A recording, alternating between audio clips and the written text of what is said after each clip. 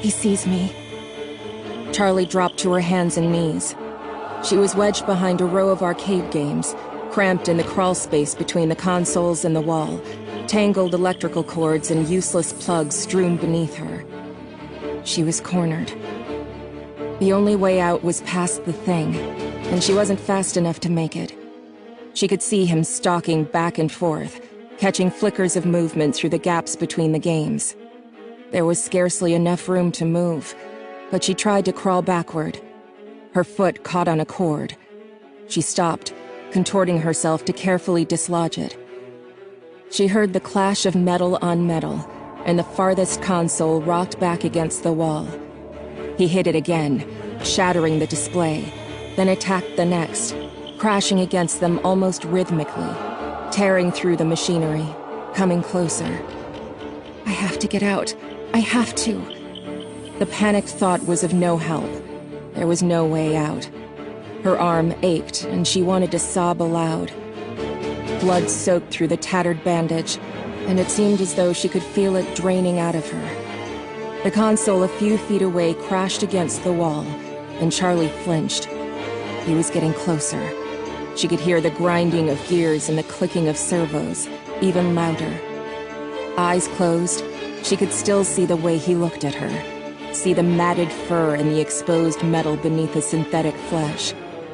Suddenly, the console in front of her was wrenched away. It toppled over, thrown down like a toy. The power cords beneath her hands and knees were yanked away, and Charlie slipped, almost falling. She caught herself and looked up just in time to see the downward swing of a hook. Welcome to Hurricane, Utah. Charlie smiled wryly at the sign and kept driving. The world didn't look any different from one side of the sign to the other, but she felt a nervous anticipation as she passed it. She didn't recognize anything. Then again, she hadn't really expected to, not this far at the edge of town where it was all highway and empty space. She wondered what the others would look like, who they were now. 10 years ago, they'd been best friends. And then it happened, and everything ended, at least for Charlie. She hadn't seen any of them since she was 7 years old. They had written all the time as kids, especially Marla, who wrote like she talked, fast and incoherent. But as they got older, they had grown apart. The letters had grown fewer and further between, and the conversations leading up to this trip had been perfunctory and full of awkward pauses. Charlie repeated their names as though to reassure herself that she still remembered them. Marla, Jessica, Lamar, Carlton, John, and Michael. Michael was the reason for this trip after all. It was 10 years since he'd died. 10 years since it happened. And now his parents wanted them all together for the dedication ceremony. They wanted all his old friends there when they announced the scholarship they were creating in his name. Charlie knew it was a good thing to do, but the gathering still felt slightly macabre. She shivered and turned down the air conditioning, even though she knew it was not the cold. As she drove into the town center, Charlie began to recognize things. A few stores and the movie theater, which was now advertising the summer's blockbuster hit. She felt a brief moment of surprise, then smiled at herself. What did you expect? That the whole place would be unchanged? A monument to the moment of your departure, frozen forever in July 1985? Well, that was exactly what she had expected. She looked at her watch. Still a few hours to kill before they all met up. She thought about going to the movie, but she knew what she really wanted to do. Charlie made a left turn and headed out of town. 10 minutes later, she pulled to a stop and got out. The house loomed up before her, its dark outline a wound in the bright blue sky. Charlie leaned back against the car, slightly dizzy. She took a moment to steady herself with deep breaths. She had known it would be here. An illicit look through her aunt's bank books a few years before had told her that the mortgage was paid off, and that Aunt Jen was still paying property taxes. It had only been 10 years. There was no reason it should have changed at all. Charlie climbed the steps slowly, taking in the peeling paint. The third stair still had a loose board, and the rose bushes had taken over one side of the porch, their thorns biting hungrily into the wood. The door was locked, but Charlie still had her key. She had never actually used it. As she took it from around her neck and slid it into the lock, she remembered her father putting its chain around her neck. In case you ever need it. Well, she needed it now. The door opened easily, and Charlie looked around. She didn't remember much about the first couple of years here. She had been only 3 years old, and all the memories had faded together in the blur of a child's grief and loss, of not understanding why her mother had to go away, clinging to her father every moment, not trusting the world around her unless he was there, unless she was holding tightly to him, burying herself in his flannel shirts and the smell of grease and hot metal and him. The stairs stretched straight up in front of her, but she did not move directly to them. Instead, she went into the living room, where all the furniture was still in place. She had not really noticed it as a child, but the house was a little too large for the furniture they had. Things were spread out too widely in order to fill the space. The coffee table was too far from the couch to reach, the easy chair too far across the room to carry on a conversation. There was a dark stain in the wooden floorboards near the center of the room.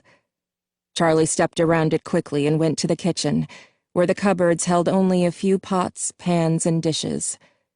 Charlie had never felt a lack of anything as a child, but it seemed now that the unnecessary enormity of the house was a sort of apology, the attempt of a man who had lost so much to give his daughter what he could. He'd always had a way of overdoing whatever he did. The last time she was here, the house had been dark and everything felt wrong. She was carried up the stairs to her bedroom, although she was 7 years old and could have gone quicker on her own 2 feet.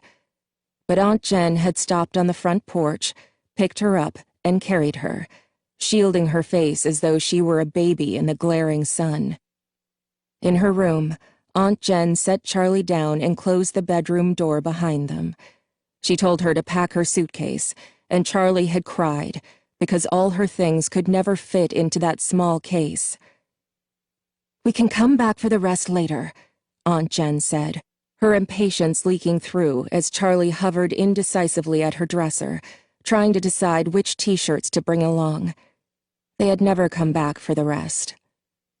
Charlie mounted the stairs, heading to her old bedroom. The door was partially cracked, and as she opened it, she had a giddy feeling of displacement, as though her younger self might be sitting there among her toys, might look up and ask Charlie, "Who are you?" Charlie went in. Like the rest of the house, her bedroom was untouched. The walls were pale pink, and the ceiling, which sloped dramatically on one side to follow the line of the roof, was painted to match. Her old bed still stood against the wall beneath a large window. The mattress was still intact, though the sheets were gone. The window was cracked slightly open, and rotting lace curtains wavered in the gentle breeze from outside. There was a dark water stain in the paint beneath the window where the weather had gotten in over the years, betraying the house's neglect. Charlie climbed onto the bed and forced the window shut. It obeyed with a screech, and Charlie stepped back and turned her attention to the rest of the room, to her father's creations. Their first night in the house, Charlie had been afraid to sleep alone. She did not remember the night, but her father had told her about it often enough that the story had taken on the quality of memory. She sat up and wailed until her father came to find her, until he scooped her up and held her and promised her he would make sure she was never alone again. The next morning, he took her by the hand and led her to the garage, where he set to work keeping that promise. The first of his inventions was a purple rabbit, now gray with age from years of sitting in the sunlight. Her father had named him Theodore. He was the size of a 3-year-old child, her size at the time, and he had plush fur, shining eyes, and a dapper red bow tie. He didn't do much, only waved a hand, tilted his head to the side, and said in her father's voice, "I love you, Charlie." But it was enough to give her a night watcher, someone to keep her company when she could not sleep. Right now, Theodore sat in a white wicker chair in the far corner of the room. Charlie waved at him, but, not activated, he did not wave back. After Theodore, the toys got more complex. Some worked and some did not. Some seemed to have permanent glitches, while others simply did not appeal to Charlie's childish imagination. She knew her father took those back to his workshop and recycled them for parts, though she did not like to watch them be dismantled. But the ones that were kept, those she loved. They were here now, looking at her expectantly. Smiling, Charlie pushed a button beside her bed. It gave way stiffly, but nothing happened. She pushed it again, holding it down longer, and this time, across the room and with the weary creak of metal on metal, the unicorn began to move. The unicorn, Charlie had named him Stanley for some reason she could no longer remember, was made of metal and had been painted glossy white. He trundled around the room on a circular track, bobbing his head stiffly up and down. The track squealed as Stanley rounded the corner and came to a stop beside the bed. Charlie knelt beside him on the floor and patted his flank. His glossy paint was chipped and peeling, and his face had given over to rust. His eyes were lively, gazing out of the decay. "You need a new coat of paint, Stanley," Charlie said. The unicorn stared ahead, unresponsive. At the foot of the bed, there was a wheel. Made of patched-together metal, it had always reminded her of something she might find on a submarine. Charlie turned it. It stuck for a moment, then gave way, rotating as it always did, and across the room the smallest closet door swung open. Out sailed Ella on her track, a child-sized doll bearing a teacup and saucer in her tiny hands like an offering. Ella's plaid dress was still crisp, and her patent leather shoes still shone. Perhaps the closet had protected her from the damage of the damp. Charlie had had an identical outfit, back when she and Ella were the same height. "Hi, Ella," she said softly. As the wheel unwound, Ella retreated to the closet again, the door closing behind her. Charlie followed her. The closets had been built to align with the slant of the ceiling, and there were 3 of them. Ella lived in the short one, which was about 3.5 feet tall. Next to it was one a foot or so taller, and a third, closest to the bedroom door, was the same height as the rest of the room. She smiled, remembering. "Why do you have 3 closets?" John had demanded the first time he came over. She looked at him blankly, confused by the question. "'Cause that's how many there are," she said finally. She pointed defensively to the littlest one. "That one's Ella's anyway," she added. John nodded, satisfied. Charlie shook her head and opened the door to the middle closet, or tried to. The knob stopped with a jolt. It was locked. She rattled it a few times, but gave up without much conviction. She stayed crouched low to the floor and glanced up at the tallest closet, her big girl closet that she would someday grow into. "You won't need it until you're bigger," her father would say. But that day never came. The door now hung open slightly, but Charlie didn't disturb it. It hadn't opened for her. It had only given way to time. As she moved to stand, she noticed something shiny, half hidden under the rim of the locked middle door. She leaned forward to pick it up. It looked like a broken-off piece of a circuit board. She smiled slightly. Nuts, bolts, scraps, and parts had turned up all over the place once upon a time. Her father always had stray parts in his pockets. He would carry around something he was working on, set it down, and forget where it was. Or worse, put something aside for safekeeping, never to be seen again. There was also a strand of her hair clinging to it. She unwound it carefully from the tiny lip of metal it was stuck on. Finally, as though she had been putting it off, Charlie crossed the room and picked up Theodore. His back had not faded in the sun like the front of his body, and it was the same rich, dark purple she remembered. She pressed the button at the base of his neck, but he remained lifeless. His fur was threadbare, one ear hanging loose by a single rotting thread, and through the hole she could see the green plastic of his circuit board. Charlie held her breath, listening fearfully for something. Lee, the rabbit said with a barely audible halting noise, and Charlie set him down, her face hot and her chest pinched tight. She had not really expected to hear her father's voice again. I love you too. Charlie looked around the room. When she was a child, it had been her own magical world, and she was possessive of it. Only a few chosen friends were ever even allowed inside. She went to her bed and set Stanley moving on his track again. She left, closing the door behind her before the little unicorn came to a halt. She went out the back door to the driveway and stopped in front of the garage that had been her father's workshop. Half buried in the gravel a few feet away was a piece of metal, and Charlie went to pick it up. It was jointed in the middle, and she held it in her hands, smiling a little as she bent it back and forth. An elbow joint, she thought. I wonder who that was going to belong to. She had stood in this exact spot many times before. She closed her eyes, and the memory overwhelmed her.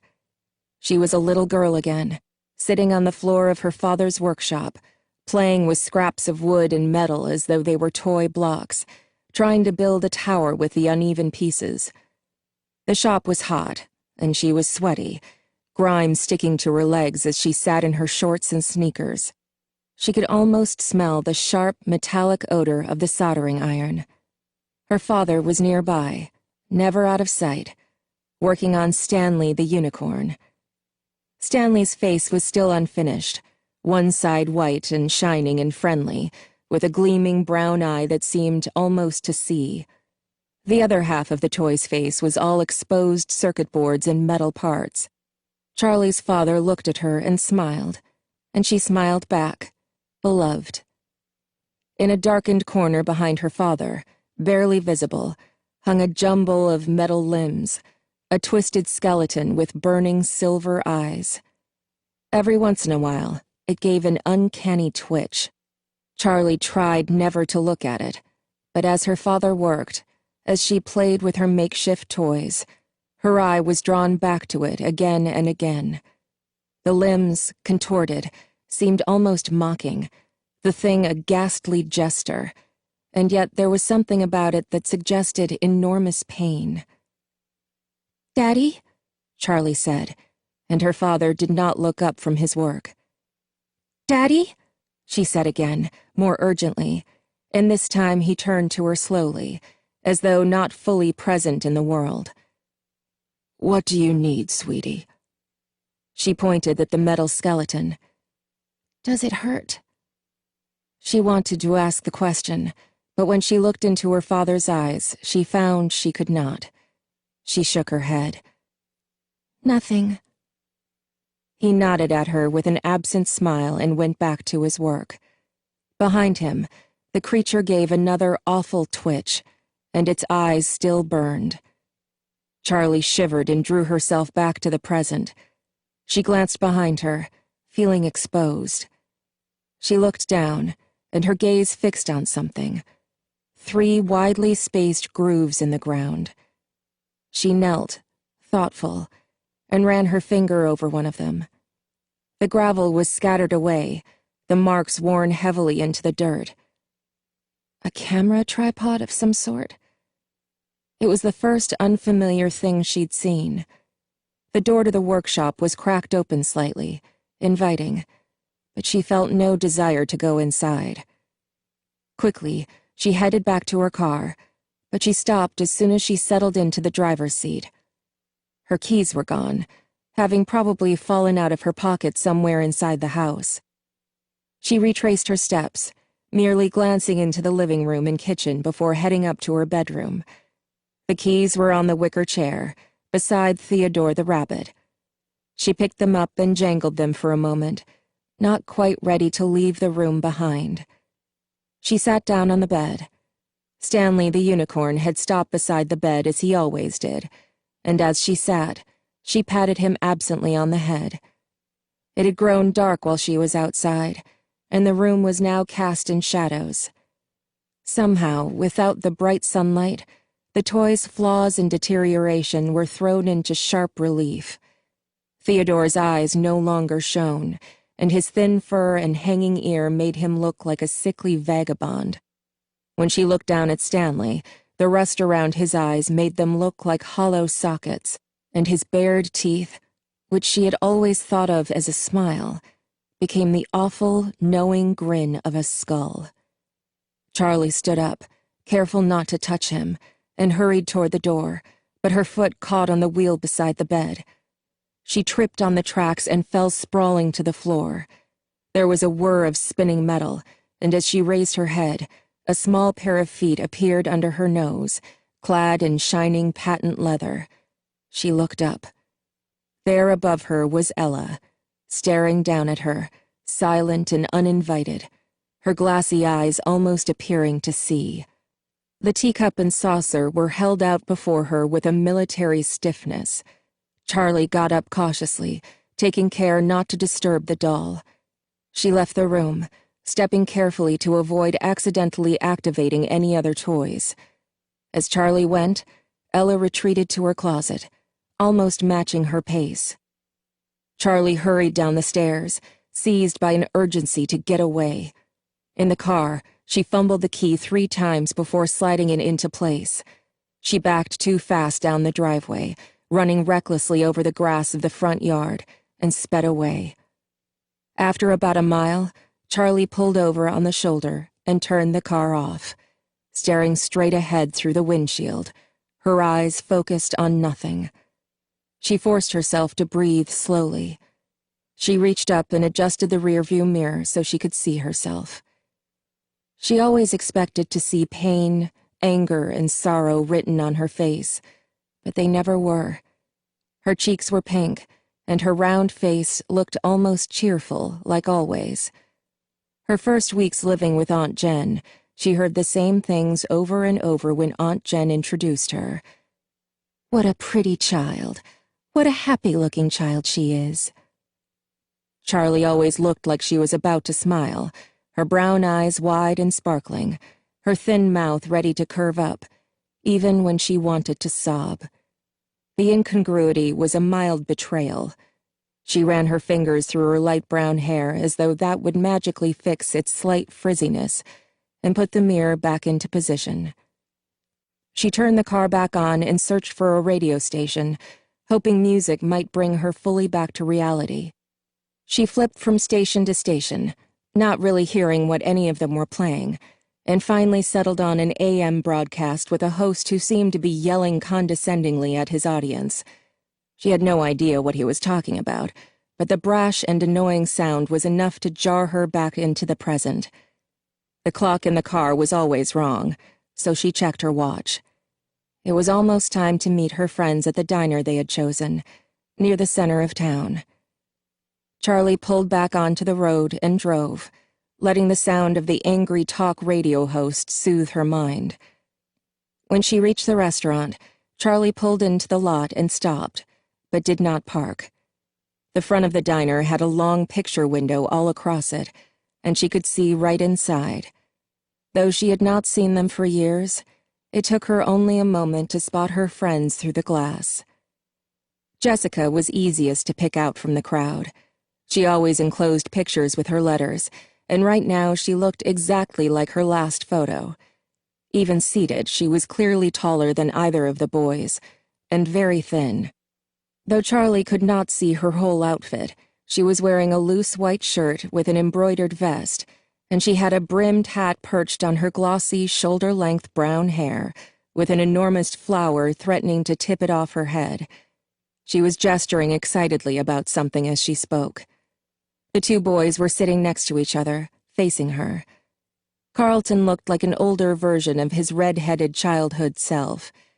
He still had a bit of a baby face, but his features had refined, and his hair was carefully tousled and held in place by some alchemical hair product. He was almost pretty, for a boy, and he wore a black workout shirt, though she doubted he'd ever worked out a day in his life. He slouched forward on the table, resting his chin in his hands. Beside him, John sat closest to the window. John had been the kind of child who got dirty before he even went outside.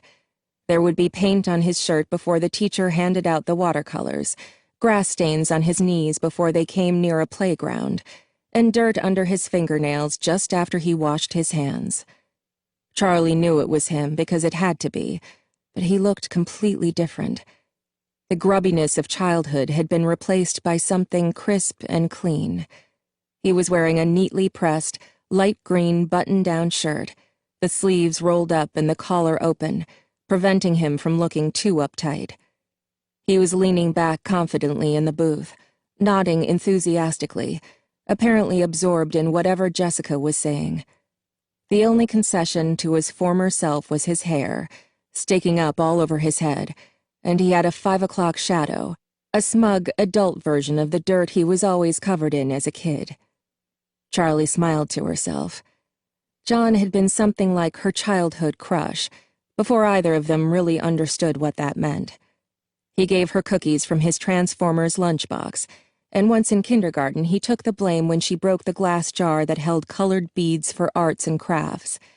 She remembered the moment when it slipped from her hands, and she watched it fall. She could not have moved fast enough to catch it, but she would not have tried. She wanted to see it break. The glass hit the wood floor and shattered into 1,000 pieces, and the beads scattered, many-colored, among the shards. She thought it was beautiful, and then she started to cry. John had a note sent home to his parents, and when she told him thank you, he had winked at her with an irony beyond his years and simply said, "For what?" After that, John was allowed to come to her room. She let him play with Stanley and Theodore, watching anxiously the first time he learned to press the buttons and make them move. She would be crushed if he didn't like them, knowing instinctively that it would make her think less of him. They were her family. But John was fascinated as soon as he saw them. He loved her mechanical toys, and so she loved him. 2 years later, behind a tree beside her father's workshop, she almost let him kiss her. And then it happened, and everything ended, at least for Charlie. Charlie shook herself, forcing her mind back to the present. Looking again at Jessica's polished appearance, she glanced down at herself. Purple t-shirt, denim jacket, black jeans, and combat boots. It had felt like a good choice this morning, but now she wished she had chosen something else. "This is all you ever wear," she reminded herself. She parked and locked the car behind her, even though people in Hurricane did not usually lock their cars. Then she went into the diner to meet her friends for the first time in 10 years. The warmth, noise, and light of the restaurant hit her in a wave as she entered. For a moment she was overwhelmed, but Jessica saw her pause in the doorway and shouted her name. Charlie smiled and went over. "Hi," she said awkwardly, flicking her eyes at each of them but not fully making contact. Jessica scooted over on the red vinyl bench and patted the seat beside her. "Here, sit," she said. "I was just telling John and Carlton about my glamorous life." She rolled her eyes as she said it, managing to convey both self-deprecation and the sense that her life was truly something exciting. "Did you know Jessica lives in New York?" Carlton said. There was something careful about the way he spoke, like he was thinking about his words before he formed them. John was silent, but he smiled at Charlie anxiously. Jessica rolled her eyes again, and with a flash of déjà vu, Charlie suddenly recalled that this had been a habit even when they were children. 8 million people live in New York, Carlton. It's not exactly an achievement, Jessica said. Carlton shrugged. I've never been anywhere, he said. I didn't know you still lived in town, Charlie said. Where else am I going to live? My family has been here since 1896, he added, deepening his voice to mimic his father. Is that even true? Charlie asked. I don't know, Carlton said in his own register. Could be. Dad ran for mayor 2 years ago. I mean, he lost, but still, who runs for mayor? He made a face. I swear, the day I turn 18, I am out of here. Where are you going to go? John asked, looking seriously at Carlton. Carlton met his eyes, just as serious for a moment. Abruptly, he broke away and pointed out the window, closing one eye as if to get his aim true. John raised an eyebrow as he looked out the window, trying to follow the line Carlton was pointing to. Charlie looked too. Carlton wasn't pointing at anything. John opened his mouth to say something, but Carlton interrupted. Or, he said as he smoothly pointed in the opposite direction. Okay. John scratched his head, looking slightly embarrassed. Anywhere, right? He added with a laugh. Where's everyone else? Charlie asked, peering out the window and searching the parking lot for new arrivals. Tomorrow, John said. They're coming tomorrow morning, Jessica jumped in to clarify. Marla's bringing her little brother. Can you believe it? Jason? Charlie smiled. She remembered Jason as a little bundle of blankets with a tiny red face peeking out. I mean, who wants a baby around? Jessica adjusted her hat primly. I'm pretty sure he's not a baby anymore, Charlie said, stifling a laugh. Practically a baby, Jessica said. Anyway, I booked us a room at the motel down by the highway. It was all I could find. The boys are staying with Carlton. Okay, Charlie said. She was vaguely impressed by Jessica's organization, but she wasn't happy about the plan. She was loath to share a room with Jessica, who now seemed like a stranger. Jessica had become the kind of girl who intimidated her, polished and immaculate, speaking as though she had everything in life figured out. For a moment, Charlie considered going back to her old house for the night, but as soon as she thought it, the idea repelled her. That house, at night, was no longer the province of the living. Don't be dramatic, she scolded herself. But now John was speaking. He had a way of commanding attention with his voice, probably because he spoke less often than everyone else. He spent most of his time listening, but not out of reticence. He was gathering information, speaking only when he had wisdom or sarcasm to dispense. Often it was both at once.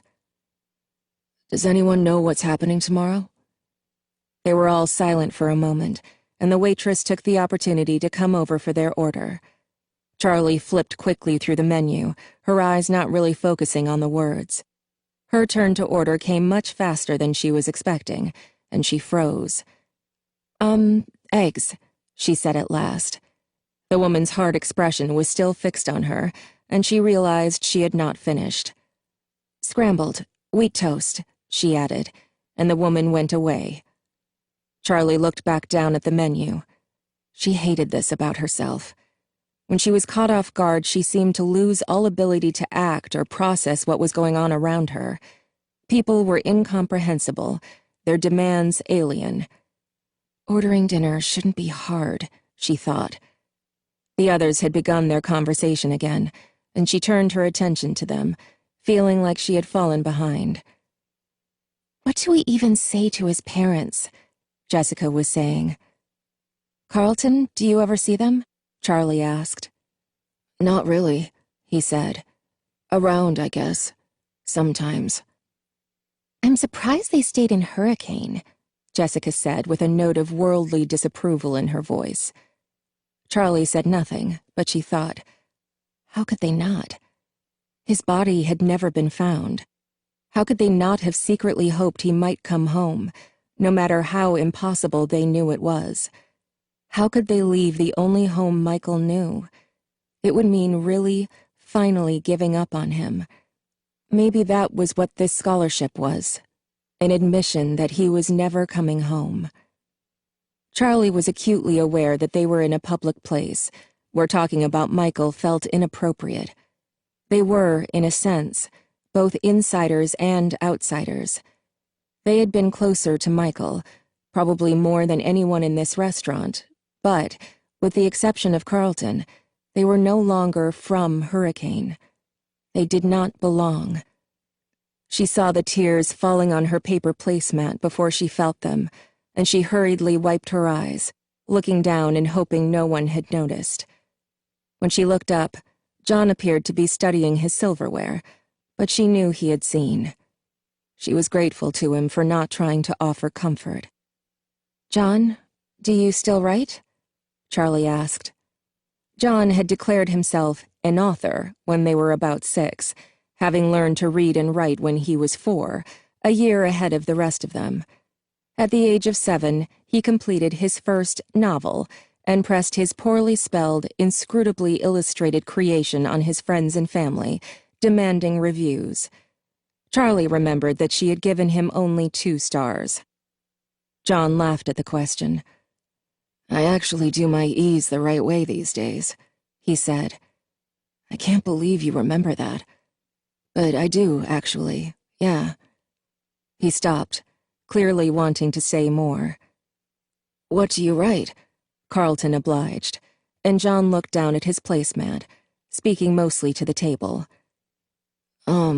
Short stories, mostly. I actually had one published last year. I mean, it was just in a magazine, nothing big." They all made suitable noises of being impressed, and he looked up again, embarrassed but pleased. "What was the story about?" Charlie asked. John hesitated, but before he could speak or decide not to, the waitress returned with their food.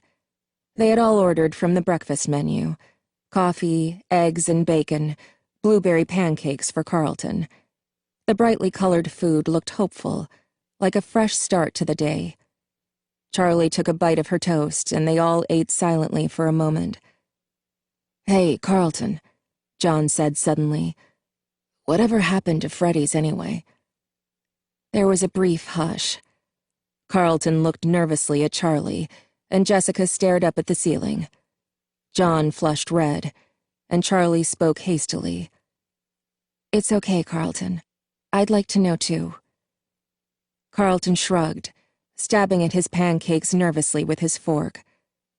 "They built over it," he said. "What did they build?" Jessica asked. "Is there something else there now? Was it built over or just torn down?"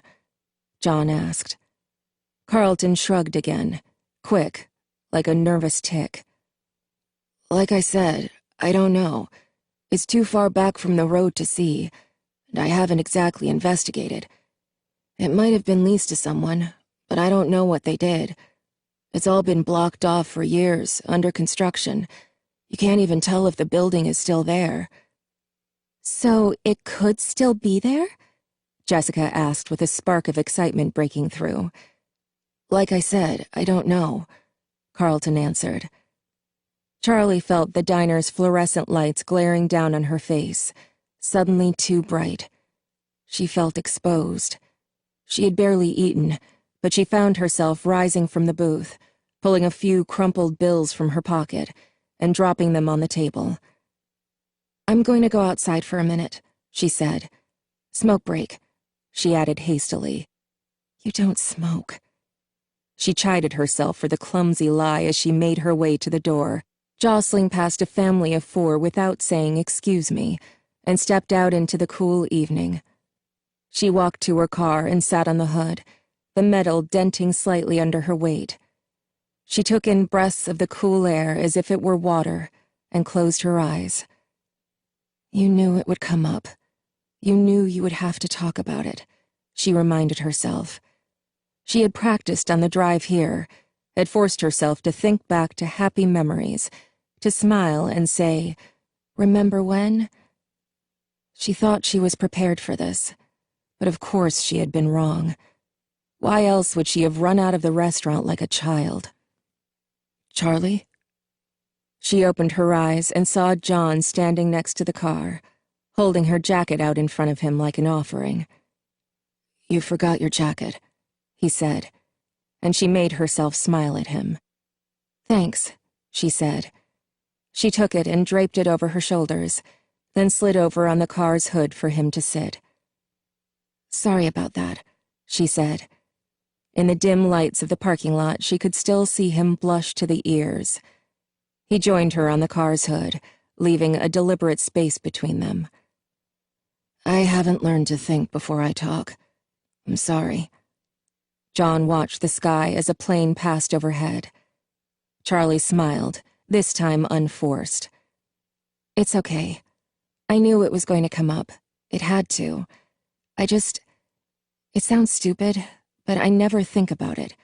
I don't let myself. No one knows what happened except my aunt, and we never talk about it. Then I come here and suddenly it's everywhere. I was just surprised, that's all. Uh-oh. John pointed, and Charlie saw Jessica and Carlton hesitating in the doorway of the diner. She waved them over, and they came. Remember that time at Freddy's when the merry-go-round got stuck? And Marla and that mean kid Billy had to keep riding it until their parents plucked them off? Charlie said. John laughed, and the sound made her smile. Their faces were bright red, crying like babies. She covered her face, guilty that it was so funny to her. There was a brief, surprised silence, then Carlton started laughing. Then Marla puked all over him. Sweet justice, Charlie said. Actually, I think it was nachos, John added. Jessica wrinkled her nose. So gross. I never wrote it again. Not after that. Oh, come on, Jessica. They cleaned it, said Carlton. I'm pretty sure kids puked all over that place. Those wet floor signs weren't there for nothing. Right, Charlie? Don't look at me, she said. I never puked. We used to spend so much time there. Privileges of knowing the owner's daughter, Jessica said, looking at Charlie with mock accusation. I couldn't help who my dad was, Charlie said, laughing. Jessica looked thoughtful for a moment before she continued. I mean, how could you have a better childhood than spending all day at Freddy Fazbear's Pizza? I don't know, said Carlton. I think that music got to me over the years. He hummed a few bars of the familiar song. Charlie dipped her head to it, recalling the tune. I love those animals so much, Jessica said suddenly. What's the proper term for them? Animals? Robots? Mascots? I think those are all accurate. Charlie leaned back. Well, anyway, I used to go and talk to the bunny. What was his name? Bonnie, Charlie said. Yeah, said Jessica. I used to complain to him about my parents. I always thought he had an understanding look about him. Carlton laughed. Animatronic therapy, recommended by 6 out of 7 crazy people. Shut up, Jessica retorted. I knew he wasn't real. I just liked talking to him. Charlie smiled a little. I remember that, she said. Jessica in her prim little dresses, her brown hair in 2 tight braids like a little kid out of an old book, walking up to the stage when the show was over, whispering earnestly to the life-size animatronic rabbit. If anyone came up beside her, she went instantly silent and still, waiting for them to go away so she could resume her one-sided conversations. Charlie had never talked to the animals at her father's restaurant, or felt close to them like some kids seemed to. Although she liked them, they belonged to the public. She had her own toys, mechanical friends waiting for her at home, that belonged only to her. I liked Freddy, said John. He always seemed the most relatable. You know, there are a lot of things about my childhood that I can't remember at all, Carlton said. But I swear, I can close my eyes and see every last detail of that place. Even the gum I used to stick under the tables. Gum? Yeah, right. Those were boogers. Jessica took a tiny step away from Carlton. He grinned. I was 7. What do you want? You all picked on me back then. Remember when Marla wrote, "Carlton smells like feet" on the wall outside? You did smell like feet. Jessica laughed with a sudden outburst.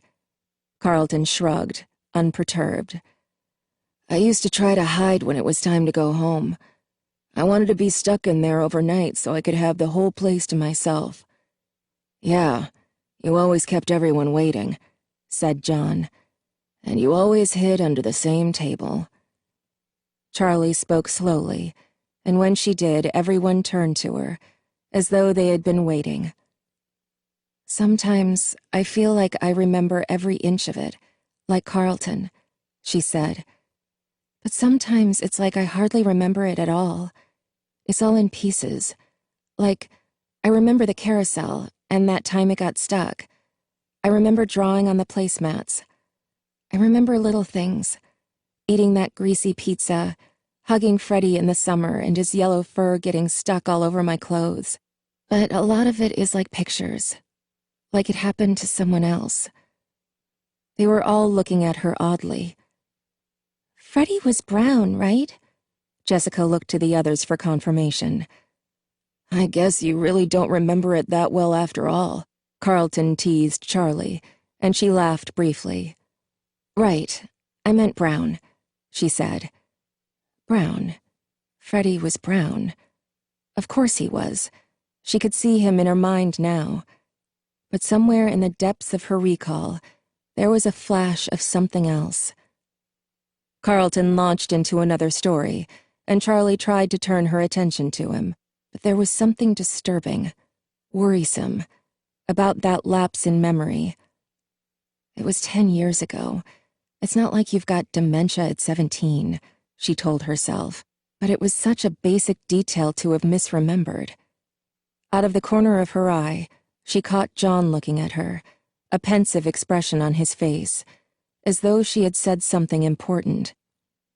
You really don't know what happened to it? She asked Carlton with more urgency in her voice than she intended. He stopped talking, surprised. Sorry, she said. Sorry, I didn't mean to interrupt you. It's okay, he said. But yeah, or no, I really don't know what happened. How can you not know? You live here. Charlie, come on, said John. It's not like I hang around that part of town. Things are different. The town has grown, Carlton said mildly, seeming unruffled by her outburst. And I honestly don't look for reasons to go around there, you know? Why would I? There isn't any reason. Not anymore. We could go there, John said suddenly, and Charlie's heart skipped. Carlton looked nervously at Charlie. What? Seriously, it's a mess. I don't know if you can even get to it. Charlie found herself nodding. She felt as though she had spent the whole day weighed down by memory, seeing everything through a filter of years, and now she felt suddenly alert, her mind fully present. She wanted to go. Let's do it, she said. Even if there's nothing there, I want to see. They were all silent. Suddenly, John smiled with a reckless confidence. Yeah, let's do it.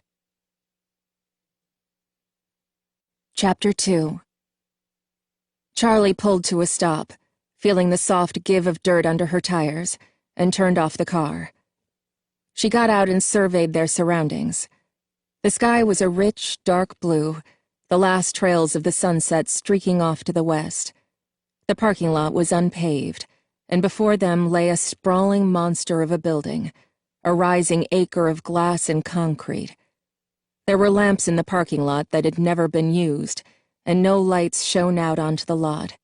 The building itself looked like an abandoned sanctuary, entombed in black trees amid the distant roar of civilization. She looked at Jessica in the passenger seat, who was craning her neck out the window. "Is this the right place?" Jessica asked.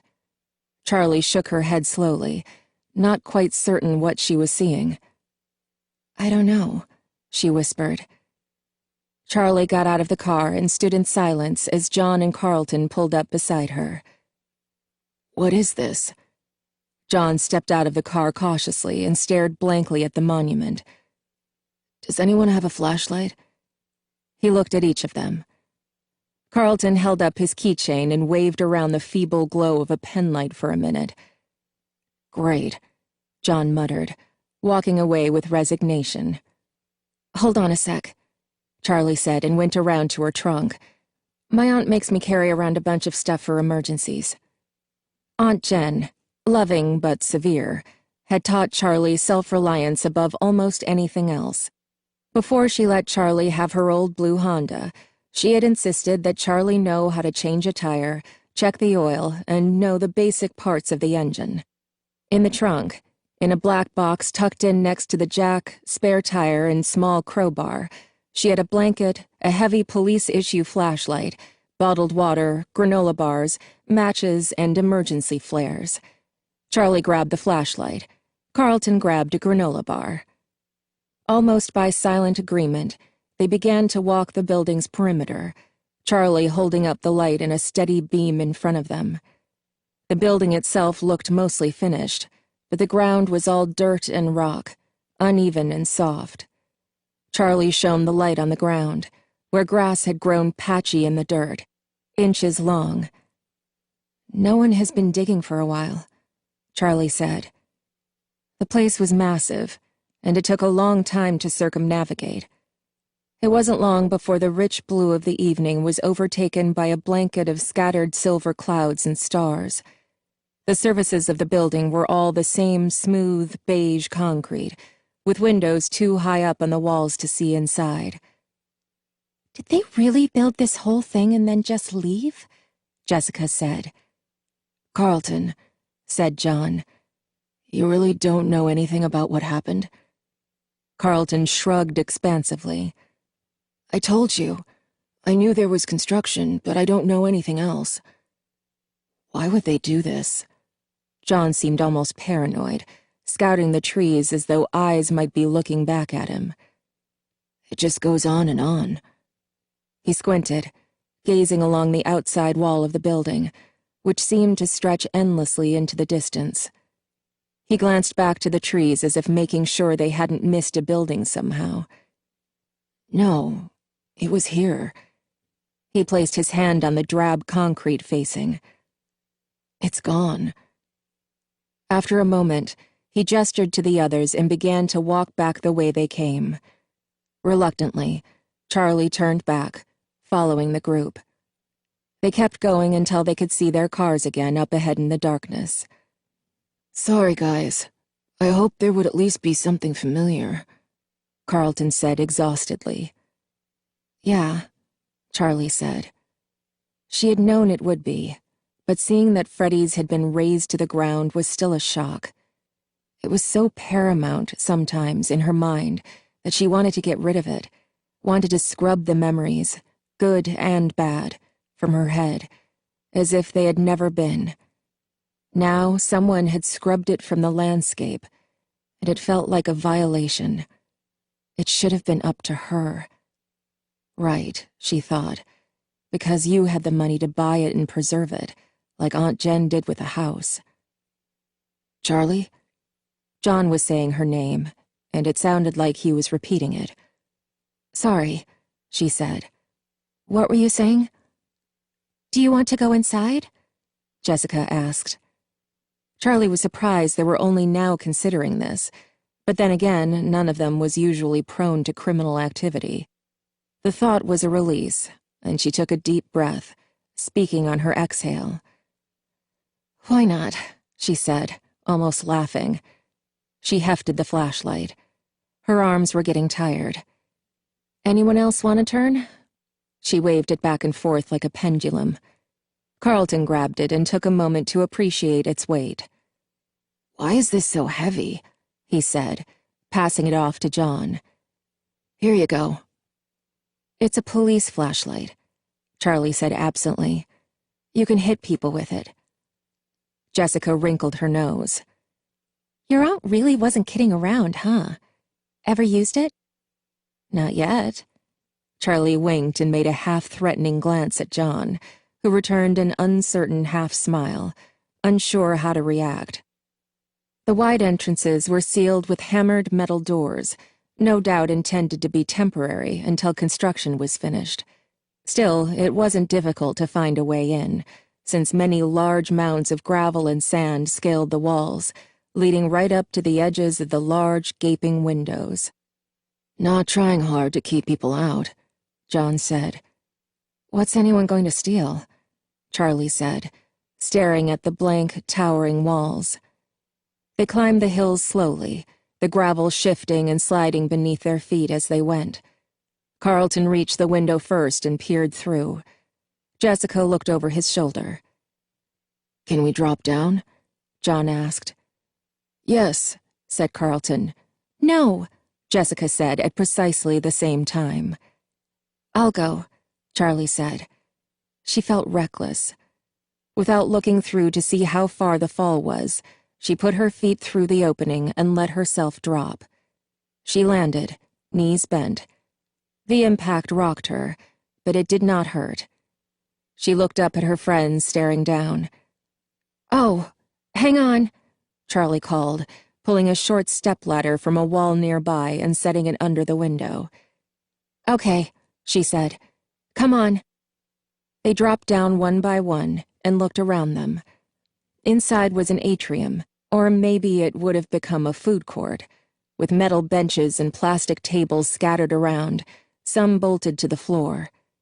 The ceiling rose up high above them, with a glass roof where they could see the stars peering down at them. Very post-apocalyptic, Charlie joked, her voice echoing in the open space.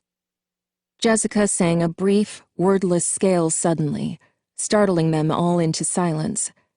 Her voice rang out pure and clear, something beautiful in the emptiness. Very nice, but let's not call too much attention to ourselves, John said. Right, Jessica said, still very happy with herself. As they walked on, Carlton swept up and took her arm. Your voice is amazing, he said. It's just good acoustics, Jessica said, attempting humility, but not meaning a word of it. They walked the empty halls, peering into each of the massive cavities where a department store might have been. Some parts of the mall had been almost finished, while others were in shambles. Some hallways were littered with piles of dusty concrete bricks and stacks of wood. Others were lined with glass-paneled storefronts, lights hanging in perfect rows above their heads. It's like a lost city, John said. Like Pompeii, said Jessica, just without the volcano. No, Charlie said. There's nothing here. The whole place had a sterile feel to it. It was not abandoned. It had never sustained life at all. She looked in a store window across from her, one of the few with glass, wondering what would have been displayed. She imagined mannequins, dressed in bright clothing, but when she tried to picture them, all she could see was blank faces, concealing something. She suddenly felt out of place, unwelcomed by the building itself. Charlie began to feel restless, some of the luster wearing off the adventure. They had come. Freddy's was gone, and so was the shrine she had kept in her thoughts, where she could still find Michael playing where she last saw him. John stopped suddenly, turning off the flashlight as carefully as he could. He put a finger to his lips, motioning for silence. He gestured back the way they had come. In the distance, they saw a small light bobbing in the darkness like a ship in the fog. Someone else is here, he hissed. A night guard, maybe? Carlton whispered. Why would an abandoned building need a guard? Charlie wondered. Kids probably come here to party, Carlton said, then grinned. I would have come here to party too, if I'd known about it, Or if I partied. Okay, well, let's backtrack slowly, John said. Jessica, he started, then made a zip-it motion across his lips. They continued down the hallway, this time with only the dimmer light of Carlton's keychain. Wait, Jessica stopped with a whisper, looking intently at the walls surrounding them. Something's not right. Yeah, no giant pretzels, I know. Carlton seemed sincere. Jessica waved a hand at him impatiently. No, something isn't right about the architecture. She took several steps back, trying to see the whole of it. Something is definitely not right, she repeated. It's bigger on the outside. Bigger on the outside? Charlie repeated, sounding puzzled. I mean, there's a big difference between where the inside wall is and where the outside wall is. Look. Jessica ran along a length of wall between where two stores would have been. There would have been a store here and a store there. John pointed to the obvious, not understanding the problem. But there's something in the middle, Jessica exclaimed, beating her hands against an empty portion of the wall. This part juts out into the parking lot like the stores on each side, but there's no way into it. You're right. Charlie started walking toward Jessica, studying the walls. There should be another entrance here. And, Jessica dropped her voice so that only Charlie could hear her, about the same size as Freddy's, don't you think? Charlie's eyes widened, and she took a quick step back from Jessica. What are you two whispering about? Carlton stepped closer. We're talking about you, Jessica said sharply, and they walked into one of the vacant department stores that seemed to sandwich the sealed space. Come on, she said. Let's take a look. They started combing the wall as a group, clustered around the tiny light. Charlie was not sure what to hope for. Aunt Jen had warned her about coming back. She didn't encourage Charlie to skip the memorial, not directly, but she wasn't pleased that Charlie was returning to Hurricane. Just be careful, Aunt Jen had said. Some things, some memories, are best left undisturbed. Is that why you kept Dad's house? Charlie thought now. Is that why you kept paying for it, leaving it untouched like some kind of shrine, but never visiting? Hey! John was gesturing wildly, running inside to catch up to the rest of them. Hide! The light was out in the hall again, bobbing up and down, and it was coming closer. Charlie glanced around. They were already too deep inside the massive store to get out in time, and there seemed to be nowhere to hide. Here! Here! Jessica whispered.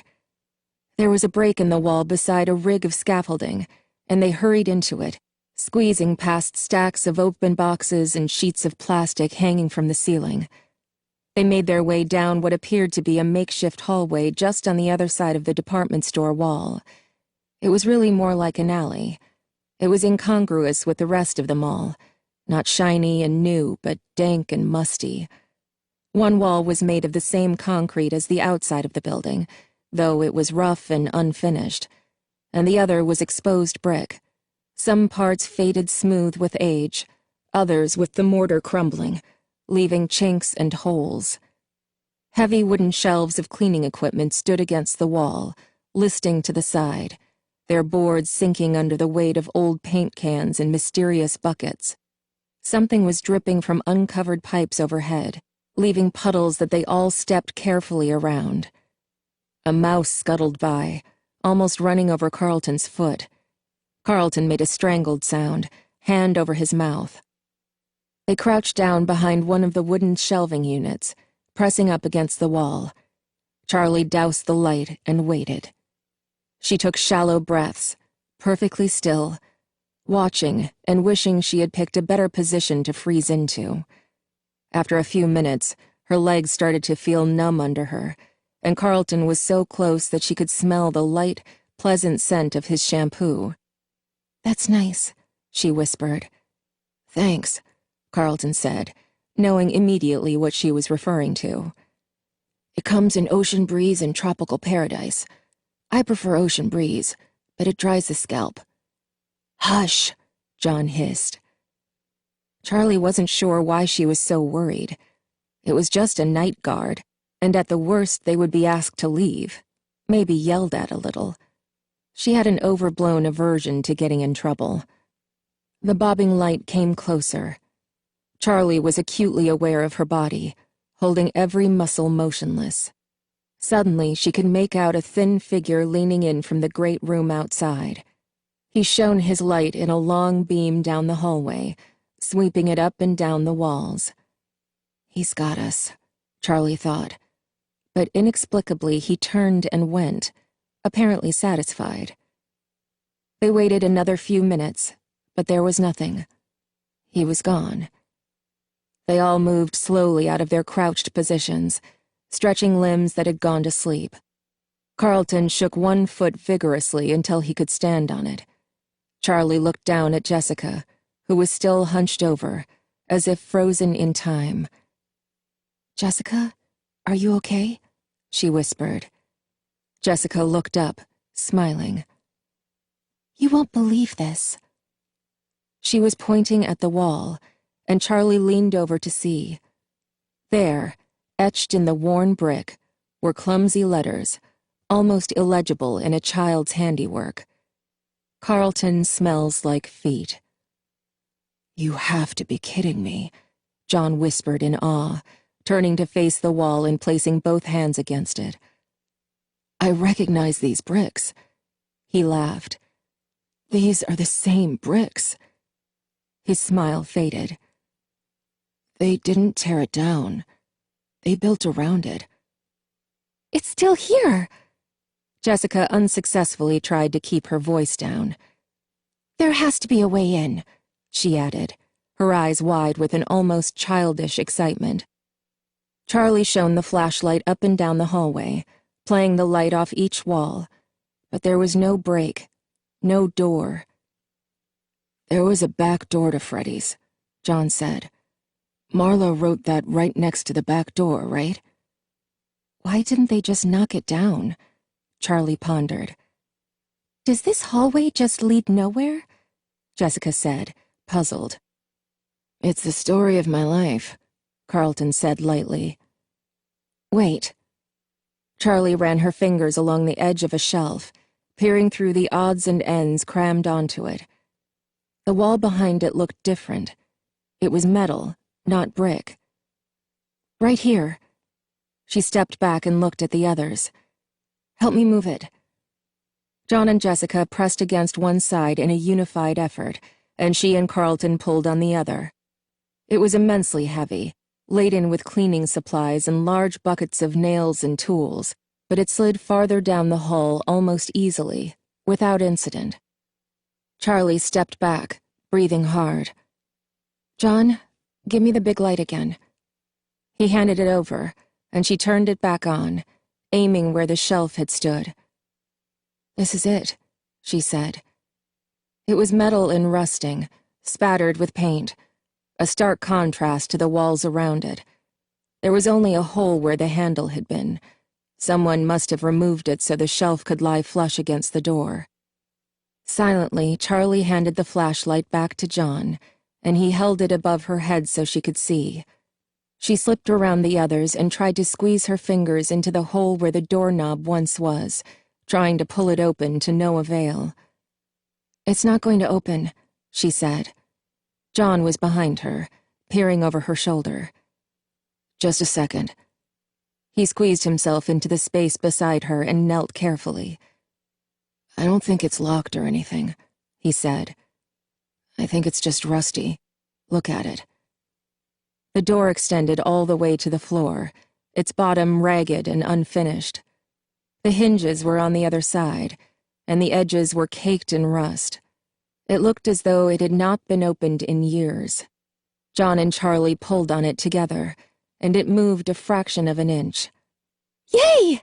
Jessica exclaimed, almost shouting, then covered her mouth. "Sorry," she said in a whisper, "containing my excitement." They took turns pulling on it, leaning over one another, the metal scraping their fingers. The door held for a long moment, and then it came loose under their weight, swinging open slowly with an unearthly screech. Charlie looked nervously over her shoulder, but the guard did not appear. The door opened only about a foot wide, and they went one by one until all four were through. Inside, the air changed, and they all stopped short. Ahead of them was a dark hallway, familiar to them all. "Is this?" Jessica whispered, not taking her eyes from the dark expanse. "It's here," Charlie thought. She held out her hand for the flashlight, and John handed it to her wordlessly. She shone the light ahead of them, sweeping the walls. They were covered in children's drawings, crayon on yellowing, curling paper. She started forward, and the others followed, feet shuffling on old tile. It seemed to take forever to traverse the hall, or perhaps it was just that they were moving slowly, with methodical, deliberate steps. Eventually, the hallway opened up into a larger expanse, the dining room. It was just as they remembered it, completely preserved. The flashlight beam bounced off 1,000 little things reflective, glittered, or topped with foil ribbon. The tables were still in place, covered in their silver and white checked cloths. The chairs were pulled up to them haphazardly, some tables with too many and others with too few. It looked as though the room had been abandoned in the middle of the lunch hour. Everyone had gotten up expecting to return, but never did. They walked in cautiously, breathing cold, stale air that had been trapped inside for a decade. The whole restaurant gave off a sense of abandonment. No one was coming back. There was a small merry-go-round barely visible in the distant corner, with 4 child-size ponies still at rest from their last song. In an instant, Charlie froze in place, as did the others. There they were. Eyes stared back from the dark, large and lifeless. An illogical panic pulsed through her. Time held still. No one spoke. No one breathed, as though a predatory animal was stalking them. But as the moments passed, the fear waned, until she was back again, as a child, and with old friends, separated from one another for far too long. Charlie walked toward the eyes in a straight line. Behind her, the others were motionless. Hers were the only footsteps. As Charlie walked, she touched the cold back of an old party chair without looking at it, guiding it out of her path. She took one final step, and the eyes in the dark became clear. It was them. Charlie smiled. "Hi," she whispered, too soft for the others to hear. Before her stood 3 animatronic animals, a bear, a rabbit, and a chicken, all standing as tall as adults, maybe taller. Their bodies were segmented like artists' models, each limb made of distinct, squarish pieces, separate at the joints. They belonged to the restaurant, or maybe the restaurant belonged to them, and there had been a time when everyone knew them by name. There was Bonnie, the rabbit. His fur was a bright blue, his squared-off muzzle held a permanent smile, and his wide and chipped pink eyes were thick-lidded, giving him a perpetually worn-out expression. His ears stuck up straight, crinkling over at the top, and his large feet splayed out for balance. He held a red bass guitar, blue paws poised to play, and around his neck was a bow tie that matched the instrument's fiery color. Chica the chicken was more bulky and had an apprehensive look, thick black eyebrows arching over her purple eyes, and her beak slightly open, revealing teeth, as she held out a cupcake on a platter. The cupcake itself was somewhat disturbing, with eyes set into its pink frosting and teeth hanging out over the cake, a single candle sticking out the top. "I always expected the cupcake to jump off the plate," Carlton gave a half laugh and cautiously stepped up to Charlie's side. "They seem taller than I remember," he added in a whisper. "That's because you never got this close as a kid." Charlie smiled, at ease, and stepped closer. "You were busy hiding under tables," Jessica said from behind them, still some distance away. Chica wore a bib around her neck with the words, "Let's eat," set out in purple and yellow against a confetti-covered background. A tuft of feathers stuck up in the middle of her head. Standing between Bonnie and Chica was Freddy Fazbear himself, namesake of the restaurant. He was the most genial-looking of the three, seeming at ease where he was. A robust, if lean, brown bear, he smiled down at the audience, holding a microphone in one paw, sporting a black bow tie and top hat. The only incongruity in his features was the color of his eyes, a bright blue that surely no bear had ever had before him. His mouth hung open, and his eyes were partially closed, as though he had been frozen in song.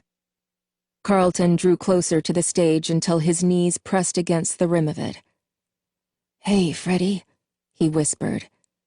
"Long time no see." He reached out and grabbed at the microphone, wiggling it to see if he could get it loose. "Don't!" Charlie blurted, looking up into Freddy's fixed gaze as though making sure he hadn't noticed. Carlton pulled his hand back like he had touched something hot. "Sorry." "Come on," John said, cracking a smile. "Don't you want to see the rest of the place?" They spread out across the room, peering into corners and carefully trying doors, acting as though everything might be breakable to the touch. John went over to the small carousel, and Carlton disappeared into the dark arcade off the main room. "I remember it being a lot brighter and noisier in here." Carlton smiled as though at home again, running his hands over the aging knobs and flat plastic buttons. "I wonder if my high scores are still in there," he muttered to himself. To the left of the stage was a small hallway.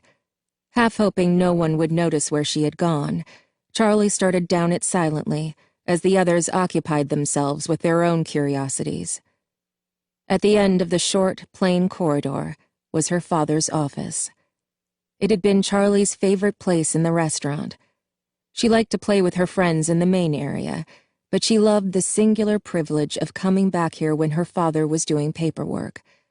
She paused outside the closed door, her hand poised over the knob, remembering.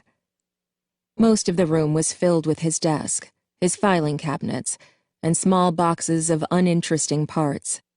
In one corner was a smaller filing cabinet, painted a salmon color that Charlie had always insisted was pink. That had been Charlie's. The bottom drawer held toys and crayons, and the top had what she liked to call my paperwork. It was mostly coloring books and drawings, but occasionally she would go over to her father's desk and try to copy down whatever he was writing in a childish, crayoned hand. Charlie tried the door, but it was locked. Better this way, she thought. The office was personal, and she did not really want it open tonight. She headed back into the main dining room and found John looking pensively at the merry-go-round. He eyed her with curiosity, but did not ask where she had gone. "I used to love this thing."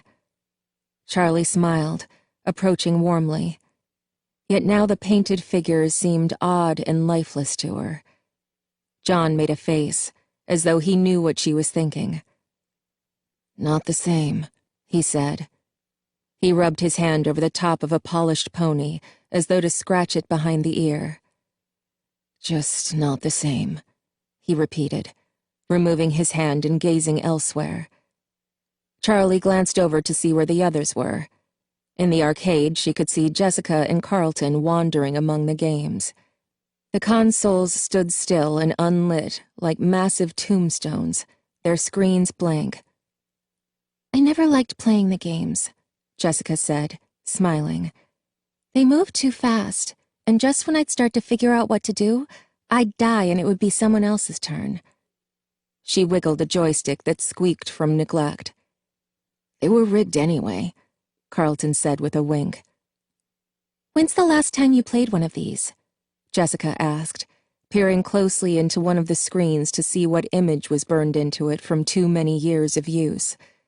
Carlton was busy rocking a pinball machine back and forth, trying to get a ball to come loose. There's a pizza place I visit sometimes. He set the table back on 4 legs carefully and glanced at Jessica. But it's no Freddy's, he added. John was roaming through the dining room again amid the tables, flicking the stars and spirals hanging overhead. He plucked a red party hat from the table, stretched the rubber band hanging loosely from its base, and snapped it around his head, red and white tassels hanging down over his face. "Oh, let's check out the kitchen," he said. Charlie followed as he bounded off toward it. Although the kitchen had been off-limits to her friends, she'd spent a lot of time there, so much so that the chefs chased her out by name, or at least by the name they heard her father call her, Charlotte. John overheard someone calling her Charlotte one day when they were in kindergarten, and persisted in teasing her with it constantly. He could always get a rise out of her with that. It wasn't that Charlie didn't like her full name, but Charlie was who she was to the world. Her father called her Charlotte, and it was like a secret between them, something no one else was allowed to share. The day she left Hurricane for good, the day they said goodbye, John had hesitated. "Bye, Charlie," he said. In their cards, letters, and phone calls, he had never called her Charlotte again. She never asked why, and he never told her. The kitchen was still fully stocked with pots and pans, but it held little interest for Charlie in the midst of her memories. She headed back out into the open space of the dining room, and John followed. At the same time, Jessica and Carlton stumbled out of the arcade, tripping into each other as they crossed the thresholds between rooms in the dark. "Anything interesting?" John asked. A gum wrapper, 30 cents, and Jessica. So no, not really," Carlton said. Jessica playfully gave him a punch in the shoulder. "Oh, have we all forgotten?" Jessica gave an evil smile, pointing to another hallway on the opposite side of the dining room. She headed toward it swiftly before anyone could answer, and they followed her. The hallway was long and narrow, and the farther they went, the less the flashlight seemed to illuminate. At last the passage opened out into a small room for private parties, set up with its own tables and chairs. As they entered, there was a collective hush. There in front of them was a small stage, the curtain drawn. A sign was strung across the front. Out of order, it read, in neat, handwritten letters. They stood still for a minute. Then Jessica went up to it and poked the sign. "Pirates Cove," she said. 10 years later, and it's still out of order. "Don't touch it," Charlie thought. "I had one birthday back here," John said. "It was out of order then, too." He took hold of the edge of the curtain and rubbed the glittered fabric between his fingers. "No," Charlie wanted to say again, but stopped. "You're being silly," she chided herself. "Do you think he's still back there?" Jessica said playfully, threatening to make the reveal with one giant swing on the curtain. "I'm sure he is." John gave a false smile, seeming uncomfortable for the first time. Yes, he's still there, Charlie thought. She stepped back cautiously, suddenly becoming aware of the drawings and posters surrounding them like spiders on the wall. Charlie's flashlight carefully inched from picture to picture, all depicting different variations of the same character. A large and energetic pirate fox with a patch over one eye and a hook for a hand, usually swinging in to deliver a pizza to hungry children. "This is the room where you were the one hiding under tables," Jessica said to Charlie, trying to laugh. "But you're a big girl now, right?" Jessica climbed up on the stage unsteadily, almost losing her footing. John reached out a hand to steady her as she righted herself.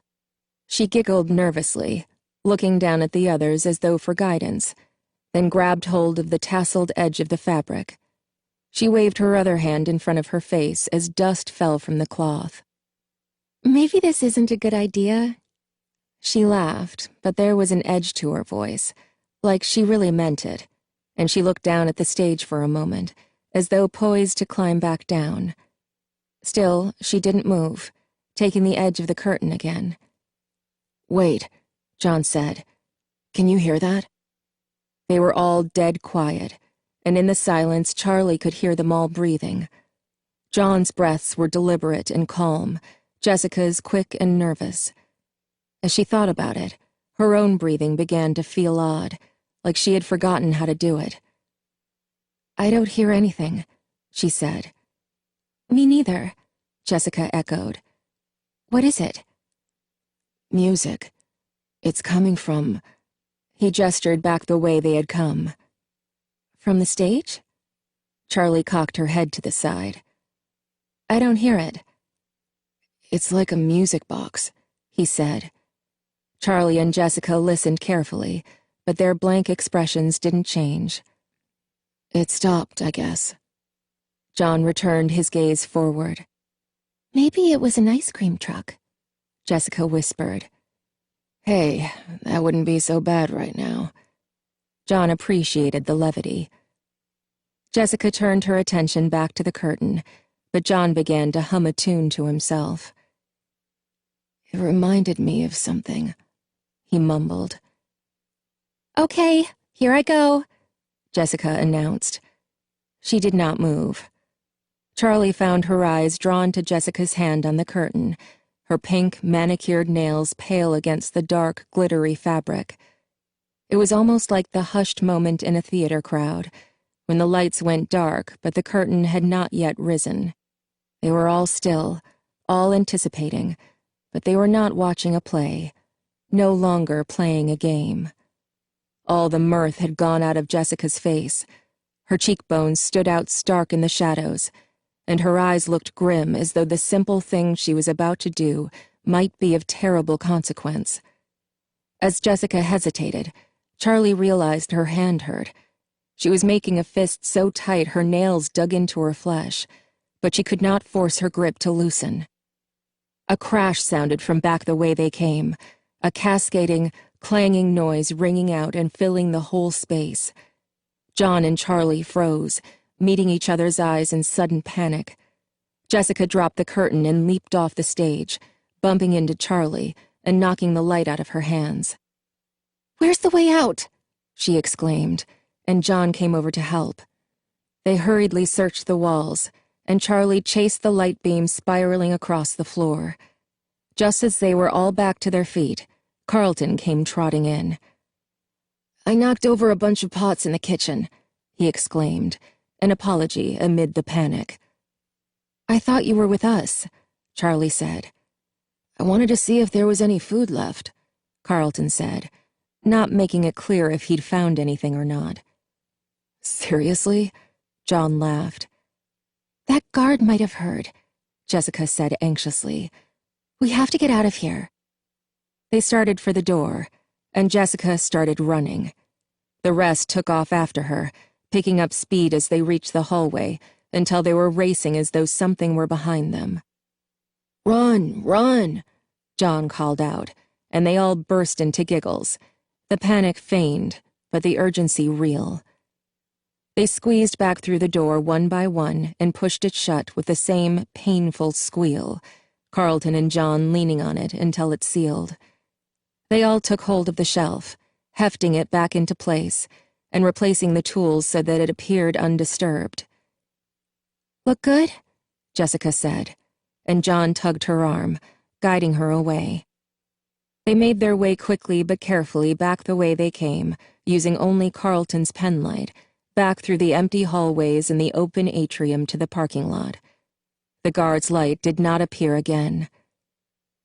"Little anticlimactic," Carlton said with disappointment, checking back one more time in hopes they were being chased. "Are you kidding?" Charlie said as she went to her car, already pulling the keys free from her pocket. She felt as though something locked deep inside her had been disturbed, and she was not sure if that was a good thing or not.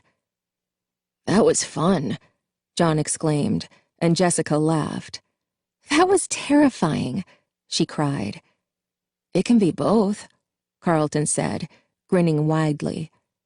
Charlie began to laugh, and John joined in. "What?" Jessica said. Charlie shook her head, still laughing a little. "It's just, we're all exactly the same as we were. I mean, we're totally different and older and everything, but we're the same. You and Carlton sound exactly like you did when we were 6. "Right," Jessica said, rolling her eyes again, but John nodded. "I know what you mean," he said. "And so does Jessica. She just doesn't like to admit it." He glanced back at the mall. "Is everybody sure that guard didn't see us?" "We can outrun him now," Carlton said reasonably, his hand resting on the car. "I guess," John said, but he did not sound convinced. "You haven't changed either, you know," Jessica said with a certain satisfaction. "Stop looking for problems where there aren't any." "Still," John said, glancing back again, "we should get out of here. I don't want to push our luck." "See you all tomorrow, then?" Jessica said as they parted ways. Carlton gave a little wave over his shoulder. Charlie's heart sank a little as Jessica settled herself into the passenger seat, tidily buckling herself in. She had not been looking forward to this. It wasn't that she didn't like Jessica, just that being alone with her was uncomfortable. She still wasn't much more than a stranger. Yet Charlie was still exhilarated from the night's adventure, and the lingering adrenaline gave her a new confidence. She smiled at Jessica. After tonight, they suddenly had something very much in common. "Do you know which way the motel is?"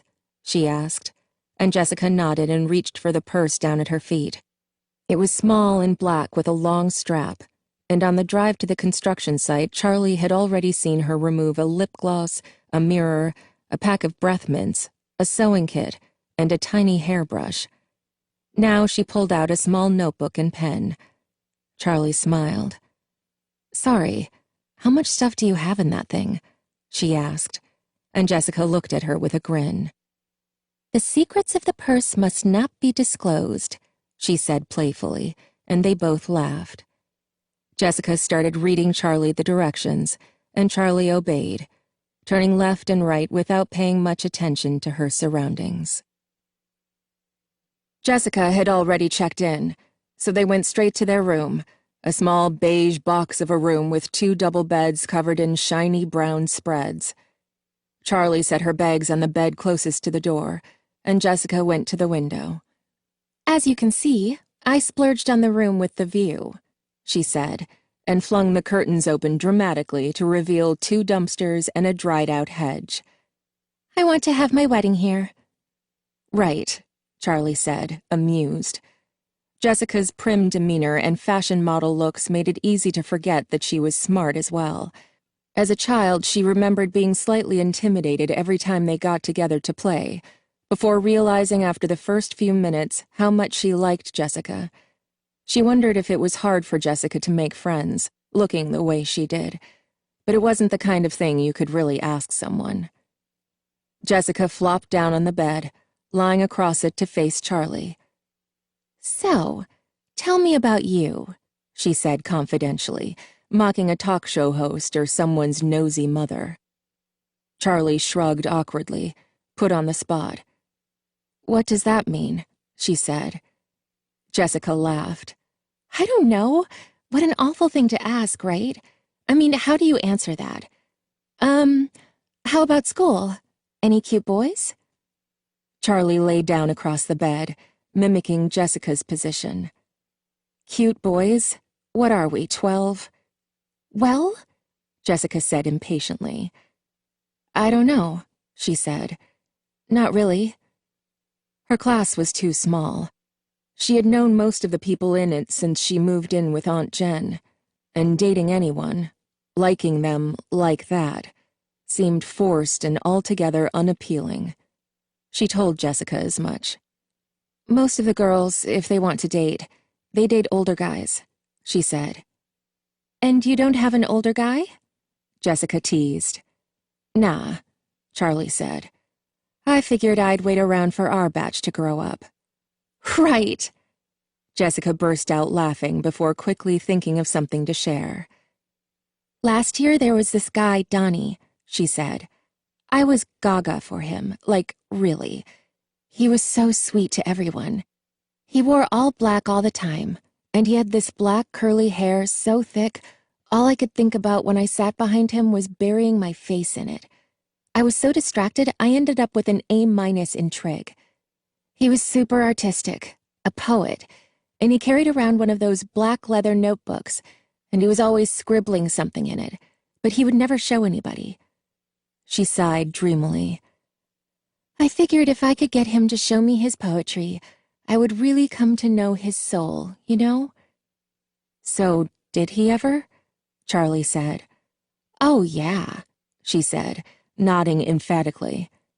I asked him out, finally, you know, 'cause he was shy, and he was never going to ask me. And we went to the movies and made out a little. And then we went and hung out on the roof of his apartment building, and I told him all about how I want to study ancient civilizations and go on archaeological digs and stuff. And he showed me his poems. And did you come to know his soul? Charlie said, excited to be included in girl talk, something she felt like she'd never really gotten to participate in before. Charlie nodded eagerly, but not too eagerly. She calmed herself as Jessica scooted forward on the bed to whisper. The poems were awful. I didn't know it was possible to be both melodramatic and boring at the same time. I mean, like, just reading them made me embarrassed for him. She covered her face in her hands. Charlie laughed. What did you do? What could I do? I told him it wasn't going to work out and went home. Wait, right after you read his poetry? I still had the notebook in my hand. Oh no, Jessica, that's awful. You must have broken his heart. I know. I felt so bad, but it was like the words just came out of my mouth. I couldn't stop myself. Did he ever speak to you again? Oh yeah, he's perfectly nice. But now he takes statistics and economics and wears sweater vests. You broke him. Charlie threw a pillow at Jessica, who sat up and caught it. I know. He'll probably be a millionaire stockbroker instead of a starving artist, and it's all my fault. She grinned. Come on, he'll thank me someday. Charlie shook her head. Do you really want to be an archaeologist? Yeah, Jessica said. Huh, said Charlie. Sorry, I thought... She shook her head. Sorry, that is really cool. You thought I'd want to do something in fashion, Jessica said. Well, yeah. It's okay, Jessica said. I did too. I mean, I do. I love fashion, but there's only so much to it, you know? I think it's amazing to think about how people lived 1,000 years ago, or 2,000, or 10. They were just like us, but so different. I like to imagine living in other times, other places. Wonder who I would have been. Anyway, what about you? Charlie rolled over onto her back, looking up at the ceiling. The tiles were made of loose, stained styrofoam, and the one above her head was askew. I hope there aren't any bugs up in there, she thought. I don't know, she said slowly. I think it's really cool that you know who you want to be, but I have just never had that kind of a plan. Well, it's not like you have to figure it out now, Jessica said. Maybe, Charlie said. But I don't know. You know what you want to do. John's known since he could hold a pencil that he wanted to be a writer, and he's already getting published. Even Carlton. I don't know what he has planned, but you can just see that there's a scheme brewing behind all his kidding around. But I just don't have that kind of direction. It really doesn't matter, Jessica said. I don't think most people know at our age. Plus, I might change my mind, or not get into college or something. You never know what's going to happen. Hey, I'm gonna get changed. I want to get some sleep. She went into the bathroom, and Charlie stayed where she was, gazing at the sorry-looking ceiling. She supposed it was becoming a defect, her earnest refusal to consider the past or future. Live in the present moment, her Aunt Jen said often, and Charlie had taken it to heart. Don't dwell on the past. Don't worry about things that may never happen. In 8th grade, she had taken a shop class, vaguely hoping the mechanical work might spark something of her father's talent, might unleash some inherited passion lying latent within her. But it had not. She had made a clumsy-looking birdhouse for the backyard. She never took another shop class, and the birdhouse only attracted one squirrel who promptly knocked it down. Jessica came out of the bathroom wearing pink striped pajamas, and Charlie went in to get ready for bed, changing and brushing her teeth hurriedly. When she came out again, Jessica was already under the covers with the light by her bed turned off.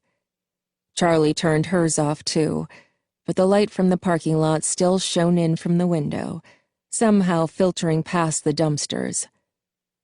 Charlie stared up at the ceiling again, her hands behind her head. "Do you know what's going to happen tomorrow?" she asked. "I don't really know," Jessica said. "I know it's a ceremony at the school." "Yeah, I know that," Charlie said. "Are we going to have to do anything? Like, do they want us to speak?" "I don't think so," Jessica said. "Why? Do you want to say something?" "No, I was just wondering." "Do you ever think about him?" Jessica asked. "Sometimes. I try not to," Charlie said half-truthfully. She had sealed off the subject of Michael in her mind, locked him tight behind a mental wall she never touched. It wasn't an effort to avoid the subject. In fact, it was an effort to think of him now. "What about you?" she asked Jessica. "Not really," she said. "It's weird, right? Something happens, and it's the worst thing you can ever imagine, and it's just burned into you at the time, like it's going to go on forever. And then the years go by, and it's just another thing that happened. Not like it's not important or terrible, but it's in the past, just as much as everything else, you know?" "I guess," Charlie said. But she did know. "I just try not to think about those things." "Me too. You know, I just went to a funeral last week." "I'm sorry," Charlie said, sitting up. "Are you okay?" "Yeah, I'm fine," Jessica said. "I barely even knew him. He was just an old relative who lived 3 states away. I think I met him once, but I hardly remember it. We mostly went for my mom's sake. But it was at an old-fashioned funeral parlor, like in the movies, with an open coffin. And we all walked by the coffin, and when it was my turn, I looked at him, and he could have been sleeping, you know? Just calm and restful, like people always say dead people look. There was nothing that I could have pointed out that made me think, dead. If you asked me, every feature of his face looked the same as if he were alive. His skin was the same, his hair was the same as if he were alive. But he wasn't alive, and I just knew it. I would have known it immediately, even if he wasn't, you know, in a coffin." "I know what you mean. There is something about them when they're," Charlie said softly. "It sounds stupid when I say it, but when I looked at him, he looked so alive, and yet I knew, just knew that he wasn't. It made my skin crawl." "That's the worst thing, isn't it?" Charlie said. "Things that act alive but aren't." "What?" Jessica said. "I mean things that look alive but aren't," Charlie said quickly. "We should get some sleep," she said. "Did you set the alarm?" "Yes," Jessica said. "Good night." "Night." Charlie knew sleep was still a long way off. She knew what Jessica meant, probably better than Jessica did. The artificial shine in eyes that followed you as you moved, just like a real person's would. The slight lurch of realistic animals who did not move the way a living thing should. The occasional programming glitch that made a robot appear to have done something new, creative. Her childhood had been filled with them. She had grown up in the strange gap between life and not life. It had been her world. It had been her father's world. Charlie closed her eyes. What did that world do to him? Chapter 3. Thud, thud, thud. Charlie startled out of sleep, disoriented. Something was banging on her door, trying to force its way in. "Oh, for goodness sake," Jessica said grumpily, and Charlie blinked and sat up. Right. The motel. Hurricane. Someone was knocking on the door. As Jessica went to answer it, Charlie got out of bed and looked at the clock. It was 10 a.m. She looked out the window at the bright new day. She had slept worse than usual. Not nightmares, but dark dreams she could not quite remember. Things that stuck with her just beyond the back of her mind. Images she could not catch. "Charlie!" Someone was screeching. Charlie went to the door and found herself immediately enveloped in a hug, Marla's plump arms gripping her like a vice. Charlie hugged her back, tighter than she meant to. When Marla let go, she stepped back, grinning. Marla's moods had always been so intense they were contagious, spreading out to whoever was in her path. When she was gloomy, a pall fell over all her friends, the sun gone behind her cloud. When she was happy, like now, it was impossible to avoid the lift of her joy. She was always breathless, always slightly scattered, always giving the impression that she was running late, though she almost never was. Marla was wearing a loose, dark red blouse, and it suited her well, setting off her fair skin and dark brown hair. Charlie had kept in better touch with Marla than the others. Marla was the type who made it easy to stay friends, even at a distance. Even as a little kid, she was always sending letters and postcards, undeterred if Charlie didn't respond to every one. She was resolutely positive and assumed that everyone liked her, unless they made it clear otherwise, using the proper expletives. Charlie admired it about her. She herself, though not shy, was always calculating. Does that person like me? Are they just being polite? How do people tell the difference? Marla had come to visit her once when they were 12. She had charmed Charlie's aunt and made fast friends with her school friends, while still making it abundantly clear that she was Charlie's friend, and she was there only to see Charlie. Marla's gigantic smile turned serious as she studied Charlie, peering at her as if trying to spot the differences since they last met. "You're as pale as ever." She took Charlie's hands in her own. "And you're all clammy. Don't you ever get warm?" She dropped Charlie's hands and proceeded to study the motel room skeptically, as though uncertain exactly what it was. "It's the luxury suite," Jessica said without expression as she searched for something in her bag. Her hair was sticking up in all directions, and Charlie stifled a smile. It was nice to see something about Jessica in disarray for once. Jessica found her hairbrush and held it up triumphantly. "Ha! Take that, Morning Frizz." "Come on in," Charlie said, realizing she and Marla were still in the doorway, the door wide open.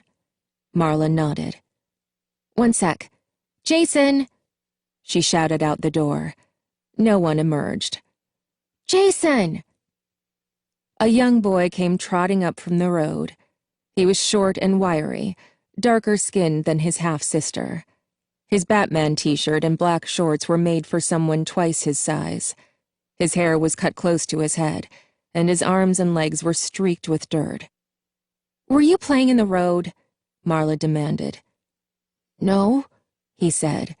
"Yes, you were. Don't do that. If you get yourself killed, Mom's gonna blame me. Get inside." Marla shoved her little brother inside and shook her head. "How old are you now?" Charlie asked. 11, Jason said. He went to the TV and started fiddling with buttons. "Jason, stop it," Marla said. "Play with your action figures." "I'm not a little kid," he said. "Anyway, they're in the car." But he stepped away from the television and went to look out the window. Marla rubbed her eyes. "We just got here. We had to leave at 6 this morning, and someone," she said pointedly, glancing over her shoulder at Jason, "wouldn't stop fiddling with the radio. I am so tired." She didn't seem tired, but then she never did. At their sleepovers as kids, Charlie remembered her bouncing around like a maniac while the rest of them were winding down for the night, then falling asleep abruptly, like a cartoon character who'd been hit over the head with a rolling pin. "We should get ready," Jessica said. "We're supposed to meet the guys at the diner in an hour." "Hurry," Marla said. "We have to change too. I didn't want to get all gross while we were driving."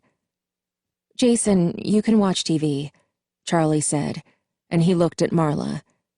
She nodded, and he grinned and turned it on, starting to flip through channels. "Please just pick a channel," Marla said. Charlie headed into the bathroom to get dressed, while Jessica fussed with her hair.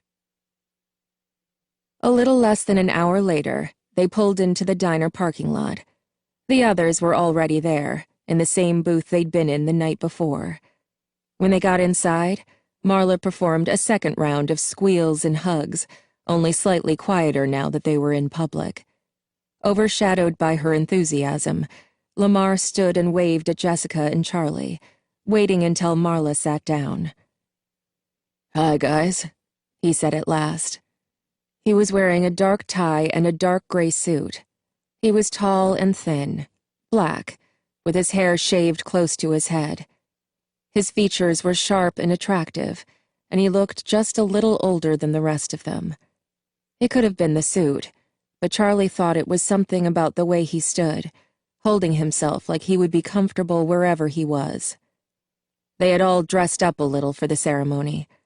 Marla had changed at the motel, and she and Jessica were both wearing dresses.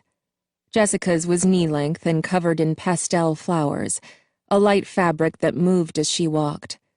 Marla's was simple, white with big sunflowers splashed over it. Charlie hadn't thought to bring a dress, and she hoped she didn't look out of place in black pants and a white button-down shirt. John was wearing a light purple shirt today, though he'd added a matching tie in a slightly darker color, and Carlton seemed to be wearing an identical outfit as before, still all in black. They all sat down. "Well, don't we all look nice?" Marla said happily. "Where's Jason?" Jessica craned her head from side to side. Marla groaned. "I'll be right back." She scooted out of the booth and hurried out the door. "Lamar, what have you been up to?" Charlie asked. Lamar grinned. "He's an Ivy League man," Carlton said, teasing. Lamar looked briefly down at the table, but he was smiling. "Early acceptance," was all he said. "Which one?" Jessica said. "Cornell." "Wait, how did you already apply to college?" Charlie said. "That's not till next year. I don't even know where I want to go." "He skipped 6th grade," John said. There was a brief flicker of something across his face, and Charlie knew what it was. John liked being the clever one, the precocious one. Lamar had been kind of a goof-off when they were kids, and now he had leaped ahead. John forced a grin, and the moment passed. "Congratulations," he said, with no hint that it was not entirely sincere. Marla came bursting in again, this time towing Jason behind her, holding on to his upper arm. At the hotel she had made him change into a blazer and khakis as well, though he was still wearing his Nikes. "I'm coming! Stop it!" he whined. "Is that Jason?" Carlton asked. "Yeah," Jason said. "Do you remember me?" Carlton said. "I don't remember any of you," Jason said unapologetically. "Sit there," Marla said, pointing to the next booth over. "Okay," he grumbled. "Marla, he can sit with us," Jessica said. "Jason, come on over." "I want to sit here," he said and sat down behind them. He pulled a video game out of his pocket and was oblivious to the world. The waitress came over and they ordered. Marla told her to put Jason's breakfast on their check. When their food came, Charlie checked her watch. "We don't have a lot of time," she said. "We'll get there," Carlton said. "It's not far." A small piece of food fell out of his mouth as he gestured down the road. "Have you been back to the school?" Lamar asked, and Carlton shrugged. "I pass it sometimes. I know this is a nostalgia trip for all of you, but I just live here. I don't exactly go around reminiscing about kindergarten all the time." They were all quiet for a second, the beeps and pings of Jason's video game filling the silence. "Hey, did you know Lamar's going to Cornell next year?" Jessica said to Marla. "Really? Well, aren't you ahead of the pack?" she said. Lamar looked down at his plate. When he looked up, he was a little flushed. "All part of the 5-year plan," he said. They laughed, and his blush deepened. "It's kind of weird to be back here," he said, hastily changing the subject. "I think it's strange that I'm the only one who still lives here," Carlton said. "Nobody ever leaves Hurricane." "Is it strange, though?" Jessica said thoughtfully. "My parents, you remember, my mom's from New York originally. She used to joke about going back. When I go back to New York.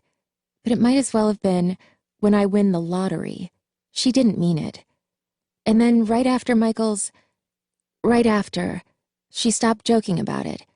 Then 3 months later, we were all on a plane to visit her sister in Queens, and we never came back.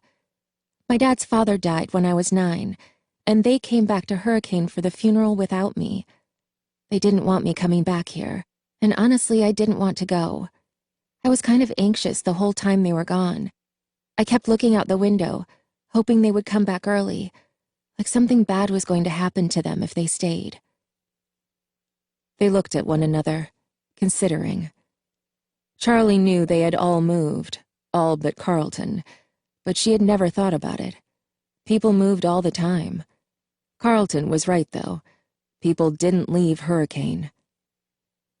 "We moved because my dad got a new job, the summer after 3rd grade, John said. "That's not exactly mysterious. Lamar, you left in the middle of the semester that year." "Yeah," he said. "But that's because when my parents split, I went with my mom to Indianapolis." He frowned. "But my dad moved too. He's in Chicago now." "My parents left because of Michael," Marla said. They all turned to her. "Afterward, my mom couldn't sleep. She said spirits were stirring in the town. Unquiet. My dad told her she was being ridiculous, but we still left as fast as we could." Marla looked around at her friends. "What?" she said defensively. "I don't believe in ghosts." "I do," Charlie said. She felt like she was talking from a great distance. She was almost surprised they could hear her. I mean, not ghosts, but memories. I think they linger, whether there's someone there or not. The house, her old house, was imbued with memory, with loss, with longing. It hung in the air like humidity. The walls were saturated, like the wood had soaked in it. It had been there before she came, and it was there now. It would be there forever. It had to be. There was too much, too great and vast a weight, for Charlie to have brought it with her. "That doesn't make any sense," Jessica said. "Memory is in our brains, like literally stored in the brain. You can see it on a scan. It can't exist outside of someone's mind." "I don't know," John said. Think of all the places that have atmosphere. Old houses sometimes.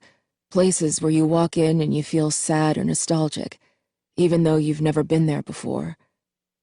That's not other people's memories, though, Lamar said. That's subconscious cues, stuff we don't realize we're noticing, that tells us we should feel some way. Peeling paint, old-fashioned furniture, lace curtains, details that tell us to be nostalgic. Mostly things we pick up from movies, probably. I got lost at a carnival when I was 4. I never got so scared in my life. But I don't think anybody's feeling suddenly desperate for their mom when they pass that Ferris wheel. Maybe they are, Marla said. I don't know. Sometimes I have little moments where it's like there's something I forgot, something I regret, or that I'm happy about, or something that makes me want to cry, but it's only there for a split second. Then it's gone. Maybe we're all shedding our fear and regret and hope everywhere we go, and we're catching traces of people we've never met. Maybe it's everywhere. How is that different from believing in ghosts? Lamar asked. It's totally different, Marla said. It's not supernatural, and it's not like the souls of dead people. It's just people leaving their mark on the world. So, it's the ghosts of living people? Lamar said. No. You're talking about people having some kind of essence that can hang around a specific place after the person is gone, Lamar said. That's a ghost. No, it's not. I'm not saying it right, Marla said. She closed her eyes for a minute, thinking. Okay, she said at last. Do you all remember my grandmother? I do, said Jason. She was my grandmother, too. She was my dad's mom, not yours, Marla said. Anyway, you were only a year old when she died. I do remember her, Jason said quietly. Okay, Marla said. So she collected dolls from the time she was a kid. She and my grandfather used to travel a lot after he retired, and she'd bring them back from all over the world. She had them from France, Egypt, Italy, Brazil, China, everywhere. She kept them in their own special room, and it was full of them, shelves and shelves of dolls, some tiny and some almost as big as I was. I loved it. One of my earliest memories is playing in that room with the dolls. I remember my dad would always warn me to be careful, and my grandmother would laugh and say, "Toys should be played with." I had a favorite, a 21-inch red-haired doll in a short, shiny white dress like Shirley Temple. I called her Maggie. She was from the 1940s, and I loved her. I told her everything, and when I was lonely, I would imagine myself in that room, playing with Maggie. My grandmother died when I was 6, and when my dad and I went to see my grandfather after the funeral, he told me I should pick a doll to keep from the collection. I went to the room to get Maggie, and as soon as I walked through the door, something was wrong. It was as though the light had changed, become darker, harsher than it used to be. I looked around, and the lively, playful poses of the dolls now seemed unnatural, disjointed. It was as though all of them were staring at me. I didn't know what they wanted. Maggie was in the corner, and I took a step toward her, then stopped. I met her eyes, and instead of painted glass, I saw a stranger. I turned and ran. I raced down the hall as though something might be chasing me, not daring to look back until I reached my father's side. He asked if I had picked a doll, and I just shook my head. I never went back in that room. Everyone was silent. Charlie was transfixed, still seeing little Marla running for her life. "What happened to the dolls?" Carlton asked, only half breaking the spell. "I don't know. I think my mom sold them to another collector when my grandfather died," Marla said. "Sorry, Marla," Lamar said. "It's still just tricks of the mind. You missed your grandmother. You were frightened of death. And dolls are inherently freaky." Charlie broke in, wanting to head off the argument. "Is everybody done eating? We have to go soon." We still have plenty of time, Carlton said, looking down at his watch. It's like 5 minutes away. Something else fell out of his mouth, landing next to the first dropped bit of food. John looked around the table, from person to person, as though he were waiting for something. We have to tell them, he said, looking at Charlie. Oh yeah, we totally do, Jessica said. Tell us what? Jason piped up, peeking over the back of Marla's seat. Shh, Marla said half-heartedly. She was looking at John. Tell us what? John dropped his voice, forcing everyone to lean in closer. Charlie did it too, eager to hear, even though she knew exactly what he was going to say. We went to Freddy's last night, he said. Freddy's is still there? Marla exclaimed, too loud. Shh, Jessica said, making frantic hand movements. Sorry, Marla whispered. I just can't believe it's still there. It's not, Carlton said, raising his eyebrows and grinning enigmatically at Lamar. It's hidden, John explained. They were supposed to knock it down to build a mall, but they didn't. They just built around it. Entombed it, John corrected. And you got in? Lamar said. Charlie nodded confirmation. No way. What was it like? Marla asked. Exactly the same, John said. It was like everyone vanished, Charlie said softly. I want to go too. You have to take us, Marla said. Jessica cleared her throat hesitantly, and they all looked at her. I don't know, she said slowly. I mean, today? Should we? We have to see it, Lamar said. You can't tell us this and not let us see it. I want to see it, Jason chimed in. What's Freddy's? They ignored him. His eyes were wide, and he was hanging on to every word. Maybe Jessica's right, John said with reluctance. Maybe it's disrespectful to go tonight. There was a moment's pause, and Charlie knew they were waiting for her to talk. She was the one they were really afraid of offending. They needed her permission. I think we should go, she said. I don't think it's disrespectful. It's almost a way of honoring what happened. She looked around the table. Jessica was nodding. Charlie wasn't sure it was much of an argument, but they didn't need to be convinced. They wanted an excuse. Marla twisted herself to look back at Jason's plate. Are you done eating? She asked. Yep, he said. Marla pointed to the game in his hand. You know you can't play with that during the ceremony, she said. Yep. I'm serious, Jason. I'm locking it in the car. Why don't you just lock me in the car? He muttered. I'd love to, Marla said under her breath, as she turned back to the group. Okay, we can go.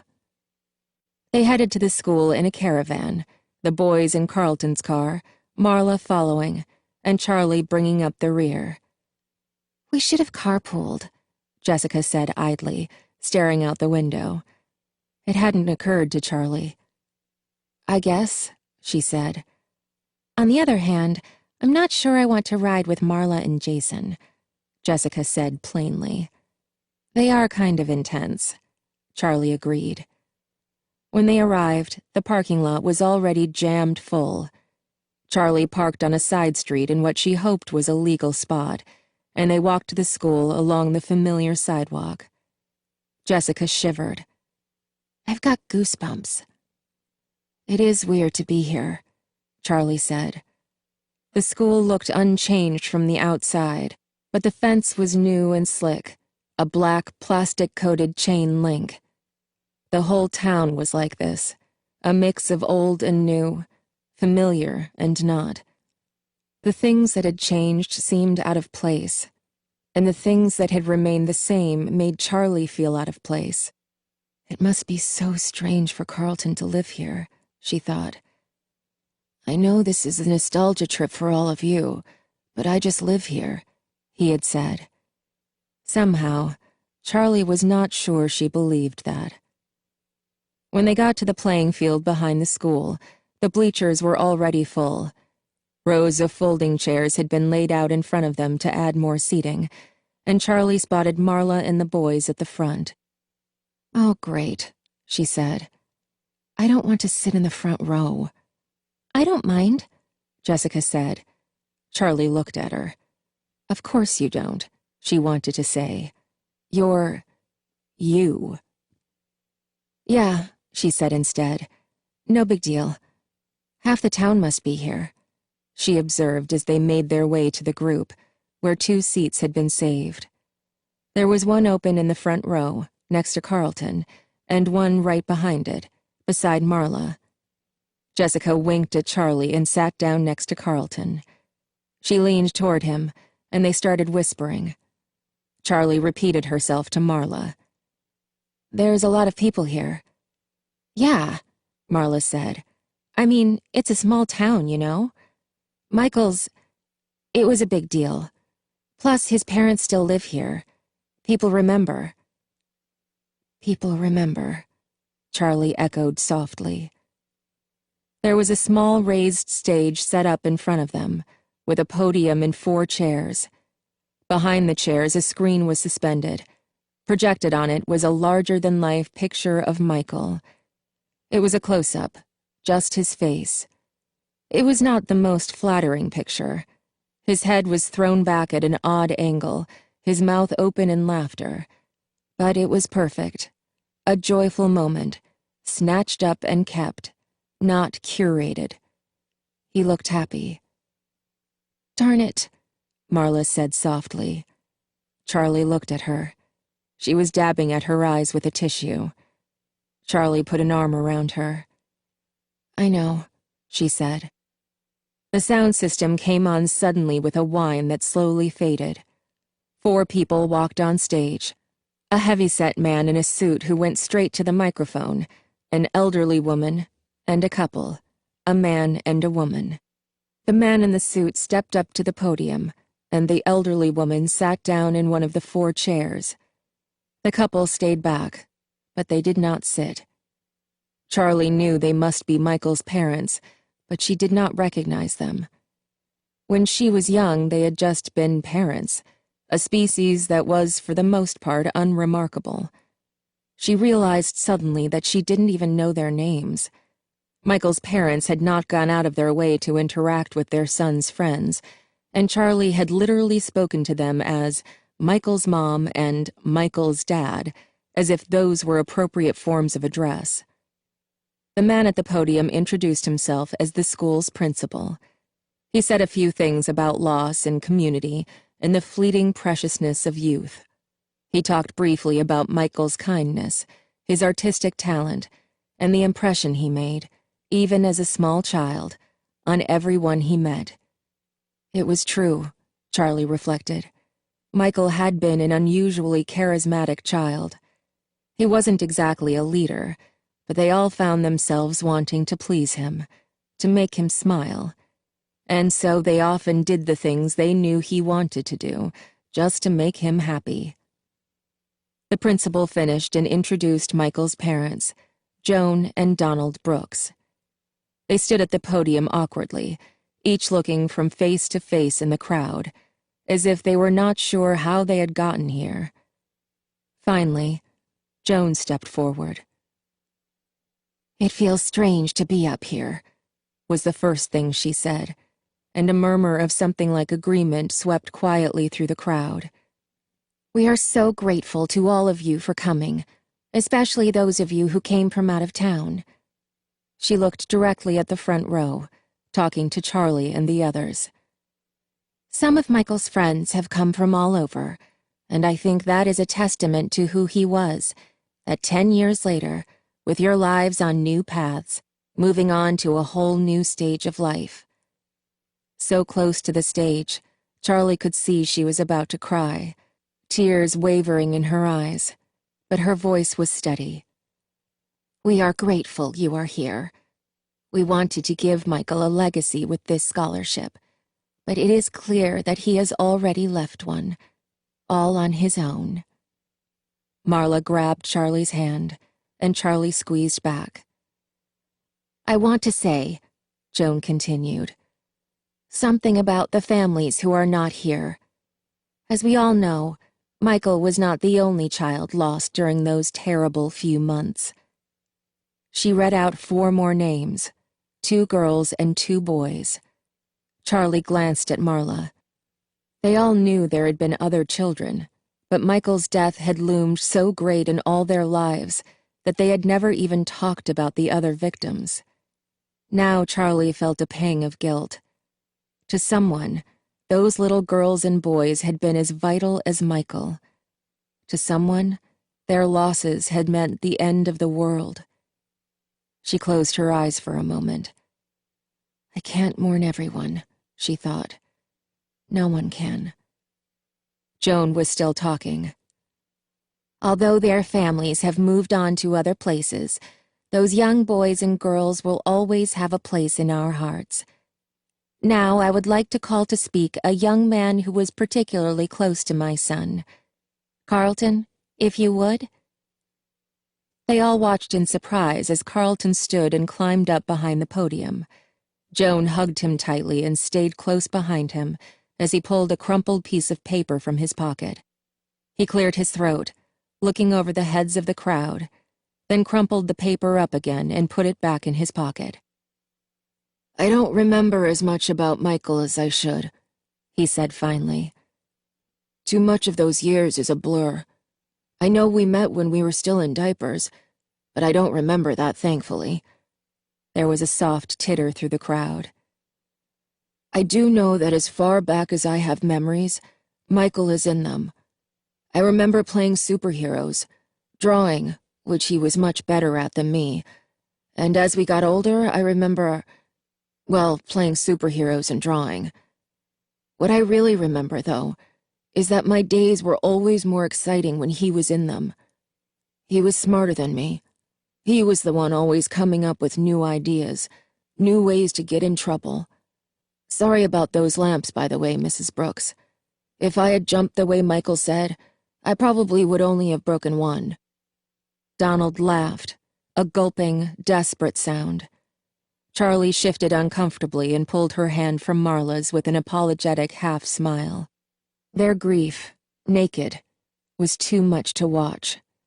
It was raw, an open wound, and she could not stand to look.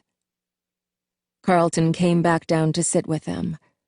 Michael's grandmother spoke, and then his father, who had recovered enough to share a memory of taking his son to his first art class. He told the crowd about the scholarship for a graduating senior who has demonstrated both excellence and passion in the arts, and announced the winner of the first one, Anne Park, a slight Korean girl who came quickly up to the stage to accept her plaque and hugs from Michael's parents.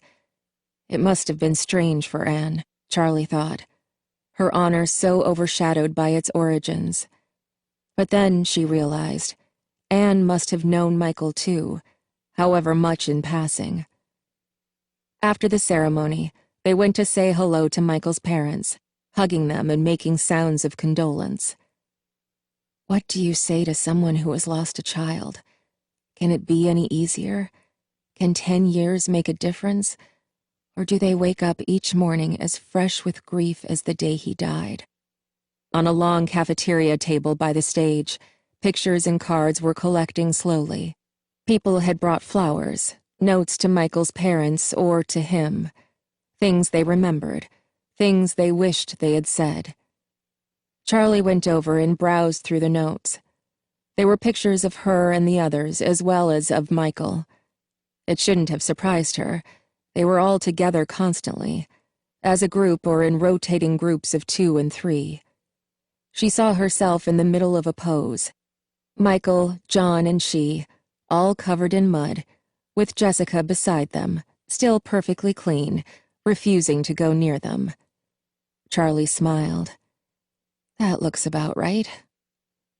In another, a 5-year-old Marla struggled to support the weight of her newborn little brother, with Lamar peering suspiciously at the tiny thing over her shoulder. Some of Michael's drawings were there, too.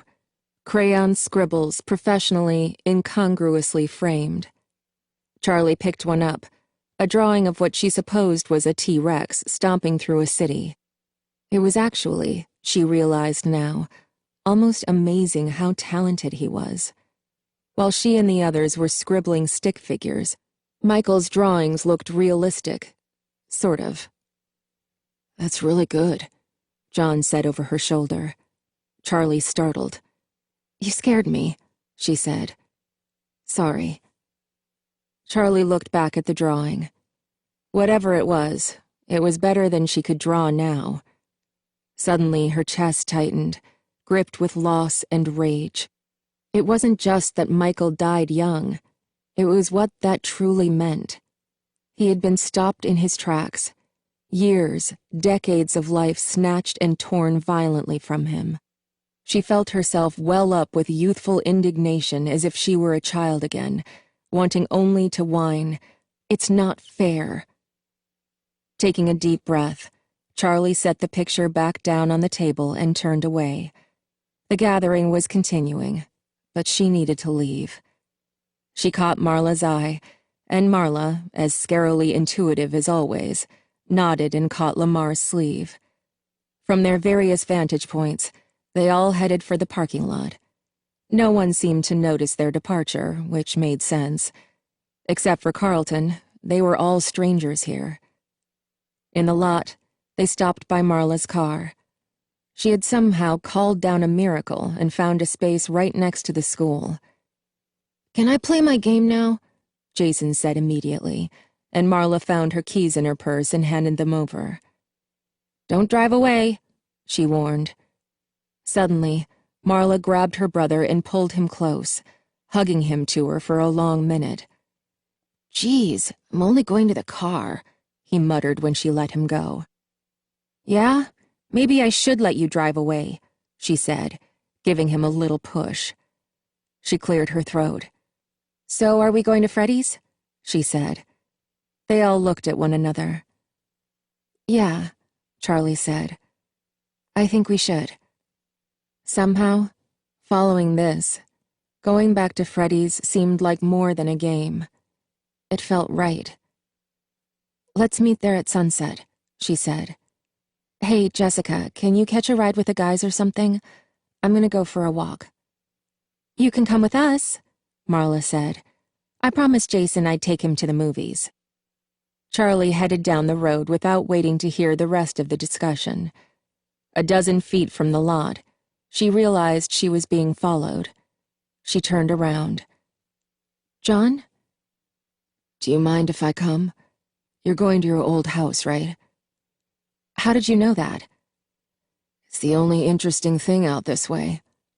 Anyway, I went to see my old place, too. It was painted blue, and there was a garden in the yard. It was weird. I know it wasn't blue when I lived there, but I couldn't remember what color it was supposed to be.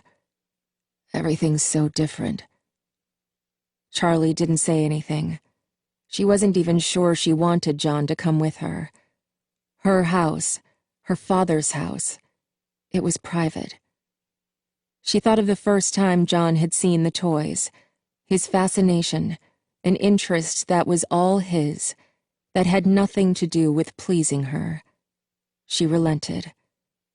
"Okay, you can come." "Is it—" He hesitated. "Is it different?" "It's really not," Charlie said. It wasn't quite true, but she wasn't sure how to explain the thing that had changed. They walked together for the better part of 3 miles, away from town and down old roads, first paved, then gravel. As they neared the place, they left the roads, ascending the steep incline of a hill overrun with brush and trees that should have been trimmed or cut down ages ago. 3 rooftops peeked over the leaves, scattered widely over the hill, but no one had lived in these houses in a long time. At last, they walked up the driveway, and John stopped short, staring up at the house. "I thought it would be less intimidating," he said softly. Impatient, Charlie took his arm for a second and pulled him away, leading them around the side of the house. It was one thing for him to be here with her, but she was not quite ready to let someone else inside. She wasn't even sure she wanted to go inside again anyway. He followed her without protest, as if aware that they were in her territory, and she would decide where they went. The property was large, more than a lawn. There were woods surrounding the wide space of the backyard, and as a child, Charlie had often felt like she was in her own little realm, ruler of all she surveyed. The grass had gone wild, weeds growing feral and up to their knees. They walked the perimeter. John peered into the woods, and Charlie was struck by her old childhood fear, like something out of a fairy tale. "Don't go into the woods alone, Charlotte," her father warned. It was not sinister, just a parent's warning. Don't get lost. Like telling her not to cross the street without holding someone's hand, or not to touch the stove when it was hot. But Charlie took it more seriously. She knew from her storybooks, as all children did, that the woods contained wolves and more dangerous things. She caught John's sleeve. "Don't," she said, and he pulled back from the woods, not asking why. Instead, he went to a tree in the middle of the yard and put a hand on it. "Remember that tree?" he asked, smiling, something a little wicked in his voice. "Of course," Charlie said, walking over. "It's been here longer than I ever was." But he was looking at her, waiting for more, and suddenly she remembered. It had been a sunny day, springtime. They were 6 years old, maybe. John was visiting, and they were playing hide-and-seek, half supervised by Charlie's father, who was in his garage workshop, absorbed in his machines. The door was open so he would notice if someone screamed, but short of that, the outdoors was their own. John counted to 10, eyes covered, facing the tree that was home base. The yard was wide and open. There were not many places to hide, so Charlie, buoyed up by the excitement of the game, dared to hide beyond the forbidden edge of the woods, just barely past the tree line. John searched the other places first, behind her father's car, in the corner where one part of the garage jutted out, the space beneath the porch where a child could just barely crawl. He realized where she must be, and Charlie braced herself to run as he began to walk the edges of the yard, darting into the woods and out again, looking behind trees. When at last he found her, she took off, tearing across the lawn to the home base tree. He was just behind her, so close he could almost touch her, and she sped on, staying just out of reach. She hit the tree, almost slamming into it, and John was right behind her, bumping into her a second later, too fast to stop. They were both giggling hysterically, and then they stopped at the same moment, still gasping to catch their breath. "Hey, Charlotte," John said, stressing her name in the mocking tone he always used. "Don't call me that," Charlie said automatically. "You ever see grown-ups kiss?" He picked up a stick and started digging at the tree bark, like he was more interested in that than in her answer. Charlie shrugged. "Yeah, I guess so." "Want to try it?" He still wasn't looking at her. His face was streaked with dirt, like it often was, and his hair was sticking out in all directions, a twig caught in it above his forehead. "Gross," Charlie said, wrinkling her nose. Then, after a moment, "Yeah, okay." John dropped the stick and leaned toward her, his hands behind his back. Charlie closed her eyes, waiting, still not entirely sure what she was supposed to do. "Charlotte?" It was her father. Charlie jumped back. John's face was so close to hers that she banged into him with her forehead. "Ow!" he yelled, clapping a hand to his nose. Charlie's father came around the side of the tree. "What are you up to? John?" He pried John's fingers away from his nose. "You're not bleeding. You'll be fine," he said. "Charlotte, closer to the house, please." He then pointed his finger, directing them forward. "John, it looks like your mom is here anyway." He walked ahead of them, toward the driveway where her car had just pulled in. "Yeah, okay." John trotted off toward the driveway, turning once to wave at Charlie. He was grinning like something wonderful had happened, although Charlie was not quite sure what it was. "Oh my," Charlie said now, covering her face, sure it was bright red. When she looked up again, John was grinning that same satisfied 6-year-old grin. "You know, my nose still hurts when it rains," he said, touching a finger to it. "It does not," Charlie said. She leaned back against the tree. "I can't believe you tried to kiss me. We were 6. Charlie stared at him accusingly. "Even the littlest heart wants what it wants," John said in a mock romantic voice, but there was an edge of something real in it, something not well enough hidden. Charlie realized, suddenly, that he was standing very close to her. "Let's go see your dad's workshop," John said abruptly, too loud, and Charlie nodded. "Okay." She regretted it as she said it. She did not want to open the workshop door. She closed her eyes, still leaning against the tree. She could still see it. It was all she could see when she thought of that place. The twitching, malformed metal skeleton in its dark corner, with its wrenching shutters and its blistering silver eyes. The image welled up in her head until it was all there was. The memory radiated a cutting anguish, but she did not know who it belonged to the thing, to her father, or to herself. Charlie felt a hand on her shoulder and opened her eyes. It was John, frowning at her like he was worried. "Charlie, are you okay?" "No." "Yes," she said. "Come on, let's go see what's in the workshop." It was not locked, and there was no real reason it should be, Charlie thought. Her eyes went first to the dark corner. The figure was not there. There was a weathered apron hanging in its place, the one her father had worn for soldering, and his goggles next to it. But there was no sign of that uncanny presence. Charlie should have felt relief, but she didn't, only a vague unease. She looked around.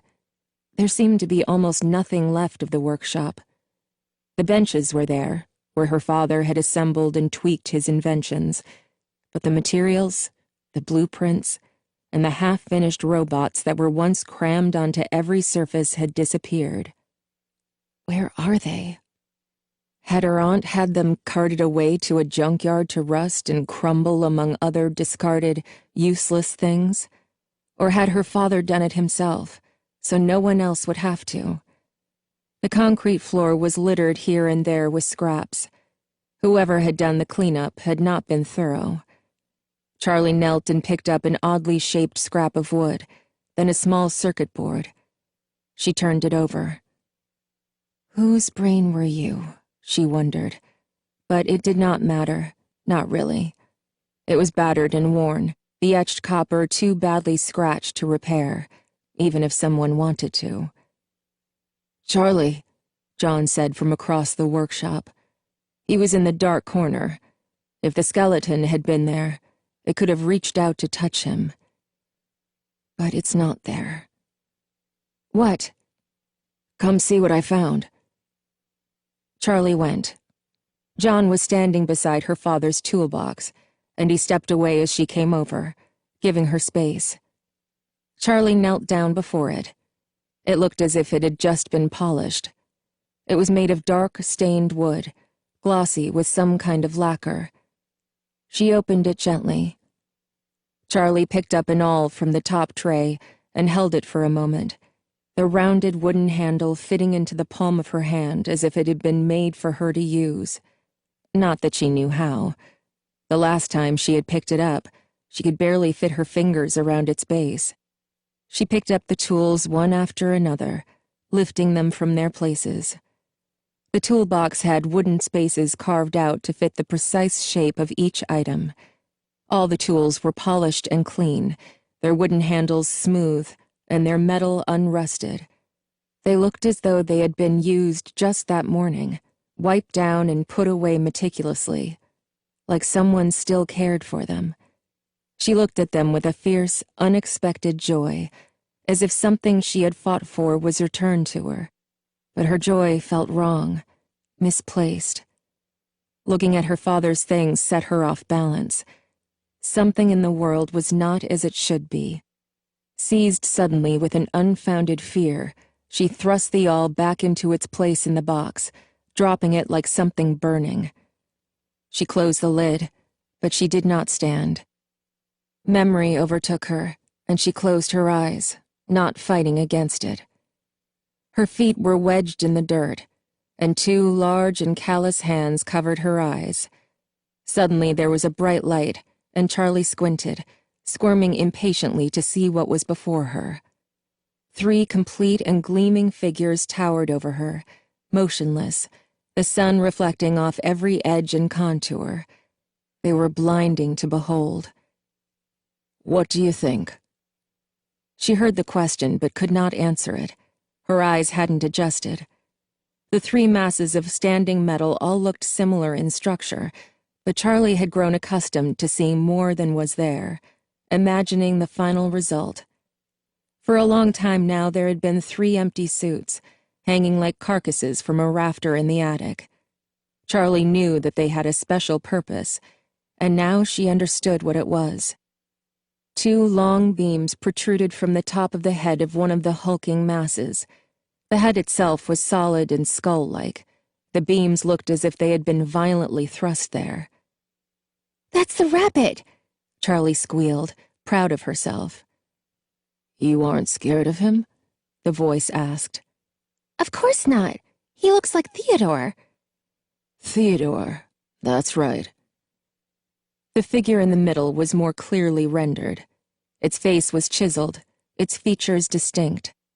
It was clearly a bear, and a single metal beam stuck out from the top of its head as well. Charlie was puzzled for a moment, then smiled. "For the top hat," she said with confidence. The last form was perhaps the most frightening. A long metal clamp protruded from its empty face, in the place where a mouth might go. It was holding something on a platter, a metal structure that looked like a jaw, wires running like strewn spaghetti up and down the frame and in and out of sockets. "That one's scary," she admitted hesitantly. "Well, this part will look like a cupcake." Her father pressed down on the top, and the jaw snapped shut, making Charlie jump, then giggle. Suddenly, her laughter stopped. She had been so distracted she'd forgotten. "I'm not supposed to stand here. I don't stand here." Her hands were trembling. How could she have forgotten? The corner. She looked at the ground, unable to lift her eyes, unable to move. One of her shoes was untied. There was a screw next to her foot, and an old piece of tape, opaque with dirt. There was something behind her. "Charlie?" It was John. "Charlie!" She looked up at him. "Sorry, just lost. This place." She stood and took a step forward, positioning herself in the place she remembered. She glanced behind her as if the memory might manifest. The corner was empty. There was nothing. She knelt again and put her hand on the ground, fishing around until she found a small screw in the bare dirt. She palmed it, then looked closer. There were small holes in the ground, exposed when she moved the loose dirt. Charlie ran her fingers over them, thoughtful. "Charlie, I have to tell you something." There was something urgent in John's voice. Charlie looked around the workshop and stood up. "Can we go outside?" she said. "I can't breathe in here." "Yeah, of course," he said. He followed her out into the yard and back to the hide-and-seek tree. She was tired, a wrung-out exhaustion deep inside. She would be fine in a minute, but she wanted a place that held only silly childhood memories. She sat down in the grass, leaned against the trunk, and waited for John to talk. He settled himself cross-legged in front of her, a little stiffly, smoothing his pants, and she laughed. "Are you worried about getting dirty?" "Times change," he said with a wry smile. "What do you have to tell me?" she asked, and his face grew serious. "I should have said something a long time ago," he said. When something happens like that, you don't trust your memory, don't trust your own mind." "What are you talking about?" Charlie asked. "Sorry." He took a deep breath. "I saw someone that night, the night Michael disappeared." "What do you mean?" "Remember when we were sitting at the table by the stage and the animals started going crazy?" "I remember," Charlie said. It had been bizarre, their movements upsetting. They were moving too fast, bending and spinning, cycling through their limited, programmed moves over and over. They seemed frantic, panicked. Charlie was mesmerized. She should have been afraid of them, but she was not. She saw, in their juddering motion, a kind of desperation. She was reminded, for a moment, of dreams of running, dreams when the world depended on her going just 10 steps forward, yet her body could only move in slow motion. Something was wrong, terribly wrong. Chaotically, violently, the animatronic animals on stage thrashed robotic limbs in all directions, their eyes rolling in their sockets. "What did you see?" Charlie said to John now, shaking her head as though she could rid it of the image. "There was another mascot," he said. "A bear." "Freddy," Charlie interrupted without thinking. "No, not Freddy." John took her hands as if trying to calm them both, but he let go before he spoke again. "It was standing right near us, next to our table, but it wasn't looking at the stage like everyone else was. That technician came over, remember? And even he was just watching the animatronics. I guess he was trying to figure out what was happening. I looked over at the mascot, and it looked back at me." He stopped. "John, what?" Charlie said impatiently. "Then the animatronics on stage stopped moving, and I looked over at them, and when we all turned back around, Michael was gone, and so was the mascot." Charlie stared at him in disbelief. "You saw the kidnapper," she said. "I didn't know what I saw," John said. "It was all chaos. I didn't even think about it. I didn't make the connection. It was just another animal at Freddy's. I didn't think about who might have been inside it. I was a kid, you know? You figure that the grown-ups already know everything you know." "Yeah," Charlie said. "I know. Do you remember anything? What the person looked like?" John was staring up at the sky, as if he were seeing something Charlie could not. "Yes," he said. His voice was deliberate, steady. "The eyes. They were all I could see. But I still see them sometimes, like they're right there in front of me. They were dead." "What?" "They were dead, just dull and flat, like they still moved and blinked and saw, but whatever was behind them had died a long time ago." He fell silent. It was growing dark. There was a bright, almost unnatural streak of pink across the western sky, and Charlie shivered. "We should go get the car," she said. "It's almost time to meet everyone."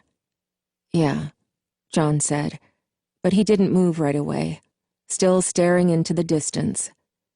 "John, we have to go," Charlie said. He seemed to come back to himself slowly. "Yeah," he said. "We should go." He got up and brushed off his pants, then grinned at Charlie. "Race you?" he said and took off running. Charlie chased after him, her feet pounding the asphalt, and her arms swinging free. Chapter 4. Charlie and John were the last ones to the mall. When they pulled up, the others were gathered tight in a circle in front of Marla's car, as if sharing a conspiracy. "Come on," Marla said before they had walked all the way to the group. She was bouncing on the balls of her feet as if she were ready to run for the door of the abandoned building. Everyone but Charlie and John had changed their clothing, wearing jeans and t-shirts, things more suited for exploration, and she had a brief moment of feeling out of place. "At least I didn't wear a dress," Charlie thought. "Let's go," she said. Marla's impatience seemed to be contagious, or maybe it just gave Charlie an excuse to let her real feelings come to the surface. She wanted to show Freddy's off to the others. "Hold up," John said. He looked at Jessica. "Did you explain everything?" "I told them about the night guard," she said. "What else is there?" He looked thoughtful for a moment. "I guess nothing," he said. "I brought more lights," Carlton said and held up 3 flashlights of varying sizes. He tossed one to Jason, a small one with an elastic headband attached. Jason turned it on, fixed it around his head, and began moving enthusiastically in waves and circles, making the light bob and dance. "Shh," Charlie said, even though he was not making any sound. "Jason," Marla whispered. "Turn it off. We can't attract attention, remember?" Jason gleefully ignored them, spinning off into the parking lot like a top. "I told him if he's not good, he has to wait in the car," Marla told Charlie quietly. "But now that we're here, I'm not sure which place is creepier." She eyed the bare branches overhead raging in the wind, threatening to reach down and grab them. "Or we can feed him to Foxy." Charlie winked. She went to her trunk and hefted out the police flashlight, but she did not turn it on. Instead, Carlton switched on 2 of his smaller lights and handed one to Jessica. They headed into the mall. Knowing where they were going and what was waiting for them there, Charlie, John, Jessica, and Carlton moved through the empty spaces with a sense of purpose, but the others kept stopping to look around. "Come on," Jessica said impatiently as Lamar gazed up at the atrium dome. "You can see the moon," he said and pointed. Next to him, Marla nodded, mimicking his posture. "It's beautiful," she said, although she could not see it. From a distance, they heard footsteps echo in the emptiness. "Hey, hey, over here," John hissed, and they hurried as quietly as they could. They could not run for fear of making noise, and so they walked, fast but careful, hugging the walls. They entered the black void of the department store, creeping along in the shadows until they reached the break in the wall. John held back the hanging plastic obscuring the opening as the others maneuvered around the scaffolding. Jason was slow, and Charlie put a hand on his shoulder to hurry him up. As she steered him to the opening, a strong beam of light swept into the room, scanning up and down the walls. They all ducked through the plastic and ran down the alley to where the others were crouched down against the wall. "He saw us," Jason whispered, alarmed, running straight to his sister. "Shh," Marla said. They waited. Charlie was next to John this time, and after that moment by the tree, whatever it was, she was very, almost uncomfortably, aware of him. They were not quite touching, but she seemed to know exactly where he was, an awkward sixth sense. She glanced at him, but his eyes were fixed on the opening to the hallway. They could hear the guard's footsteps now, clear in the empty space, each one distinct. He was moving slowly, deliberately. Charlie closed her eyes, listening. She could tell where he was from the sound, she thought, getting closer, then farther, crisscrossing the open room like he was hunting for something. The steps came right up to the entrance of the alley and stopped. They all held their breaths. He knows, Charlie thought. But the steps started again, and she opened her eyes and saw the light receding. He was going away. They waited, still motionless, until they could no longer hear the tapping of his hard-soled shoes. She and John both stumbled a little as they stood, and she realized they had been leaning against each other without realizing it. She didn't look at him. Instead, she set to work taking the heaviest things off the wooden shelf. "Will I be needing this?" Lamar asked, as Charlie handed him a bucket with a saw sticking out of it. "We have to move the shelf," Jessica said. "Come on." Jessica, Charlie, Carlton, and John got back into place and moved the shelf. Lamar tried to find a place to help, but there was not really room. Marla just waited. "I'm better suited to supervising," she said when Charlie mock glared at her. This time the screaming of the metal door was not as loud, as if it no longer protested their entrance quite so strongly. Still, Marla and Jason covered their ears. "You think that's not going to bring the guard?" Marla hissed. Charlie shrugged. "Didn't last time," she said. "I know he saw us," Jason said again. The others ignored him. "His flashlight went right over me," he insisted. "It's really okay, Jason," Jessica said. "We thought he saw us last night too, but it was fine." Jason looked dubious, and Lamar bent over to his eye level. "Hey, Jason," he said. "What do you think the guard would do if he saw us?"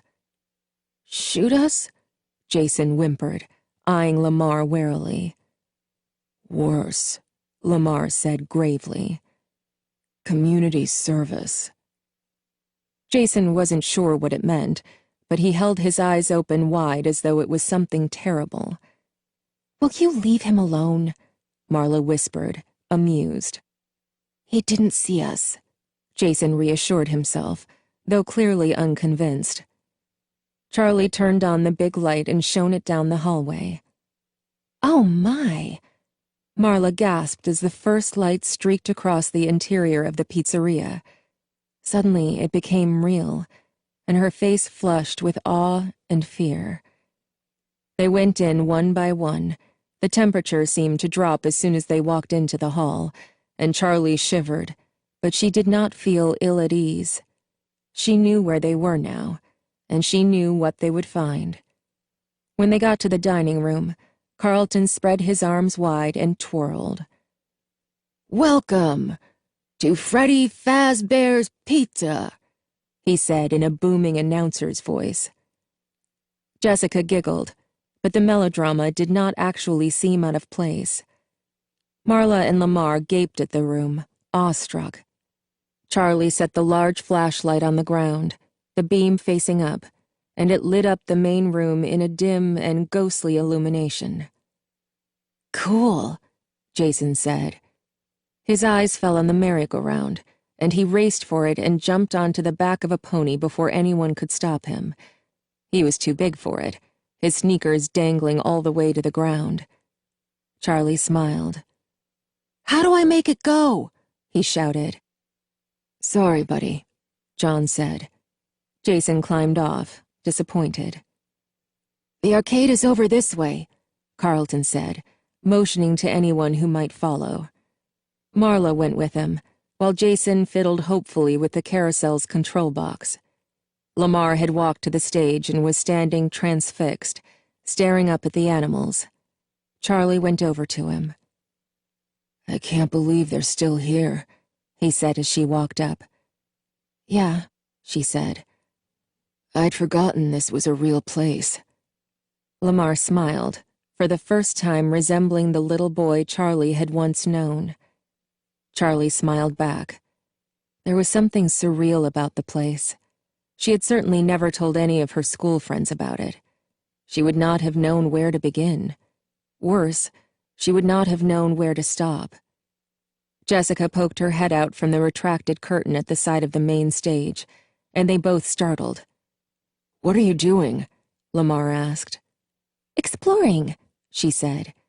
"There's nothing back here but a bunch of wires, though." She disappeared into the folds of cloth again. After a moment, they heard a thud as she jumped to the ground, and she came strolling over. "Do they work?" Lamar asked, pointing at the animals. "I don't know," Charlie said. Truthfully, she had no idea how they worked. They had always just been, set to intermittent life by whatever alchemy her father performed in his workshop. "It doesn't look like anything is missing.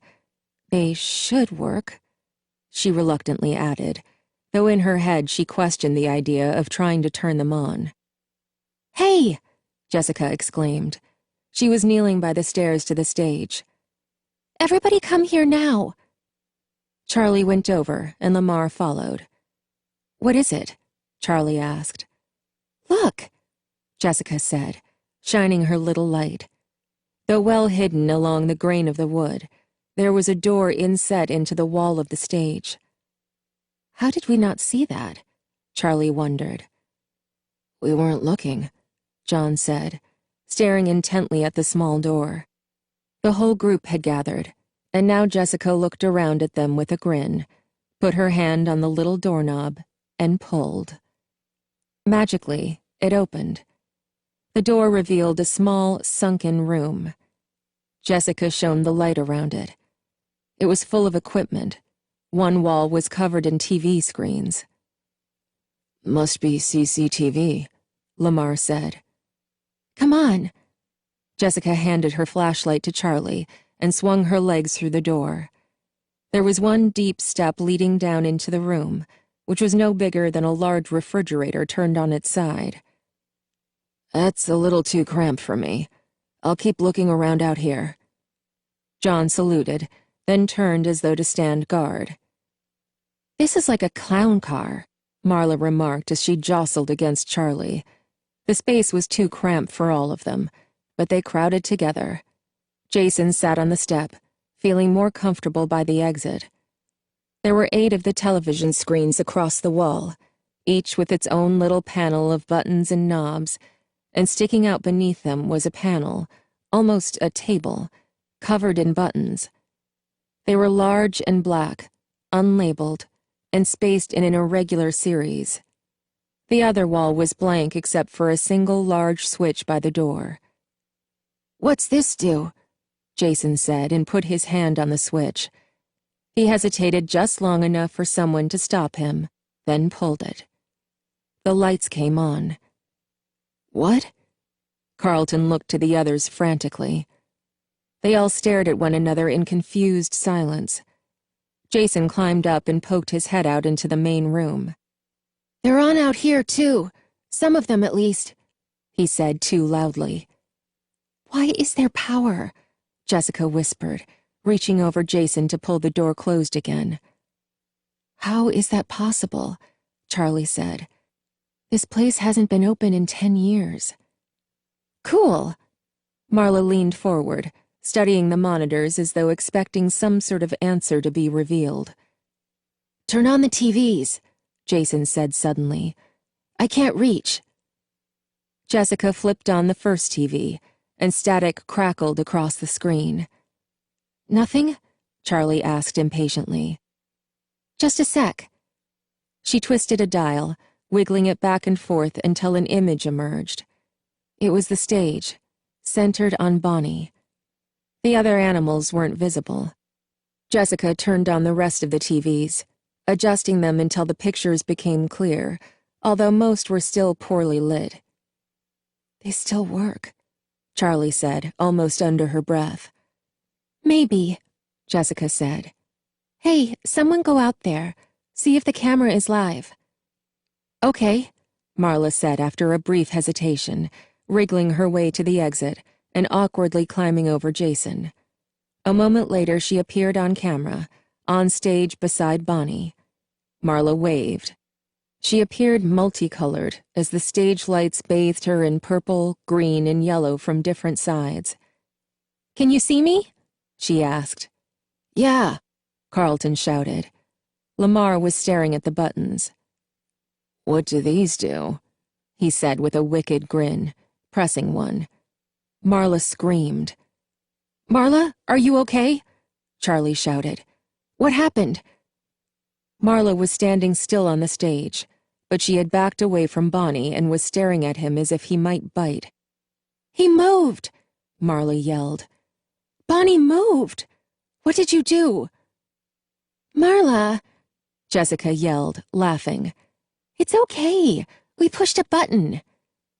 Lamar pressed the button again, and they all watched the screen this time.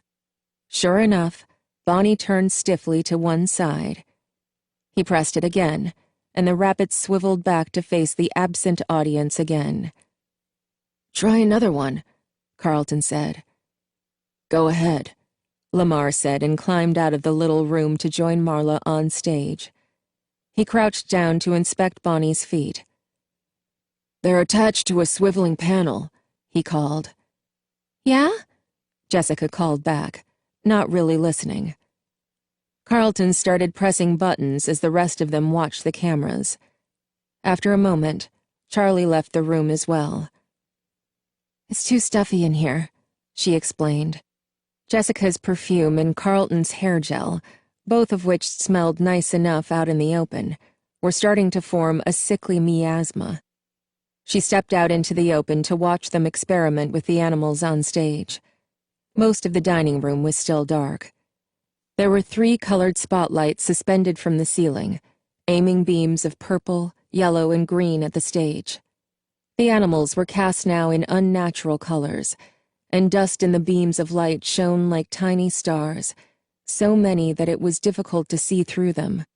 The floor beneath the long tables was dusted with glitter that had fallen from the party hats, and as she looked around, she noticed again the drawings that lined the walls of the place, all at the height of children's eyes. They had always been there, and Charlie wondered now where her father had gotten the first ones when the restaurant opened. Had he used her own childish scribblings, or had he made them himself and stuck them up, forgeries to encourage actual children to display their art? The thought of her father hunched over his workbench, gripping an unsteady crayon with hands accustomed to manipulating microchips, made her want to giggle. She noticed the flashlight still on in the center of the room and went to switch it off. Don't waste the battery, she said in her head, in chorus with Aunt Jen's voice. She turned her attention to the stage. It looked like the others had gotten Chica and Bonnie to go through a series of small, specific movements. They could each swivel their entire bodies back and forth, and their hands, feet, and heads could be moved in various directions, but each movement was separate. Charlie went back to the control room and stuck her head in. Can you make them do the dance? She asked. I don't know how, Carlton said, leaning back away from the monitors. All of this must have been used to program the dances. I don't think someone was in here manually controlling everything during the shows. He shook his head with certainty. That would have been impossible. Huh, Charlie said. Everyone quiet, Marla called out, and they all fell silent. For a long moment there was no sound. Then Lamar said, What? Marla frowned, tilting her head to the side, listening for something. I thought I heard something, she said finally. It was like pings of a music box. Her mouth barely moved as she spoke. It's gone. Why isn't Freddy moving? Charlie asked. I don't know, Carlton said. I can't find the controls for him. Jessica said, tapping the monitors. These cameras don't show the whole place. Charlie peered at them, but they were mixed up, in no logical order. She couldn't piece together a picture of the whole restaurant. There's 3 cameras on the stage, 1 on each animal, but there should be 1 on the whole thing, Jessica was saying. There's the entrance to the kitchen, but not the kitchen itself, and you can't see the hallway and the room with the little stage we were at last night. Maybe the cameras are just in the main room, Carlton suggested. Nope, said Jessica. There are cameras everywhere out there. So? Carlton said. So there's got to be another control room, Jessica said triumphantly. Maybe down the hall by the other stage. Charlie went back out into the main room again. She was feeling restless, less excited by the discoveries than the others, though she was not sure why. She watched the stage. Carlton was still playing with the buttons, Bonnie and Chica jerking in small, disjointed motions, as Freddy Fazbear remained motionless, his eyes half closed and his mouth slack, slightly open. Hey, Lamar said suddenly. Marla, the music. I hear it now. Everyone was silent again. Then Marla shook her head. Creepy, she said, more excited this time, rubbing her hands together as though they were sharing campfire stories. Lamar looked thoughtfully at Freddy. Let's go find the other control room, Jessica said, emerging with a determined look on her face. Okay. Marla jumped from the stage to join them, and they started scanning the rest of the stage, looking for a second door. I'm staying in here, Jason called from the first room. This is so cool. Chica swiveled back and forth rapidly on the stage as he pushed her button repeatedly. Lamar went to join Jason. Okay, my turn, he said, leaning on the door. He went in, not waiting for Jason's response. Charlie stayed where she was, still staring at Freddy, frozen in the middle of his act. John came up next to her, and she felt a flash of irritation. She did not want to be cajoled into joining in the search. He stood there for a moment, looking at Freddy, then leaned in close to her and whispered, I'm counting to 100. You'd better hide. Surprised out of her thoughts, she looked at him for a moment, her irritation broken. He winked at her, then covered his eyes. It was absurd. It was childish. And in that moment it was the only thing she wanted to do. Slightly giddy, Charlie took off, looking for a place to hide. Jason pushed the series of buttons again with increasing frustration. I'm bored now, he announced. How can you be bored? Lamar said, wide-eyed. They aren't working anymore. Jason continued to press buttons, no longer watching the monitors. Lamar studied the monitor. Bonnie's head was up and turned to the side, his eyes appearing to watch the camera. Well, go find your sister then, he told Jason. I don't need her permission to be bored. Impatiently, Jason climbed up and out of the control room. Everyone is so sensitive, Lamar muttered, suddenly realizing he was alone in the control room. He climbed out, but Jason was already gone. Jessica was leading the exploration party, heading toward the little stage they had discovered the night before. Marla looked back and saw Jason skipping to catch up just before they disappeared into the long hall. Hey, be careful, she called over her shoulder as Jason branched off in his own direction. Lamar caught up to the group and followed them on their way into the hall. The main dining room was empty now, though Jason could hear Charlie's and John's playful shouts echoing from the party rooms that extended off the main building. Left alone, Jason headed straight for the arcade.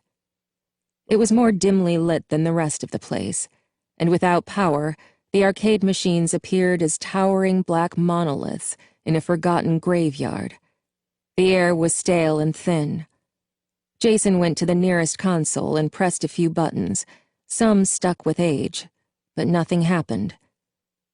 Plug it in, duh. He ducked behind the games to check, but even though the mounds of wires seemed impossibly tangled, it looked like they were plugged in. Maybe there's a switch for the whole room? He started checking the walls. There was no obvious switch, but as Jason scanned the walls, He became distracted by the children's drawings taped in clusters. Jason was too young to have any memories of his own from being at Freddy's. Even Hurricane itself was no more than a hazy set of impressions. But something about the pictures brought up a sense of nostalgia. They were all the same, really, the kinds of drawings he and every other kid had done. Figures with circles for bodies and sticks for arms, in a multitude of colors. Only a few details showed which figures were the animals. Chica with her beak, Bonnie with his ears. It seemed like there had been a bit more attention paid to the drawings of Freddy Fazbear. They were a little better. The children had been a little more careful to make the details right. Jason found himself looking at one drawing in particular. It was the same as the others, maybe a little better. Bonnie the bunny hugging a child. There was no name at the bottom. Jason took the picture off the wall, uncertain why this one in particular interested him so much. John burst into the room with a wide grin and a deep breath, but then, seeing that it was only Jason inside, he quickly returned to a stoic demeanor. "What's up?" He nodded his head, playing it cool, then casually stepped away before silently returning to a sprint. Playing hide-and-seek like babies, Jason thought. I hope I never fall in love. He looked back down at the drawing and squinted as though not seeing correctly. The child was now facing away from Bonnie. Jason stared for a long moment. Wasn't he hugging Bonnie before? He looked out at the main room, but Marla was out of sight, looking for the control room. Jason folded the drawing carefully and put it in his pocket. It was suddenly apparent how quiet it had become outside. Jason stepped out timidly and peeked into the dining room. "Guys," he whispered, looking back once, then ventured out to find the group. Jessica, Lamar, Carlton, and Marla were still creeping slowly through the other half of the building. The spotlights from the dining room didn't reach this far, only accenting edges and corners or specks of glitter. Jessica scanned the wall with her flashlight, looking for breaks in the plaster, and motioned to Marla to do the same. "We have to check for a hidden door," she said. "The last one wasn't really hidden," Carlton pointed out. "Yeah," Jessica conceded, but she kept her light on the wall, clearly not ready to give up the hunt. They passed 2 bathrooms they had not noticed the night before. "Do you think the plumbing still works?" Carlton said. "I really need to pee." "What are you, 5 years old? I don't want to hear that." Jessica rolled her eyes and walked faster. When they got to the room with the little stage, everyone stopped. Marla and Lamar went closer to the stage, drawing together slightly as if unaware they were doing it. Even though Carlton and Jessica had been here the night before, it was as though they were seeing it anew through Marla's and Lamar's eyes. They still had not seen what was behind the curtain, Carlton realized suddenly. "I remember these posters," Lamar said. "I remember this, too," Marla said, pointing to the sign that read "Out of Order" strung across the stage. "My whole life I've felt uneasy when I've seen that phrase, even if it's just at a vending machine." She laughed insincerely. "I know what you mean," Lamar said softly, but before he could go on, Carlton interrupted. "Found it." "Maybe," Jessica amended. There was a door, close set into the wall like the one below the stage, not quite hidden, but not meant to be noticed. It was painted black, like the walls of the room. Jessica turned the knob and pulled, but it was stuck tight. "Locked?" Lamar said. "I don't think so." "Let me try," Marla said. She grabbed the knob and yanked, and it came open, sending her stumbling back. "Impressive," Lamar said. "Yeah, well, taking care of Jason makes me tough." Marla grinned as she knelt down to squeeze through the small door. It was almost the same as the first room, a set of 8 TV screens and a large panel of unmarked black buttons. Carlton fumbled to find the master switch, reaching his hand into a dark corner. Then, with a click, the power came on, and a soft buzzing sound filled the room. Rich, bizarre reds and blues began streaming in under the door from the stage lights outside. Jessica and Carlton began switching the televisions on. They fiddled with the knobs until they were showing pictures, though most were very dark. From here they could see a long shot of the main stage, just as in the other room, but the rest of the cameras were showing other places and angles. While the first control room had only shots of the main dining room, here they could see into other areas of the restaurant. The private party rooms, which were set up with glittery decorations for events that would never happen, hallways, an office, and even what looked like a storage closet. The room behind them was visible as well. The camera trained on the out-of-order sign, now lit with otherworldly shades, and the curtain behind it. On one screen they could see Jason ducking back into the arcade. "Maybe I should go get him," Marla said, but no one responded. Carlton started pressing buttons. Spotlights appeared and vanished on the stage in the main dining room as he did, illuminating first one animal and then another, lighting up empty spaces where someone might once have stood. He flipped a switch, and it seemed for a moment that nothing happened. Then Lamar started laughing, pointing at one of the screens. The pizza decorations lining the walls were spinning wildly, as though they might leap off and go rolling away. "I forgot they used to do that," Lamar said as Carlton brought them slowly to a halt. There was a large black dial to one side of the buttons, and Carlton spun it, but it seemed to do nothing. "Let me try," Lamar said. He elbowed Carlton to the side and pressed another button. There was a high-pitched whine. They all jumped, and it quickly faded down to a static hum. Lamar pressed the button again, and the sound was gone. "I guess we know what turns the speakers on," Carlton said. "I bet we could figure out how to play the music," Jessica said. She reached forward and pushed something else, and stage lights popped up while the main lights dimmed. The figures on the main stage suddenly stood out a little, commanding attention. She pushed it again, and the lights faded back to normal. "I love that," Carlton said. "What?" asked Marla. "Stage lights," he said. "One switch, and it's like a whole nother world up there." Another button flickered the stage lights on and off in the room behind them, while another started and stopped the little merry-go-round, its tinkling music grinding too slowly, like the ride itself was trying to remember how the song went. They managed to get the speakers on again without the feedback whine, but there was still only static. "I have an idea," Jessica said, pushing to the front of the group. She switched on the static again, then started turning the knob back and forth. The hum grew lower in pitch, then higher, responding to her adjustments. "Progress," Carlton said. "It's still just static," Marla said, unimpressed. Jessica turned it lower again, then snatched her hand from the dial like she had been bitten and punched the button, shutting the speakers off. "What?" Marla asked. Jessica remained motionless, her hands still suspended in the air. "What happened? Did it shock you?" Carlton asked. "It sounded like a voice," Jessica answered. "What did it say?" Marla asked, apparently interested again.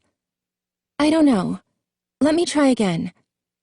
She turned the speaker on again, calling forth the static, and lowered the hum as they all listened, intent on the sound.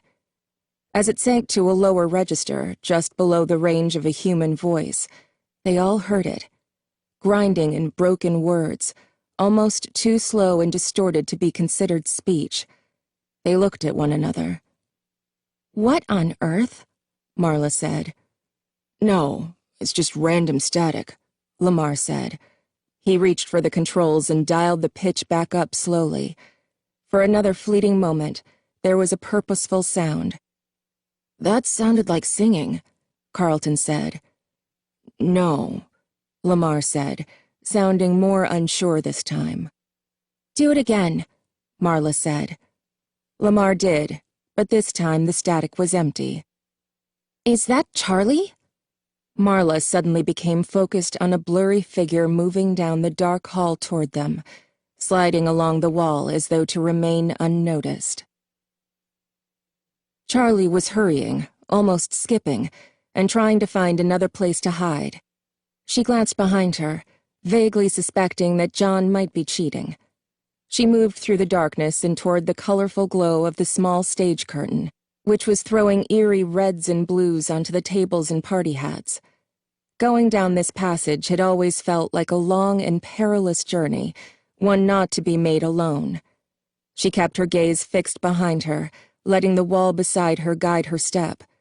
She knew John was close, probably creeping up on her in the dark. Suddenly, she backed into something, stopping short. She had been moving faster than she thought, or more likely the hall was not as long as she remembered. She saw his shadow at the end of the hall. If he turned his head, he would see her. Without thinking, Charlie climbed up onto the platform that she had bumped into and ducked behind the curtain, tucking herself between the wall and a large, bulky prop, trying not to breathe. "Charlie?" he called, still far away. "Charlie!" Charlie felt her heartbeat quicken. There had been boys she liked, now and then, but this was something different. She wanted him to find her, but not quite yet. As she waited, her eyes adjusted to the darkness, and she was able to make out the shape of the curtain and the edge of the stage. She looked up at the object in front of her. No. Her body shuddered, then froze. It was standing over her. It was the thing from her father's workshop, the misshapen thing that hung in the corner, shaken by random convulsions as its eyes burned silver. Does it hurt?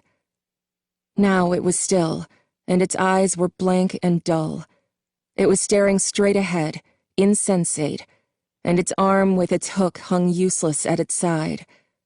She recognized his eyes, but he was somehow worse now, encased in hollow body parts and matted with red fur, with a stench of oil and glue. He had a name now. They called him Foxy, but she knew better. Charlie shrank away, pressing against the wall. Her heart was racing, and her breath was shallow, too fast. Her arm had been touching its leg, and now she felt a sudden itchiness from it, like she had been contaminated. She wiped her hand violently against her shirt as she began to panic. Run. She sprang away from it, pushing off the wall to get away, to move before it saw her, but the edge of the stage caught her foot. She stumbled forward, momentarily becoming entangled in the curtain. She struggled to get free when suddenly the thing's arm jerked up, and the hook slashed at her arm. She ducked away too late, and it cut her. The pain was shocking, like freezing water. She tripped backward and felt herself falling for long seconds, and then she was caught. "Charlie, are you okay?" It was John. He had caught her. She tried to nod, but she was shaking. She looked at her arm. There was a cut above the elbow, almost 4 inches long. It was bleeding freely, and she covered it with her hand, the gaps between her fingers welling over as her own blood leaked through. "What happened?" Marla asked, rushing up behind her. "Charlie, I'm so sorry. I must have hit a button that caused it to move. Are you okay?" Charlie nodded, a little less shaky. "I'm fine," she said. "It's not that bad." She moved her arm around experimentally. "See? No nerve damage," she said. "I'll be fine." Carlton, Jessica, and Lamar came hurrying out of the control room. "We should take her to the ER," Carlton said. "I'm fine," Charlie insisted. She stood up, refusing John's help, and braced herself on the stage for a moment. She heard her Aunt Jen's voice in her head. "How much blood have you lost? You don't need to go to a hospital." She could move her arm just fine, and she would not bleed to death from this. She felt dizzy, though. "Charlie, you look like a ghost," John said. "We need to get you out of here." "Okay," she said. Her thoughts were scattered, and the injury hurt less than it should have. She took deep breaths as they headed for the exit, grounding herself. John handed her a piece of cloth, and she put it to the cut to slow the bleeding. "Thanks," she said, looking at him. Something was missing. "Was that your tie?" she asked, and he shrugged. "Do I look like a tie person?" She grinned. "I thought it looked good on you." "Jason!" Marley yelled as they passed the arcade. "Move it, or I'm leaving you behind." Jason ran to catch up. "Is Charlie okay?" he said anxiously. Marla caught her breath and put her arm around him. "She's fine," she reassured him. They walked briskly down the same corridor that they entered through. Jason looked back as he was being guided out, studying the pictures on the wall once more before losing sight of them. The colored lights from the stage were fading, and the flashlight was throwing shapes and shadows on everything, making the drawings difficult to see. But Jason could swear he saw the figures moving in the pictures. They all hurried back through the empty building and out to the parking lot, not keeping watch for the guard. When they made it out to the car, Lamar, who had grabbed the big flashlight, flipped it on and shone it at Charlie's arm. She looked down at the cut. "Do you need stitches?" Marla asked. "I am so sorry, Charlie." "We were all being careless. It's not your fault," Charlie said. She knew she sounded annoyed, but she didn't mean to. Her voice was tight and clipped with pain. The shock had worn off, but that meant the wound had begun to hurt. "It's fine," Charlie said, and after a long moment the others gave in somewhat reluctantly. "We should at least get you some stuff to clean that up and bandage it," Marla said, wanting to do something to atone, however small. "There's a 24-hour drugstore just off the main road," Carlton offered. "Charlie, why don't you go with Marla and I'll drive your car back to the motel," Jessica said. "I'm fine," Charlie protested half-heartedly, but she handed Jessica the keys. "You're a good driver, right?" Jessica rolled her eyes. "People from New York know how to drive, Charlie." John lingered a moment as Charlie was getting into Marla's car. She smiled at him. "I'm fine," she said. "I'll see you tomorrow." He looked at her like there was something more he wanted to say, but he just nodded and left. "Okay," Marla said. "To the drugstore." Charlie twisted in her seat to look at Jason. "Did you have fun?" she asked. "The games don't work," he said, obviously preoccupied. The drugstore was only a few minutes away. "You stay in the car," Marla commanded to Jason as they pulled to a stop. "Don't leave me out here," Jason pleaded. "I told you to stay," she repeated, a little confused by the fear in his voice. He didn't answer, and she and Charlie headed inside. As soon as they were gone, Jason pulled the drawing out of his pocket. He held it up under the faint lights of the parking lot to examine. It had not changed back. Bonnie the bunny was reaching toward a child, who was facing away from him. Curious, Jason scraped at the crayon lines with his fingernail. The wax came off easily, leaving its trace on the paper. As soon as Marla passed into the fluorescent-lit, air-controlled drugstore, she sighed and put her hands to her temples. "Oh, he's such a little brat," she said. "I like him," Charlie said honestly. She was still using John's tie to stanch the bleeding, and now, in brighter light, she peeled it back to see the cut. The bleeding had almost stopped. It was not as bad as it had first appeared, though the tie was irreparably ruined. "Hey," she said, "how come you brought Jason anyway?" Marla didn't answer right away, setting her sights on the first aid aisle and heading for it. "Here we are," she said. "What do you think? Gauze?" "Sure, but don't call me Gauze."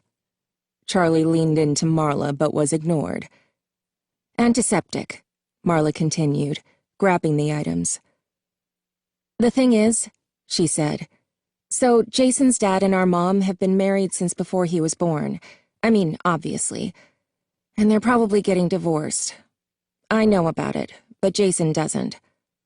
Oh no, Charlie said. They're fighting all the time, Marla went on. And it scares him, you know? I mean, my dad left when I was still a little kid, so I grew up with that. I was used to it. Plus, I got to have a great stepdad. But for him, it's gonna feel like the end of the world. And they're sure not doing anything to make it easier. They're fighting right in front of us. So I didn't want to leave him alone with that for a week. I'm so sorry, Marla, Charlie said. Yeah, it's okay, Marla said.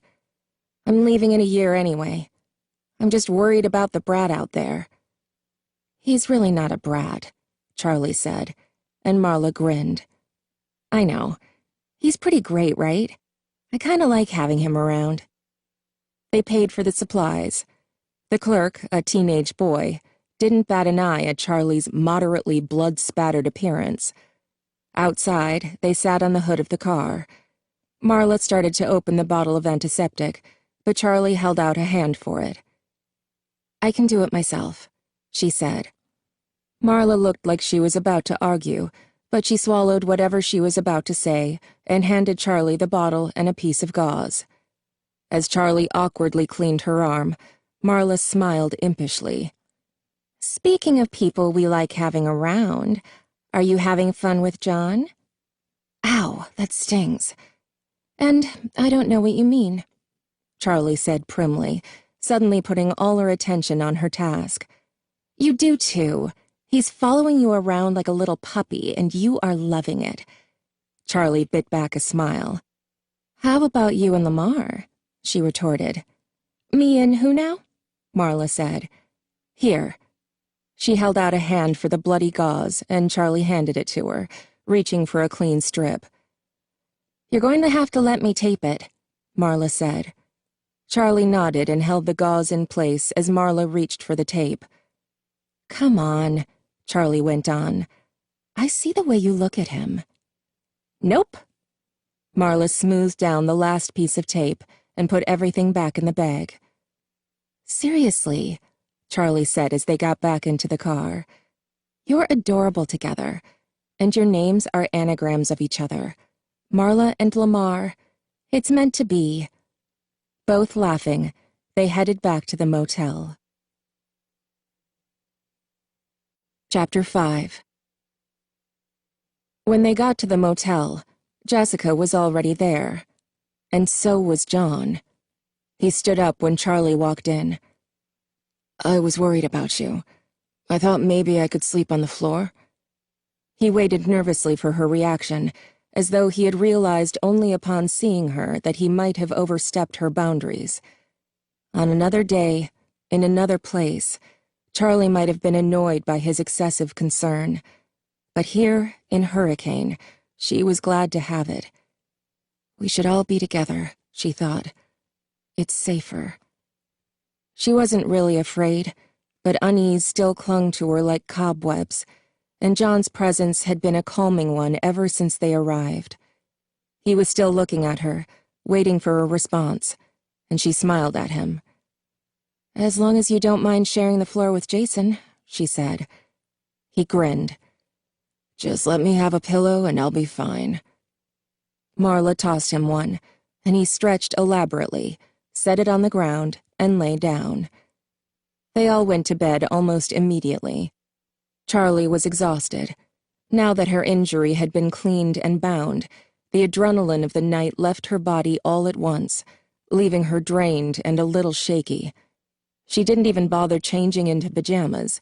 She just collapsed on the bed next to Jessica and was asleep in seconds.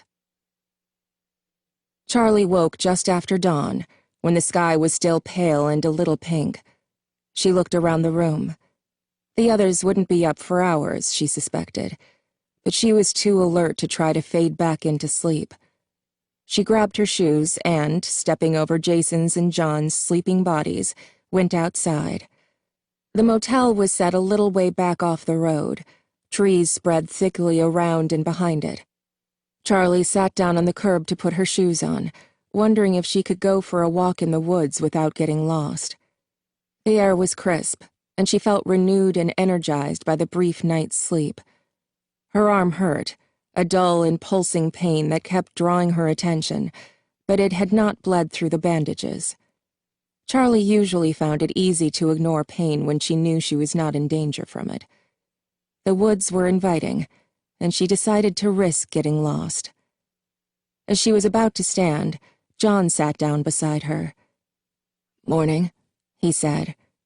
His clothes were rumpled from his night on the motel floor, and his hair was a mess. Charlie held back a laugh. "What?" he said. She shook her head. "You look a little like your old self today," she said. He looked down at himself and shrugged. "Clothes don't make the man. What are you doing up so early?" "I don't know. Couldn't sleep. What about you?" "Somebody stepped on me." Charlie winced. "Sorry," she said, and he laughed. "I'm just kidding. I was awake." "I was going to go for a walk," she said, pointing at the tree line. "Out there somewhere. Do you want to come?" "Yeah, definitely."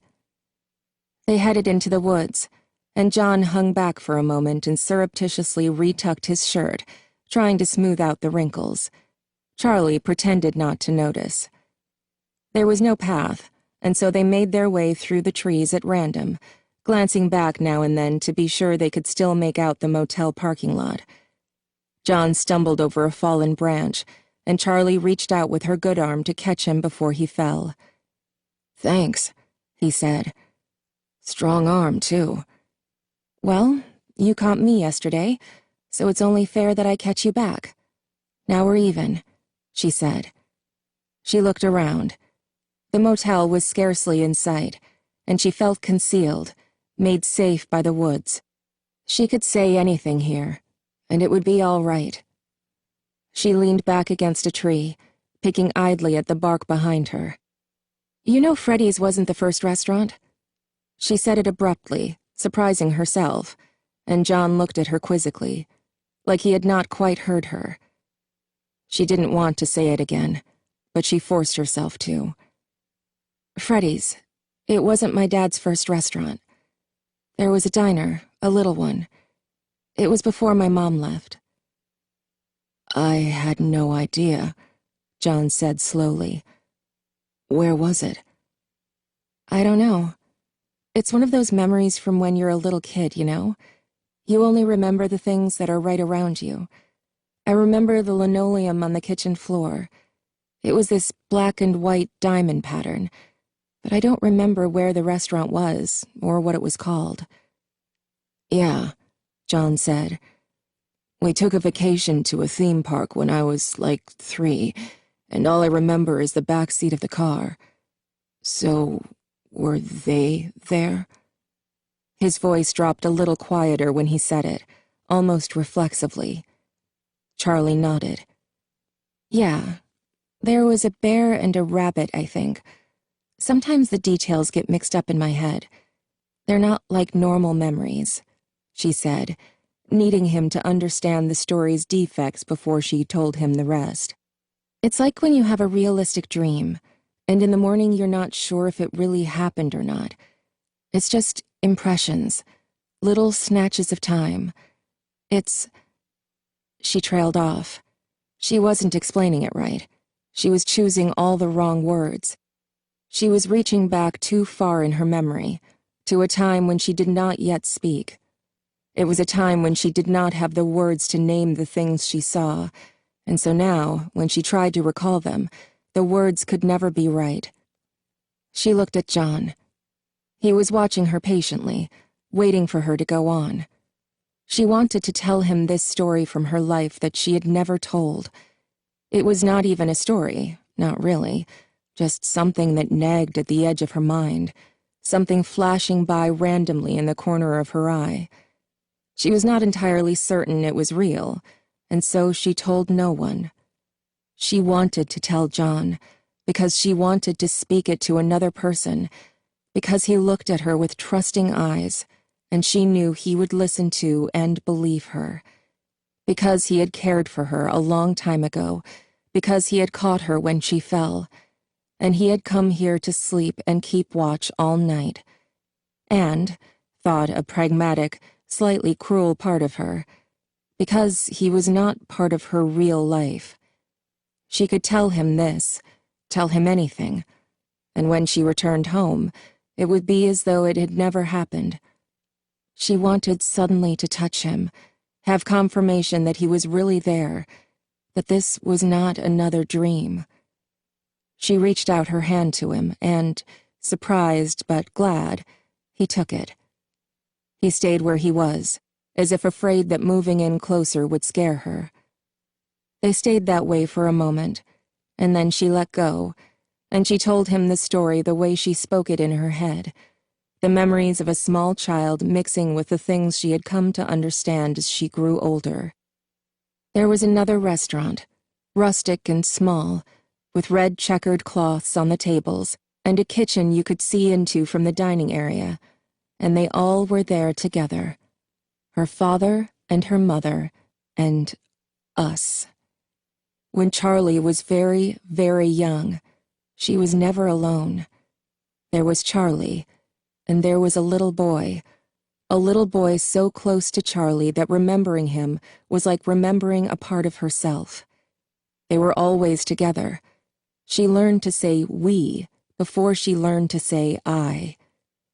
They played together on the floor of the kitchen, sometimes drawing pictures while hiding under a hardwood table. She remembered the shuffling of feet and the shadows of customers walking by. Light was broken by a slowly turning fan and thrown across the floor in ribbons. She remembered the smell of an ashtray and the hearty laughter of adults lost in a good story while their children played. Very often she would hear her father's laugh echoing from a distant corner as he talked with customers. When Charlie pictured him laughing like that now, it was with a little ache, a sucking feeling in the center of her chest, because his eyes were bright, and his smile was easy, and because he wanted them all to be a part of the restaurant, to share his work freely, because he was not afraid to let his children roam and explore. He was yet untouched by grief, and so while he looked a little like the father she truly remembered, he was not the same man at all. Charlie was looking down at the ground as she talked, at the dirt and stones and cracked remains of leaves, and her hand was at her back, stripping bark from the tree. Does that hurt the tree? She thought, and forced her hands away, nodding them in front of her. The restaurant was open until late at night, and so when they began to falter, Charlie and the little boy would crawl into the pantry with blankets and soft toys to sleep until it was time to close. She remembered using sacks of flour as pillows, big bags almost as long as they were tall. They would snuggle down together and whisper words of nonsense that meant deep things only to the two of them, and Charlie would drift into sleep, half listening to the warm sounds of the restaurant, the clank of dishes and the murmur of grown-up talk, and the sound of the bear and the rabbit as they danced to their chiming tunes. They loved the animals, the yellowish-brown bear and the matching rabbit, who wandered the restaurant, dancing and singing for the customers, and sometimes just for Charlie and the little boy. They sometimes moved stiffly and mechanically, and sometimes with fluid, human movements. And while the boy liked the animals best when they acted like people, Charlie liked them the other way. Their stilted movements, their lifeless eyes, and their occasional glitches fascinated her. They acted alive, but were not. The narrow yet bottomless chasm between those things, alive and not alive, enthralled her, though she would never have been able to explain why. I think they were costumes, Charlie said now, still looking down at the ground. The animals weren't always robots. The bear and the bunny were costumes, and sometimes people wore them. And sometimes my father put it onto one of his robots, and you could always tell which it was by the way they danced. Charlie stopped. There was more, but she could not bring herself to speak. There was something else that made her lock down her mind and force the memory away, the part that made her unwilling to ask Aunt Jen for answers, because she was afraid of what those answers might be. Charlie had not dared to look at John the whole time she was talking, staring only at the ground, at her hands, at her sneakers. Now she did look at him, and he was rapt, seeming almost to be holding his breath. He waited, not wanting to speak until he was sure she was finished. "That's all I remember," she said at last, even though it was a lie. "Wait, who was the little boy?" John said. Charlie shook her head, frustrated that he had not understood. "He was mine," she said. "I mean, he was my brother. We were the same." She was speaking childishly, as if the memory had taken hold of her, forcing her to regress. She cleared her throat. "Sorry," she said, speaking more slowly, trying to choose her words with care. "I think he was my twin brother."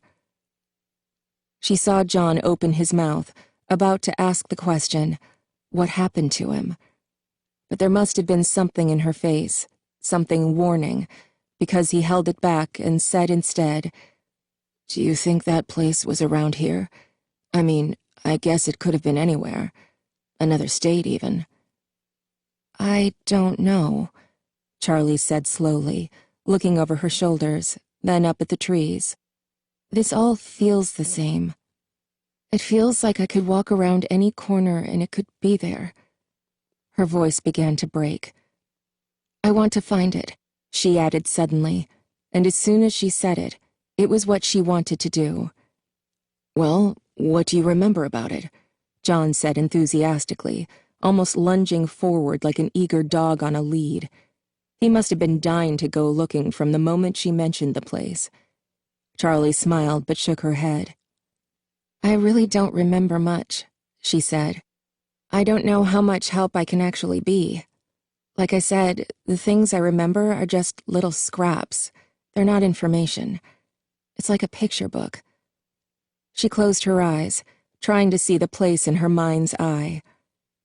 The floor would shake. She lifted her head as the thought became clear. "A train?" she asked, as though John would know. "I remember this thunderous sound every day. It was the biggest sound I'd ever heard. I don't mean loud. I mean, you could feel it in your whole body, like it was rumbling right through your chest." "It must have been close to some tracks then, right?" John said. "Yeah," Charlie said with a spark of hope.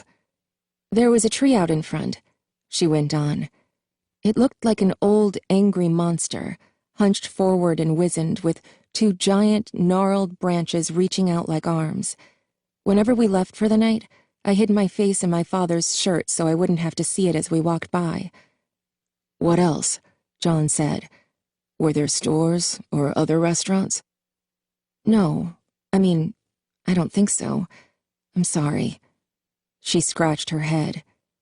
"It's gone." "It's not enough," John said, a little frustrated. "It could be anywhere. A train and a tree.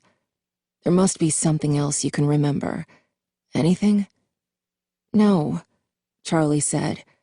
The more she pushed herself to remember, the harder it got. She was grasping blindly, and it was like trying to get a hold of living creatures, as if the memories saw her coming and slipped away. She tossed out fragments as she managed to catch them. The tablecloths, red and white checked, and made of real cloth, not plastic. She remembered grabbing at one, unsteady on her feet, and the whole table setting falling down on top of her, plates and glasses shattering around her as she covered her head. "Charlotte, are you okay?" Her father's voice seemed clearer than ever. There was a squeaky floorboard in the corner of the diner that Charlie liked to push on, making it sing as if it made music. There was a picnic table out back where they used to sit in the sun, one leg of it sinking in the soft ground. There was the song her parents used to sing in the car whenever they came home from a trip. They would burst into it when they were a little way from home, and then they'd start laughing as if they had done something clever. "It's nothing helpful," Charlie said. "Just kid stuff." She felt a little lightheaded. She had spent so many years avoiding these memories. Her mind shied away as if from snakes. Having done it, she felt strange and a little guilty, like she had done something wrong. But she also felt something that might have been joy, in the things she never allowed herself to think of. The memories of that time were unsafe. There were traps and snares wrought into their very substance, but there were precious things among them. "Sorry," she said. "I can't remember more." "No, that's really impressive. I can't believe you remember that far back at all," he said. "I didn't mean to push you," he added a little sheepishly, then looked thoughtful. "What was the song?" "I think it was the same one they danced to at Freddy's," Charlie said. "No, the one your parents sang in the car." "Oh," she said. "I don't know if I remember it. It wasn't really a song, you know? It was just a little line." She closed her eyes, picturing the car, trying to envision the backs of her parents' heads as though she were still in the back seat. She waited, trusting her mind to give it up, and after a moment it did. She hummed it, just 6 notes. "We're back in harmony," she sang. "And they'd, harmonize," she added, embarrassed by her parents even now. John's expression was blank for a moment as the words at first seemed meaningless, but then his eyes lit with promise. "Charlie, there's a town north of here called New Harmony." "Huh," was all she said for a moment. She listened to the words in her head, wanting them to set off an inspiration, trip a memory, but they did not. "I feel like that should ring a bell, but it doesn't," she said. "Sorry, it doesn't sound wrong, but it doesn't sound right either." She was disappointed, but John still had that thoughtful look on his face. "Come on," he said, extending his hand. Charlie wiped her cheek and took a shaky breath, then looked to him. She nodded with an exhausted smile and got to her feet. "Should we wait for everyone to wake up?" John said as they emerged into the parking lot after a brisk walk back. "No," Charlie said with unexpected vehemence. "I don't want everyone there for this," she added in softer tones. Just the thought of the whole group going along made her anxious. It was too risky, too private. She had no idea what they might find or what it might do to her, and she couldn't abide the thought of making those discoveries with an audience. "Okay," John said. "Just us, then." "Just us." Charlie went inside and grabbed her car keys, moving slowly so as not to disturb the others. As she was heading back to the door, Jason stirred and opened his eyes, looking up at her like he wasn't quite sure who she was. She put a finger to her lips. He nodded sleepily and closed his eyes again, and she hurried out the door. She tossed the keys to John and got in on the passenger's side. "There's a map in here," she said, jostling open the glove box door. The map fell out amid a pile of hand warmers and emergency food rations. "Your aunt strikes again," John smiled. Charlie held the map just a few inches from her face. New Harmony was close, only about half an hour away. "Think you can navigate?" he asked. "Aye, Cap'n," Charlie said. "Turn left out of the lot." "Thanks," he said wryly. They drove back through the town and out the other side, the houses farther and farther between as they went. Each one stood solitary, connected only by sagging power lines. Charlie watched the telephone poles and the dipping wires repeating hypnotically, as if they would go on forever, then blinked, breaking the spell. Ahead of them, the mountains rose up ancient and dark against the clear blue sky. They looked more solid than anything else around them, more real, and maybe they were. They had been here, watching, long before the houses, long before the roads, and they would be here long after they were all gone. "Nice day," John said, and she looked at him, tearing her gaze from the view. "Yeah," Charlie said. "I kind of forgot how beautiful it is out here." "Yeah," he said. He was quiet for a moment, then looked at her sideways, and Charlie couldn't tell if he was being shy or just keeping his eyes on the road. "It's weird," he said at last. "When I was a kid, the mountains kind of scared me, especially when we were driving in the dark. They were like some monstrous beasts looming over us." He laughed a little, but Charlie did not. "I know what you mean," she said, then grinned at him.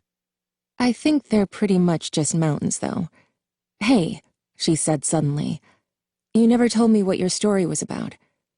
"My story?" He flicked his eyes at her again, a little nervous. "Yeah, you said you got a story published. What was it about?" "I mean, it was just a little magazine, just local," he said, still reluctant. Charlie waited, and finally he continued. "It's called The Little Yellow House. It's about a boy," he said. "He's 10 years old. His parents are fighting all the time, and he's afraid they're going to get divorced. They fight, and he overhears them saying awful things to each other, and he hides in his room with the door shut, but he can still hear them. So he starts looking out the window at the house across the street.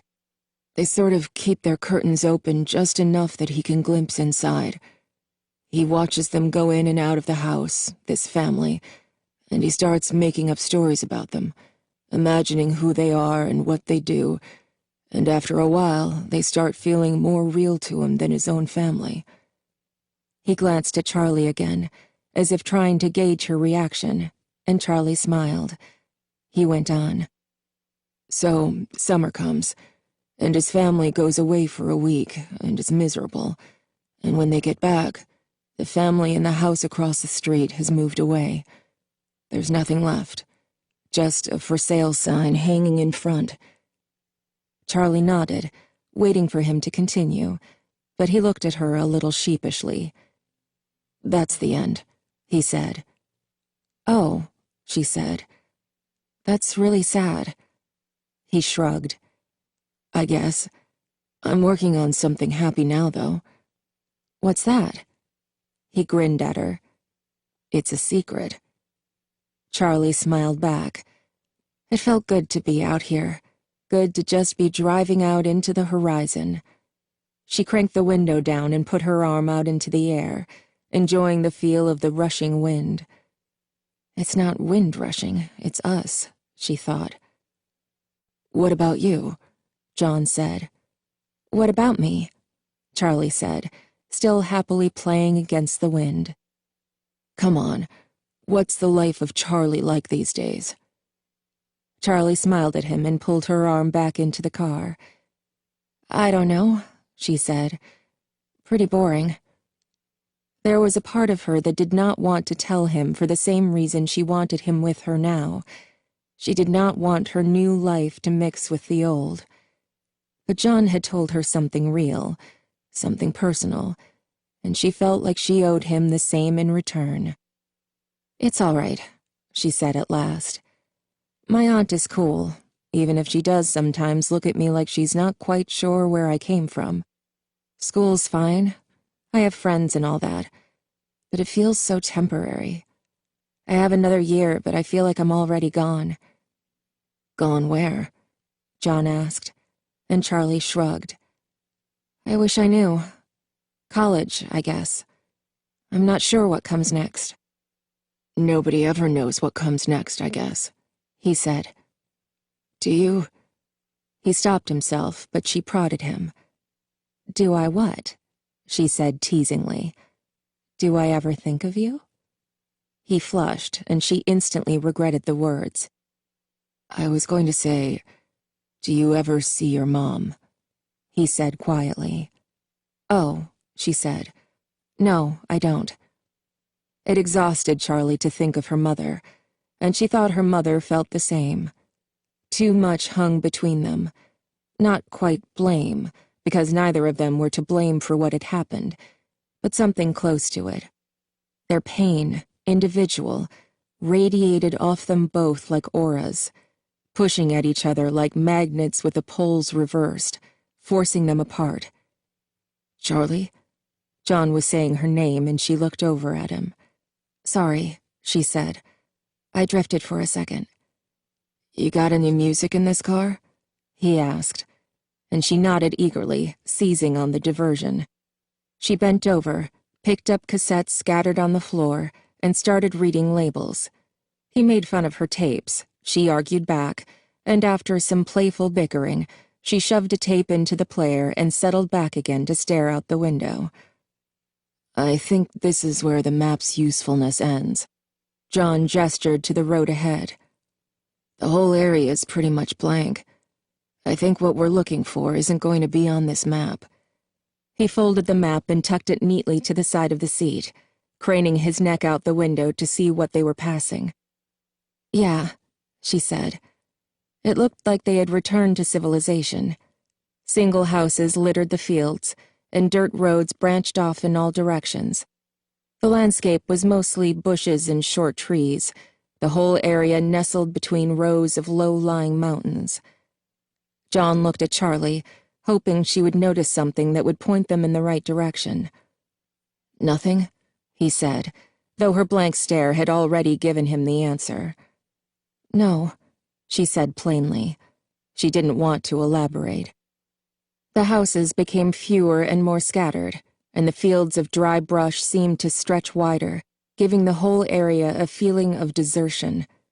John found himself glancing over at Charlie at short intervals, waiting for a signal, half expecting her to tell him to stop and turn around, but Charlie just stared into the distance, her eyes fixed on nothing, resting her cheek in her hand. "Let's go back," she said finally, sounding resigned. "We could have missed something," John said. He slowed the car, looking for a spot to make a U-turn. "We missed a lot back there. Maybe it's down one of those dirt roads." Charlie laughed. "Really? You think we missed a lot?" She grew thoughtful. "No, none of this feels right. Nothing rings a bell." She felt a tear spill onto her cheek, and she swiped it away before John could notice. "Okay, no worries," Charlie said abruptly, pulling herself back from reverie. "Let's grab a bite, just you and me." John smiled, still checking his mirrors for a place to turn. Charlie shivered. Then something caught her eye. She almost jumped in her seat, sitting straight up. "Stop!" she shouted. John slammed on the brakes and the car skidded, dust billowing up all around the car. When they stopped, Charlie sat silently as John checked the rearview mirror again, his heart racing. "Are you okay?" he said, but Charlie was already out of the car. "Hey!" he called after her, scrambling out of his seatbelt and rushing to lock the car behind him. Charlie was running back toward the town, but her eyes were on the field beside the road. He caught up quickly, trotting along beside her without asking questions. After a few minutes, Charlie slowed and began shuffling her feet on the ground, peering down as though she had lost something small and valuable in the dirt. "Charlie?" John said. Until this moment, he had not thought about what it was they were doing. It was an adventure, a chance to be alone with Charlie, to run off after a clue, but now she was starting to worry him. He brushed his hair back from his face. "Charlie?" he said again, his voice touched with concern. But Charlie did not look at him. She was intent on whatever she had found. "Right here," she said. She made a sharp turn toward the edge of the road, where something protruded and snaked across the ground. John knelt carefully, brushing some of the loose dirt with his hand and exposing a flat metal beam. He kept going, uncovering a track that stretched across the road and went off into the field in both directions. It took him a moment to speak. It was as though the earth itself had tried to conceal it from them. Be careful, he thought with a minor pang of alarm, but he brushed aside the feeling. I think we found your tracks, he said, looking up at Charlie, but she was nowhere in sight. Charlie? He took a quick look up and down the road, but there were no cars. Charlie, he called again, waving the dust away from his face and racing to catch up. When he reached her, he hung back a little, afraid to disturb her intense focus. There was a cluster of trees up ahead, gathered together as though around a campfire, tall and short or thick and scraggly. Charlie dragged her foot along the track as she walked, as if it might vanish if she ceased to touch it. What is that? An old station? John asked, squinting and blocking the sun with his hand. There was a long building nestled in the trees, its color blending in with the small grove, making it difficult to spot. The tracks veered away, heading off toward the mountains, and Charlie stopped dragging her foot along them, letting them go.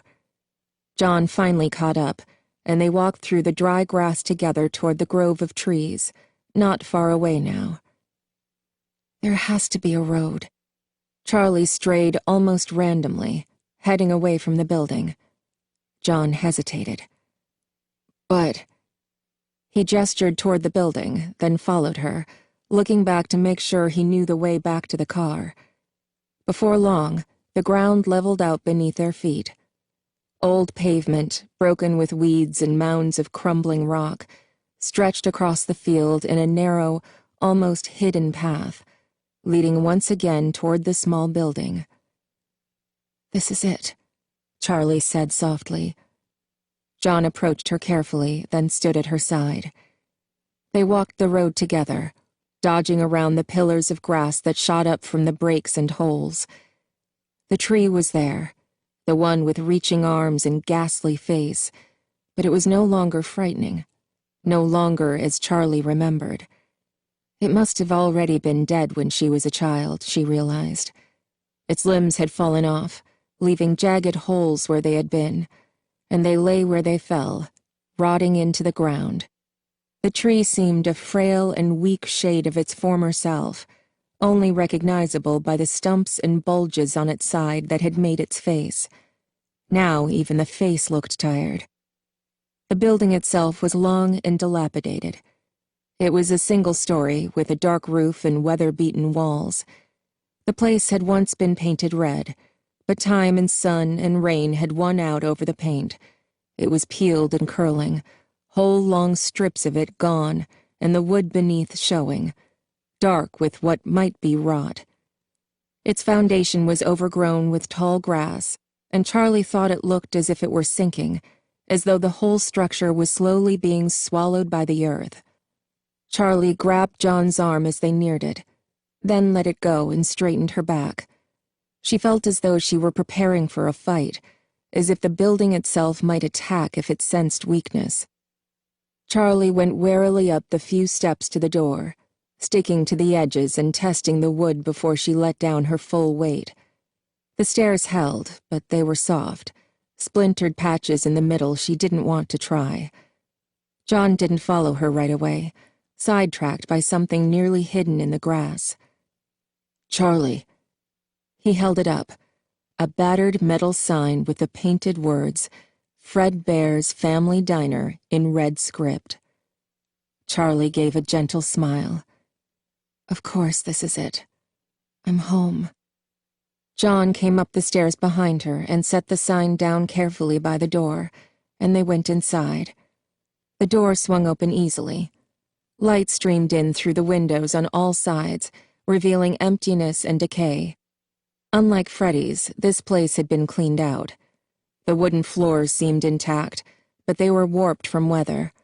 Sunlight was streaming in, unobstructed, and went where it wanted without furniture or people to block its path. Charlie looked up at the ceiling fan. It was still there, but one of its blades was missing. There were double doors to their right with circular windows. Unlike the dining area, which was breached with sunlight and the sounds of the outside, The room behind the double doors was still pitch black. John was more interested in this than Charlie, and he carefully peered into one of the windows, obviously tempted to nudge it open and see what was inside. Charlie left him to his curiosity and walked farther into the dining room, which he only knew as the dining room through memory. Now it was a vacant and lonely room, stretching long and narrow, at least 50 feet, growing darker as it went. There was a slightly elevated stage at the end of the room, and Charlie realized as she looked around that the place had probably once been a dance hall, and the long desk by the entrance that her parents had used for a cash register had probably been a bar. She went over to it and saw that she was right. There were even grooves and scratches in the wood floor where bar stools had once dug their feet. She tried to picture it, a dark bar with a country western band playing on the stage, but she could not. When Charlie looked at the stage, she could still see two animatronic animals in shadow, moving in unnatural twists and turns. She could hear echoes of carnival music and distant laughter. She could still smell the cigarette smoke in the air. She hesitated before going farther, as though the ghosts she remembered might linger on the stage. She tried to catch a glimpse of where John was. He finally had the door to the kitchen half open and was sticking his head inside. Charlie turned her attention back to the stage and walked toward it across the creaking floor. Even the smallest sound was deafening, accompanied by faint whistles as the wind slipped through cracks in the windows and walls.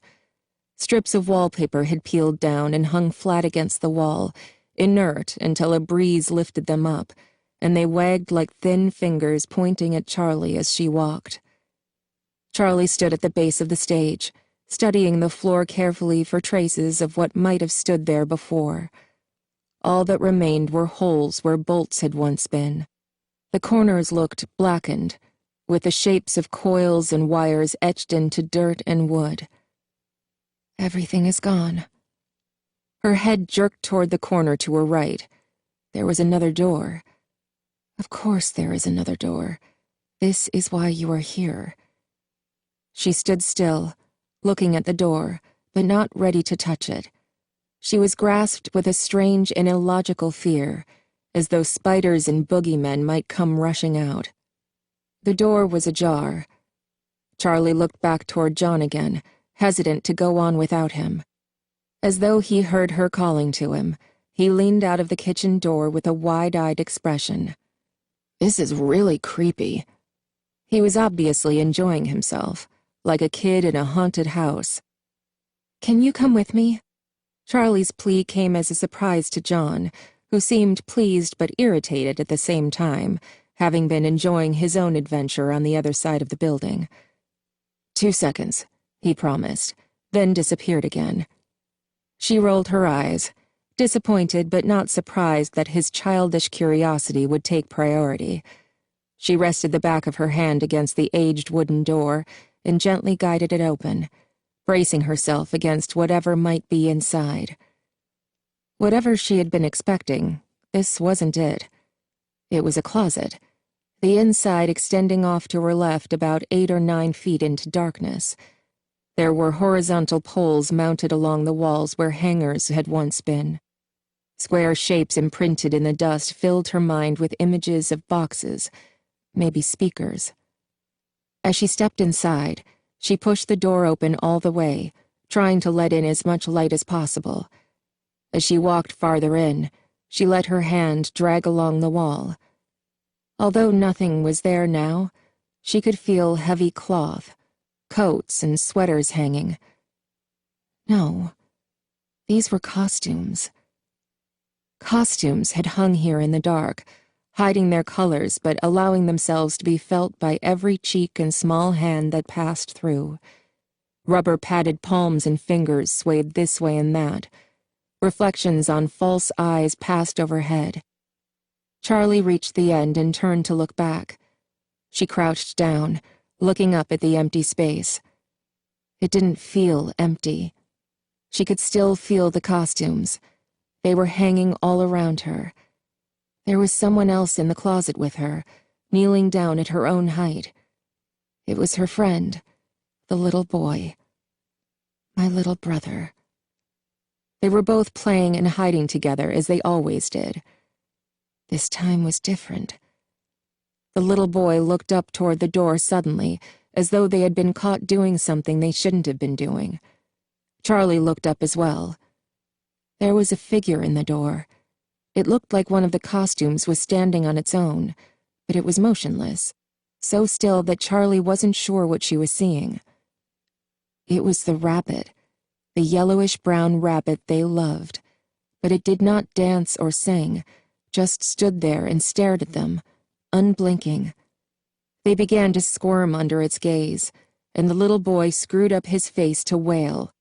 Charlie pinched his arm, seized with an instinctual sense that they must not cry. The rabbit looked back and forth from one to the other with those all-too-human eyes, ponderous, as though weighing and measuring them in some way that Charlie could not understand, like it was making a momentous decision. Charlie could see its eyes, its human eyes, and she was cold with terror. She felt the fear in her brother as well, felt it echoing between them, reverberating and growing because it was shared. They could not move, they could not scream, and finally the creature inside that patchwork, ragged yellow rabbit suit reached forward for the boy. There was a moment, one single moment, when the children still clung together, gripping hands, but the rabbit snatched the boy to his breast, yanking them apart, and fled. From that moment the entire memory shattered with piercing and unrelenting screams, not her brother's, but her own. People rushed to help. Her father picked her up and held her, but nothing could console her. She screamed and screamed, louder and louder. Charlie snapped back from her dream, the sound still high and painful in her ears. She was crouched down in silence. John stood at the door, not daring to interrupt. She did not remember much of what had happened next. Everything was dark. It was all a blur of images and facts she had pieced together later, things she might remember and others she might have imagined. She was never in the restaurant again. She knew her parents shuttered the doors immediately. Then they moved to the new house, and Charlie's mother left a little while after that. Charlie did not remember her saying goodbye, although she knew her mother must have. Her mother would not have left without a goodbye, but it was just lost in the mist of time and grief like so much else. She remembered the first time she stood in the doorway of her father's workshop, the first day they were alone in everything. It was the day he began to build her a mechanical toy, a little dog who tilted its head from side to side. She smiled when she saw it finished, and her father looked at her the way he would look at her for the rest of his life, as though he loved her more than life itself, and as though his love made him unbearably sad. She knew even then that something vital inside him had broken, something that could never be repaired. Sometimes he seemed to look right through her, as if he couldn't see her even when she was standing right in front of him. Her father never again spoke her brother's name, and so Charlie learned not to speak it either, as though to speak it would send them back to that time and unravel them both. She woke in the mornings and looked for the little boy, having forgotten in her dreams that he was gone. When she turned to where he would be and saw only her stuffed toys, she would cry, but she would not say his name. She was afraid to even think it, and she trained her mind to shrink from it until she truly forgot. But deep inside, she knew it. Sammy. A rumbling sound rose, loud and low like a train passing, and Charlie startled. A train? She looked around her, eyes wide. She was disoriented, not sure if she was in the past or present. It's okay. I don't think it's anywhere near here. Might just be a big truck. John took Charlie's arm and pulled her to her feet. Did you remember something? He whispered. He was trying to catch her gaze, but she was focused elsewhere. A lot. Charlie put her hand to her mouth, still staring into the darkness as if she could see the scene. John's hand on her arm was an anchor, and she clung fast to it. This is real. This is now, she thought, and she turned to him, seized by a fierce gratitude that he was there with her. She buried her face in his chest, as if his body could shield her from what she had seen, and she let herself cry. John hugged her tight, one hand on her head, cautiously stroking her hair. They stayed that way for long moments, and at last she calmed, her breathing deep and even again. John loosened his grip on her, and as soon as he did, Charlie stepped back, suddenly aware of how close they had been. John's hands were still suspended in midair from where Charlie had been. After a moment of shock, he lowered one and used the other to scratch his head. So, he hoped for an answer to fill the silence. A rabbit, Charlie said calmly, looking toward the doorway. A yellow rabbit. Her voice became graver as the image was still fresh in her mind. The one I saw the night Michael disappeared. The bear. I'm pretty sure he was yellow too. I thought you said it was like the others, Charlie said. I thought it was. When everybody said Freddy was brown, that night we first met up, I just thought I was remembering it wrong. I mean, I really don't have a great memory for back then, you know? I didn't even remember what color my old house was. But then you said he was yellow too. Yeah, they were yellow. She nodded. It was the answer he was expecting. I think it's connected. The animals from here, and the one I saw at Freddy's. And the one that took my brother, Charlie thought. She took a final look around the place. Let's go back, she said. I want to get out of here. Okay, John said. As they headed to the door, a small object caught Charlie's eye and she snatched it up. It was a twisted piece of metal, and as John watched, close by, she stretched it out, then let it snap back together with a loud crack, like a whip. John jumped. What is that? He said, composing himself. I'm not sure, she said, but she slipped it into her pocket. John was watching her like there was something he wanted to say. Let's go, Charlie said. They began the trek back to the car. Sammy, then years later Michael and the other kids. Of course it's connected, Charlie thought. Lightning might strike twice, but not murder. Can you drive again? She asked after a long period of silence. The only sound so far had been their shoes crunching through the dry grass. Yeah, of course, he said. John managed to get the car turned around in the constricted space, and Charlie settled against the window, her eyes half closed already. She watched the trees fly by outside her window and felt herself beginning to doze. The metal object in her pocket was digging into her leg, keeping her awake, and she repositioned it, thinking dreamily of the first time she saw one of the things. She was sitting with Sammy in the restaurant before it opened for the day. They were under a window, in a dusty beam of light, playing some invented game she could no longer remember, and their father came over, grinning. He had something to show them. He held up the piece of twisted metal and showed them how it opened, then let it snap back in his hand. They both cried out in surprise, then started giggling and clapping their hands. Their father did it again.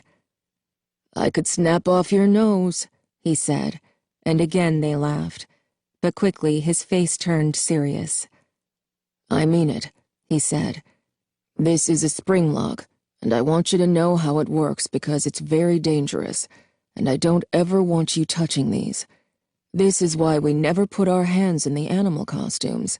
It's very easy to trigger these if you don't know what you're doing, and you could get hurt. It's like touching the stove.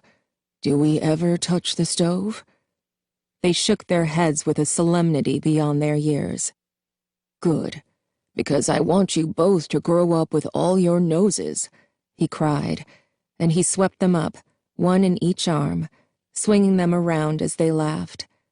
Suddenly, there was a loud snap. Charlie jolted out of sleep. "What was that?" "What was what?" John said. The car was off. Charlie looked around. They were back at the motel. Charlie took a moment to reorient herself, then gave a reluctant smile. "Thanks for driving." "What were you dreaming about?" John said. "You looked happy." Charlie shook her head.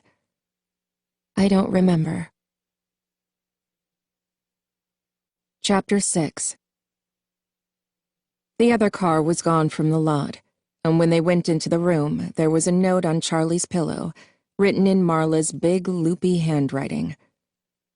"We're meeting for dinner at 6:30, and then going to you-know-where," she had written.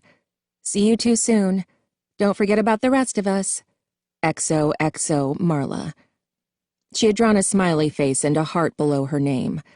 Charlie smiled to herself, folding the note and slipping it into her pocket without showing it to John. "What does it say?"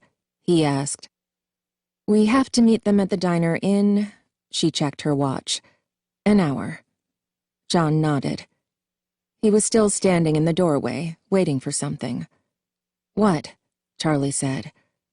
"I need to go change," he said, gesturing at the rumpled clothing he was wearing. "Can I take your car?" He held up the keys and jangled them. "Oh, yeah, of course. Just come back for me," Charlie said with a grin. He smiled. "Of course," he added with a wink. When the door closed behind him, Charlie let out a sigh. Alone at last. She was unaccustomed to so much company. She and Aunt Jen moved in their own orbits, meeting gladly from time to time throughout the day, but with the assumption that Charlie could take care of her own needs or would speak up if she could not. Charlie never spoke up. She could feed herself, get to school and back, and maintain her high grades and casual friendships. What could Aunt Jen do about nightmares? About questions she did not really want the answers to? What could Aunt Jen tell her that was not even more horrific than what she already knew? So she was not used to the sustained presence of other people, and it was a little tiring. She showered quickly and pulled on new clothes, jeans and a black t-shirt, then lay back on the bed, staring up at the ceiling. She had a vague sense that her mind should be racing with excitement or horror at their discoveries, going over and over the memories she had awakened, searching for something new. Instead, she just felt blank. She wanted to be alone, to push the memories to the back of her mind where they belonged. After what seemed like only a few short minutes, there was a knock on the door, and Charlie sat up, checking her watch. More time had passed than she realized. It was time to leave. She let John in. "I have to put on my shoes," she said. She looked up at him as she knotted the laces. He had changed, this time into jeans and a t-shirt, a contrast with the formal clothes she had gotten used to. His hair was still wet, and there was something fresh and bright about him. She smiled a little. "What?" he said when he noticed. "Nothing," she said. "You still look dirty," she joked as she pushed past him. They got in the car. This time she drove, and when they reached the diner, Charlie turned off the engine and hesitated, not moving to leave the car. "John," she said, "I don't want to tell anyone about Fredbear's." "But—" He stopped himself. "Yeah," he said. "I think we forget this is your life and not just some adventure. It's fine. I can keep a secret." "It's all our lives," she said. "We were all there. We can tell them later. I just want to sort some of it out for myself right now." "You got it," he said, and he looked a little pleased. Charlie knew why. It was a secret between them, something she entrusted only to him. When they went inside, everyone was already halfway through dinner. Charlie realized with a sharp pang that she had not eaten all day, and she found herself suddenly starving. The waitress spotted them as they sat down and came over immediately.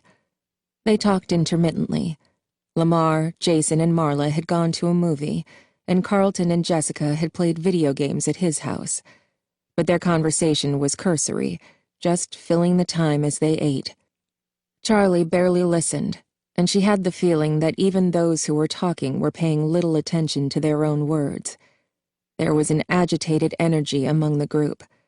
They were all just waiting, their minds already focused on Freddy's. "What about you two?" Jessica asked, looking at Charlie and John. "Yeah, what about you two?" Marla echoed with a twinkle in her eye. "We just went for a drive," John said quickly. "Got lost for a while." "I bet you did," Carlton muttered into his burger, grinning slyly even though his mouth was full. After dinner, the group hurried through the mall and toward the restaurant, hushed and cautious. As they passed through the atrium, their shoes made only soft sounds on the tiled floor, and no one spoke. Charlie had left the big flashlight in the car. They knew their way well enough by now, and the guard had almost seen them the night before. There was no reason to risk drawing extra attention. They came to the end of the hall, and Lamar, at the front of the group, stopped short. Charlie bumped into Marla before she realized what was happening, and she murmured an apology, then froze. The night guard was blocking the alley behind Freddy's, his arms folded across his chest. He had no flashlight, and so he had been invisible, hidden in the darkness until they were almost upon him. "I had a feeling you wouldn't leave it alone," he said with an odd, uneven smile. Marla whispered something unpleasant under her breath. "I could have you arrested for trespassing," he said. "Saw you here last night, but I couldn't see where you got to. I guess now I know," he added with a smirk. There was something almost immediately off-putting about the man. He was tall and slightly too thin for his uniform, which bagged at the shoulders and waist, as if he had once been a more robust man but had lost his form somehow to illness or tragedy. His name tag, reading Dave, hung askew on his chest. His skin was sallow, and his eyes were undercut by heavy lines, adding to the impression of long-standing ill health. "What were you all doing back here anyway?" he demanded. "You kids partying? Drugs? I could have you arrested right now, you know." Charlie and John glanced at each other. "We're sorry," Lamar said quickly. "We'll go. We don't have any drugs." "Says who? Says you?" The guard wore an odd expression, and his words were harsh and fast. He seemed not to be responding to what they were saying. He looked angry, but his mouth kept quirking up at the corners, like he was trying not to smile. "What do we do?" Jessica whispered. "Probably the most action he's ever had out here," Carlton said with a hint of disdain, and Charlie remembered suddenly that Carlton's father was a cop. She remembered him in his uniform, tilting down his dark sunglasses at them with a mock glare, then smiling, revealing the joke. The guard, however, looked like he meant it. "We'll go," Lamar said again. "Sorry." Charlie looked at the man, considering him. The ill-fitting uniform, his peaky, almost exhausted-looking features. He really could kick them off the property or even have them arrested for trespassing, but still, she could not really fear him. His inadequacy shone through him like a kind of negative charisma. He would always be shoved to the back of a crowd, always shouted down in an argument, always picked last, forgotten, ignored in favor of those who were simply more vital, more vigorously attached to life. Charlie frowned at herself. It was an unusual train of thought for her. She did not usually assume she could read the lives of strangers through the lines on their faces. But it gave her an idea. "Why don't you come with us?" she said. "We just want to explore a little bit more. Then we'll leave. You know your way around better than any of us," she added, hoping that some of the flattery would stick. "And then we'll never come back again," Carlton said. The guard did not immediately dismiss the idea, and the others quickly chimed in with their own assurances. The guard peered at them one by one, fixing his gaze on each in turn. When he looked at Charlie, she looked away, not wanting to meet his eyes, as if she would be giving something away if she let him look too deeply. Once he had inspected them to his satisfaction, he nodded. "Sure," he said. "Only because I've always wanted to take a walk in there myself." He jerked a thumb behind him, and, catching the surprise that must have shown on their faces, added, "I'm not an idiot. I've been working here for years, walked this building inside and out every night. You think I don't know what's back there?" Charlie felt herself flush. She had somehow assumed their discovery was unique. The guard looked down at his name tag suddenly, then pointed to it. "Name's Dave," he said. "I'm Jason," Jason said, and, a little warily, the others recited their own names in turn. They stood there, looking at one another awkwardly for a moment, no one wanting to be the first to move. Then Jessica shrugged. "Come on," she said. She walked quickly to the scaffolding that hid the alley to Freddy's and pulled back the plastic, revealing the break in the wall, and they all filed through, squeezing past the piled boxes. Dave hung back politely, letting them all go first. He motioned to Charlie to go ahead. "I don't want you behind me," Charlie thought. She looked at Jessica, who wasn't moving either. "Please, go ahead," Charlie said with an edge in her voice, and Dave ducked his head shyly and went. Charlie followed him, and Jessica tucked the plastic carefully back where it was, concealing their passing even though there was no one left to catch them. As they made their way down the dank alley, Charlie touched her fingers to the brick wall, dragging her hand along it as if to guide her.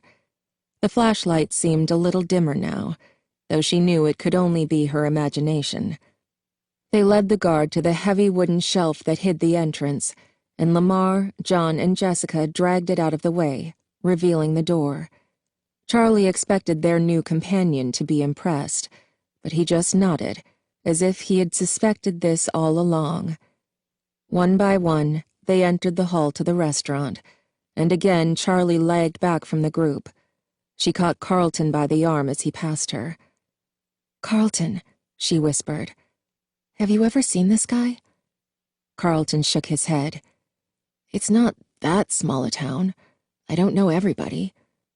Charlie nodded absently, her eyes still on the newcomer as they made their way down the long hallway into Freddy's main dining room. She had invited the guard because it seemed like the only way to get back in, but now she was beginning to regret it. Letting a stranger into Freddy's was like letting him into her home, like giving something up. "What happened to the restaurant?" Lamar said, his tone carefully even, forcing a friendliness he could not have felt. "Why is it boarded up? And why is the mall abandoned anyway?" His voice sounded thin in the narrow hallway, a little muted. "You don't know?" Dave said. "This town needs money, jobs, revenue, things like that.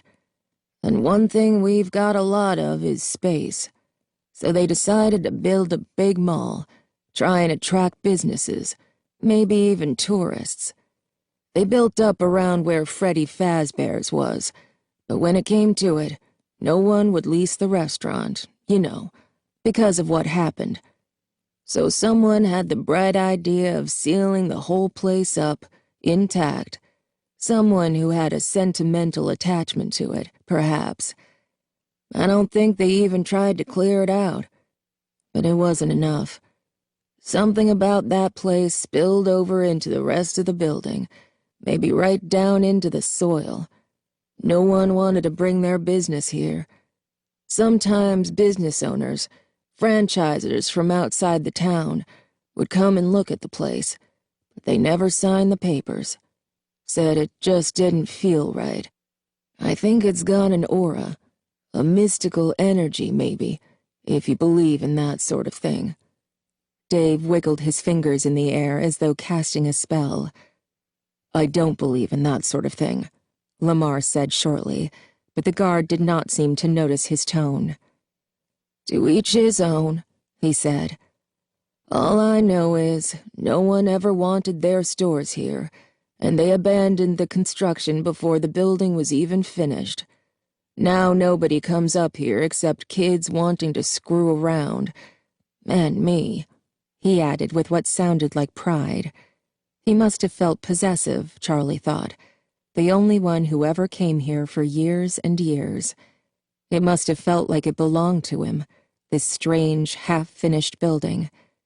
To him, they must be the invaders. They came to the end of the hallway, and the space opened up before them. Jessica ran ahead to the control room beneath the stage, her flashlight bobbing merrily ahead of her. She disappeared for a moment, then hit the light switch, and all at once the room was warm and bright. Charlie stopped, blinking in the sudden light. Dave brushed past her, and as he did, something caught her eye. There was a scar on his neck, curved and ugly, almost a perfect half-moon. The tissue was knotted and white. The cut that made it must have been a deep one. Only a few feet away, Dave turned in a circle, taking in the restaurant, awed, and as he did, Charlie saw that the scar had a twin, the same half-moon, in the same place on the other side of his neck. She shivered a little. The marks were too clean, too perfectly placed. They almost looked deliberate. The group fanned out. Carlton, for some reason, headed toward the kitchen, and Jason wandered away toward the arcade again.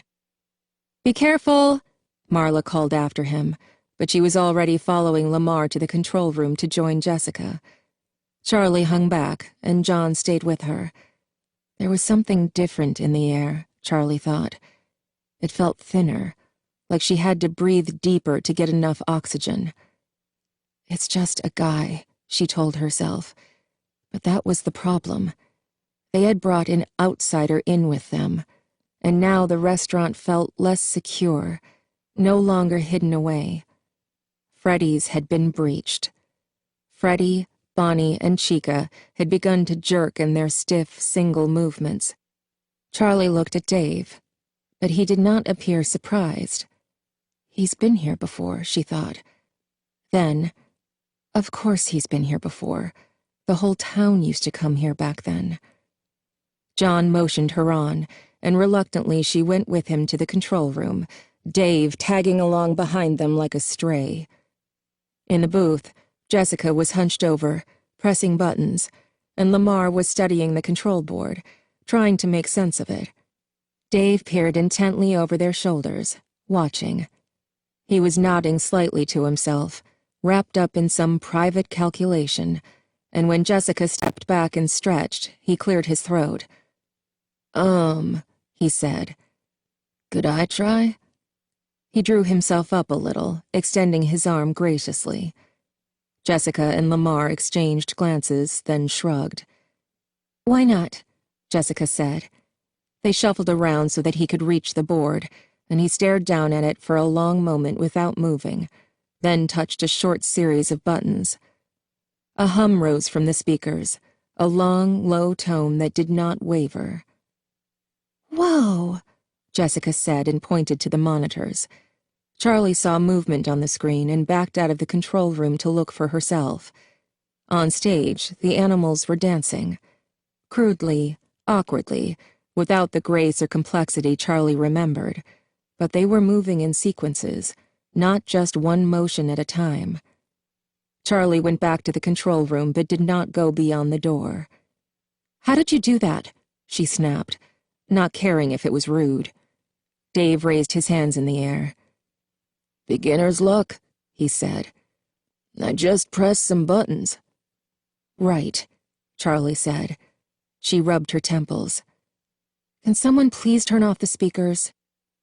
Lamar darted forward and flipped a switch, and the sound died. Despite the silence, Charlie felt as if she could still hear it, whining away inside her head. She closed her eyes for a moment, and when she opened them, Jessica and Lamar had gone back to working the controls, but there was a caution to their movements, and they glanced at each other every few seconds as if seeking reassurance. Charlie looked at John. His arms were folded across his chest, and his eyes were trained on the back of Dave's head. In the arcade, Carlton pressed some random buttons on a game console, knowing nothing would happen, then turned around, finding himself the subject of an 11-year-old's resentful stare. "What?" he said. "I'm not a baby," Jason said. "You don't have to watch me." "What?" "Jason, I'm not watching you. I'm just hanging out with you. I'm not Marla. Go stick your tongue in an electric socket for all I care." He waggled his eyebrows comically, and Jason laughed. "Okay then, maybe I will," he said. He scanned the baseboards for a socket, briefly considering calling Carlton's bluff, but when he glanced back, Carlton had already wandered off. Jason bit his lip and rocked on his heels, feeling foolish. After a moment, he went back to the drawings on the wall. There were too many drawings to peruse each one in turn, but Jason suspected he would not need to. As they had the night before, the drawings would come to him. They wanted to be found. All Jason had to do was look. The drawings in the arcade gave up nothing.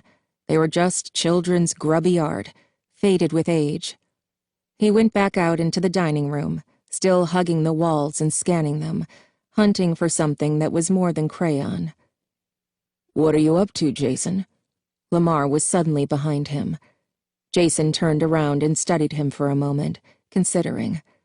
He liked Lamar, even if his friendliness could be traced easily to his interest in Marla.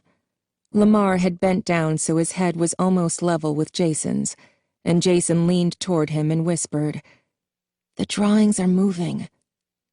Lamar drew back, and for a moment a look of real alarm crossed his face, but it was fleeting. Jason bit his lip, waiting, and Lamar grinned at him, then reached out to pat him on the head. "Okay, Jason, we'll get you the help you need," he said heartily, and Jason laughed and slapped Lamar's hand away. "Shut up, seriously," Jason said with a hint of sheepishness, and Lamar patted his head again and headed off. As soon as Lamar was a few feet away, Jason rolled his eyes. "What do you think I am, your pet?" He gave his hair a violent tussle as if he could shake loose whatever Lamar had done to him, then went back to the wall, concentrating. He had made his way all along one wall and was turning the corner when it happened. A flicker, just out of the corner of his eye, almost a shimmering. He stopped. Which one was it? He scanned the drawings again, going up and down the wall carefully, around the place he thought he had seen movement, but there was nothing. He started over, stopping to look at each crayon scribble, and then it happened again. He seized on it this time, his eye finding the drawing just as the shimmer of movement stopped, and just as he did, he saw another, so brief he would have ignored it, just a trick of the light, had he not been watching for it. It was above the first and maybe 2 feet to the left. His eyes darted back and forth, trying to see both at once. Suddenly, there was a third movement in a drawing between the two, this one more noticeable. This time, he almost saw the drawing shift before it was still again. Sitting back on his heels, Jason looked at the 3 drawings, each in turn. The crayon was black, and they all looked like they had been drawn by the same kid, all with 2 figures in the foreground, a child and a rabbit. Jason glanced around the room. His sister and the others still seemed to be engaged by the stage. Lamar had gone back to join them. Jason pulled the drawing he had found the night before from his pocket. He smoothed it out, pressing it to the surface of the floor. Then, slowly, he peeled its linty tape out flat and stuck the paper to the wall just at his eye level. He stared at the wall, waiting. Nothing happened. Jason frowned. He had been so certain these would tell him something, but they were just drawings. The child and the bunny stood in the middle of the paper, in one close together, in another far apart. But there was nothing there that could be called a story. Oh well. He started to look over at the others again, and the highest one began to move. This time he saw the shift. The crayon lines twisted and slid on the page, moving of their own accord, too fast to follow. When the first stopped moving, another started. They continued one after the other until the last, the one he had just put back, was finished. Jason watched, eyes wide, his heart pounding, but by the time he realized what was happening, it was over. The figures were fixed in place, and now they did tell a story. In the first, a child was sitting alone. In the second, Bonnie appeared behind the child. In the next, Bonnie had snatched the child, lifting it off the ground. In the last, the child was screaming. His eyes wide and his heart racing, Jason stepped back. He was transfixed.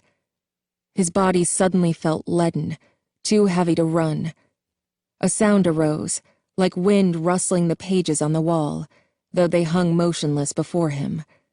The sound rushed and grew, louder and louder until wind gave way to screaming.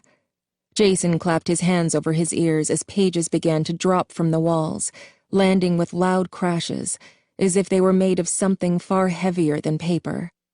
As he watched, the fallen pages turned a dark red, soaking through with color as they touched the floor. Jason turned to run, but his path was blocked as pages tumbled from the ceiling in a torrent. One landed on his shoulder, another on his back, and then another, and they clung to him, wrapping around him as if they would suffocate him. Jason felt his legs buckle under the weight, dropping at last to one knee. As he braced himself under the storm of paper, the room began to shake violently. Jason gritted his teeth, trapped. And suddenly, it was over. The red-soaked papers were gone. There was nothing on his back, and Marla had him by the shoulder and was staring at him, wide-eyed. "Jason, what on earth is wrong with you?" Jason scrambled to his feet, brushing himself off as if he were covered with invisible insects. "The pictures were falling on me," he said urgently, still panicked, but as he looked back at the wall, he realized that the room was silent and still. A single picture had fallen from its place. Marla looked down at it, then back to her brother, and shook her head. She leaned close and hissed into his ear, "You embarrass me." She let loose her grip after a moment, her face almost blank, and walked away. Jason stumbled as he got to his feet, but followed as quickly as he could, keeping his eyes trained on the walls as they went. In the control room, Dave had his hands on the buttons, his fingers wandering lightly over them without pressing anything. The movement looked careless, instinctual, like a habit. Charlie leaned close to John. "He's been here before," she whispered. "Look at the way he touches the controls." "Maybe he's just good with computers," John offered, not sounding convinced. "Can you make them dance again?" Jessica asked. Dave barely seemed to acknowledge the question. His mouth hung slightly open, and he seemed to be staring at something none of them could see. In the bright lights, they could all see that his uniform was grubby and torn in places, his face poorly shaven, and his eyes a little unfocused. He looked less like a guard than a vagrant, and he looked at them all as if he had wandered in ages ago and they were the newcomers. It took him a moment to register the question. "Sure, let's see what we can do," he said. He smiled at her, his mouth askew. His eyes were a little too intent on her face, holding her gaze just a little too long. Jessica swallowed, seized with an instinctive revulsion, but she smiled back politely. "All right," Dave said. "I've been here a few times before. I think I can work some magic." Charlie and John exchanged glances. "You've been here before?" John said in a careful, even tone, but Dave ignored him, or did not hear. There was a keypad to the far left of the control board that no one had touched yet, as it did not appear to be connected to anything. Now Dave reached for it and began to press the buttons quickly, as if he had done it 100 times before. He gave Jessica a conspiratorial glance. "For special occasions, you can request a dance." He smiled at her again with that crooked intensity. "Great," Jessica said, breathing a sigh of relief. Anything to get out of such forced proximity to this man. She looked at Lamar. "I'm going to go look. Will you take over?" "Yeah, sure," he said, scooting forward to fill the vacancy as Jessica and Dave made their way out to the show area. On stage, the lights were flashing in patterns, accompanying music that no longer played, and Bonnie's mouth was moving as though in song. His eyelids closed for long blinks, then opened again with loud clicks, his glass eyes moving from side to side. One large blue hand rose and fell, strumming exaggeratedly on the red guitar whose strings had long since gone missing. "Lamar, how much of this are you doing?" Carlton said, suitably impressed. "Not much," Lamar called back. "Most of it seems pre-programmed." Bonnie turned to them, and Jessica startled as he seemed to look right at her. But he turned away just as quickly to face the rows of empty seats, lifting his head to sing. "It's strange seeing them like this," Jessica said, taking a step back to get a better view. Bonnie's foot tapped along in rhythm, and his mouth opened and closed with song. There was no voice. There was no music. There was only a strange humming coming from the speakers and an orchestra of mechanical snaps and squeaks. Bonnie sped up, strumming and tapping faster. His eyes suddenly seemed out of sync, looking left while the head went right, then rolling back into his head. Dave approached the stage with deliberate steps. "Nervous little fella, aren't you?" He smiled, seemingly unbothered as the rabbit moved faster and faster. "Hey, Lamar, can you take it down a notch?" Jessica called. Bonnie's arms began convulsing violently, his mouth open but stuttering, his eyes throwing their gaze in seemingly random directions. "Lamar, something's wrong," Jessica cried. Bonnie's foot jerked upward with a sound like a gunshot, yanking free the bolt that anchored him to the stage. "Lamar!" Carlton climbed onto the stage and hurried to Bonnie, trying to search the rabbit for an off button as he ducked its erratic swings. "Carlton, get down, you idiot!" Jessica ran to the stage. Bonnie was moving too fast, out of control as if his program had hit a glitch. He was no longer following the dance sequence they all remembered so well. He began to convulse and thrash. Carlton scrambled back, trying to get away, but Bonnie's arm broke away from the guitar, swinging out and hitting Carlton across the chest, knocking him off the stage. He landed on his back and stayed down, gasping for breath. "Lamar!" Jessica shouted. "Lamar, turn it off!" "I don't know how," he yelled back. Jessica knelt down beside Carlton, looking helplessly at him. She tapped his shoulder insistently. "Carlton, are you okay? Carlton, look at me." Carlton gave a small laugh that sounded more like a cough, then grabbed her hand and pulled himself up to sit. "It's okay," he said. "Just got the wind knocked out of me." Jessica still looked worried. "I just need a minute," he assured her, the words still coming in little wheezes. In the control room, Lamar pressed button after button frantically, but on the screens he could still see Bonnie moving wildly and at random, not responding to anything he did. Charlie rushed in, pushing him out of the way, but it took her only seconds to see that the buttons were powerless. She locked eyes with Lamar for a moment. "We aren't in control," she thought. As one, they rushed from the control room to help the others. Jessica screamed, a short, high-pitched sound, and Marla and John ran to her, Charlie and Lamar arriving seconds later. All the animals were moving now in that same fitful way, cycling through their programmed movements at random with a desperate, panicked air. The lights began to pulse, flickering rapidly on and off. The stage lights did the same, the colors appearing and disappearing so that the whole space was washed first in bright gold, then a sickly green, then a bruised and vicious purple. They blinked like strobes, and the effect was nauseating.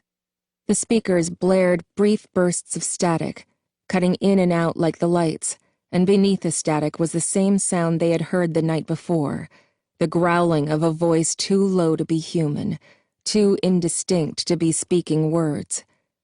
The group came together cautiously, not quite trusting their own senses.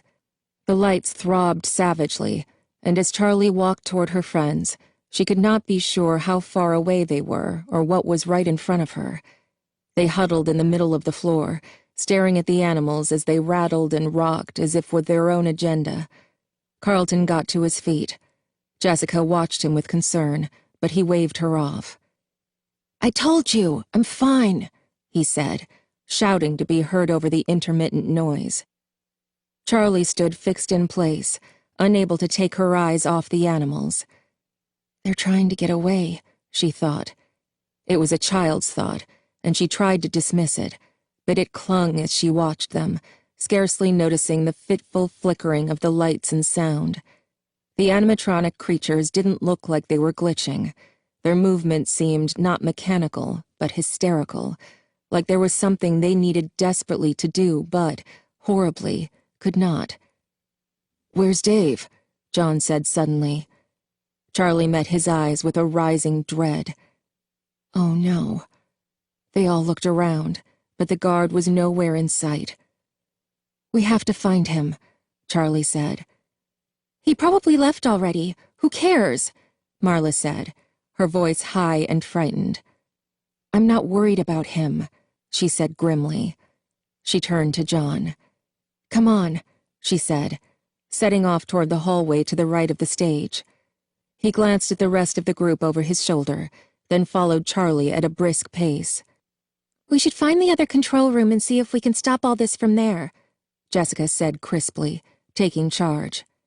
"You and Jason go look for Dave," she told Marla. "I'll go with them," Lamar said quickly. "Control room?" Carlton said, looking at Jessica. "Control room," she confirmed. They all set off, moving slowly. The strobing lights distorted the space in front of them, seeming to throw up obstacles that were not there, obscuring the ones that were. The effect was disorienting, a constantly shifting maze of light and noise. "Ow!" Marla shouted, and everyone stopped short. "Are you okay?" Carlton yelled. "Yeah, I just bumped into this stupid merry-go-round," she called back. The speakers were momentarily noiseless, but they shouted across the small distance as if there were a canyon between them. In another hallway, Dave was moving toward a goal. Without the others there to watch, he moved fast, scuttling almost sideways, and darting his eyes back over his hunched shoulders from time to see he was not followed. There was a large key ring at the belt of his uniform, but only a few keys hung from it. He selected one, opened a door, and let himself into the restaurant's office. He closed the door quickly behind him, cushioning it against noise, even though the group would never hear it this far away or note it between their own shouts and the blaring of the speakers. He turned on the overhead light. It was steady, illuminating the room without a flicker. On the far wall, there was a tall closet flat against the wall, and he used another key on his ring to open it. Dave stood still in the open door for a long moment, breathing deeply. As he did, his back straightened and his hollow chest seemed to expand, drawing an uncharacteristic confidence from what he saw. An odd, thin smile on his lips, Dave reached out with his fingertips, savoring the moment, and brushed yellow fur. Jessica and Carlton hurried away down the hall toward the second control room, but Marla and the two boys moved more slowly, sticking their heads into the party rooms, then the arcade. The rooms appeared empty, but in the constantly changing light, Jason thought as they moved on, it would be easy to miss just about anything. Having checked the area, Marla and Lamar headed back into the main room. "Where are Jessica and Carlton?" Lamar shouted over another burst of garbled sound. Jason stopped and looked back, and in a fleeting instant he saw it. A rabbit, outlined in the hall for a split second as the lights flashed on him, then vanishing and appearing again in his place in the party room they had just left. "Marla!" Jason shouted. "Marla!" His voice was shrill, agitated. She whirled around. "What? Are you okay?" "I saw Bonnie. He was there." "What?" Marla's eyes went automatically to the stage. Bonnie was still there, moving back and forth in the same odd, spastic movements. "Jason, look, he's there. He can't move off the stage." Jason looked. Bonnie was there. I saw him, he thought, looking back down the hallway, but it was empty. Jessica came running up, out of breath. "Is everyone okay? I heard screaming." "We're fine," Lamar said. "Jason thought he saw something." "Where's Carlton?" Marla said. She rubbed her temples. This light is giving me such a headache." "He's still fighting with the controls," Jessica said. "We should find Charlie and John. I think we need to get out of here." "I think they went that way," Lamar said, pointing to the hall at the far end of the room, just past the stage. "Come on," Jessica said. Jason followed as the group crossed the main dining room again, maneuvering cautiously around tables and chairs. He looked back as they reached the hall. Suddenly, Bonnie appeared again, darting out from the arcade and ducking into the hall that led to Pirate's Cove. Jason watched his sister and the others file through the doorway, then slipped away before they could see him go. He ran across the room, intent on following the rabbit, then slowed his pace when he reached the dark hallway. The lights in the little hall were completely out, and though he could see nothing, it was a minor relief from the pulsing strobes. Jason hugged the wall as he moved, trying to scan ahead of him for signs of movement, but it was too dark. His eyes had not adjusted. After what seemed like ages, he came out of the hall and into Pirate's Cove. From a distance, he could hear his sister's voice, calling his name. Guess they noticed I'm gone, he thought wryly. He ignored it. Crossing the room, he peered down the other hallway, the one that led to more party rooms, but it was so dark that he could scarcely see more than a few feet ahead. Turning back, he approached the little stage, the out-of-order sign still strung across it. As if anything in this place is in order. Suddenly, the curtain moved, and Jason froze. The curtain began pulling back. Jason couldn't bring himself to run. All went dark. Then the lights came on suddenly to reveal Carlton standing in front of him, having emerged from behind the curtain. "What are you doing back here by yourself? Come on, let's go." Carlton greeted him with a warm smile. Awash with relief, Jason took a step forward, opening his mouth to speak, and stiffened, struck still with fear. Bonnie suddenly broke through the darkness, appearing beneath the stage lights before them. But it was not Bonnie. This rabbit's yellow fur was almost blinding in the light. He rushed at them, and before Jason could cry out, the giant rabbit had a hold of Carlton from behind, smothering his face with a giant, matted paw and wrapping his other great arm around Carlton's chest, gripping tightly. Carlton struggled silently, hitting and kicking, but the creature barely seemed to notice. He screamed into the rabbit's paw, but the sound was swallowed whole. As he fought, the rabbit slunk back the way he came, dragging Carlton with him like a prize from the hunt. Jason watched them go, agape. His heart raced, and his breath was shallow. The stifling air around him made him lightheaded. A noise came from behind him, the grinding screech of rusted metal beginning to move, and he leaped forward and turned, moving just in time to avoid a hook as it plunged swiftly downward. Foxy's eyes flashed in synchrony with the lights above, and for a dizzy moment it seemed to Jason that those eyes were the controlling force behind it all, that if Foxy closed his eyes, every light might go out. The animal did not move like the others. It slowly, purposefully, rose between the gap and the curtains, its gleaming eyes reaching a staggering height. "Jason!" It was Charlie's voice, he knew, but he kept staring back and forth, first at Foxy, then at the place where Carlton had been stolen away. "Jason!" she called again, and then she and John were beside him, touching him, shaking him out of his ghastly reverie. John grabbed his hand and pulled him into a run. In the main room, the others were already halfway down the hallway to the outside door, all but Marla, who was waiting anxiously at the entrance, her face flooding with relief when she saw Jason. "Marla! Bonnie, he took Carlton!" Jason yelled, but she just put a hand on his back and pushed him through the door and into the hall. "Go, Jason!" "But I saw Bonnie take Carlton!" he cried, but he ran, afraid to stop.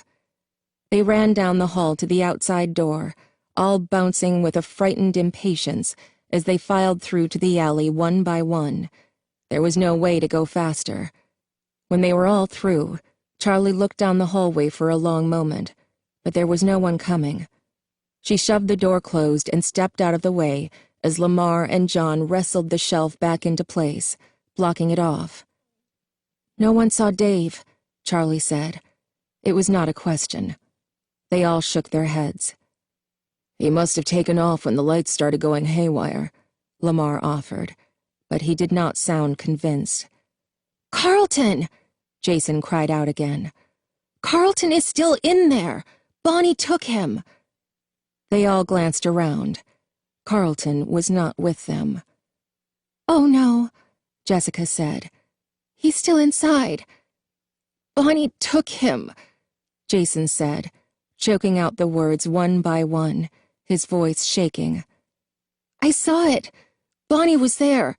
He was in Pirate's Cove, and he grabbed Carlton and carried him away. I couldn't stop him." He scrubbed a sleeve across his eyes, wiping tears. "Oh, sweetheart." Marla hugged him, and he clung to her, hiding his face in her shirt.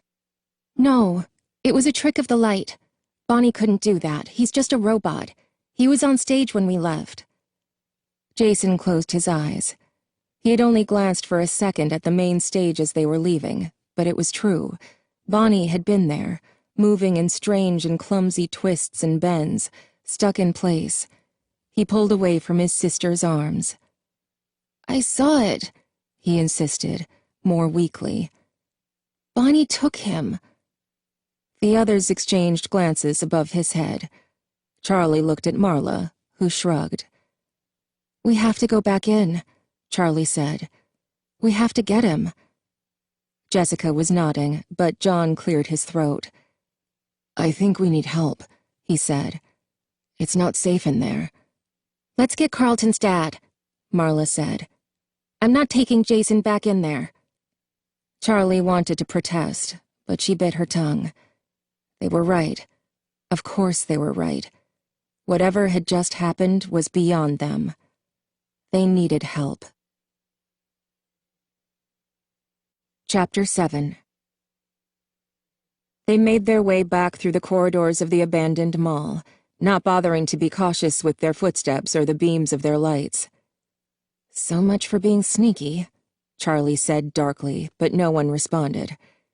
By silent consensus, their pace quickened steadily. By the time they reached the parking lot, they were almost running.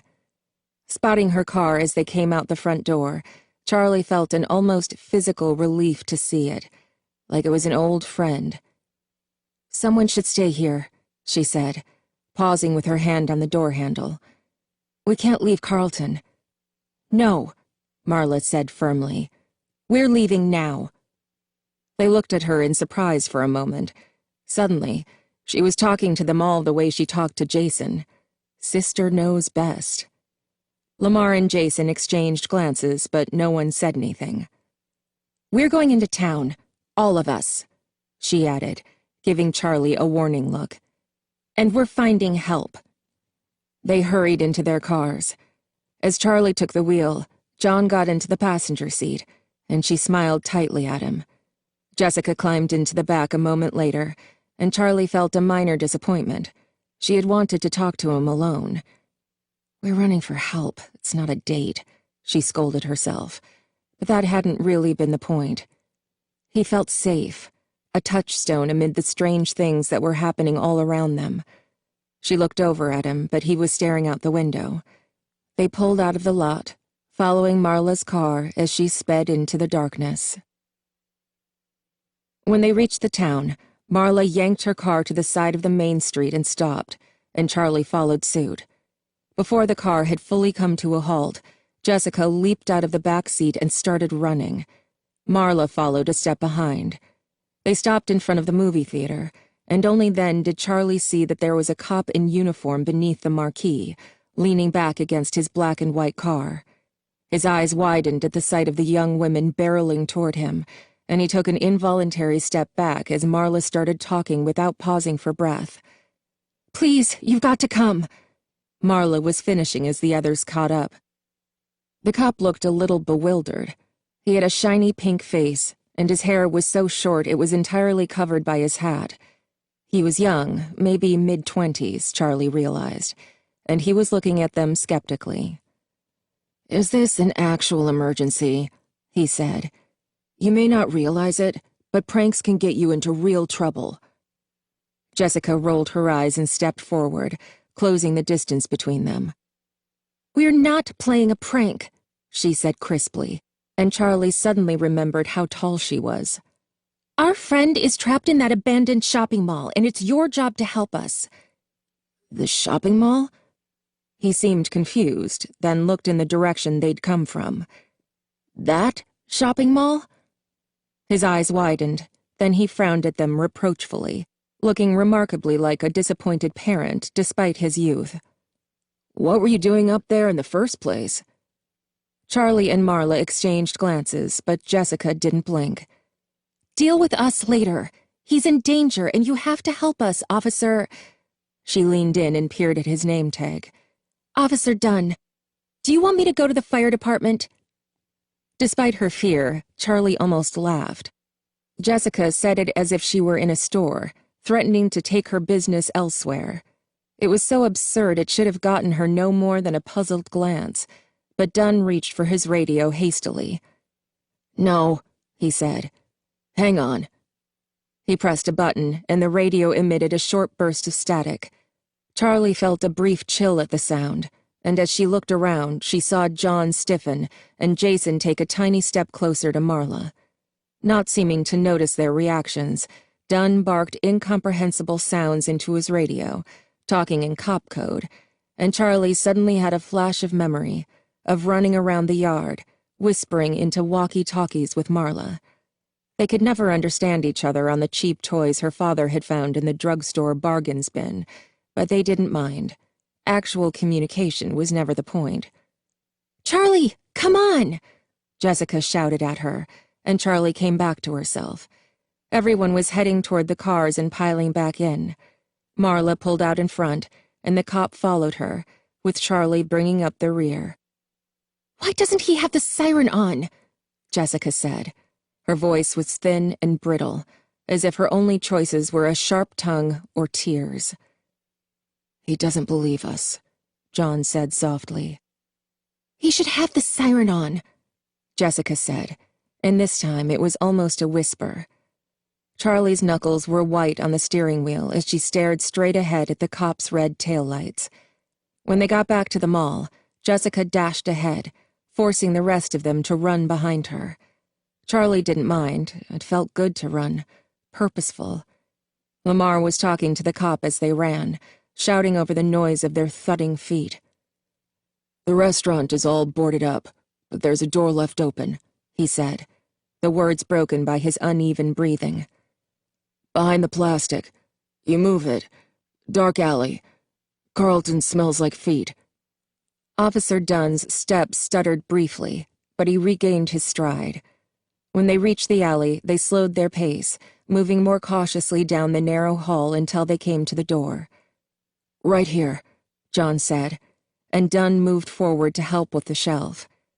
They drew it back too fast, the contents rattling and wobbling. The shelf pitched backward, and tools, cables, and paint cans full of nails crashed to the floor. "Ow!" John yelled as a hammer bounced off his foot. They all watched as the things scattered, some rolling away and vanishing down the dark corridor. "What?" Jason wailed, and they all looked up from the spill. He was pointing at the door. "What is this?" Marla gasped. The door had chains strung across it from top to bottom, 3 enormous padlocks holding them all together. The links were bolted into the metal frame of the door, and they were heavy, too heavy to cut without special tools. It was all rusty. The whole thing looked as though it had been there for years. Charlie walked up to the door and touched a chain, as if to be sure it was real. "This wasn't here," she said, the words sounding inane even as she spoke. "We have to get him out," Jason cried haltingly, his hands covering his eyes. "Bonnie is going to kill him, and it's my fault." "What's he talking about?" the police officer said, looking at them with renewed suspicion. "Who is Bonnie, and why is she going to hurt your friend?" It's a robot," Charlie said quickly. "The robots from Freddy Fazbear's are still there, and they still work." "Freddy Fazbear's?" Dunn's face flushed, and he looked at the door again. "I used to go there as a kid," he said softly, his tone caught between nostalgia and fear.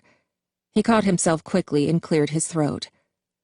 "He came to life," Jason insisted, no longer making the effort to hide his tears. Dunn bent down to his height, his tone softening. "What's your name?"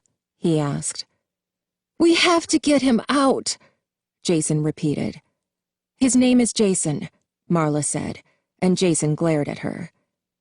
"Jason," Dunn said. He put a hand on Jason's shoulder, glancing at the others with an obvious suspicion. "He thinks we made him say that," Charlie realized. Jason wriggled in Dunn's grasp, but the officer did not let him go, looking him in the eye to ask the next question. "Jason, did they tell you to say this? What's going on here?" Irritated, Jason pulled free and took a large step back. "That's what really happened," he said firmly. Officer Dunn exhaled, a long, slow vent of frustration, then got to his feet, shedding his kid-friendly act. "So, the robots took your friend," he said. "I know what you're trying to pull," said his tone. "We were in there," Charlie stated flatly, keeping her voice level, as if saying it calmly and plainly enough might convince him that they were not telling lies. "Our friend didn't make it out."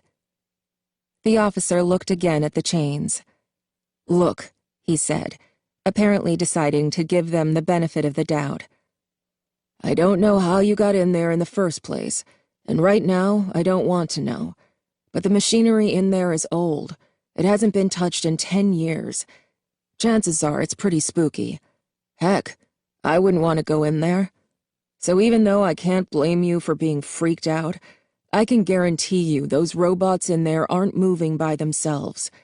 That place is dead, and it needs to be left alone," he said with a forced chuckle.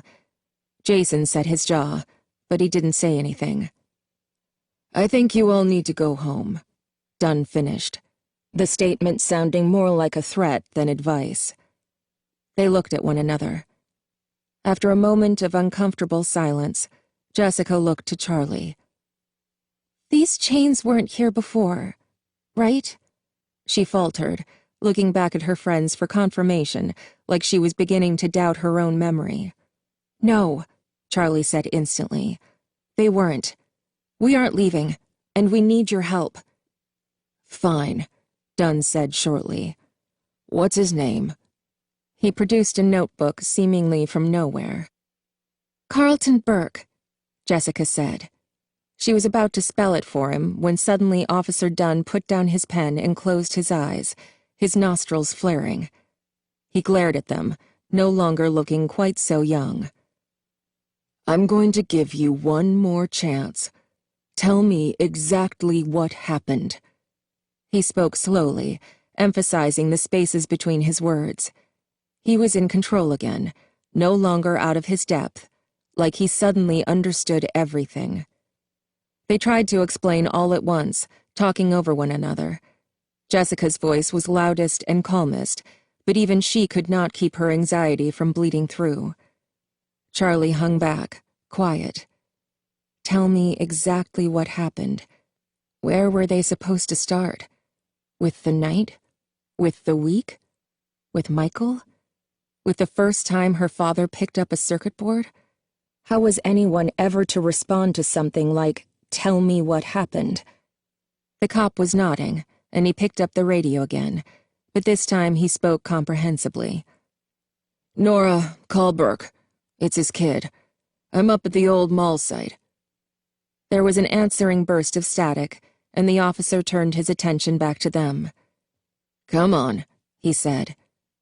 "Come on where?" John said. "Off the property." Marla started to protest, but Dunn interrupted. "I'm escorting you off the property," he said. He pulled the baton from his belt and pointed with it. "Come on," Lamar said. Jason was still staring sullenly at the ground, and Lamar gave him a gentle nudge on the shoulder. "Jason, come on. We have to do what he says now, okay?" "But Carlton!" Jason said loudly, and Lamar shook his head. "I know. It's okay, we'll find him, but we have to go now." He guided Jason toward the mouth of the alley, and everyone followed. The police officer walked behind, following Charlie a little too closely. She sped up, but so did he, and she resigned herself to being shadowed. When they got to the parking lot, he directed them to wait by the car and walked off a few paces, speaking into the radio again, too far away to hear. "What's going on?" Jason said. He was beginning to whine. He heard the tone in his voice and tried to modulate it. "I am not a little kid," he reminded himself. No one answered, but Marla rubbed his back absently, and he did not move away. Long minutes passed in silence. Jessica sat on the hood of the car, facing away from the rest of the group. Charlie wanted to go to her, but she did not. In her distress, Jessica was closing down, going stiff and cold and snippy, and Charlie did not think she had what it took to break through that without breaking down herself. "Was he talking about Carlton's dad?" Charlie asked, but no one had time to answer. Headlights appeared, and a car pulled in beside them. The man who got out was tall and thin, and his light hair could have been either blonde or gray. "Carlton's dad," Marla whispered, a late answer to Charlie's question. The man smiled as he approached. "Carlton's dad," he confirmed. "Though, since you're all grown up now, you'd better call me Clay." They all muttered it, half in greeting, half just to test it out. Jason covered his mouth self-consciously, tonguing the invisible gap in his molars. "I thought our days of mischief would be behind us, no?" Clay said, his expression good-humored.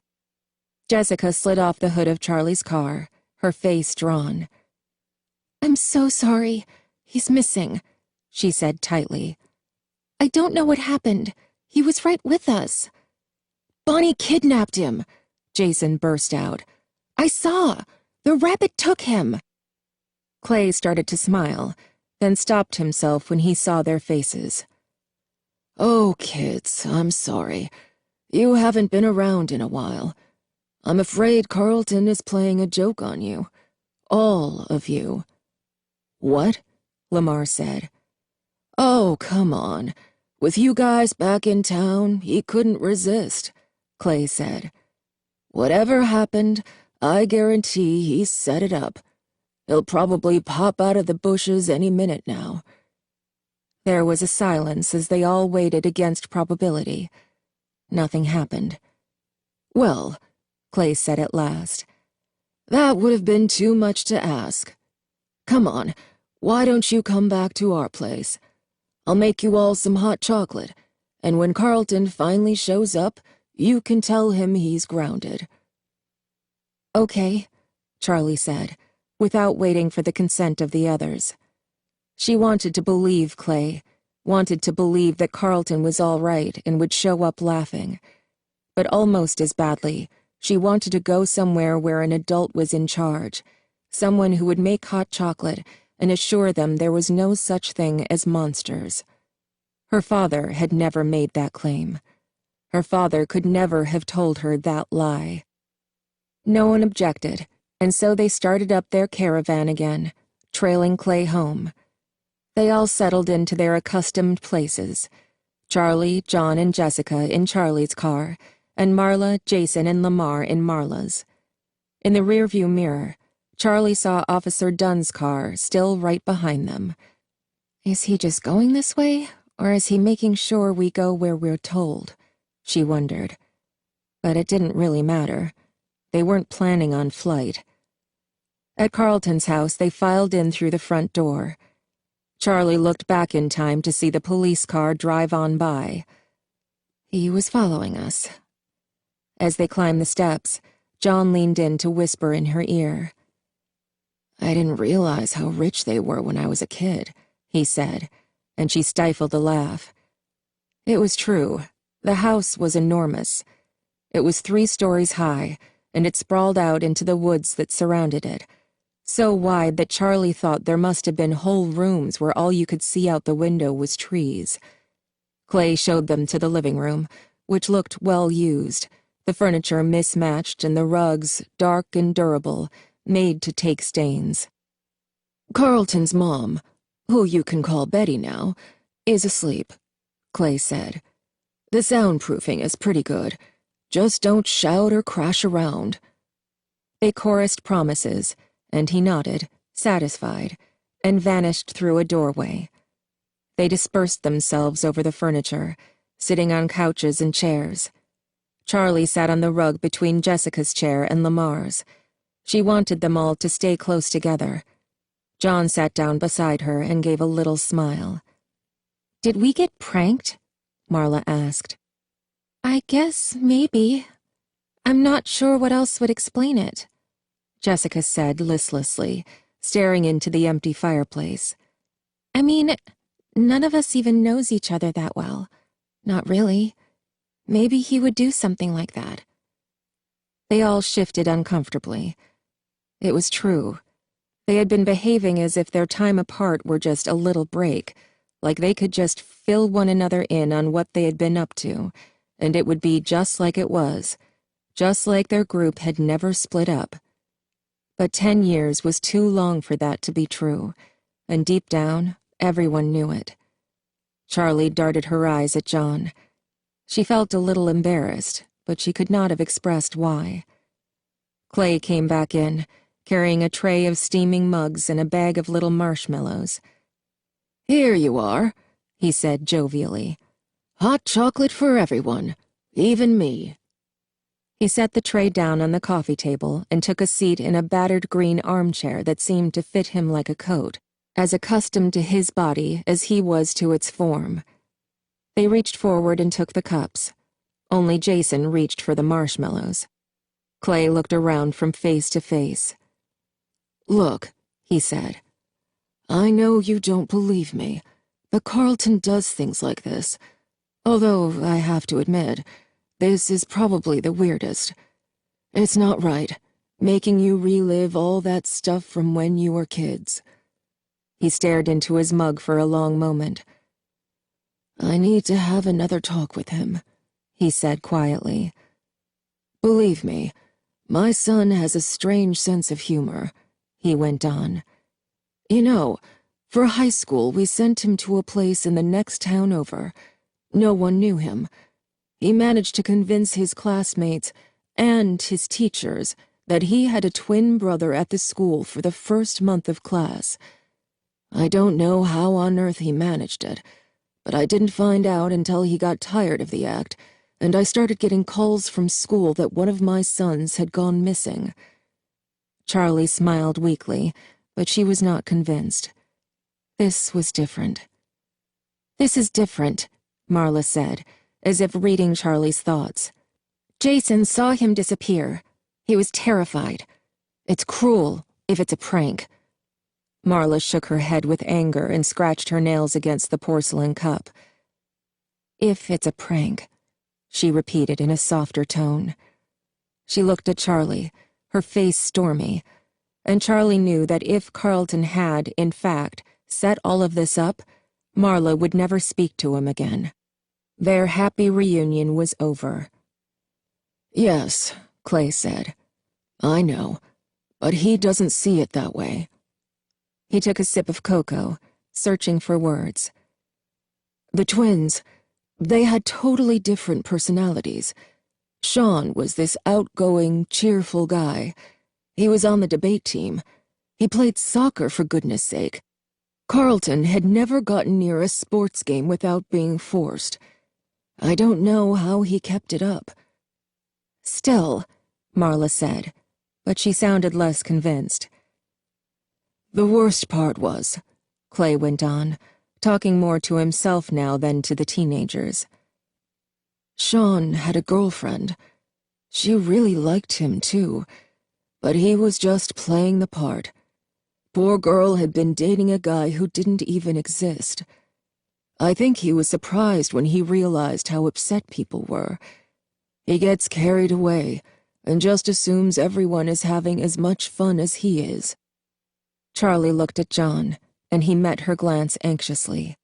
"We don't know each other. Not really." "Maybe he did set it up," she said aloud. Maybe, Jessica echoed.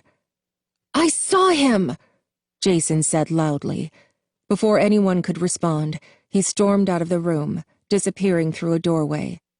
Marla stood automatically and moved to follow him, but Clay put up a hand. "Let him go," he said. "He needs some time to himself. And I want to talk to the rest of you." He set his mug down and leaned forward. "I know you were just kidding around, but I don't want to hear you kids joking about Freddy Fazbear's. You know, I wasn't the chief back then. I was still a detective, and I was working on those disappearances. To this day, it was the worst thing I've ever had to see. It's not something to joke about." He looked at Charlie. His gray eyes were hard, and the lines of his face were immobile. He was no longer the friendly father figure, but the police chief, staring as if he could see right through her. Charlie had a sudden urge to confess, but she had nothing to confess to. "I'm especially surprised at you, Charlie," Clay said quietly. Charlie blushed, shame rising up in her with the flush of heat. She wanted to protest, to explain herself, to say anything that might soften the eyes that seemed to bore into her skull. Instead, she ducked her head and muttered an indistinct apology. Lamar broke the silence. "Mr. Burke, Clay, did they ever find out who did it? I thought they arrested somebody." Clay didn't respond for a long moment. He was still looking at Charlie, and she felt as if he were trying to tell her something, or else read something in her face. "Clay?" Marla said, and he seemed to come back to himself. He looked around the group, his expression dark. "Yes," he said quietly. "We did arrest someone. I did, in fact, and I am as sure now that he was guilty as I was then." "So what happened?" Lamar asked. There was a hush among the group, as if something very important was about to happen. "There were no bodies," Clay Burke said. "We knew it was him. There was no doubt in my mind. But the children had disappeared. They were never found, and without their bodies—" He stopped talking, staring off into the middle distance as if scarcely aware that they were there. "But kidnapping," Charlie said. "They disappeared." She was suddenly furious, appalled at the obvious injustice. How can this man be walking around somewhere? What if he does it again? She felt Marla's hand on her arm, and she nodded, settling back, trying to calm down.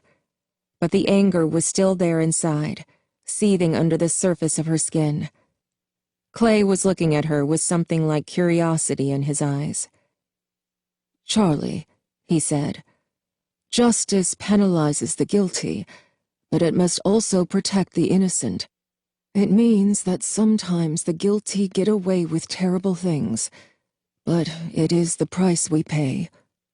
He sounded grave, his words weighty. Charlie opened her mouth to argue. "But this was my price," she wanted to say, but before she spoke she looked at his face. He had a grim conviction about him.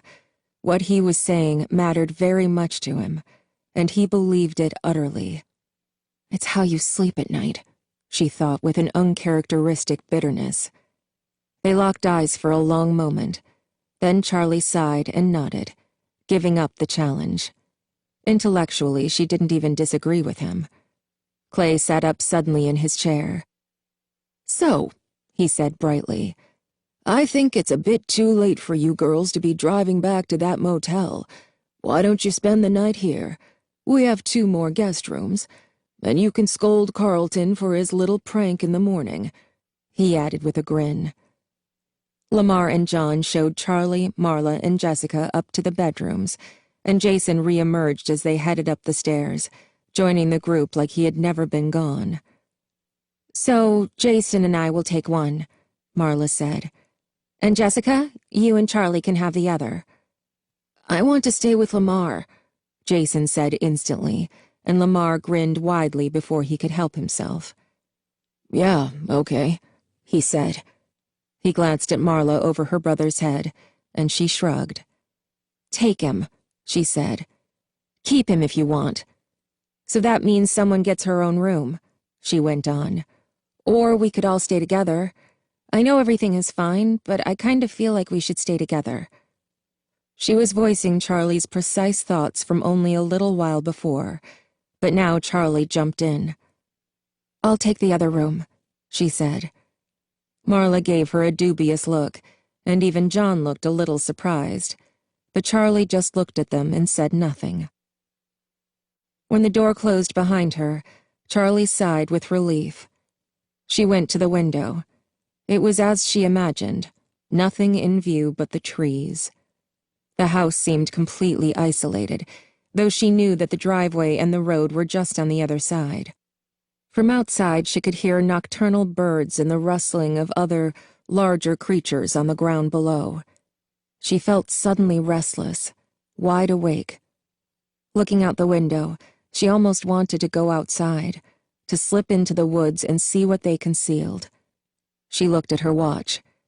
It was long past midnight, so with reluctance, she took off her shoes and lay down on the bed. It was, like everything else in Carlton's house, well worn, the kind of furniture only owned by people who have been wealthy for generations, whose ancestors could afford things of such high quality that they lasted for 100 years. Charlie closed her eyes in what she assumed would be a futile effort to find rest. But as she lay there, listening to the sound of the woods and Jessica and Marla gossiping and laughing in the next room, she felt as if she were sinking into the mattress. Her breath deepened, and she was soon asleep. She woke suddenly, startled from sleep. She was a little girl again, and her father was asleep in the next room. It was summer, and the windows were all open. It had started to rain, and the wind rushed into the room in great gusts, blowing her bedroom curtains in a frenetic dance and ushering in a fine mist. But that was not why she awoke. There was something in the air, something unshakable that gripped her. Something was very wrong. Charlie climbed out of bed, lowering herself carefully onto the floor. Beside her bed stood Stanley the unicorn, patient and deactivated, staring at her with lifeless eyes. She patted his nose, as if giving him comfort might bring it to her as well. Quietly, she snuck past him and out into the hallway, uncertain what compelled her. She crept down the hallway, past her father's room to the stairs, and ducked down beside the wooden banister as if its open slats could protect her from anything at all. She held fast to it as she made her way down the staircase, letting the rail take her weight as she avoided the boards that creaked. One by one, she took the steps. It felt like ages, like years might pass before she reached the bottom, and when she arrived, she might be an old woman, her whole life spun out in the descent of these stairs. At last, Charlie reached the end of the stairs, and she looked down to see that she had changed. Her body was no longer small, nightgown-clad and barefoot, but her teenage body, tall, strong, and fully clothed. When she straightened from her fearful crouch, she stood taller than the banister, and she looked around at her childhood home, startled. "This is me," she thought. "Yes, this is now." Something banged in front of her. The front door was wide open and thudding irregularly against the wall, caught by the wind. The rain was whipping in, soaking the floor and lashing the coat rack that stood beside it, rocking it back and forth like it weighed nothing at all. Leaves and small branches were scattered on the floor, ripped from the trees and swept in, but Charlie's eyes went to her old, familiar shoes, her favorites. They were placed neatly beside the mat, black patent leather with straps, and she could see the rain pooling inside and ruining them. Charlie stood still for a moment, transfixed, too far for the rain to reach, but close enough for the haze to slowly wet her face. She ought to go to the door and close it. Instead, Charlie backed away slowly, not taking her eyes from the border of the storm. She took a step, then another, and her back hit something solid. She whirled around, startled, and saw it. It was the thing from her father's workshop, the terrible, twitching thing. It stood on its own, bent and twisted, with a narrow, reddish canine face and an almost human body. Its clothing was rags, its metal joints and limbs stark and exposed, but Charlie registered only its eyes, the silver eyes that flashed at her, on and off, over and over, blinking in and out of existence. Charlie wanted to run, but her feet would not move. She could feel her pulse in her throat, choking her, and she struggled to breathe. The thing convulsed, and in slow, jerking motions its hand rose up and reached out to touch her face. Charlie drew in a shaking breath, unable to duck away, and then it stopped, the hand only inches from her cheek. Charlie braced herself, her breath shallow and her eyes screwed shut, but the touch of metal and ragged cloth on her skin did not come. She opened her eyes. The thing had gone still, and the silver light in its eyes was dimmed, nearly out. Charlie backed away from it, watching warily, but it did not move, and she began to wonder if it had shut down, run out of the finite current that powered it. Its shoulders were hunched forward, hapless, and it stared dully past her as if it were lost. Charlie felt a sudden stab of sorrow for this creature, that same feeling of lonely kinship she felt in her father's workshop so many years ago. "Does it hurt?" she had asked. She was old enough now to know the answer. All at once, the thing lurched to life. Charlie felt her head go light as it took an awkward step toward her, hurtling its body forward as if it had only just learned to walk. Its head turned frantically from side to side, and its arms jerked up and down with dangerous abandon. Something shattered. It was a lamp. The thing had knocked over a ceramic lamp, and the sound of it bursting on the wooden floor shook Charlie from her stupor. She turned and ran up the stairs, scrambling as fast as her legs would carry her to her father's door, too scared to even call out for him. As she clambered up the steps, some small part of her realized that they were too big, that she was nearly on all fours, tripping barefoot over the hem of her nightgown. She was a little girl again, she realized in a bursting moment of awareness, and then it was over, and being a little girl was the only thing she could remember. She tried again to scream for her father, but he was already there. She did not need to call him. He was standing in the hall, and she grabbed at his shirt tails as she crouched behind him. He put a hand on her shoulder, steadying her, and for the first time, her father's touch did not make Charlie feel that she was safe.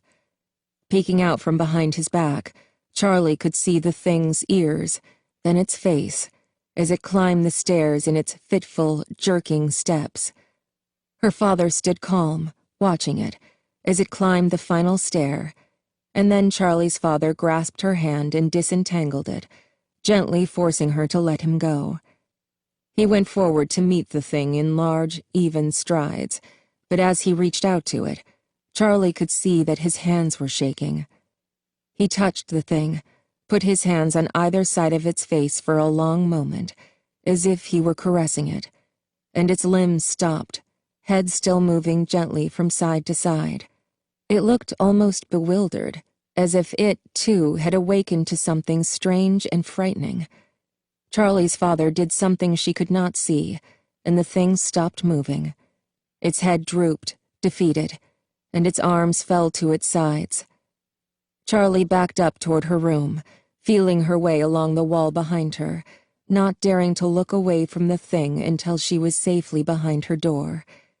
As she looked out one last time into the hallway, she could just barely see the glint from its eyes, cast down at the floor. Suddenly, the little silver lights flickered. The head did not move, but in a slow, calculated arc, the eyes swung to meet Charlie's gaze. Charlie whimpered, but she did not look away, and then the head snapped up with a crack like something breaking. Charlie startled out of sleep, an involuntary shudder running through her. She put a hand to her throat, feeling her heartbeat there, too quick and too hard. She darted her eyes around the room, putting together where she was one piece at a time. The bed, not her own. The room, dark. She was alone. The window, the woods outside. Carlton's house. Her breath slowed. The process had only taken seconds, but it disturbed her to be so disoriented. She blinked, but the afterburn of those silver eyes was still with her, glowing behind her eyelids as if they had been real. Charlie stood and went to the window, thrust it open, and leaned out, desperate to breathe in the night air. Did that happen? The dream felt like memory, felt like something that had happened just moments ago. But that was the nature of dreams, wasn't it? They felt real, and then you woke up. She closed her eyes and tried to catch the thread, but it was too difficult to tell what was the dream and what was not. She shivered in the breeze, though it was not cold, and brought herself back inside. She looked at her watch. Only a couple of hours had passed, and it was still hours more until daylight, but sleep felt impossible. Charlie put on her shoes and shuffled quietly through the hall and down the stairs, hoping not to wake her friends. She went out to the porch, sitting down on the front steps and leaning back to look up at the sky. There were traces of clouds overhead, but the stars still shone through, scattered overhead, uncountable. She tried to lose herself in them as she had as a child, but as she gazed up at the pinpoint lights, all she could see were eyes, looking back at her. There was a noise behind her, and she jumped, whirling to press her back against the railing. John was standing behind her with a startled look on his face. They stared at each other for a moment like strangers, and then Charlie found her voice. "Hey, sorry. Did I wake you up again?" John shook his head and came to sit beside her. "No, not really. I heard you go out, or I figured it was you. I was awake, though. Jason snores like a guy about 3 times his size." Charlie laughed. "I had a weird dream," she said. John nodded, waiting for her to go on, but she did not. "What did people think of my father?" she asked instead. John leaned back and looked at the stars for a moment, then pointed. "That's Cassiopeia," he said, and she squinted in the direction of his finger. "It's Orion," she corrected. "John, I'm serious. What did people think about him?" He shrugged uncomfortably.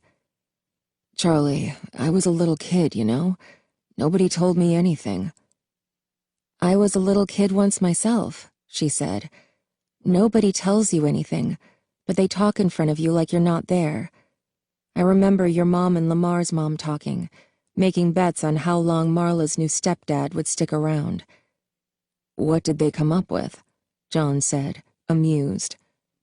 "Your mom was banking on 3 months. Lamar's mom was more optimistic," Charlie said, grinning, but then her face grew serious again. "I can tell you know something," she said quietly, and after a moment he nodded. "Some people thought he did it, yeah," he admitted. "What?" Charlie was aghast. She stared at him, eyes wide, scarcely breathing. "They thought what?" John glanced at her nervously. "I thought that's what you were asking," he said. Charlie shook her head. "Some people thought he did it."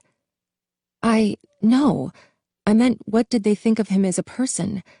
Did they think he was odd or kind or... I didn't know." She trailed off, lost in the magnitude of this new truth. People thought he did it. Of course they did. It was his restaurant. The first child to vanish was his child. In the absence of a confession or a conviction, who else would anyone think of? Charlie shook her head again. "Charlie," John said hesitantly. "I'm sorry. I just assumed. You must have known people would think that, though. If not then now." "Well, I didn't," she snapped. She felt a hollow satisfaction when he drew back, hurt. She took a deep breath.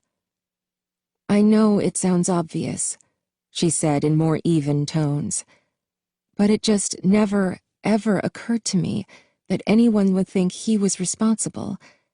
And then afterward, after he committed...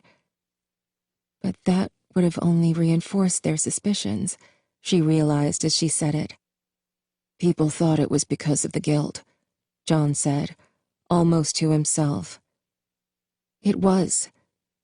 Charlie felt anger welling up inside her, the dam about to break, and she held it back, biting off words in short, sharp bursts.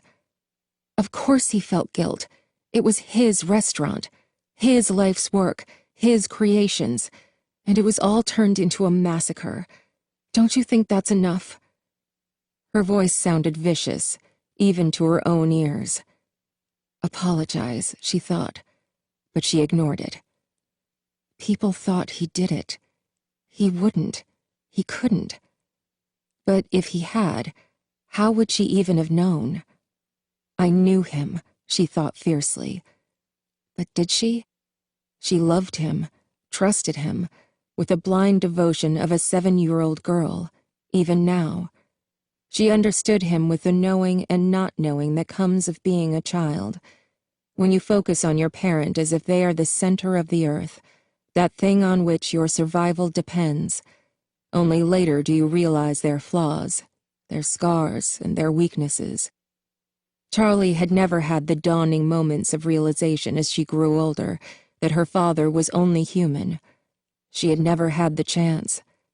To her, he was still mythic, still larger than life, still the man who could deactivate the monsters. He was also the man who made them. How well did she really know him? The rage was gone, had ebbed back to wherever it rose from, and she was empty of it, her insides dry and vacant. She closed her eyes and put a hand to her forehead. "I'm sorry," she said, and John touched her shoulder for a brief moment. "Don't be," he said. Charlie put her hands over her face. She did not feel like crying, but she didn't want him to see her face. She was thinking of things that were too new, too awful, to think in front of someone else. How would I have known if he did? Charlie? John cleared his throat and repeated her name. Charlie, you know he didn't do it, right? Mr. Burke said they knew who did, but they had to let him go. He got away with it, remember? Charlie didn't move, but something like hope stirred inside her. It wasn't him, John said again, and she looked up. Right, of course it wasn't, she whispered. Of course it wasn't him, she said at a normal pitch. Of course not, he echoed.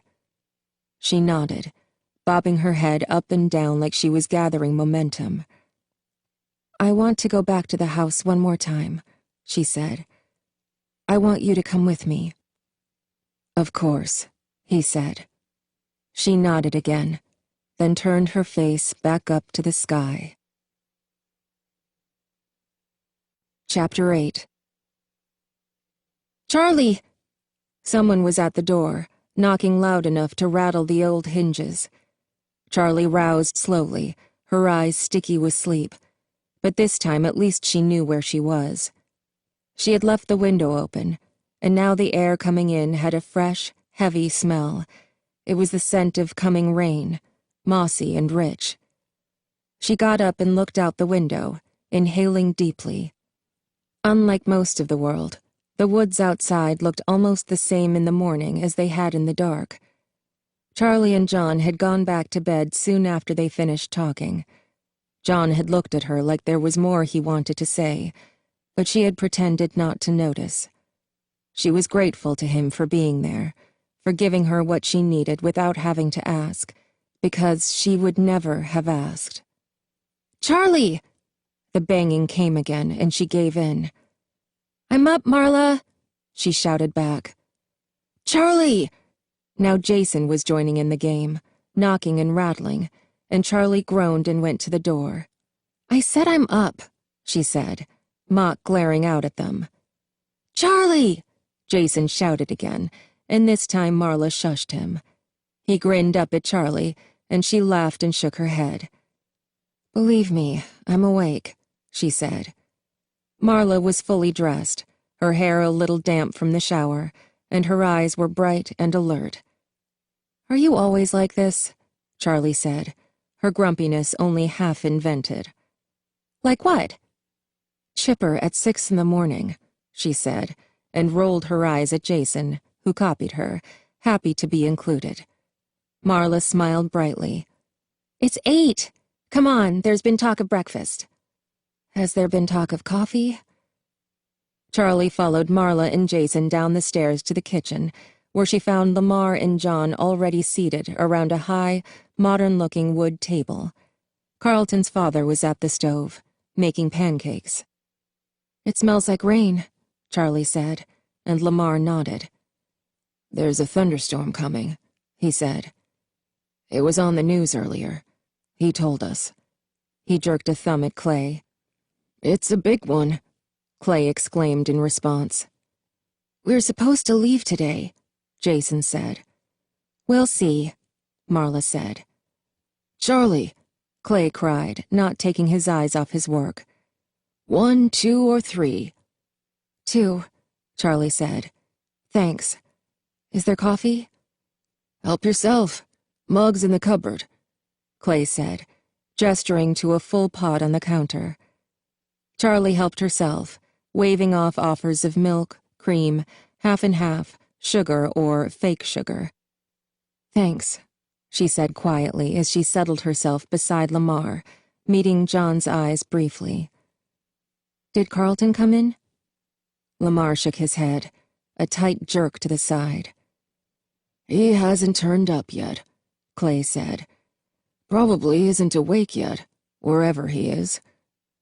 He placed a full plate in front of Charlie, who dug in, not realizing how hungry she was until she was already chewing. She was about to ask where Carlton was likely to be when Jessica appeared, yawning, her clothes unrumpled, unlike Charlie's. You're late, Marla teased, and Jessica stretched elaborately. I don't get out of bed until the pancakes are ready, she said, and with impeccable timing, Clay slapped one onto a plate, fresh off the pan. Well, you're just in time, he said. Suddenly, his expression changed, wavering somehow between apprehension and relief. Charlie turned in her seat. There was a woman standing behind her, dressed in a gray skirt suit, her blonde hair shellacked against her head as if she were a plastic toy. "Are we a Waffle House now?" she asked. She looked around the kitchen briefly. "Pancakes," Jessica corrected, but no one responded. "Betty," Clay cried. "You remember the boys? And this is Charlie, Jessica, and Marla. And Jason." He pointed to each in turn, and Carlton's mother gave each of them a nod, like she was tallying them up. "Clay, I have to be in court in an hour." "Betty's the DA for the county," Clay went on as if he had not heard her. "I catch the crooks, she puts him back out on the streets."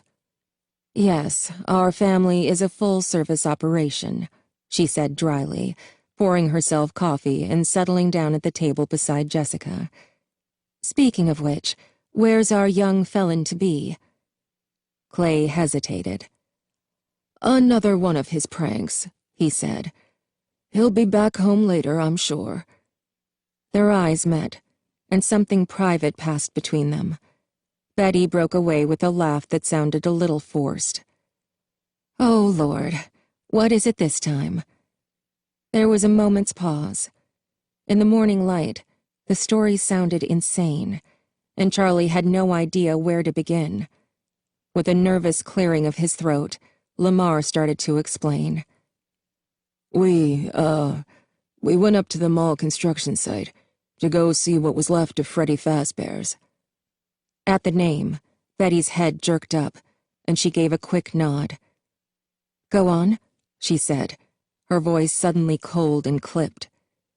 Lamar explained, awkwardly, and Marla and Jason jumped in with details. After a few minutes, Carlton's mother had a messy version of the truth. As she listened, her face hardened until it looked like plaster. She was a statue of herself. She shook her head as they finished. Small, rapid movements, and Charlie thought she looked like she was not just trying to deny what they were saying, but to shake the knowledge entirely from her mind. "You have to go get him, Clay, right now," she demanded. "Send someone.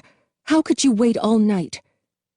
She set her coffee on the table more forcefully than she should have, spilling a little, then went to the phone and started dialing. "Who are you calling?" Clay said, alarmed.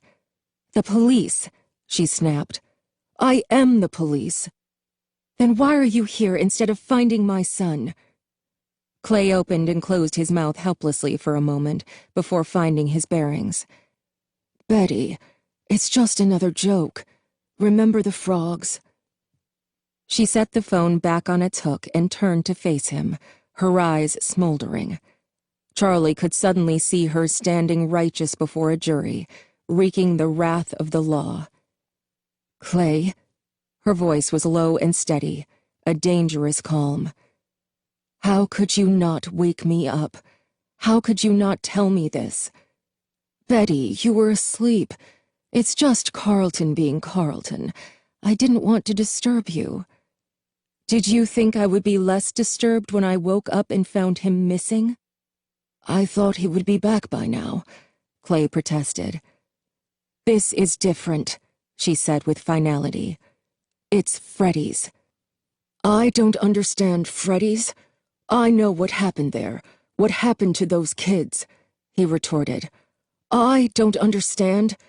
For goodness sake, Betty, I saw Michael's blood, streaked across the floor where he was dragged from—" He stopped, realizing too late that he was surrounded by the teenagers.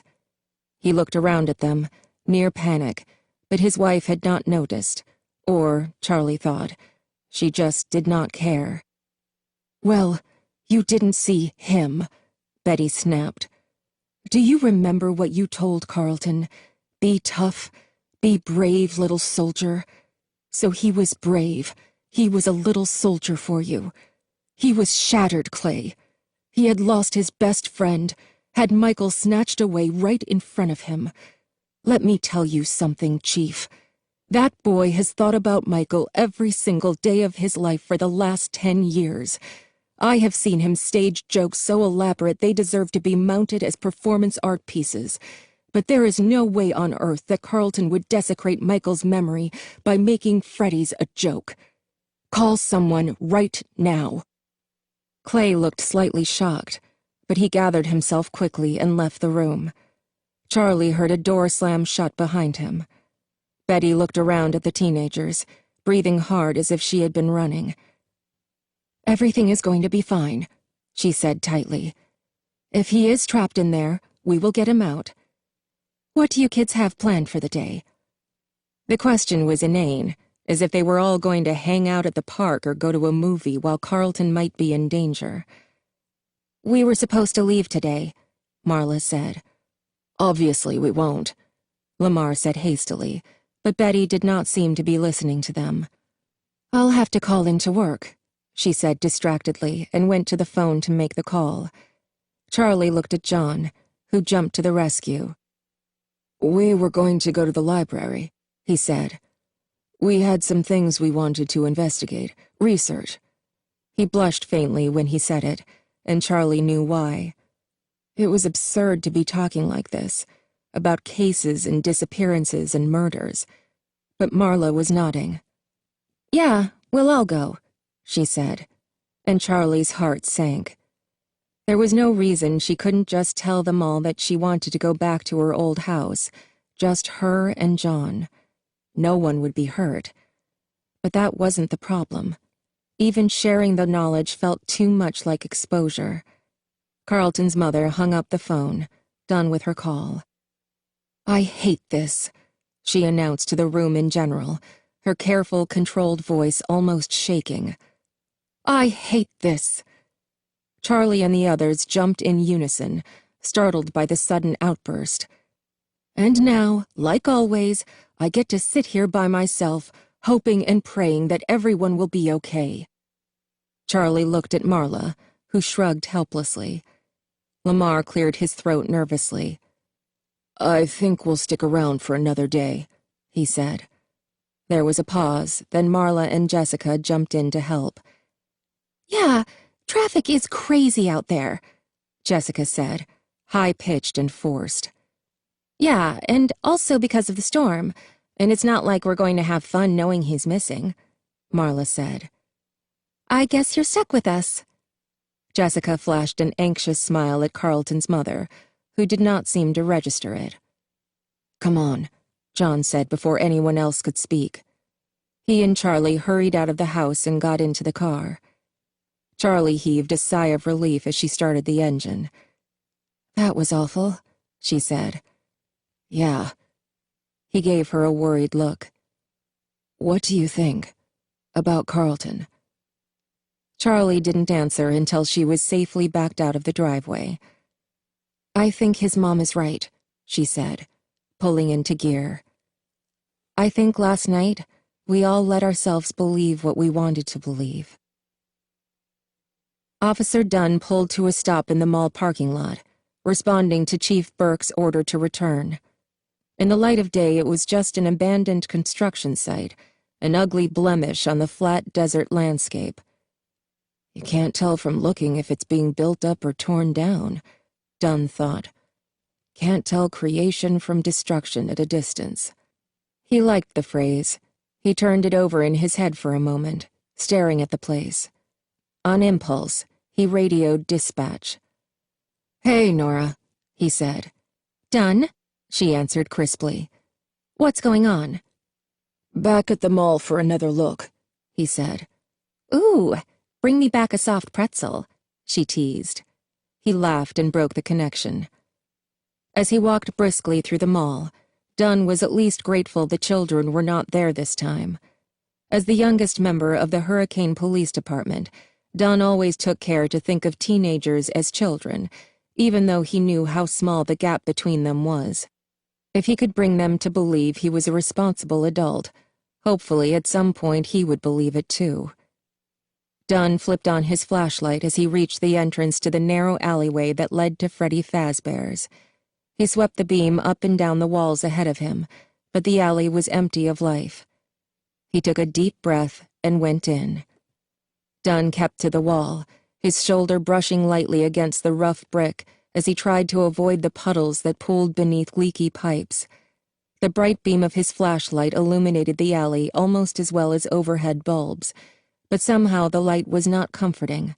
It only made the place look stark and grim, the shelves of tools and rejected paint cans now woeful and exposed. As he moved toward the door to the restaurant, something tiny and cold landed on his head, and he startled, swinging his light up like a weapon and pressing his back against the wall as defense against the threat. Another cold drop of water landed on his cheek. He took deep breaths. When at last he reached the outer door to the restaurant, the shelf that had blocked it was gone. The chains that had seemed so permanently fixed in place were hanging loose, and the door was cracked open slightly. The immense, rusted padlock lay in the dirt, its shackle hanging open. Dunn kicked it away from the door. He dug his fingers into the gap, prying until he could get a grip on it, then pulled at the door with both hands until it screeched open wide enough for him to enter. He crept down the inner passage with his light held out in front, hugging the wall tight to one side.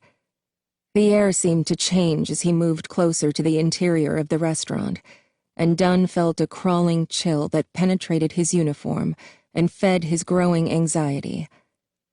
"Don't freak out, Dunn," he said out loud, then felt instantly foolish.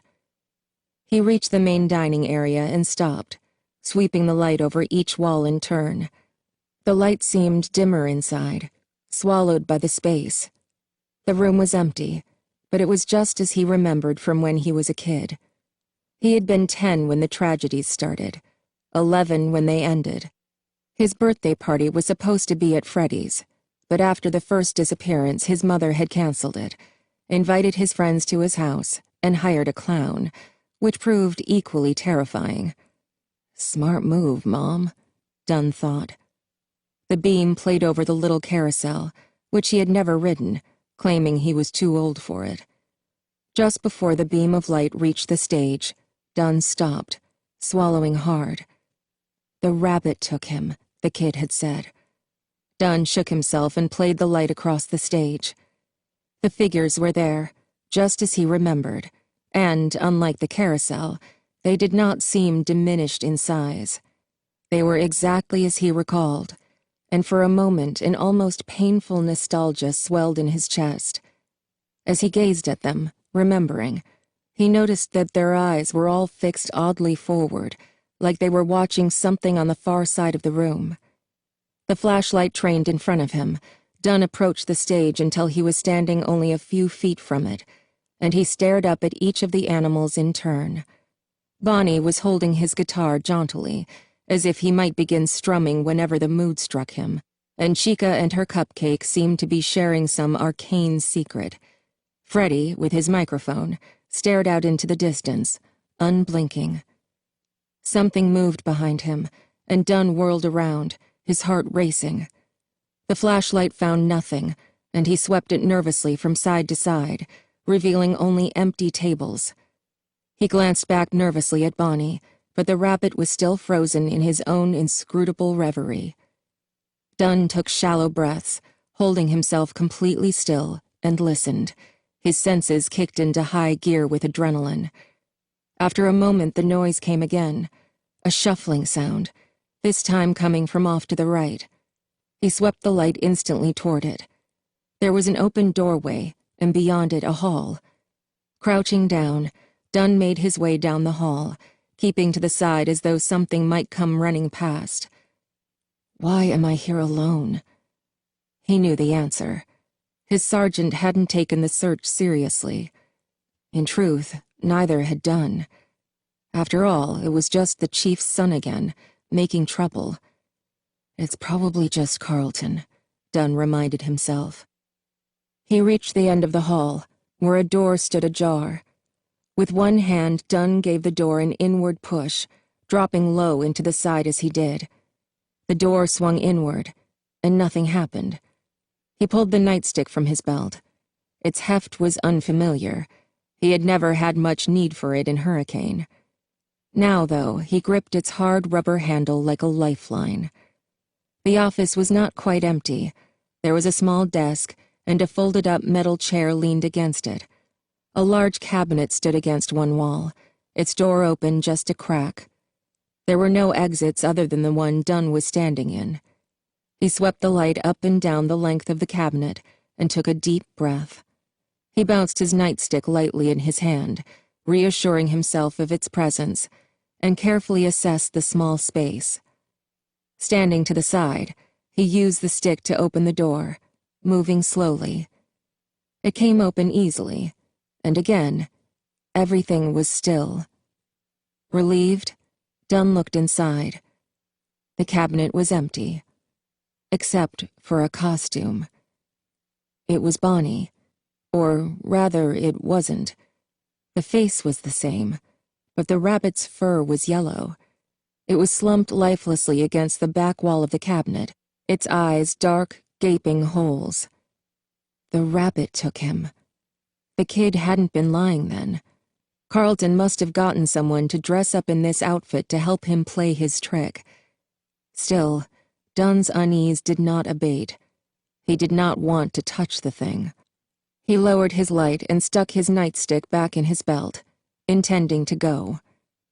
Before he could turn, the costume pitched forward, landing on Dunn with the lifeless weight of a heavy corpse.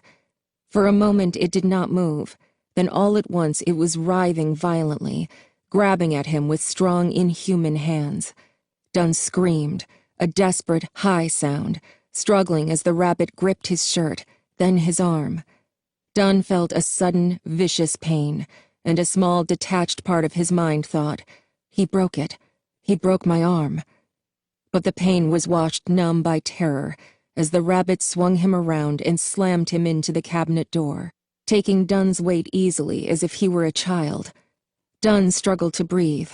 The rabbit's arm was pressed against his neck so tightly that every movement choked him. Just when he thought he was on the brink of passing out, the pressure lifted, and Dunn gasped with relief, clutching his throat. Then he saw the knife. The rabbit held a slim silver blade. Its big, matted paws should have been too clumsy, but Dunn knew as he stared down at it that the rabbit had done this before, and would easily do it again. Dunn screamed, an indistinct shriek. He had no hope that he would be heard. It was only a guttural, despairing noise. He breathed deep and did it again, a bestial sound, his whole body vibrating with it, as if this could somehow be defense against what happened next. The knife went in. Dunn felt it tear through skin and muscle, felt it sever things he could not name to plant itself deep in his chest. As he seized with pain and terror, the rabbit pulled him close, almost in an embrace. Dunn's head went light. He was losing consciousness. As he looked up, he could see 2 rows of smiling teeth, horrid and yellow, the costume peeling at the edges of the mouth. The 2 gaping holes for eyes looked down at him. They were dark and hollow, but the creature drew near enough that Dunn could see smaller eyes peering back at him from deep within the mask. They held Dunn's gaze patiently. Dunn felt his legs go numb, his vision clouding. He wanted to scream again, to somehow voice his final outrage, but he could not move his face, could not raise the breath to cry out. The rabbit held him upright, supporting his weight, and its eyes were the last thing Dunn ever saw. Charlie unlocked the front door to her old house and looked back down the front steps. "You coming?" John was still standing on the bottom step, staring up at the house. He shivered a little before hurrying to join her. "Sorry," he said sheepishly. "I just had a weird feeling for a second." Charlie laughed without much humor. "Just for a second?" They went inside, and John stopped again, looking around the front room like he had just stepped into a sacred place, somewhere that merited a humbling pause. Charlie bit her tongue, trying not to be impatient. It was how she had felt as well. She might have felt that way now if she were not overwhelmed by a sense of urgency, the feeling that the answer to everything, the answer to how to get Carlton back, must be somewhere in this place. Where else could it possibly be? "John," she said, "it's okay. Come on." He nodded and followed her up the stairs to the second floor. He stopped again briefly halfway up, and Charlie saw his eyes fixed on the dark stain that marred the wood floor of the living room. He began to say, then swallowed it and started over. "Is Stanley still there?" Charlie pretended not to notice the lapse. "You remember his name?" she said instead, grinning. John shrugged. Who doesn't love a mechanical unicorn? "Yeah, he's still there. All the toys still work. Come on." They hurried the rest of the way to her room. John knelt down beside the unicorn and pressed the button that set him on his track, watching raptly as he made his squeaky way around the room. Charlie hid a smile behind her hand. John was watching intently, his face serious as if something very important were happening. For a moment he looked just like he had so many years ago, his hair falling into his face, his whole attention fixed on Stanley like nothing in the world was more important than this robotic creature. Suddenly his attention was called upward, and his face lit up as he pointed. "Your big girl closet. It's open," he exclaimed, getting back to his feet and approaching the tallest of the three closets, which was hanging open slightly. He pulled it open all the way, then leaned in, finding it empty. "So, what was in it all those years?"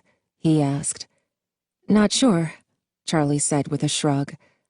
"I sort of remember Aunt Jen bringing me back at some point, but I could be wrong. Maybe it was full of clothes that I was finally big enough to wear. Aunt Jen was always thrifty. Why spend money on new clothes if you don't have to, right?" She smiled. John glanced briefly at the smaller closets, but he left them alone. "I'm going to see if I can find any photo albums or paperwork," Charlie said, and she nodded absently as Stanley rattled back to his starting point. As she left the room, she heard him starting up again, making another round on the track. The room that had been her father's was next to Charlie's. It was at the back of the house, and it had too many windows. In the summer it was too hot, and in the winter the cold dribbled in like a persistent leak, but Charlie had known without being told why he used it. From here you could see the garage and his workshop. It had always made sense to Charlie. That was his place, like a part of him always lived there, and he did not like to be too far away from his touchstone. A wave from her dream came to her for a moment, not even an image, just a strange, evocative gesture of memory.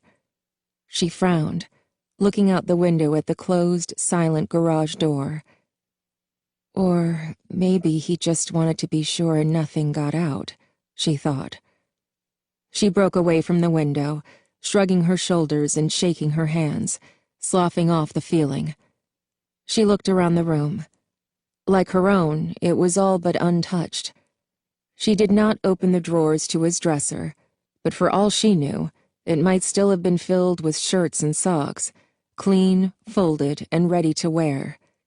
His bed was made crisply, covered in the plaid blanket he used as a bedspread after Charlie's mother left, when there was no one to insist on white linen.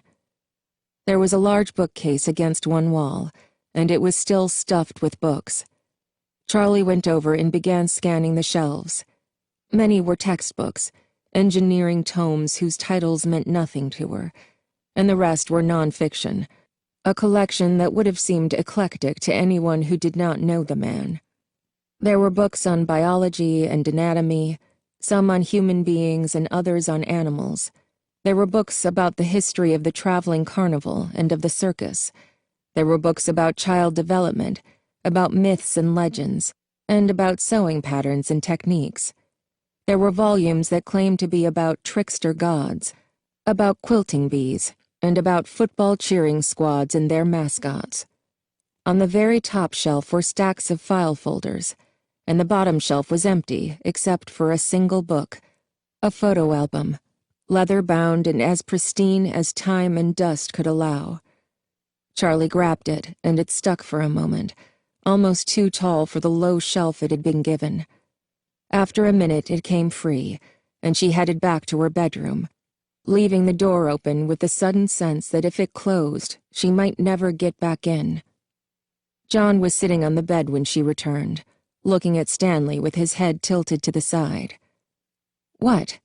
Charlie said, and he looked up, still pensive. "I was wondering if he's been lonely," he said, then shrugged.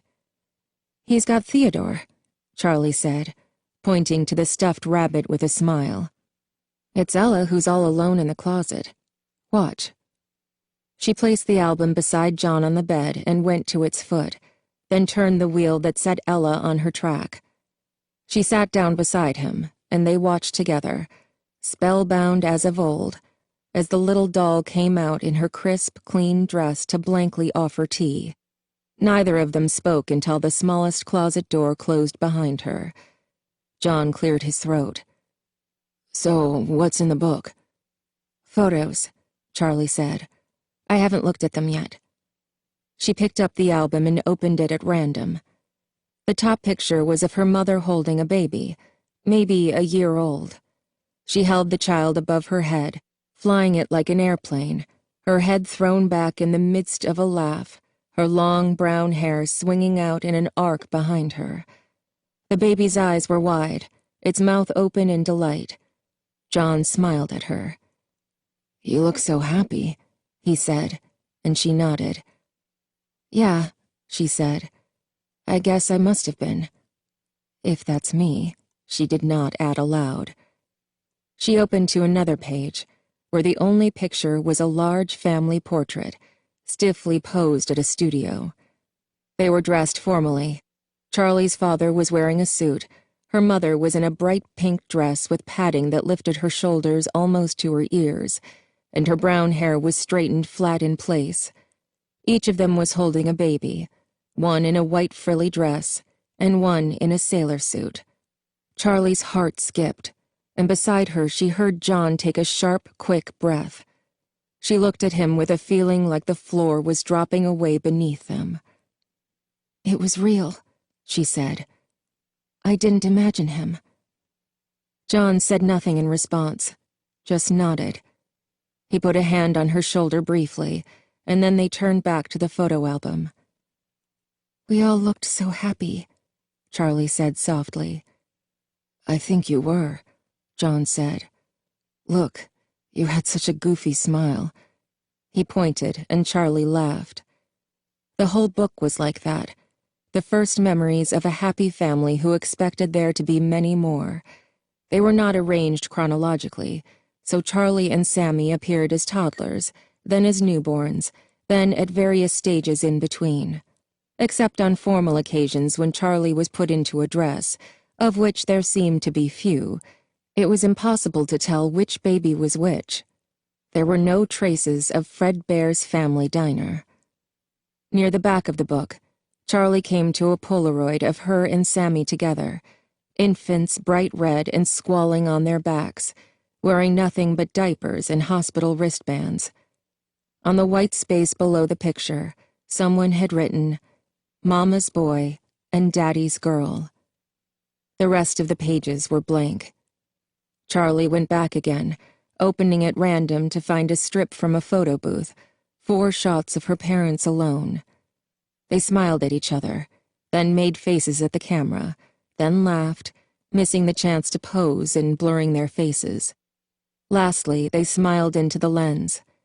Her mother was beaming happily at the camera, her face alight and flushed, but her father was staring into the distance, a smile fixed on his face like he had left it there by mistake.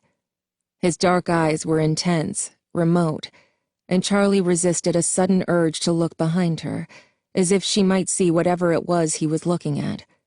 She peeled back the cellophane from the album's page and took the strip out, then folded it in half, careful to place the crease between pictures, leaving them intact. She slipped the pictures into her pocket and looked at John, who was watching her again, as if she were some kind of unpredictable creature he needed to be careful around. "What?" she said. "Charlie, you know I don't think he did it, right?" "You said that." "I'm serious. It's not just what Carlton's dad said. I knew him, as well as a kid can know some other kid's dad. He wouldn't do it. I wouldn't believe it." He spoke with calm certainty, like someone who believed that the world was made out of facts and tangible things, and that there was such a thing as truth. Charlie nodded. "I know," she said. She took her next breath slowly, gathering the words she would speak with it. "But I might." His eyes widened, startled, and she looked up at the ceiling for a minute, briefly trying to remember if all the cracks had been there when she was a child. "I don't mean I think he did it. I don't think that," she said. "I don't think about it at all. I can't. I shut the whole thing off in my mind the day I left Hurricane. I don't think about Freddy's. I don't think about what happened. And I don't think about him." John was looking at her like she was monstrous, like what she was saying was the worst thing he had ever heard. "I don't understand how you can say things like that," he said quietly. "You loved him. How can you even consider the possibility that he would do something so terrible?" "Even the people who do terrible things have people who love them." Charlie was looking for words. "I don't think he did it. I'm not saying that," she said again, and again the words hit the air as flimsy as paper. "But I remember him dressing up for us in the yellow Freddy suit, doing the dances, miming along with the songs. It was so much a part of him. He was the restaurant. There was no one else. And he was always so distant, like in that picture. There was always something else going on beneath the surface. It was like he had a real life and a secret life, you know?" John nodded and looked about to speak, but Charlie rushed on before he could. "We were the secret life. His real life was his work. It was what mattered. We were his guilty pleasure, the thing he got to love and sneak away to have time with, something he kept hidden away from the dangers of what he did in his real world. And when he was with us, there was always a part of him that was back in reality, whatever that was for him." Again John opened his mouth, but Charlie snapped the photo album shut, stood up, and left the room.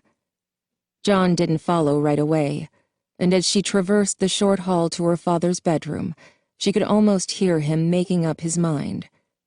Not waiting for him, she went to the bookshelf, wanting to get the book out of her hands, like maybe if it were closed up and put away, her mind, too, would return to its normal order. The book would not fit, and she dropped to her knees to get a better angle, trying to jam the thing back where it belonged, get it out of her hands. The shelf seemed to have shrunk, sunk down while she was gone, so that it could never be returned, never put right. With a cry of frustration, Charlie shoved the photo album in as hard as she could. The shelf rocked back and then forward, and a sudden mass of papers and file folders tumbled from above her. Charlie began to cry as pages drifted down around her, covering the floor like snow as she wept. Swiftly, John was there. He knelt down with her in the delicate wreckage, clearing papers away as quickly as he could without tearing them. He put a hand on her shoulder carefully, and she did not move away. He pulled her close and held her, and she hugged him back, gripping so tight she knew she must be hurting him, but she could not let go. She sobbed harder, as if being held, being contained, made it safe to let go. Long minutes passed. John stroked her hair, and Charlie still cried, her body shaking with the force of it, shuddering like she was possessed. She was not thinking of what had happened, not flitting from one memory to the next to mourn for them all. Her mind was all but blank. She held nothing, was nothing, but this feeling of racking sobs. Her face was sore with tension. Her chest hurt like all her pain was being forced out through its wall, and still she cried as if she would cry forever. But forever was an illusion. Slowly her breathing calmed, and finally Charlie returned to herself and pushed away from John's shoulder, exhausted. Once again, John was left with his arms partially suspended in the air, caught off guard by their sudden emptiness. He tried to move out of the awkward pose without calling attention to himself. Charlie sat back against the side of her father's bed, leaning her head against it. She felt wrung out, stretched thin and aged, but she felt a little better. She gave John a tiny smile, and she saw relief pass over his face at this first sign that she might be all right. "I'm okay," she said. "It's just this place. It's all this." She felt silly trying to explain, but John scooted back to sit with her. "Charlie, you don't have to explain. I know what happened." "Do you?" She looked at him searchingly, not sure how to put the question. It seemed too crude, too graphic to say it outright. "Do you know how my dad died, John?" He looked immediately nervous. "I know he killed himself," he said hesitantly. "No, I mean, do you know how?" "Oh." John looked down at his feet as if he could not meet her eyes. "I thought he stabbed himself," he said quietly. "I remember hearing my mom and dad talk. She said something about a knife, and all the blood." "There was a knife," Charlie said, "and there was blood." She closed her eyes and kept them shut as she talked. She could feel John's eyes on her face, watching every movement, but she knew if she looked at him, she would not be able to finish. "I never saw it," she said. "I mean, I never saw the body. I don't know if you remember, but my aunt came to get me at school in the middle of the day." She stopped, waiting for confirmation, her eyes shut tight. "I remember," John's voice said from the darkness. "It was the last time I ever saw you." "Yeah. She came and got me, and I knew something was wrong. You don't go home from school in the middle of the day because everything's fine. She took me outside to her car, but we didn't get in right away. She picked me up and set me on the hood of the car, and she told me she loved me." "I love you, Charlie, and everything is going to be okay," Aunt Jen said. And then she destroyed the world with the next words she spoke. "She told me that my father had died, and she asked if I knew what that meant." And Charlie nodded, because she did know, and because, with an awful prescience, she was not surprised. "She said I was going to stay with her for a couple of days, and we would go get some clothes from the house.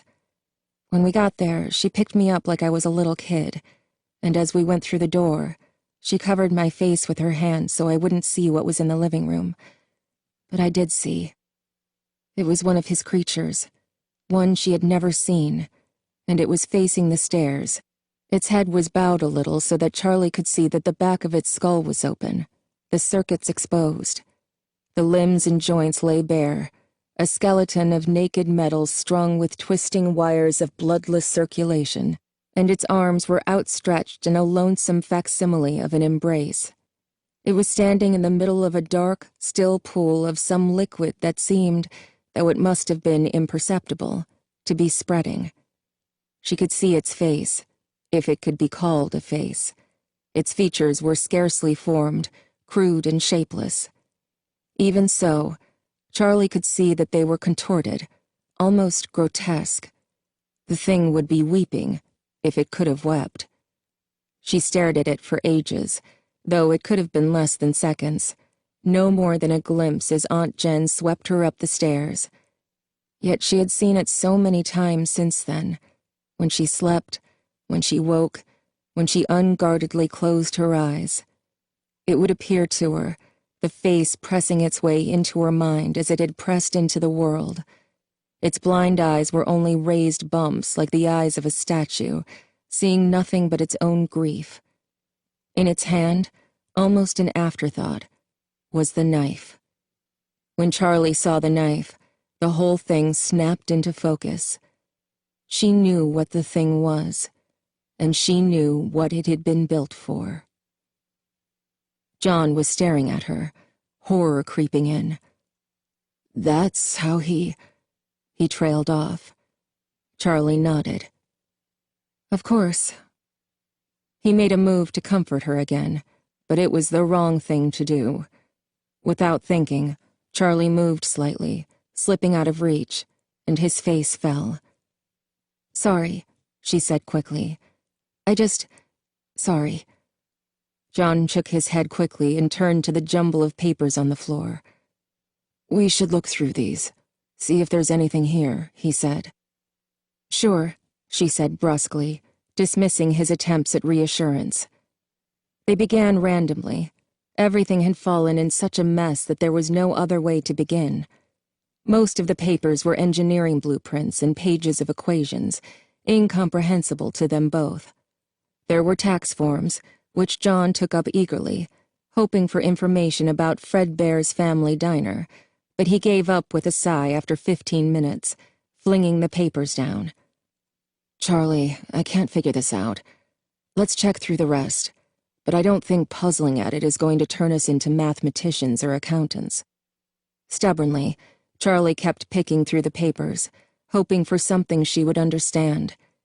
She picked up a sheaf of paper, trying to straighten the next stack, and a photograph fell out from the pile. John snatched it up. "Charlie, look," he said, suddenly excited. She took it from his hand. It was her father, in his workshop, wearing the yellow Freddy Fazbear costume. The head was tucked under his arm, staring sightlessly into the camera, but Charlie's father was smiling, his face pink and sweaty as if he had been in the costume for a long time. Beside him was a yellow Bonnie. "The yellow rabbit," Charlie said. "Jason said there was a yellow rabbit." "But your father is in the bear costume." "The rabbit must be a robot," Charlie said. "Look at the eyes. They're red." She peered closer. The eyes were glinting red, but they weren't glowing, and in a moment she saw why. "It's not red eyes. It's red eye. There's a person in there." "So who is in the suit?" Charlie finished the question for him. "We have to go to the library," John said, jumping to his feet. Charlie stayed where she was, still staring down at the picture. "Charlie?"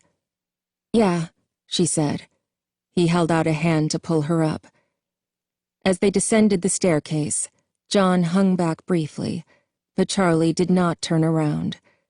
She knew what he was imagining, because she was picturing it too. The stain on the floor, slowly spreading. Charlie drove fast to the library, a grim urgency hanging over her.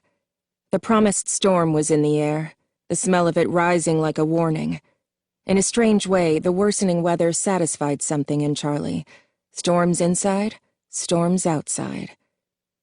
"I've never been this eager to get to the library," John joked, and she smiled tightly, without humor. The main library in Hurricane was next to the elementary school where they had gone for the memorial ceremony, and as they got out of the car, Charlie glanced at the playground, envisioning children screaming and laughing as they ran circles, immersed in their games. We were so young. They hurried up the few steps to the library together, a square, modern brick building that looked as if it had come paired with the school beside it. She only remembered the library vaguely from her childhood. They had gone in frequently, and Charlie had spent all her time there sitting on the floor in the children's section. Being able to see over the information desk was slightly disconcerting. The librarian was young, Charlie thought, an athletic-seeming woman in slacks and a purple sweater. She smiled brightly. "What can I do for you?" she said. Charlie hesitated. The woman was maybe in her late 20s. Charlie realized that ever since she returned to Hurricane, she had been paying attention to age, scrutinizing each face and calculating how old they had been when it happened. This woman would have been a teenager. It doesn't matter, she thought. You still have to ask. She opened her mouth to ask for information about Fredbears, but what came out instead was, "Are you from Hurricane?" The librarian shook her head. "No, I'm from Indiana." Charlie felt her body relax. She wasn't here. "Do you have any information on a place called Fredbear's Family Diner?" Charlie asked, and the woman frowned. "Do you mean Freddy Fazbear's? They used to have one of those here, I think," she said vaguely. "No, that's not the one," Charlie said, ready to be endlessly patient with the librarian, who was, thankfully, probably the only person in town who was somehow unaware of her history. "Well, for town records, things like incorporation and licensing, you would have to go to City Hall, but it's—" She checked her watch. "It's after 5, so not today anyway. I have newspapers all the way back to the 1880s if you want to look at microfilm," she said eagerly. "Yeah, okay," Charlie said. "I'm Harriet," the woman said as she led them to a door at the back of the building. They recited their names dutifully, and she chattered on like a child about to display her favorite toy. "So you know what microfilm is, right? It's because we can't keep stacks and stacks of papers here. There's no room, and eventually they would rot, so it's a way to preserve them. They take pictures and save the film. It's almost like a movie reel, you know?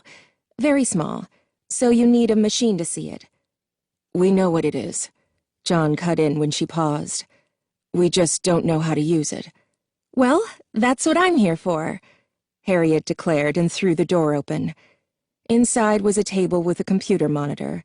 The monitor sat on top of a little box with a small wheel on each side.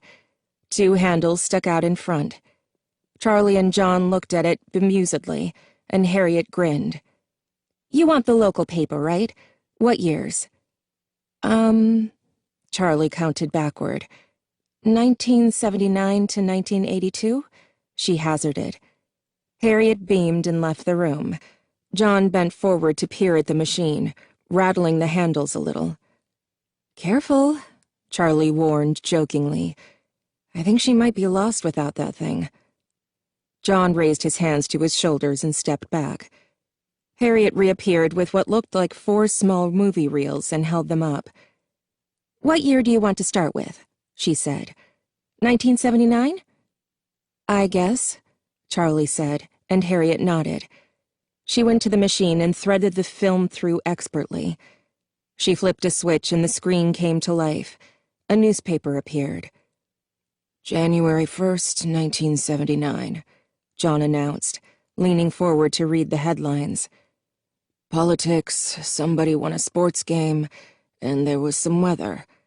Also, there was a bakery giving away free cookies to celebrate the new year. Sounds like now, except no cookies." "You use these to see more," Harriet said, manipulating the controls. "Let me know if you need help switching the reels. Have fun, you two." She winked conspiratorially and closed the door behind her as she left. Charlie positioned herself in front of the machine, and John stood behind her, his hand on her chair.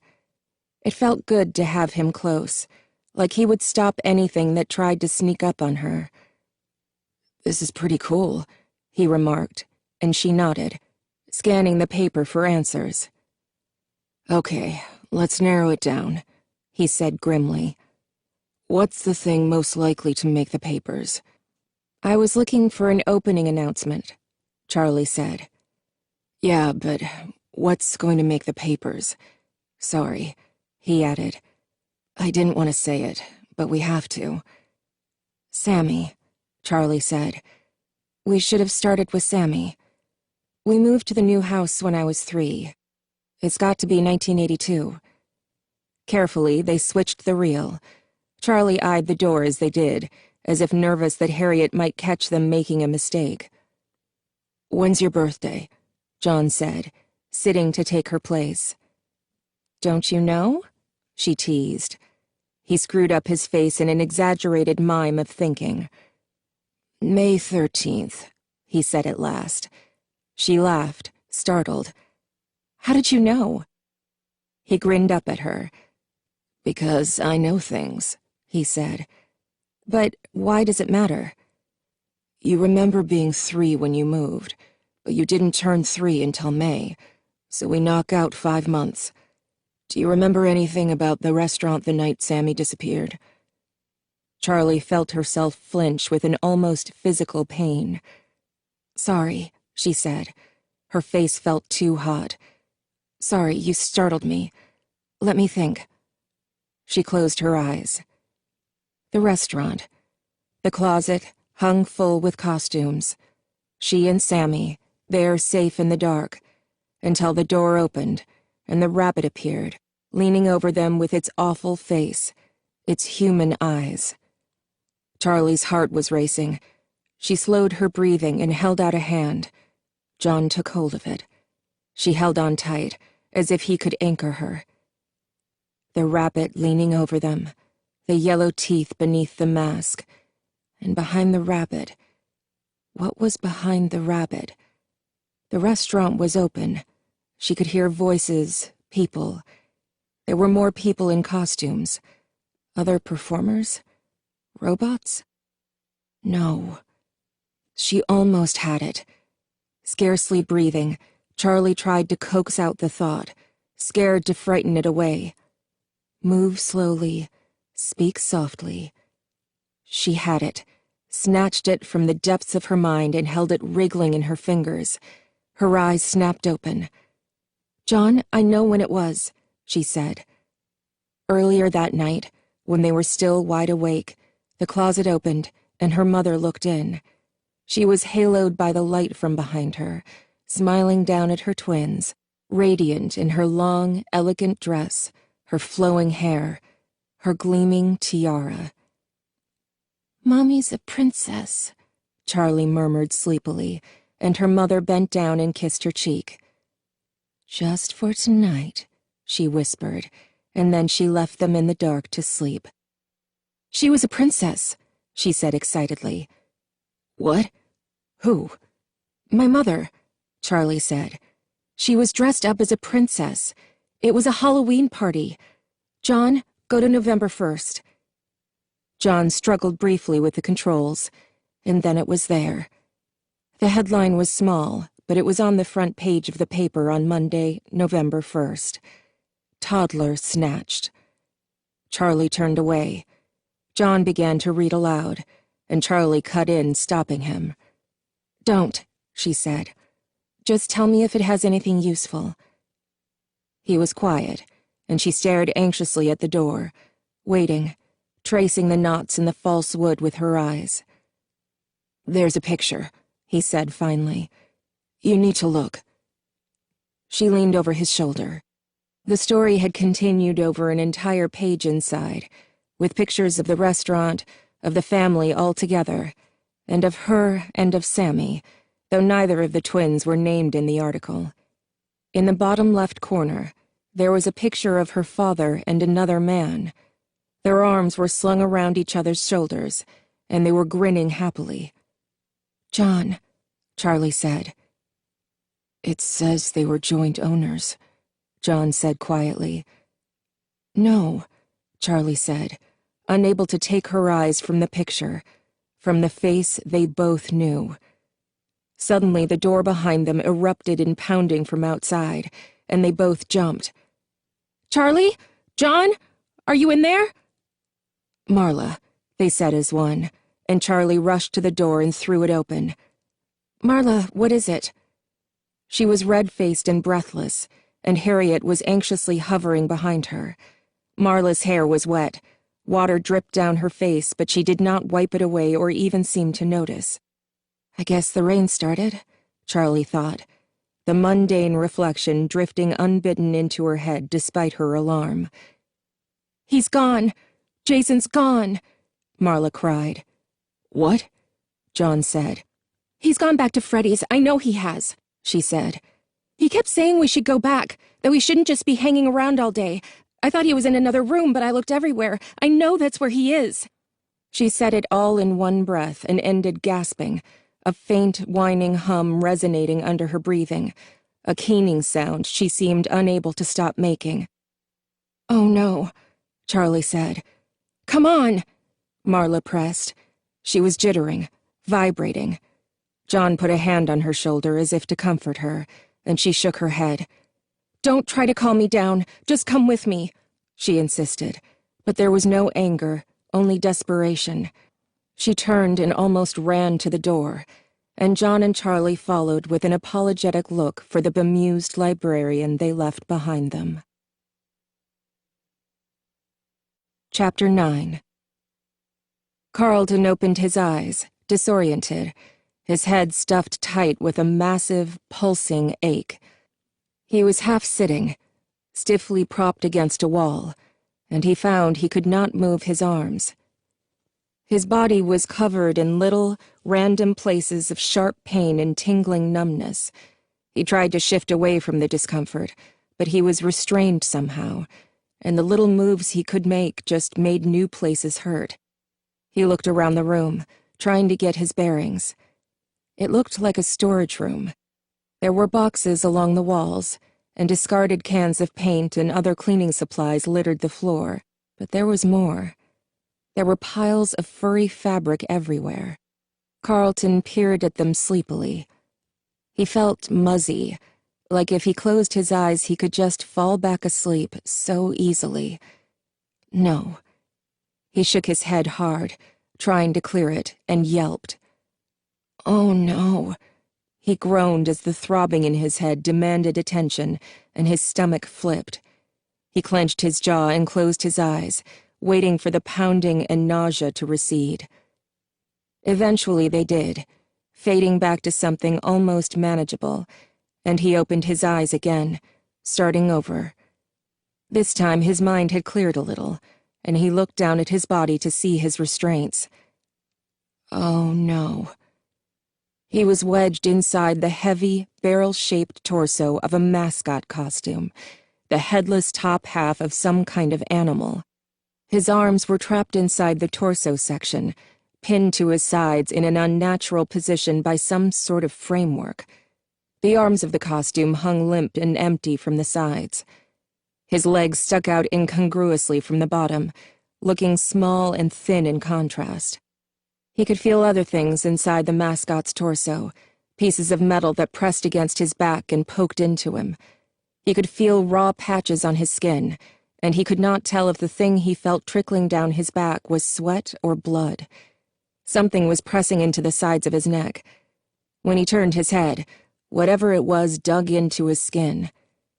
The costume's fur was dirty and matted, a faded color that might once have been a bright blue, but was now only a bluish approximation of beige.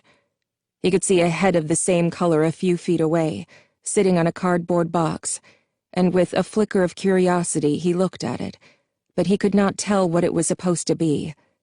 It looked as if someone had been told, "Make an animal," and had done just that, careful not to make it look like any specific type of animal.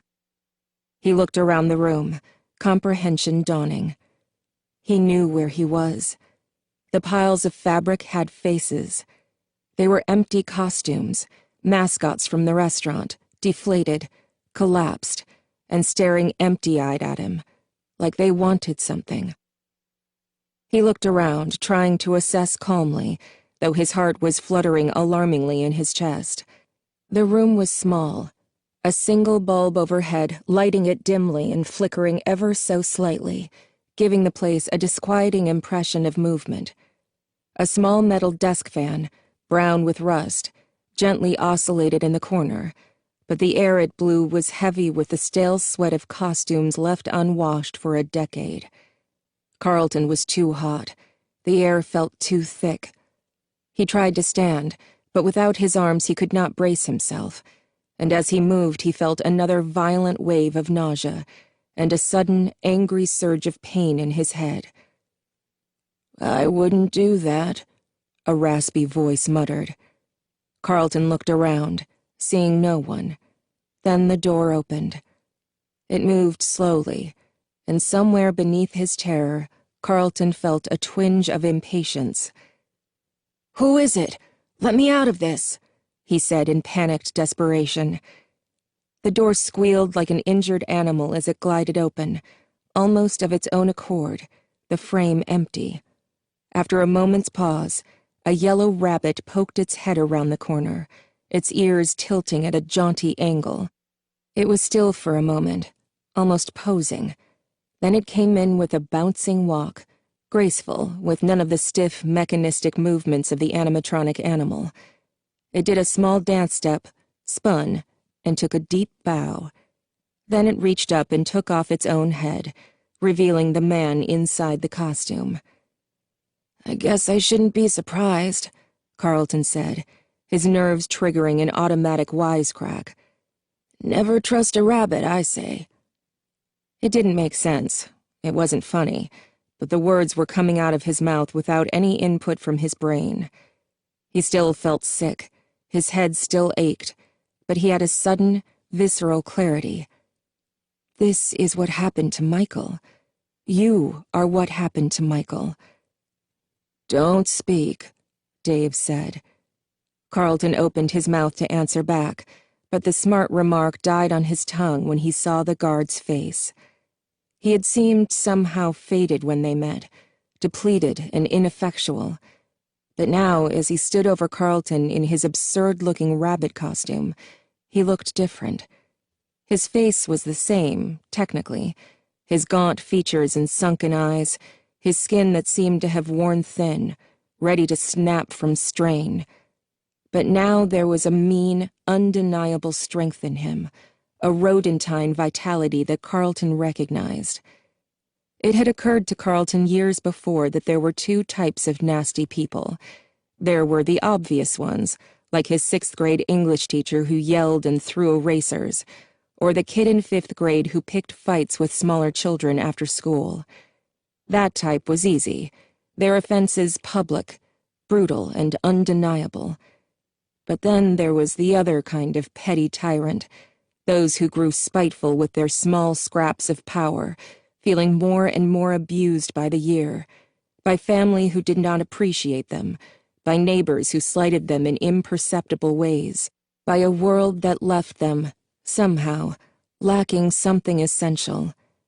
Before him stood someone who had spent so much of his life fighting like a cornered rat that he had taken on the mantle of bitter sadism as an integral part of himself.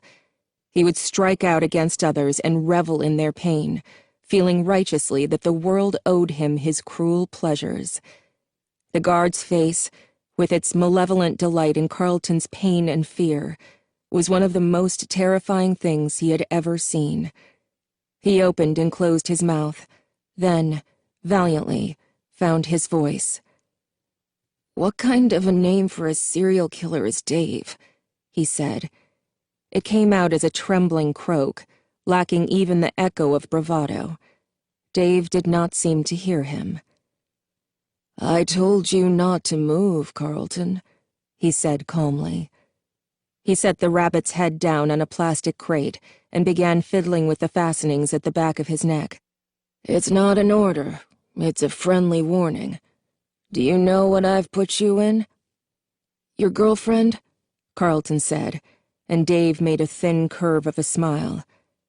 "You're amusing," he said with distaste. "But no, you're not wearing a costume, Carlton. Not precisely. You see, these suits were designed for two purposes: to be worn by men like me." He gestured fluidly toward himself, with something that might have been pride, "and to be used as working animatronics like the ones you see on the stage. Do you understand?" Carlton nodded, or began to, but Dave's raised eyebrow stopped him. "I said don't move," he said.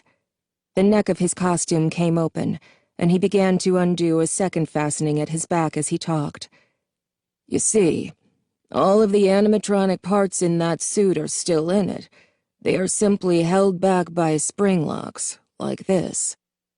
Dave went to the pile of costumes and selected one, bringing the fuzzy green torso, headless, over to Carlton. He held out the costume, waggling 2 twisted pieces of metal that were attached to the sides of the neck. "These are spring locks," he said, bringing the piece of metal so close to Carlton's face he almost could not focus his eyes on it. "Watch." He did something, touched some piece of the lock so imperceptibly that Carlton could not see what he had done, and it snapped shut with a sound like a backfiring car. Carlton stiffened, suddenly taking the order not to move deathly seriously. "That's a very old costume, one of the first ones Henry made. You can trip these spring locks very, very easily if you don't know what you're doing," Dave went on. "It takes almost no movement at all." "Henry?" Carlton said, trying to focus on what he was being told. He could still hear the snap, as if it had lodged in his head like a song that kept repeating. "I'm going to die," he thought for the first time since waking. "This man will kill me. I will die. And then what? Will anyone even know?" He set his jaw and met Dave's eyes. "Who's Henry?" "Henry," Dave repeated. "Your friend Charlie's father." He looked surprised. "Did you not know that he made this place?" "Oh, right, well," Carlton said confusedly. "I just always thought of him as Charlie's dad." "Of course," Dave said, the kind of polite murmur people made when they didn't care. "Well, that's one of his first suits," he said, gesturing at Carlton. "And if you trigger those spring locks, 2 things will happen. First, all the locks will snap right into you, making deep cuts all over your body, and a split second later, all the animatronic parts they've been holding back, all that sharp steel and hard plastic, will instantly be driven into your body. You will die, but it will be slow. You'll feel your organs punctured, the suit will grow wet with your blood, and you will know you're dying for long, long minutes. You'll try to scream, but you will be unable to. Your vocal cords will be severed, and your lungs will fill with your own blood until you drown in it." There was a faraway look in his eyes, and Carlton knew with chilling certainty that Dave wasn't predicting. He was reminiscing. "How?" Carlton's voice broke, and he tried again. "How do you know that?" he said, managing a raspy whisper. Dave met his eyes and smiled widely. "How do you think?" He set down the costume he was holding and reached up to undo the final piece of his own. It took time. Carlton watched for several minutes as Dave romanced whatever mechanisms lay under the collar. He took the costume torso off with a flourish, and Carlton made an involuntary sound, a helpless and frightened mewl. Dave had been shirtless under the costume, and now his bare chest was clearly visible even in the dim, flickering light. His skin was horribly scarred, with raised white lines that scored his flesh in a symmetrical pattern, each side of his body mirroring the other. Dave saw him looking and laughed a sudden, happy sound. Carlton shivered at it. Dave raised his arms out from his body and turned slowly in a circle, giving Carlton ample time to see that the scars were everywhere, covering his back like a faint lace shirt, stretching to the waist of the rabbit pants as if they continued all the way down. On the back of his neck, where they were largest and most visible, 2 scars like parallel lines were etched from the nape of his neck all the way up to his scalp, disappearing into his hair. Carlton tried to swallow. His mouth was so dry he could not have spoken, even if there had been anything to say. Dave smiled unpleasantly. "Don't move," he said again. "He's here! He has to be here!" Marla cried, staring despairingly at the door to Freddy's. She was clasping and unclasping her hands, the knuckles going white. Charlie watched her helplessly. There was nothing to say. The door was no longer covered in chains. Instead, it was simply no longer a door. It had been welded over. The metal was melted seamlessly into the frame, and the hinges were gone, covered in crude, patchy solder. They all stared, not fully able to comprehend what they were looking at. Charlie shifted her feet. She had stepped in a puddle as they hurried from the car, and now her shoes and socks were soaked and freezing. It seemed unforgivable to be focused on her own discomfort in such a moment, but she could not stop her attention from drifting to it. "This is insane," Marla said, her mouth agape. "Who does this?" She threw up her hands in frustration. "Who does something like that?" She was almost shouting. "Someone did that! Someone welded this shut! What if Jason is in there?" Marla put her hands over her face. Jessica and Lamar stepped forward to comfort her, but she waved them away. "I'm fine," she said tightly, but she did not move, still staring at the place in the wall that had once been a door. She looked smaller, lesser. The panicked energy that had been driving her was gone, leaving her empty and without purpose.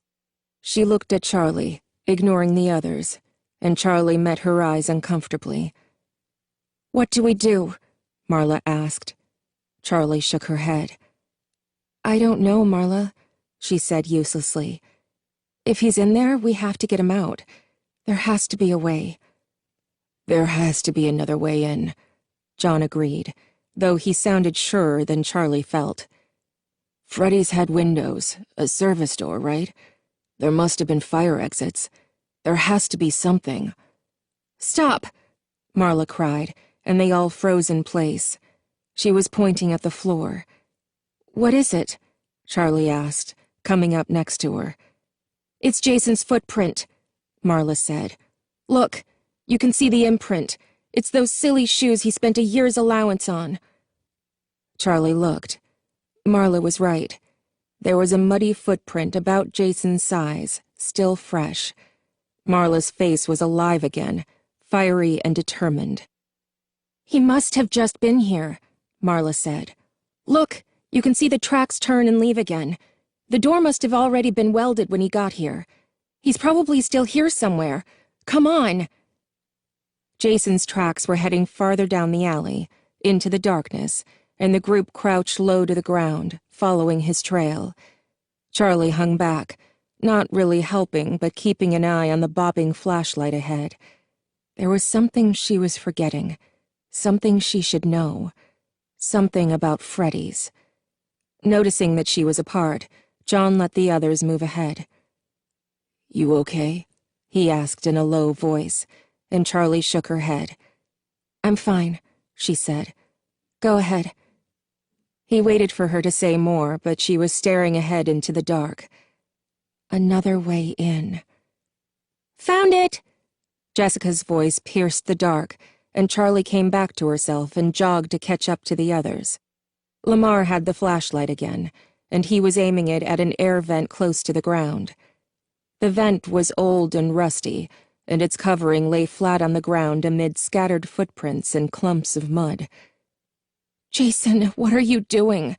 Marla gasped and knelt beside the vent. "What are you thinking?" There was an edge to her voice, something teetering between panic and relief. "We have to go after him," she said.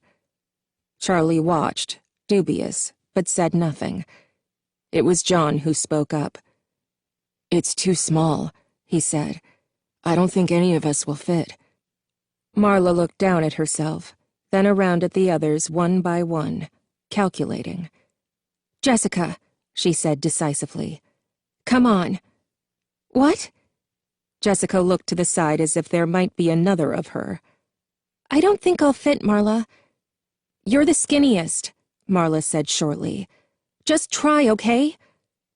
Jessica nodded and went to the vent, kneeling in the muddy concrete that was the alley's floor. She studied the hole in the wall for a moment and tried to squeeze in, but her shoulders barely cleared the space, and after a moment she pulled back out of breath. "Marla, I can't fit. I'm sorry." she said. You can fit, Marla said. Please, Jessica.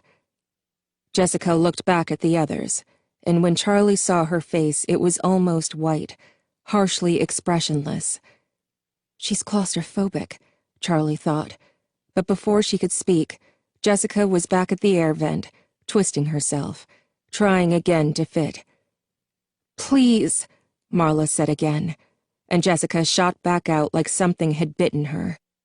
I can't, Marla, she said, her breathing shallow and fast, as if she had been running full out. I don't fit. There has to be another way in. Charlie stepped in, reaching her arm between Marla and Jessica as though breaking up a fight. Charlie closed her eyes, trying again to remember. She pictured the restaurant, trying to see it not as they had the last few days, but as it had been years before. The lights were bright. It was full of people. It used to get hot, stuffy, she said. In summer, it smelled like pizza and old French fry grease and sweaty kids, and my dad would say, "That's it." He would say, "Whose brilliant idea was it to put a skylight in a closet?" She finished triumphantly, relieved. She could picture the little supply room with the open roof. She and Sammy would sneak away and sit in there for a few minutes, enjoying the small stream of fresh air that filtered down from outside. "So that's it. Let's get to the roof," John said, breaking Charlie's drift into memory. "What roof?" Marla said, studying the top of the closed hall. She was no longer in a full-blown panic, reassured by evidence that Jason was still alive, but her anxiety was still palpable. Her glance darted constantly around the little group, as if her little brother might suddenly appear from the shadows. "It's been covered over, like everything else," Lamar chimed in. "Maybe not," Charlie said. "The roof of the mall is pretty high. I bet there's a crawl space at least." "A crawl space?" John said excitedly. "You mean a crawl space between the roof of Freddy's and the roof of the mall? Up there?" He stared up into the darkness for a moment. "A crawl space," he repeated, his voice a little meeker. Charlie was busy studying the ceiling of the corridor, measuring it in her head against what they had seen of the outside of the building. It was different, she was sure of it. "This isn't the roof to the mall. It's not high enough," she said, feeling a spark of encouragement. She set off briskly down the hall, not waiting for the others. They followed, trailing behind her, and the space above her suddenly became illuminated as Lamar caught up and cast the beam of the flashlight upward. Charlie was going back and forth, looking from wall to ceiling and back again, while trying to picture the space outside. "The ceiling of this hall is probably level with the roof of Freddy's." Jessica's voice came from behind Charlie, who startled briefly. She had been so intent on her pursuit she had lost track of her friends. "We have to get up there," Charlie said, turning back to the group expectantly. They looked blankly at her for a second. Then Lamar's arm moved reflexively, like he was about to raise his hand. He caught himself and cleared his throat instead. "I hate to point out the obvious, but," Lamar said, gesturing. About 10 feet ahead of them, a maintenance ladder rested against the old brick. Charlie grinned and hurried to the ladder, waving for John to follow. They grabbed it together. It was heavy, metal, and covered with spatters of paint, but it was manageable to carry. When Charlie had a firm grip on one side of the ladder, she turned her face back to the ceiling, searching. "There is probably a hole or a hatch or something," she said. "A hole or a hatch or something?" John echoed with a half-smile as he lifted the other end of the ladder. "Do you have a better idea? Now come on." She jerked the ladder forward so hard John stumbled and almost fell. They moved slowly. With only one flashlight, they could not see where they were going and examine the walls at the same time, so every few yards they stopped for Lamar to run the light back and forth across the place where the brick wall met the dripping ceiling of the makeshift hallway. Though it slowed them down, Charlie was grateful for the brakes. The ladder, industrial metal, was heavy. She could have asked the others to switch off, but it felt essential somehow that she be part of the physical process. She wanted to help. Marla's agitation was growing as they went, and after a few rounds of move and scan, she started calling Jason's name softly. Jason? Jason, can you hear me? "He's inside," John said shortly. "He can't hear you." His voice was strained with the weight of the ladder. He had the wider end, and he sounded almost snappish. Marla glared at him. You don't know that. Marla, stop it, Jessica said. We're doing everything we can. Marla didn't answer. A few minutes later, they came to the end of the alley. "So now what?" John said. "I don't know," Charlie said, puzzled. "I was positive that we would find something." "Is that the way life usually works for you?" John teased, raising an eyebrow at her. From down the hall, Lamar let out a triumphant cry. "Found it!" Marla took off toward him at a run, and Jessica followed a little more cautiously behind, wary of obstacles in the dark. Charlie gave John a wink and picked up the ladder again. He hurried to lift his side, and they lugged it back the way they came. When Charlie and John caught up to the rest of the group, all three were looking up at the ceiling. Charlie mimicked their posture.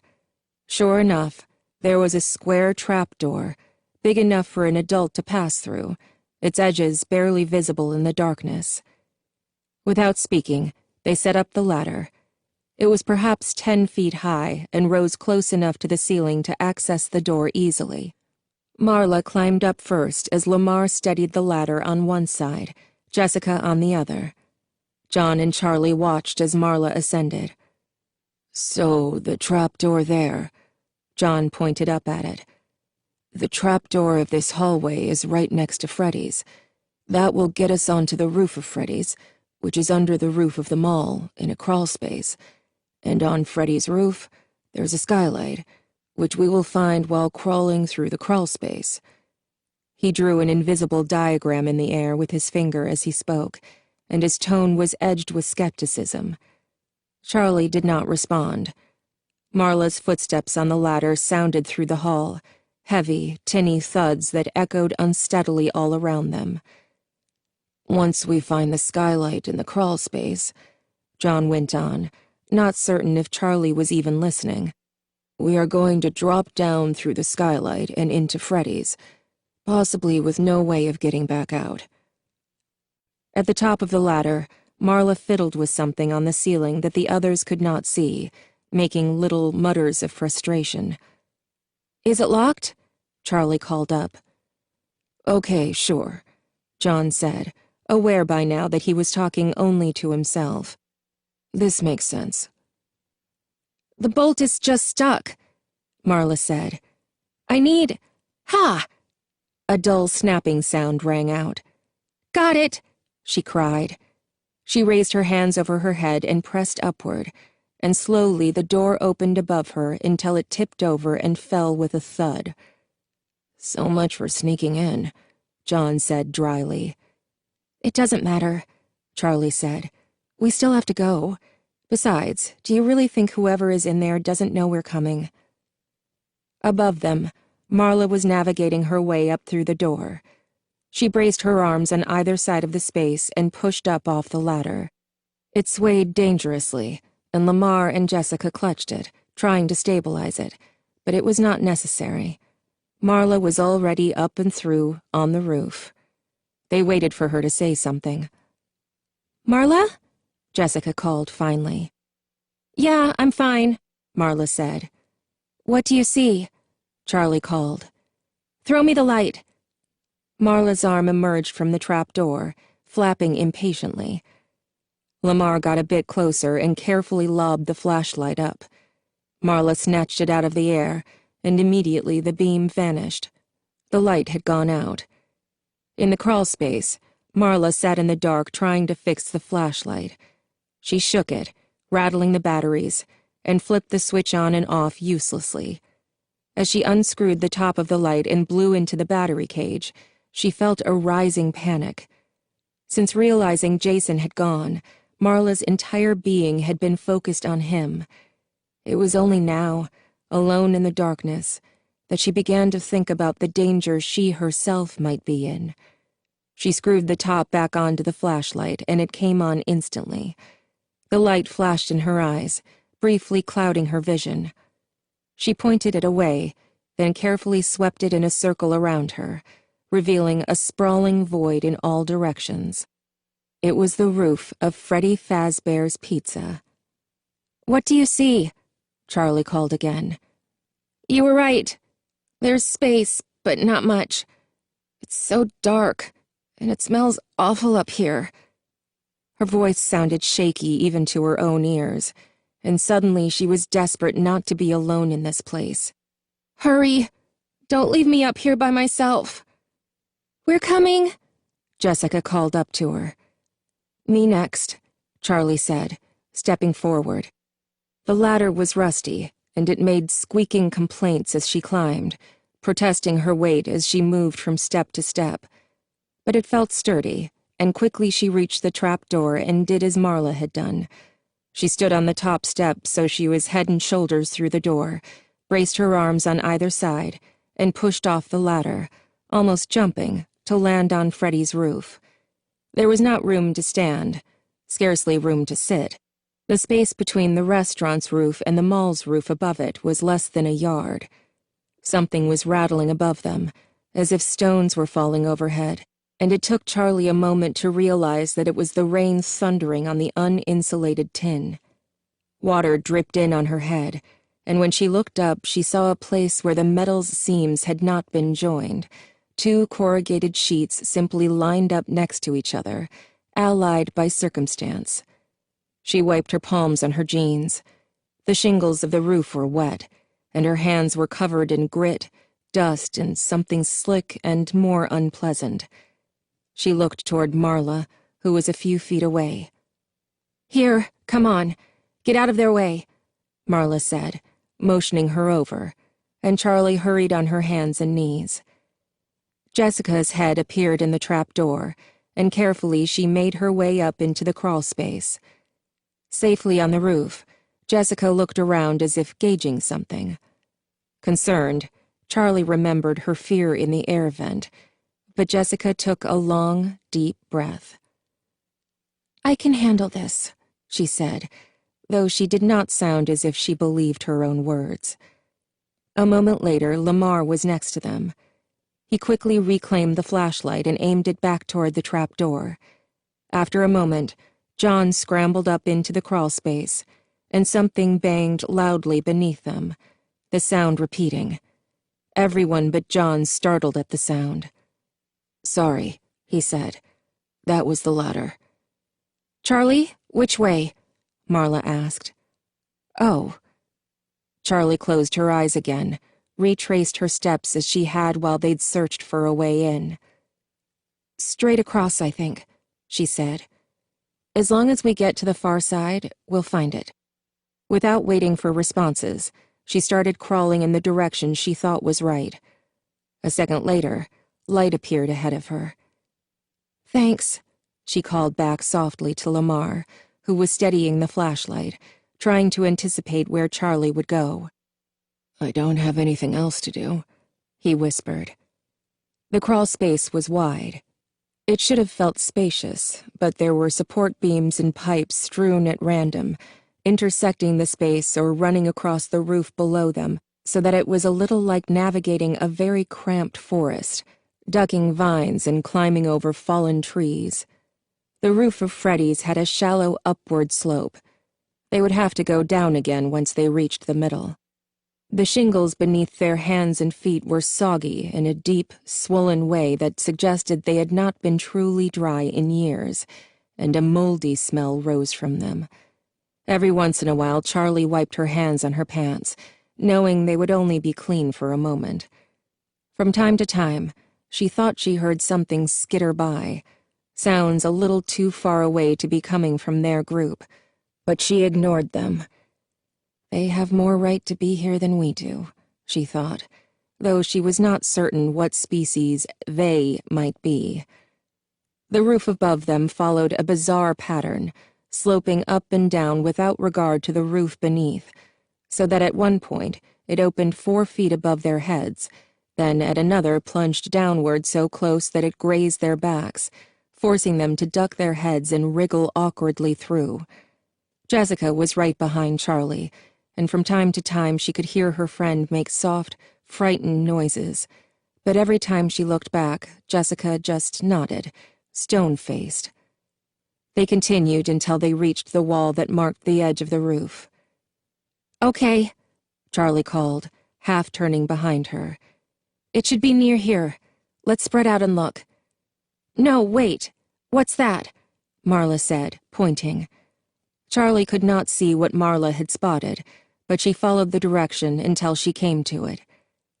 The skylight was a flat glass pane in the roof, framed like a small window, a single panel with no visible handles, hinges, or latches. They leaned over it, trying to see into the room below, but the glass was too covered in grime for anything to show through. John reached forward and tried to clean it with his sleeve. He came away with the arm of his shirt black, but it had done no good. At least half the dirt was on the other side, and the skylight was still opaque with filth. "It's just a closet. It's okay," Charlie said.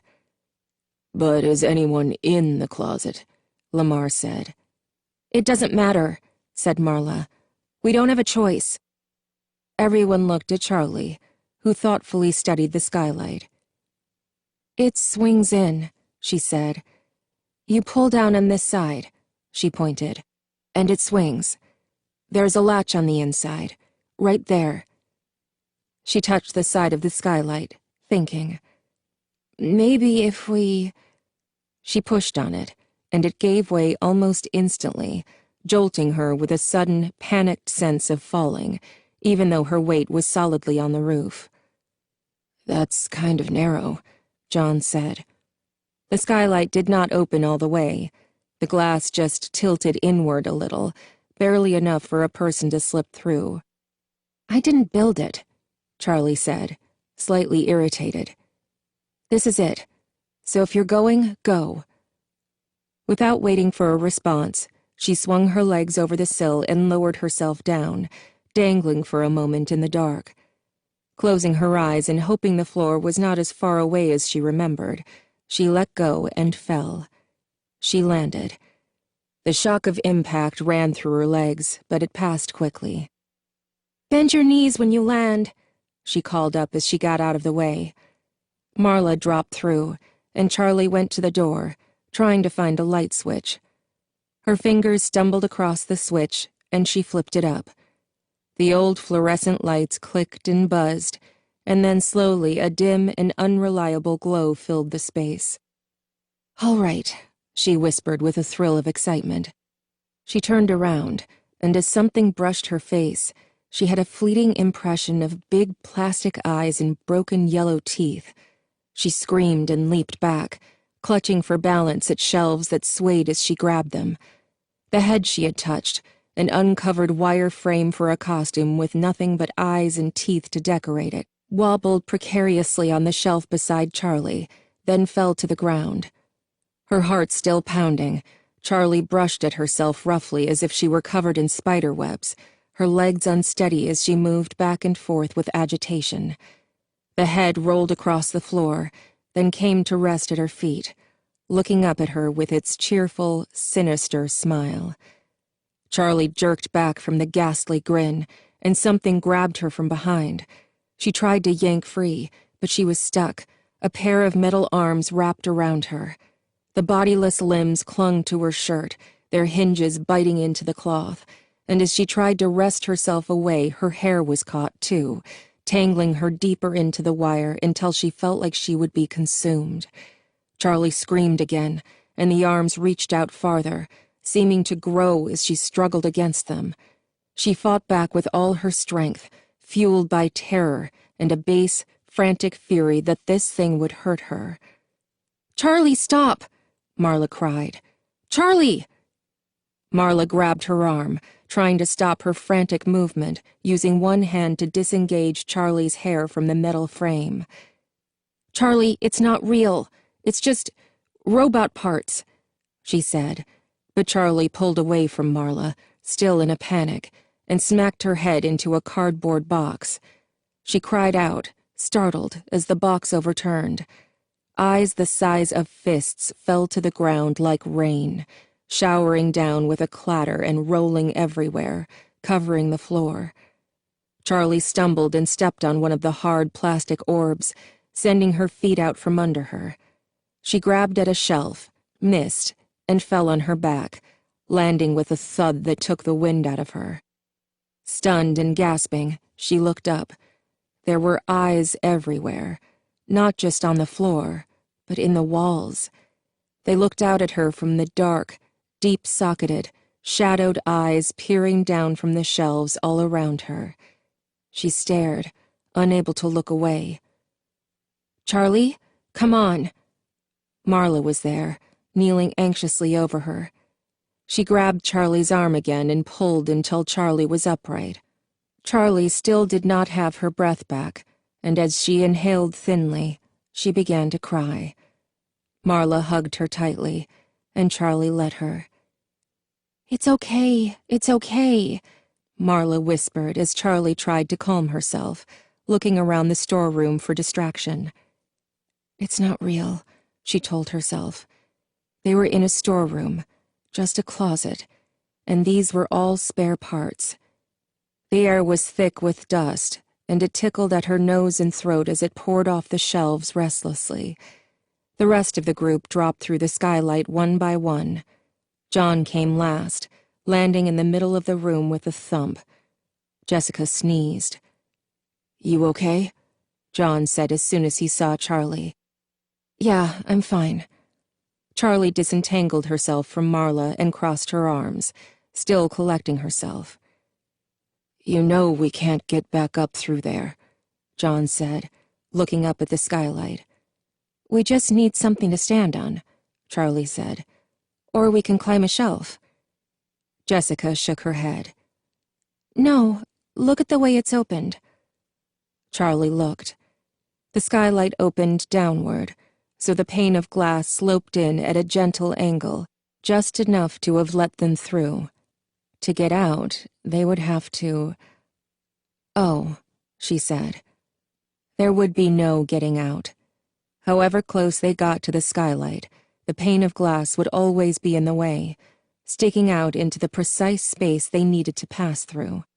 If anyone tried to get a grip on the roof, they would have to lean so far over the glass that they would fall from the ladder.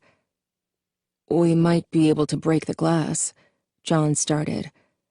"But the metal frame is going to be dangerous to climb over, even more dangerous with shards of broken glass." He fell silent and thought it through again, his face grim. "It doesn't matter," Charlie said. "We'll find another way out. Let's start looking." They peered cautiously out into the hallway. Lamar had turned off the flashlight, but it was easy enough to see their surroundings now with the light from the closets seeping into the hall. At least nothing's dripping from the ceiling, Charlie thought, wiping her hands on her pants again. The floor was black and white tile, as glossy as if it had just been polished. There were children's drawings on the walls, rustling with the air from the open skylight. Charlie remained motionless, more than aware of how much noise she had just made.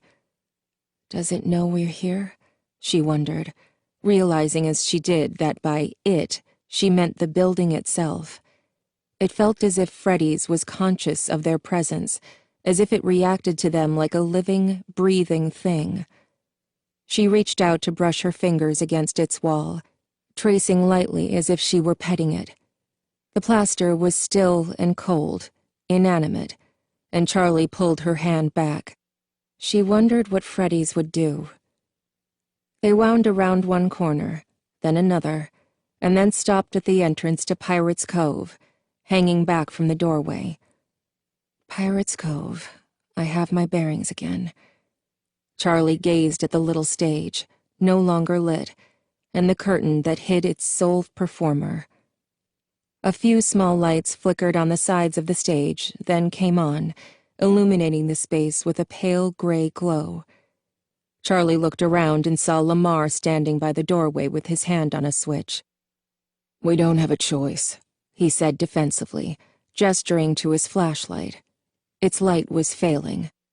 Charlie nodded resignedly, and Lamar switched off the dying flashlight. "I want to take a look in this control room," Marla said, pointing to the small door nearby. "Lamar, come with me. The rest of you try the other one.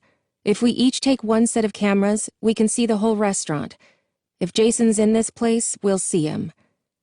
"I don't think we should split up," Charlie said. "Wait," said Lamar.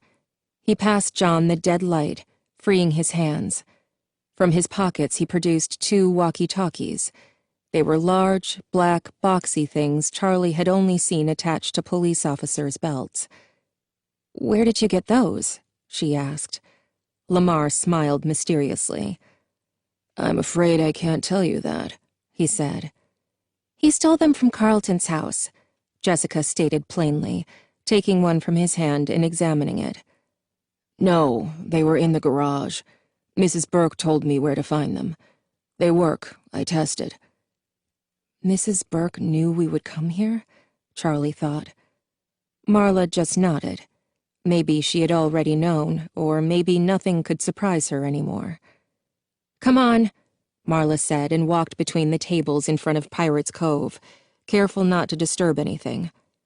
Lamar leaned over Jessica to show her how to use the walkie-talkie. "It's this button," he said, indicating it, and then he took off after Marla. After a startled moment, the rest of them followed. Something clutched in Charlie's stomach. The reality that both Jason and Carlton might truly be in danger seizing her. It was not that she had forgotten, but while they were outside, trying to solve the puzzles, it was possible to gain some distance from what was happening. She watched Marla stalking toward the control room with a bleak authority. Marla crouched at the small door before turning to Charlie. "Go," she said, nodding toward the hall that led to the main dining area.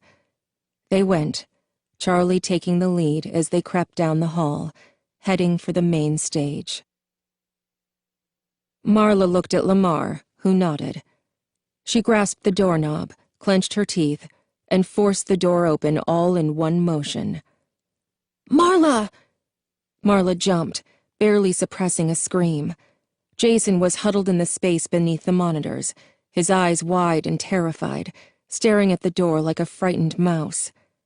"Jason!"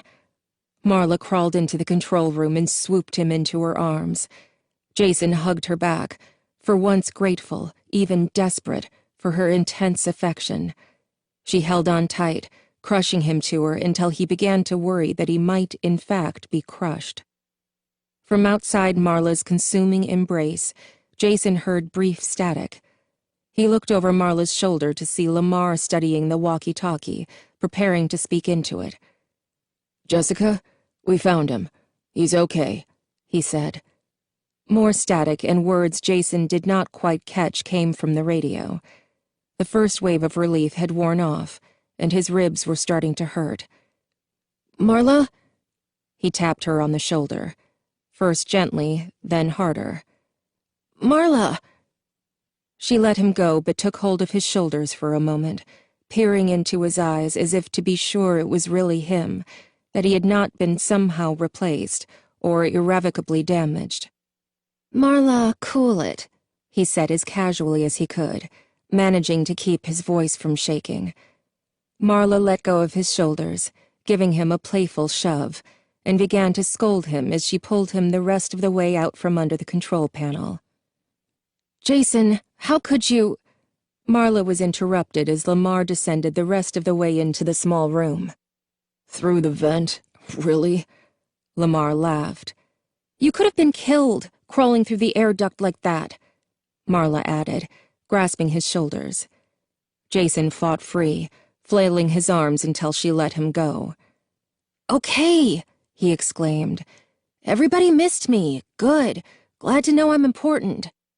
"You are important," Marla said fiercely, and Jason rolled his eyes theatrically.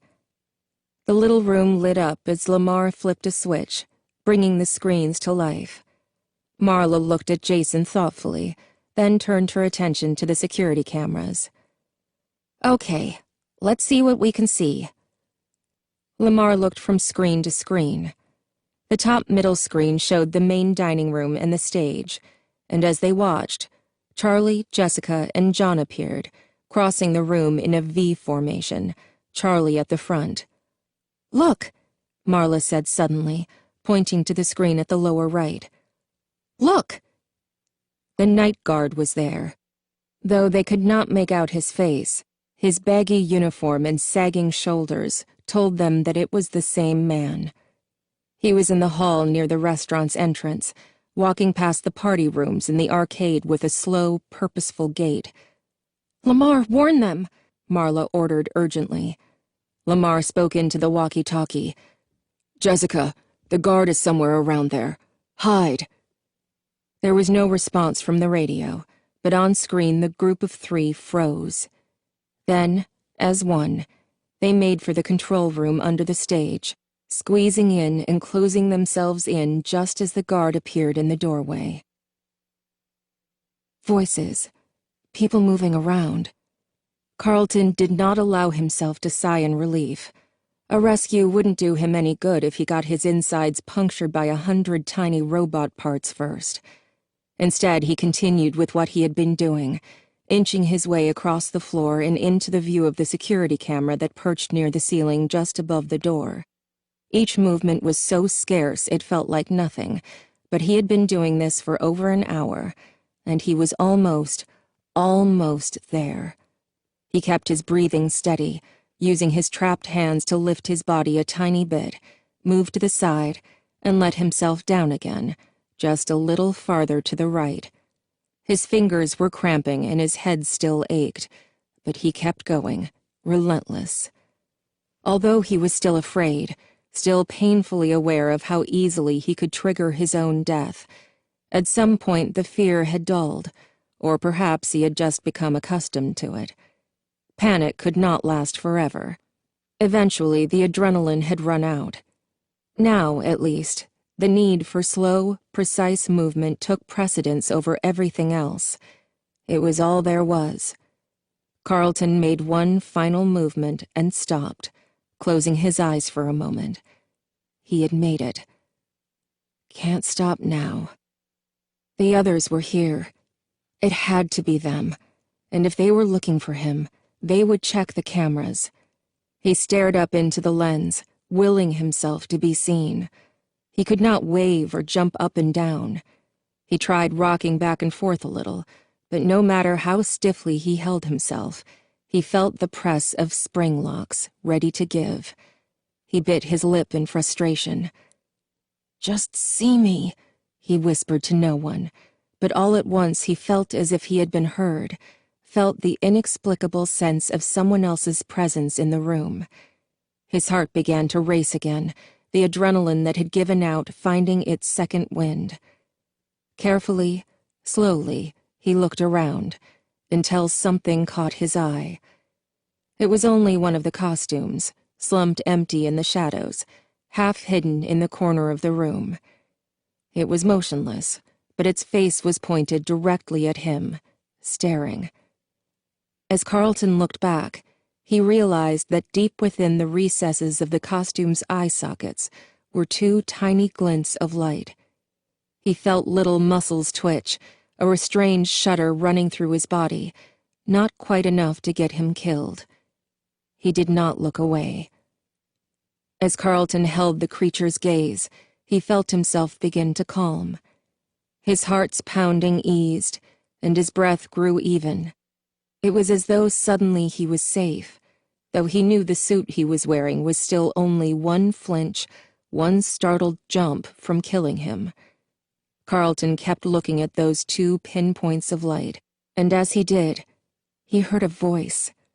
In a gasping instant, all the air was sucked from his lungs. As the voice spoke, that voice he would have known anywhere, that voice he would have given anything to hear again, Carlton began to weep, using all his will to keep his body from shaking. The eyes in the dark were intent on his face as the voice went on, speaking secrets to Carlton in the ringing silence, telling him things that he dreaded, things that someone had to hear. Chapter 10. The screens all lost their pictures and flipped to static. "Hey!" Marla cried. She banged against the side of a monitor, and the image lurched, distorted, then sputtered and went out again. She hit it again, and with another spasm of static, the image slowly cleared. As it resolved, the stage appeared. "Something's wrong," Lamar said, and all three leaned forward, trying to get a better look. "Bonnie," Jason said in a grave tone. "Bonnie," Marla echoed, looking at Lamar with alarm. "Where's Bonnie?" Lamar hit the button on the walkie-talkie. "Charlie," he said urgently. "Charlie, don't leave the control room." In the control room under the stage, Charlie and Jessica peered at the monitors, scanning for signs of life. "It's too dark. I can't see anything on these," Jessica complained.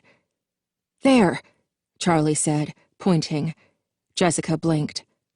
"I can't see anything," she insisted. "It's Carlton, right there. I'm going to get him." Not waiting for a response, Charlie crawled toward the exit. "Charlie, wait," John said, but she was already out the door. It slammed shut behind her, and all three of them heard the dull metal thud of the drop lock falling into place. "Charlie!" John yelled again, but she was already gone. "It's bolted shut," John grunted as he pulled on the door. The walkie-talkie sputtered, and Lamar's voice came choppily from the little box. "Charlie, don't leave room." Jessica and John exchanged a glance, and John picked up the radio. "Too late," he said, looking to Jessica as he lowered the walkie-talkie. Charlie made her way unsteadily between chairs, but after only moments she realized she had gotten herself turned around. The lighting had changed. Now a single blinding blue light was strobing on and off above the stage. Over and over, the room flashed with a blinding burst, like lightning, then was instantly dark again. Charlie covered her eyes, trying to remember what she had bumped into first. Metal chairs and foil party hats pulsed like beacons in the dark with each burst of light, and Charlie's head began to throb. She squinted, trying to orient herself, but beyond the tables surrounding her, all she could see were 1,000 after-images burned into her retinas. She had no idea which way to go to find Carlton. She leaned against a nearby chair and pressed her hand tightly over her forehead. A table screeched against the floor briefly, and Charlie knew that it hadn't been her. She turned around, but the light had gone dark. When it flashed again, she was looking directly at the stage, where there should have been 3 sets of eyes. She saw only 2. Freddy and Chica stared down at her, their plastic gazes catching the light, twinkling with the strobe. Their heads seemed to follow her as she moved along the table. Bonnie was gone. Suddenly she felt exposed, all at once noticing just how many places there were in the open room for something to hide, just how visible she was to anyone, anything, that might be watching. She thought briefly of the little control room she had just left and felt a pang of regret. Coming out here might have been very stupid. Another screech sounded, and she whirled around to see the table behind her moving slowly away. She turned to run, but she slammed into something before she could take a step. She jerked up her hands in the darkness to shield herself and touched matted fur. The strobe threw its light out again, and this time garbled noise blared from the gaping mouth in front of her. Bonnie. Bonnie stood only inches from her, his mouth opening and closing rapidly, and his eyes rolling wildly in his head. Charlie jerked away, then backed up slowly.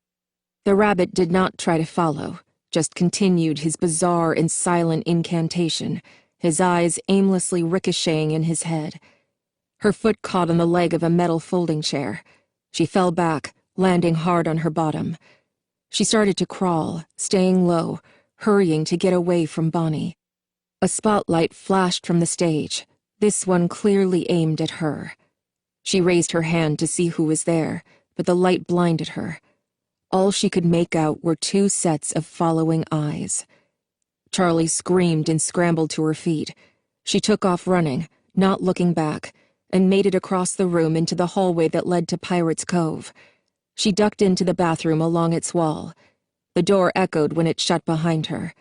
The room was empty, with nothing but 3 sinks and 3 stalls. Only one of the fluorescent lights was on, and just barely, only enough to color the room dark gray instead of black. The metal walls of the stall dividers looked flimsy, and Charlie had a sudden vision of Bonnie, larger than life, grabbing the metal frame with his paws and ripping it up from the ground, the bolts tearing right out of the floor. She banished the thought and ran into the farthest stall from the door, slipping the lock, so small it looked almost delicate, into place. She sat on top of the toilet tank, her feet pulled up onto the seat and her back pressed against the blue tile wall of the bathroom. In the empty room, Charlie could hear her own breath echoing. She forced it to slow and closed her eyes, telling herself to be silent, to hide. "Charlie?" John was still pounding on the little door of the control room. "Charlie, what's going on out there?" Jessica sat quietly, still rattled from the screams and crashes outside. "She can take care of herself," John said, easing his grip on the door. "Yeah," Jessica said. He did not turn around to look at her. "We have to get out of here," John said. He rattled the door again. The top swayed a little as he pulled, but the bottom was stuck fast. He hunched down farther. There was a lock, a deadbolt that dropped straight into the floor. The latch to pull it open had broken off long ago, leaving only a jagged ledge so thin he could scarcely get his fingers around it. As he yanked it upward, it cut into his fingers, leaving thin red lines. The bolt stayed fast in place. "Jessica, you try," he said, turning to look at her. Her eyes were on the wall of televisions. They were all showing static, but every now and then one flashed a picture. "Never mind," John said. "Keep watching." He bent his head again and went back to the deadbolt. In the bathroom, Charlie was silent. She paid attention to each breath she took, each inhale and exhale a slow, deliberate process. She had tried meditating once. She had hated it, but now the intense focus on her breathing was calming. "I guess I just needed the right motivation," she thought. "Like staying alive." The stalls rattled briefly, and there was a distant booming sound that went on for several seconds. "It's storming outside." She kept her eyes trained on the floor. The light overhead was so dim it scarcely illuminated her stall. She held her breath. The light flickered and let out a brief hum, then was silent. The toilet tank she sat on felt unstable. She scooted to the edge of it to quietly let her foot down. Just as the tip of her shoe touched the tile, the wide bathroom doors opened with a thunderous bang. Without thinking, she jerked her foot up, and the lid of the porcelain tank clanged like pots clattering together. She held herself perfectly still, her shoe suspended in the air, then carefully pulled her foot back into place on top of the toilet seat. That was too loud, she thought. Carefully, she leaned forward and reached up with one hand to grasp the stall divider. She pulled herself up to stand slowly, the toilet seat rocking on its hinges beneath her feet. She peered out over the top at the 2 stalls next to her. It was too dark to see beyond the metal stalls, and the whole row of them swayed gently from her weight. There was a shuffling sound. Something wide and heavy was sliding across the floor, not trying nearly as hard as she was to be quiet. Her eyes darted from the stall door beside her to the bathroom door. The shuffling continued, but she could not tell where it was coming from. The sound filled the room. Suddenly the nebulous sound resolved. It was crisp, and it was nearby. The wall she clung to trembled slightly. She panned her gaze around the room, hoping her eyes would adjust a little more. She could make out a trash can by the door and the outline of the sinks. Apprehensively, she looked back at the door of her stall, letting her focus creep along the edges until she set her eyes on the inch-wide gap along the door. A large plastic eye stared back, unblinking and dry, fixed directly on her. 2 large and unnatural rabbit ears hung over the top of the door. Charlie clasped her hand over her mouth and jumped to the floor as fast as she could, dropping to her stomach and scooting along the floor into the second stall. She heard Bonnie rattle the door of the stall she had just left, but the shuffling feet did not move. She crawled under the next divider and into the stall nearest the entrance. This time her foot bumped the toilet behind her, and the lip dropped down with a loud clank. Charlie froze. The shuffling thing did not move. For what felt like an age, Charlie held her breath. He heard. He must have heard. But Bonnie still made no sound. Charlie held still and listened, waiting for another sound of movement to mask her own. Her breathing seemed louder than before. She lowered her head, trying to make out shapes along the floor. The shuffling sound resumed, and now, without warning, it was directly in front of her. She held her breath, desperately trying to make out any forms in the darkness. There he is. A large padded foot was just outside the door, as if it had stopped mid-step. Is he leaving? Please leave, Charlie pleaded. There was a new sound. Stiff fabric, softly crunching. What is that? The foot outside the door had not moved. The noise grew louder, the sound of fabric and fur twisting and stretching, tearing and popping. What is that? Charlie dug into the floor with her nails, holding down a guttural scream. He's bending over. A large paw touched down gently in front of her, then another shape. The creature's head. It was massive, filling the space under the door. Gracefully, Bonnie lowered himself to the floor and turned his head sideways until his eye met Charlie's. His giant mouth was open wide with a ghoulish excitement, as though he had found someone in a game of hide-and-seek. A warm burst of air rolled in under the stall door. Breath? Charlie clasped her hand over her nose and mouth. The stench was unbearable. Another wave of it hit her face, hotter and more putrid. She closed her eyes, on the point of relinquishing the hope of escape. Maybe if she kept her eyes closed long enough, she would wake up. Another gust of hot air hit, and she jerked back, hitting the back of her head on the toilet. She recoiled with pain and threw her arm in front of her, shielding her face against attack.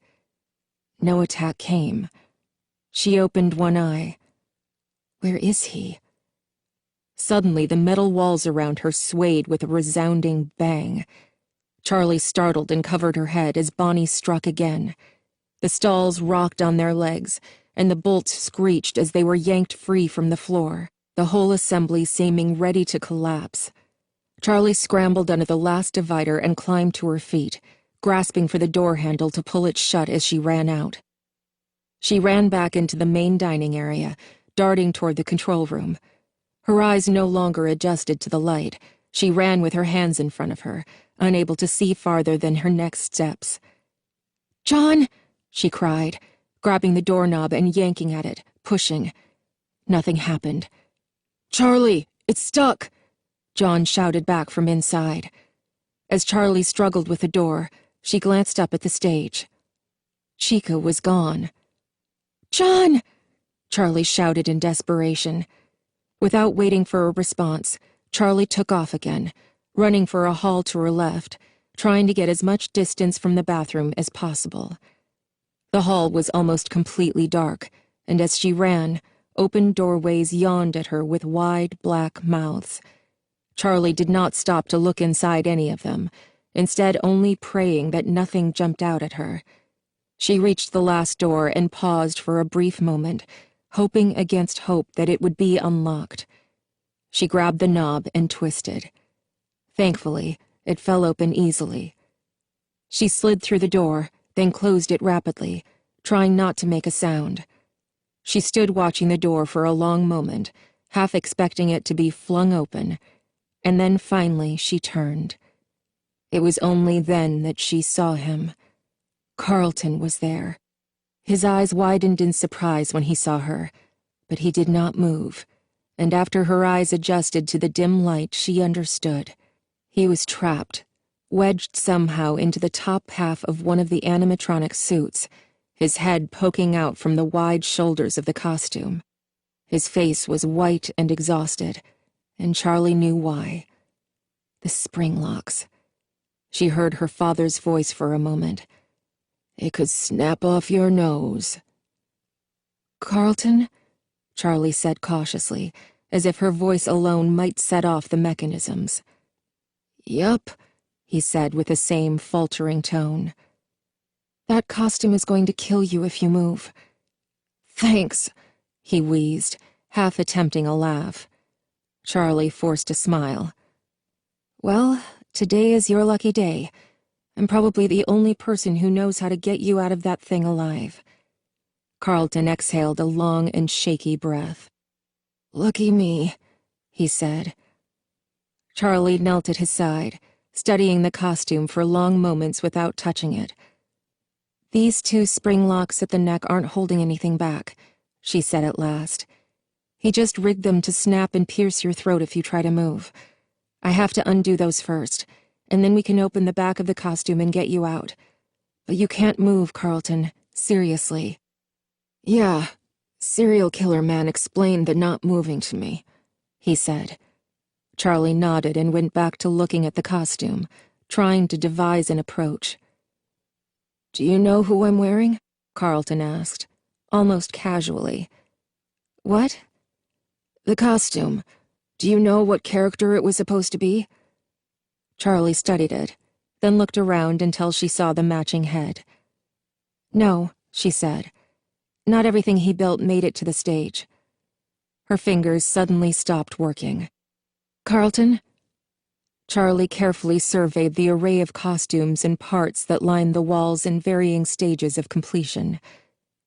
"Carlton," she repeated. "Is he in here?" With a new sense of dread, Carlton struggled to get a look behind him without moving. "I don't know," he whispered.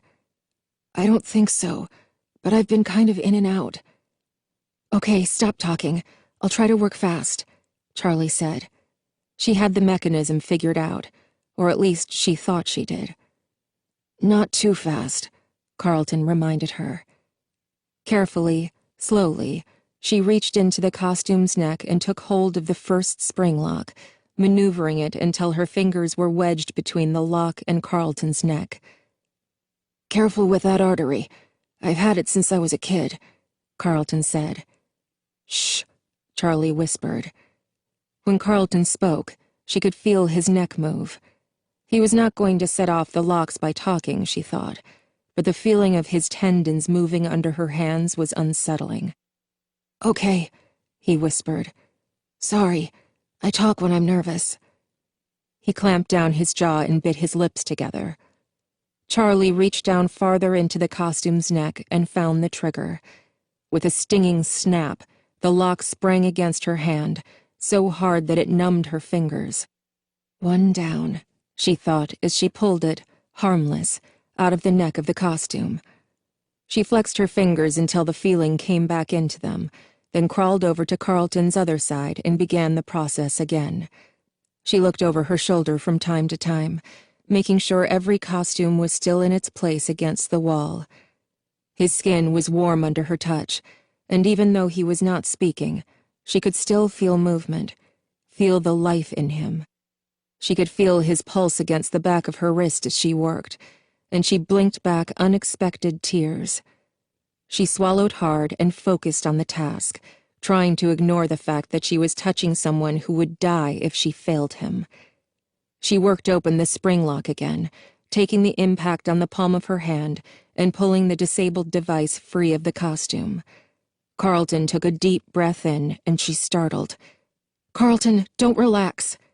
He stiffened and exhaled slowly, his eyes wide and frightened. Right, he said.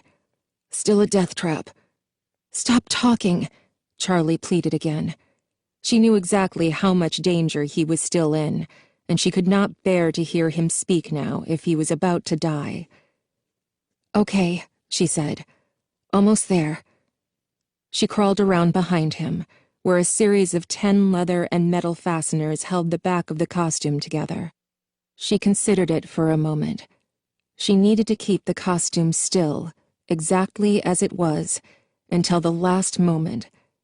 She sat down behind him and bent her knees, positioning herself so that she could hold the costume in place with her legs as she opened it.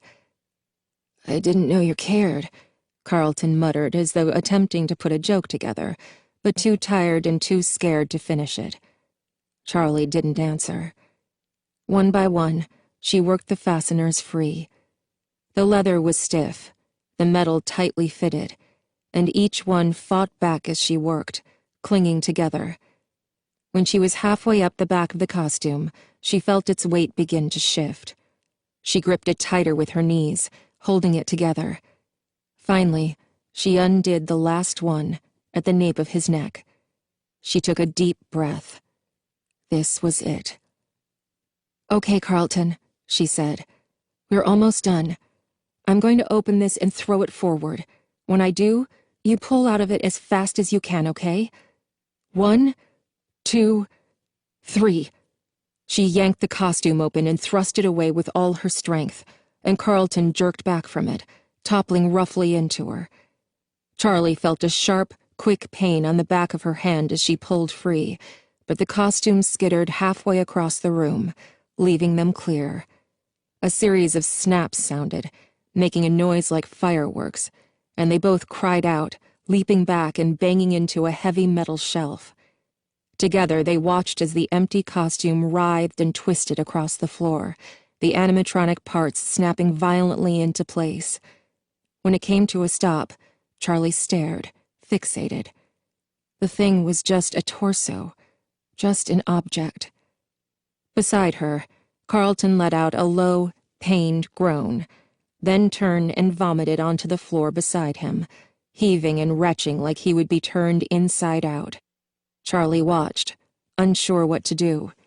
She put a hand on his shoulder and kept it there as he finished, wiped his mouth, and sat gasping for breath. Are you okay? She said, the words sounding small and ridiculous. Carlton nodded wearily, then winced. Yeah, I'm fine, he said. Sorry about the floor. I guess it's your floor, kind of. You might have a concussion, Charlie said, alarmed, but he shook his head, moving more slowly this time. No, I don't think so, he said. My head hurts like somebody hit it really hard, and I feel sick from being stuck in this room and pondering my death for hours. But I think I'm okay. My mind is okay. Okay, Charlie said doubtfully. Then something he had said finally registered. Carlton, you said serial killer man explained for you not to move. You saw who did this to you? Carlton got to his knees carefully, then stood, bracing himself on a nearby box. He looked at Charlie. I was trapped in that thing for hours. I'm all tingly. He shook out his foot as if to make the point. Did you see who it was? Charlie repeated. Dave, the guard, Carlton said. He sounded almost surprised that she did not know. Charlie nodded. She had known already. What did he tell you? Not much, Carlton said. But... His eyes opened suddenly, as if he had just remembered something of grave importance. He looked away from Charlie and slowly dropped to his knees. What is it? Charlie whispered. Do you want to hear? He said. He seemed suddenly calm for someone who had so narrowly escaped death. What is it? She demanded. He glanced nervously at her for a moment, then took a deep breath, his face draining to white. Charlie, the kids, All those years ago. Charlie snapped to attention. What? All of them. Michael and the others. They were taken from the dining room when no one was looking, and they were brought here. Carlton suddenly recoiled and moved toward the doorway, watching the walls as though they were crawling with invisible creatures. Dave, the guard, he brought them here. Carlton rubbed his arms like he was suddenly cold and squinted in pain. He put them into suits, Charlie, he said, his face twisting in sorrow or disgust. Charlie. He stopped abruptly, a faraway look in his eyes. They are still here. How do you know that? Charlie said in such a soft whisper that she was almost inaudible. Carlton motioned toward the far corner of the room. Charlie looked. A yellow Freddy costume was propped against the wall, the costume all fitted together, as if he were about to walk on stage for a show. That's the one. That's the bear I remember from the other restaurant. Charlie clasped her hand over her mouth. Other restaurant? Carlton looked puzzled. I don't understand. Charlie's gaze was still fixed on the yellow costume. Carlton, I don't understand. Her tone was urgent. Michael. Charlie stared at him. Michael? What do you mean? She said in a level voice. I know how it sounds, he said, and then his voice dropped to a whisper. Charlie, I think it's Michael in that suit. I still can't get this thing out. John sighed in frustration and rubbed his hand. The lock was leaving harsh red imprints on his fingers. Jessica murmured something sympathetic, but she did not take her eyes off the screens. I can't see anything, she burst out after a moment. The radio squawked, and then Marla's voice came, calling to them from the control room in Pirate's Cove. Both of you, be quiet and don't move. They froze, hunching down in their places. Jessica looked at John, a question in her eyes, but he shrugged, as at a loss as she was. Something thudded against the door. John jumped away, almost falling. Marla? Jessica said with a pale expression. Marla, that's you out there, right? The thud came again, more powerful than before, and the door shook under it. What is that? A sledgehammer? John whispered hoarsely. The door pounded in again and again, dents appearing in the metal door, which had looked so solid. They huddled back against the control panel with nothing to do but watch.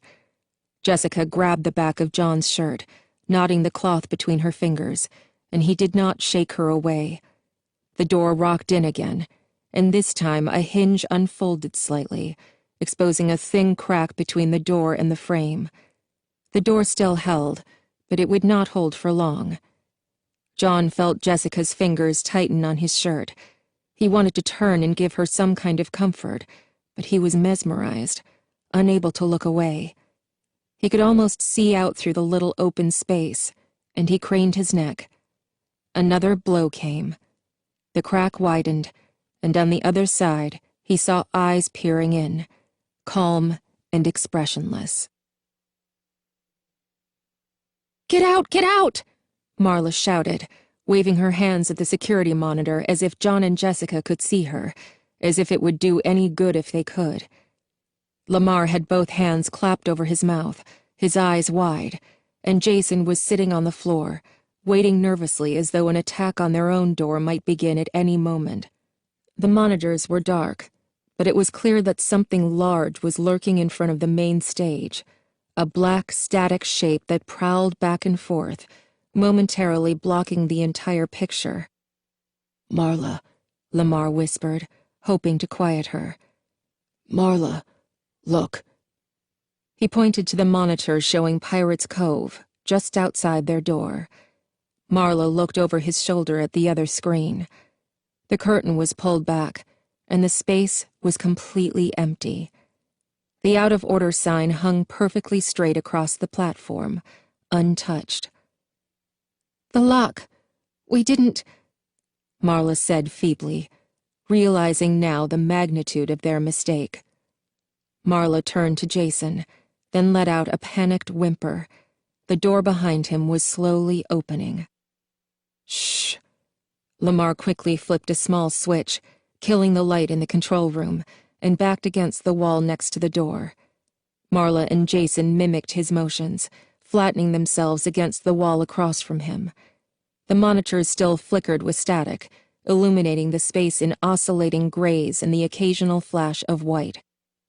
The small door creaked outward at an excruciating pace, a gaping black void widening until the door stopped, fully open. "Marla!"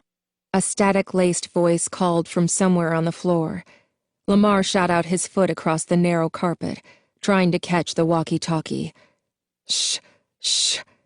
Marla closed her eyes, pleading in her mind for Jessica to stop talking. "Marla, where are you?" Jessica's voice called again. Lamar managed to flip the walkie-talkie onto its side, and with a click, it went silent. He didn't know if he had jostled a battery out of place or somehow managed to flip the switch, but it didn't matter. There was nowhere to hide in the tiny room. The ceiling was too low to stand, and even with their backs against the wall, their legs stretched under the doorframe. The ledge under the door was high enough to hide their legs from anything outside, but not from anything that managed to get in. As one, they stopped breathing. The room was no longer empty. Something was entering the space. As it pressed forward into the room, they saw a snout and the scratchy gloss of two unblinking eyes staring straight ahead. The monstrous head threatened to fill the room. "Foxy," Jason mouthed, making no sound. The plastic eyes clicked left and right with unnatural motions, searching but not seeing. The jaw twitched as though about to open, but never did. The dim light from the monitors gave his face a reddish hue, leaving the rest of him shrouded in darkness. His head slowly moved backward, his ears moving up and down at random, programmed as an afterthought a decade before. As Foxy backed away, his eyes thrashed back and forth, one partially hidden under a rotting eye patch. Marla held her breath, dreading the moment when the eyes would fix on her. The head was almost out the door when the eyes clicked to the right and found Marla. The head stopped, its jaw frozen, slightly open. The plastic eyes remained on Marla, who sat in terrified silence. After a moment, the head retreated, leaving a black and empty space. Jason darted forward to find the door outside and shut it, and Marla made a weak grab at him, trying to stop him. He brushed past her, then stopped, kneeling in the doorway. He looked into the darkness, only now afraid of what must be there. He crawled slowly forward, his torso disappearing temporarily as he reached outside for the doorknob, then pulled himself back in and gently closed the door.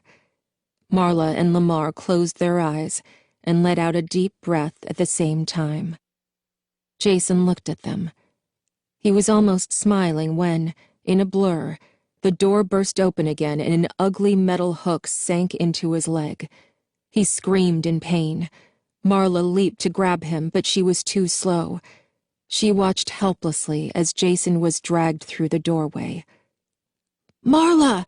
he cried, clawing futilely at the floor, and she howled in despair as he was taken from her again. Nothing visible of his assailant but the awful glimmer of the hook. Marla dove toward the door after him, falling to her knees and crawling toward the thing, but Lamar grabbed her shoulder and yanked her back, taking hold of the door.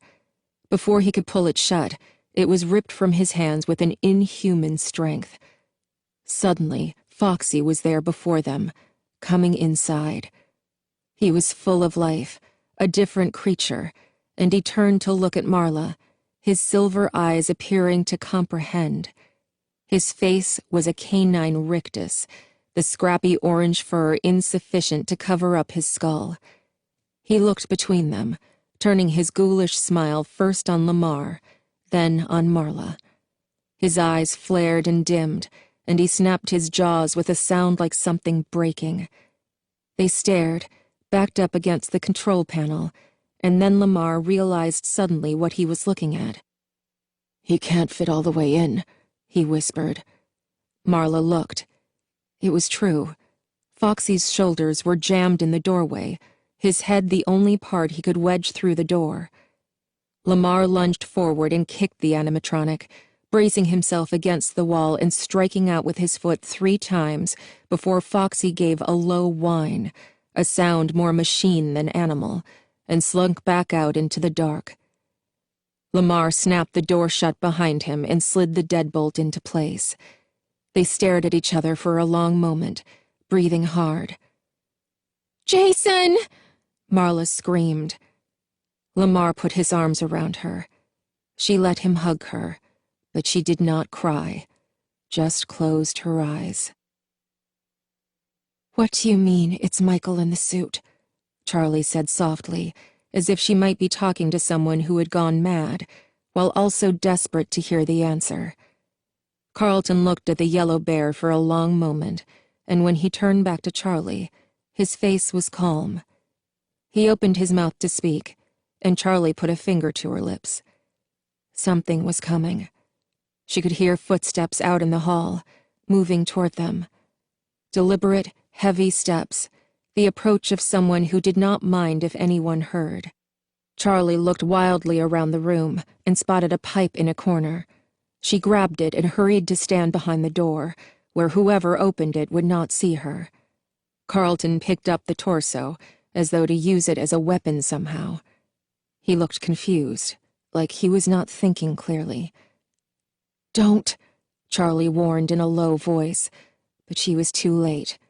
Something snapped inside the suit. Carlton dropped it and stepped back, a shimmer of blood on his hand.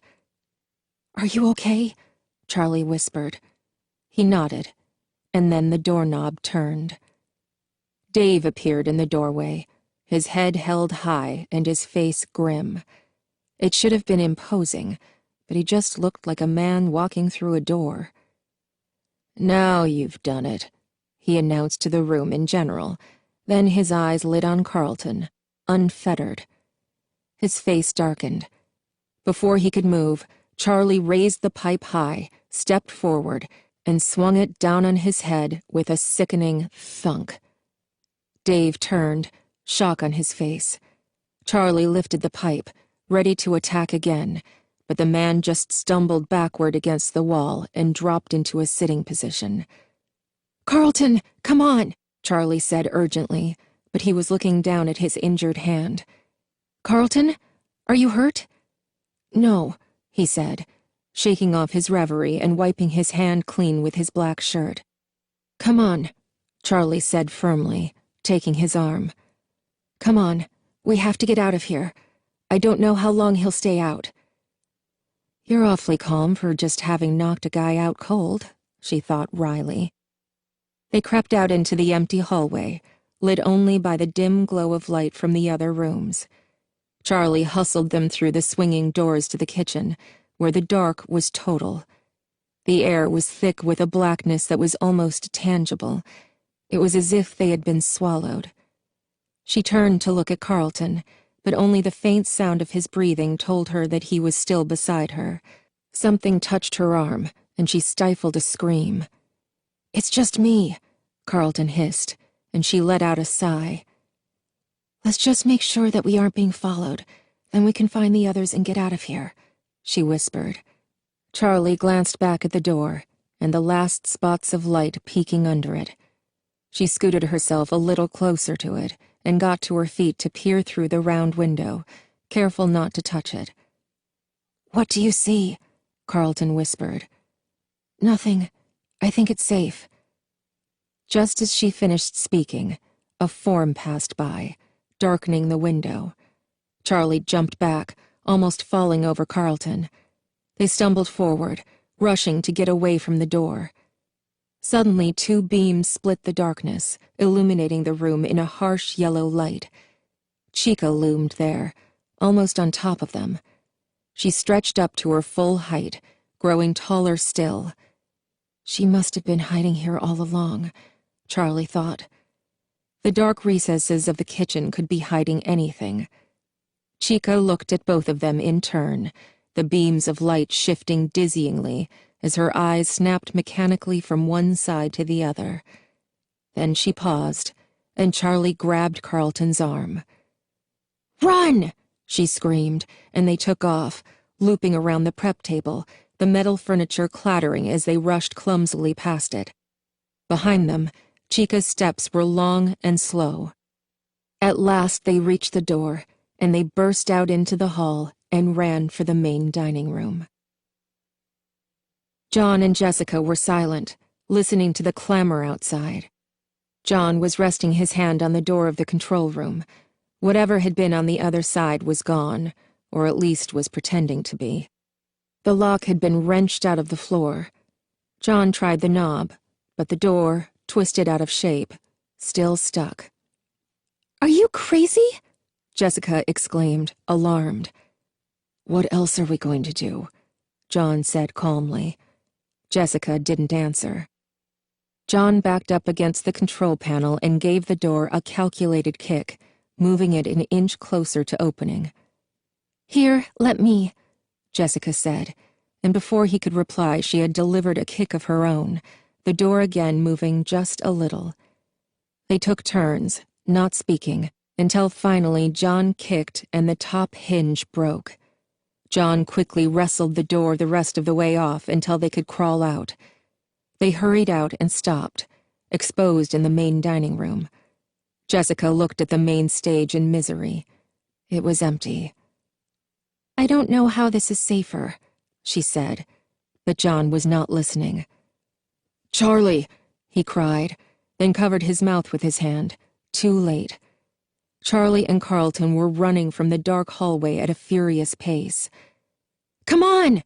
Charlie yelled at them, not slowing down as she passed, and John and Jessica ran after them as Charlie led them out of the dining room into the opposite hall, toward the storeroom they had come in through.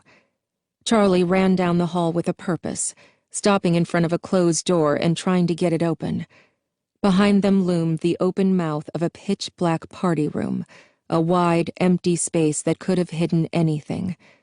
John turned his back to the group, keeping an eye on the abyss. "Is it locked?" Carlton asked, an edge of rising panic in his voice. "No, just stuck," Charlie said. She forced it, and the door popped open. They hurried inside, John lingering until the last moment, his eyes still on the darkness behind him. When the door was shut, Charlie reached for the light switch by the door, but John put a hand on her arm. "Don't turn the light on," he said, looking back for a moment. "We have enough light. Let your eyes adjust." There was a window high up on the door, thick glass with a bubbling frosted pattern that let a trickle of light and color into the room from the hallway. "Right," Charlie said. A light on in here would have marked them out clearly. In the semi-darkness, she surveyed the room. It had been an office, though not one she remembered visiting often. She was not sure who had used it. There were cartons here and there on the floor, overstuffed to bulging with papers, their lids perched sheepishly on top of the mess inside. There was an old desk in the corner, a grayish-blue metal with visible dents in the surface. Jessica boosted herself up to sit on it. "Lock the door," Jessica said in an irritated tone, and Charlie did. There was a button set into the knob, which she knew would be useless, and a flimsy bolt lock, the kind in bathroom stalls and on picket fences. "I guess it's better than nothing," she said. Chapter 11. They sat silently for a few minutes in the little office, everyone eyeing the door, waiting. "It's just another place to be trapped," Charlie thought. "We have to get out of here," Jessica said softly, echoing Charlie's thoughts. Suddenly, Carlton made a small sound of distress. Spasmodically, he grabbed a cardboard box, tipping it over to dump out some of the contents, and vomited into it. His stomach was empty. He retched futilely, his guts clenching and seizing to no effect. At last he sat back, gasping. His face was red, and there were tears in his eyes. "Carlton, are you okay?" John asked, alarmed. "Yeah, never better," Carlton said as his breathing returned slowly to normal. "You have a concussion," Charlie said. "Look at me." She knelt down in front of him and looked at his eyes, trying to remember what the pupils were supposed to look like if someone had a concussion. Carlton waggled his eyebrows. Oh, ow." He ground his teeth and ducked his head, clutching it as if someone might try to take it away from him. "Sorry," he said after a moment, still bent over in pain. "I think it was all that running. I'll be okay." "But," Charlie started to protest, but he cut her off, straightening with a visible effort. "Charlie, it's fine. Can you blame me for being a little out of sorts? What about you?" He pointed at her arm, and she looked down, confused. There was a small, bright red patch leaking through the bandage on her arm. The wound must have opened while they were fleeing. "Oh," Charlie said, suddenly a little nauseated herself. John moved toward her to help, but she waved him away. "I'm fine," she said. She moved the arm experimentally. It ached with the same dull pain that had been radiating through it for the last few days, but it did not seem worse, and the spot of blood wasn't growing very fast. There was another rumble of thunder outside, and the walls trembled. "We have to get out of here. Not out of this room, out of this building," Jessica exclaimed. "Carlton needs a doctor," John added. Jessica's voice rose in pitch, sounding frantic. "We're all going to need a doctor if we don't leave." "I know," Charlie said. She felt a rising irritation at the self-evident statement, and she tried to tamp it down. They were scared, and they were trapped. Sniping at one another would not help. "Okay," she said. "You're right. We need to get out. We could try the skylight." "I don't think we'll be able to get out that way," John said. "There's got to be a ladder in this place somewhere," Charlie replied, her fear receding as she considered the options. She sat up straighter, gathering herself together. "It won't help," Jessica said. "Air vents," John said hastily. "The ones Jason got in through were too small, but there have to be others. Windows. Freddy's had windows, right? They have to lead somewhere." "I think it's safe to say that they've all been bricked up." Charlie shook her head and looked at the floor for a moment. Then she met John's eyes. "This whole place has been sealed." The walkie-talkie crackled to life, and they all jumped. Lamar's voice came over the radio. "John?" John grabbed the radio. Yeah, I'm here, and I'm with Charlie, Jessica, and Carlton. We're in an office." "Good," Lamar said. "Listen."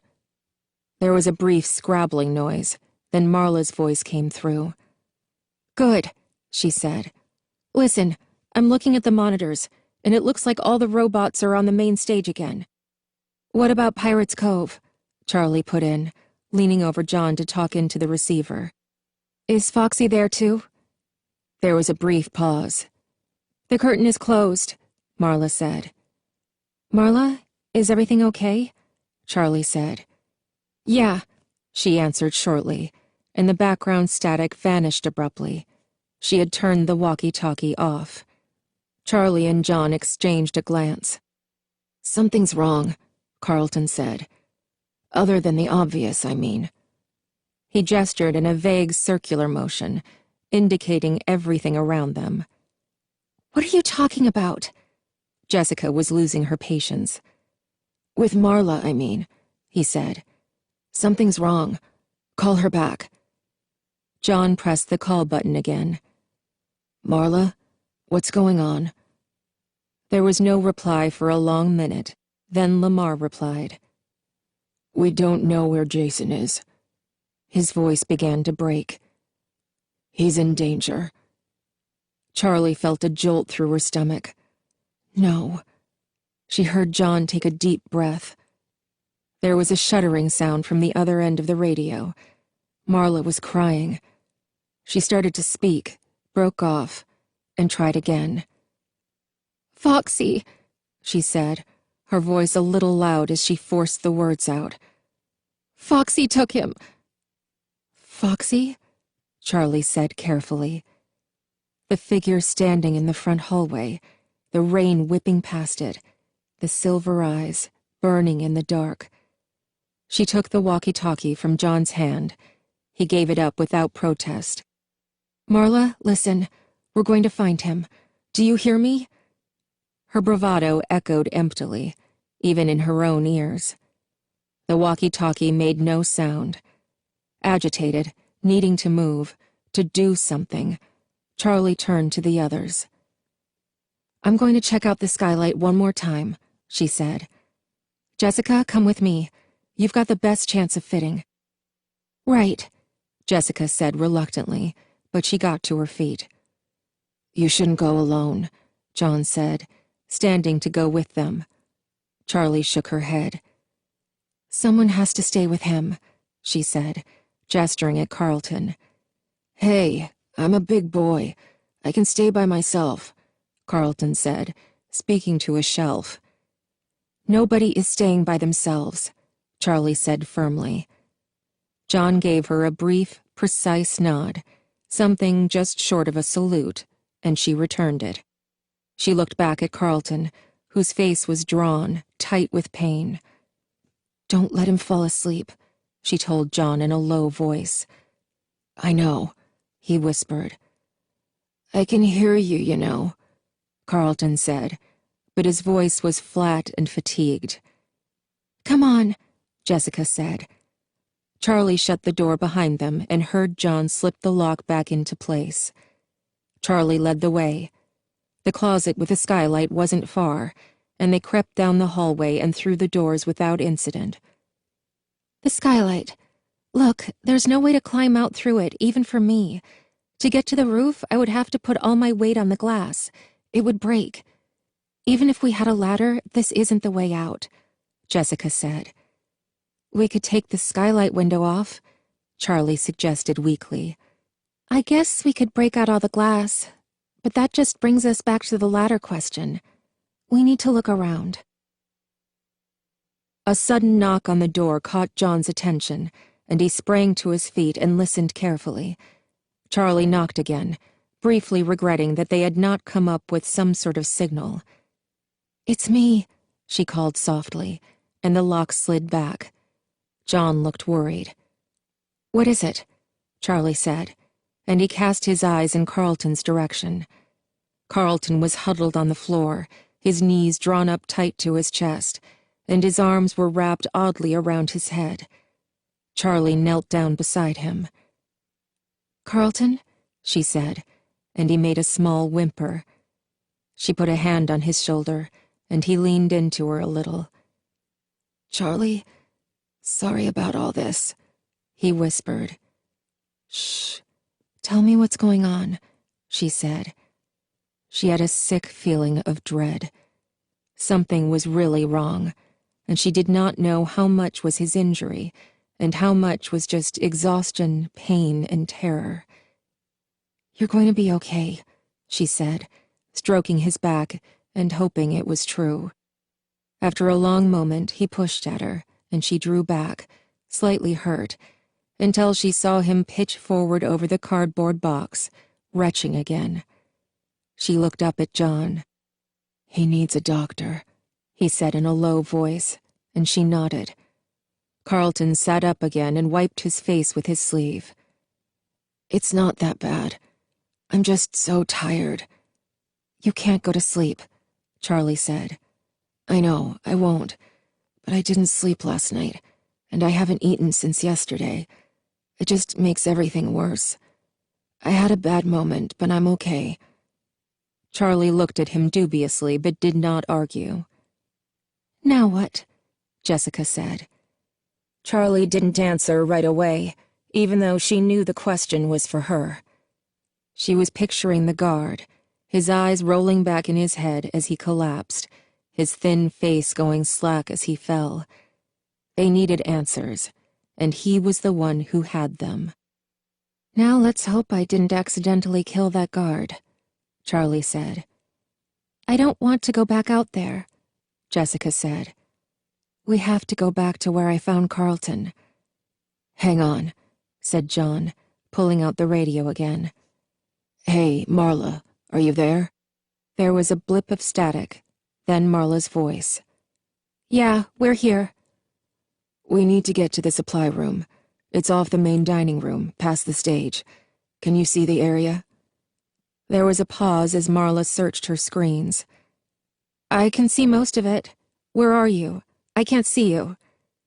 "We're in an office. It's—" John looked at Charlie for help, then she took the radio. "Marla, do you see another hall leading from the main room? Sort of the same direction as the closet, but next to it?" "What? There are too many hallways." "Hang on. Can you see this?" Over the protests of the others, Charlie opened the office door and poked her head out cautiously. When she saw that the space was clear, or at least she was fairly sure it was clear, she stepped out into the open, looked up, and waved. There was nothing but a quiet, steady static from the walkie-talkie. Then Marla's voice came through, excited. "I see you! Charlie, I can see you!" Charlie ducked back into the little room, and Jessica caught the door and shut it behind her, double and triple checking the lock. "Okay, Marla," Charlie said. "Follow the cameras. You can see that hall. Can you see the main dining room?" "Yes," she said instantly. "Most of it. I can see the stage and the area around it, and I can see the second hallway, the one parallel to yours." "Can you see the door at the end?" "Yes, but Charlie, I can't see into the supply room." "We'll just have to take our chances with what's in there," Charlie answered. "Marla," she said into the receiver, "are we clear to get to the dining room?" "Yes," Marla said after a moment. "I think so." Charlie took the lead, and all four of them made their way slowly down the hall. Jessica hung back a little with Carlton, staying so close to him he almost tripped over her feet. "Jessica, I'm fine," he said. "I know," she said quietly, but she did not move away, and he did not protest again. When they reached the end of the hallway, they stopped. "Marla?" Charlie said into the radio. "Go ahead." "No, stop!" she cried, and they froze, pressing their bodies up against the walls as if it might make them invisible. Marla whispered over the walkie-talkie, her hushed tones distorting her voice even more. "Something? Stay quiet." She said something else, but it was unintelligible. Charlie craned her neck to see out into the room and what might be lurking there, some murky form, lumbering heavily in the shadows, poised to attack. There was a long rumble outside, and the panels on the ceiling rattled as if they were about to fall. "Marla, I don't see anything," Charlie said into the walkie-talkie. She looked at the stage, where all of the animatronics were still in position, staring sightlessly into the distance. "Me neither," John whispered. "Sorry," Marla said. "Not to overstate the obvious, but it's creepy in here. It feels like it's been midnight for hours. Does anyone know what time it is?"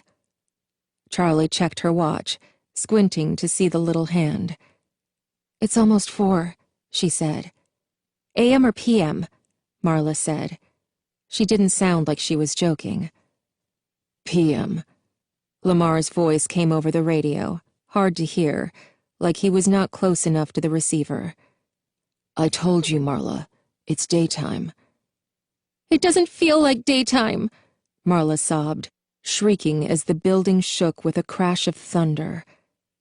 "I know," he said softly, and the radio clicked off. Charlie looked at the walkie-talkie for a moment with a sense of emptiness. It was like hanging up the phone, knowing the person on the other end was still there, but feeling a loss anyway, as if they might be gone for good. "Charlie?" John said, and she looked at him. He cast a nod back at Carlton, who was leaning against the wall, his eyes closed. Jessica was hovering worriedly, not sure what to do. "We have to get him out of here," John said. "I know," Charlie said. "Come on. That guard is our best chance of getting out alive." With one more look at the open space in front of them, she led them out into the main room. Crossing in front of the stage, she saw John and Jessica glancing upward, but she refused to look at the animals, as if that would stop them from looking at her.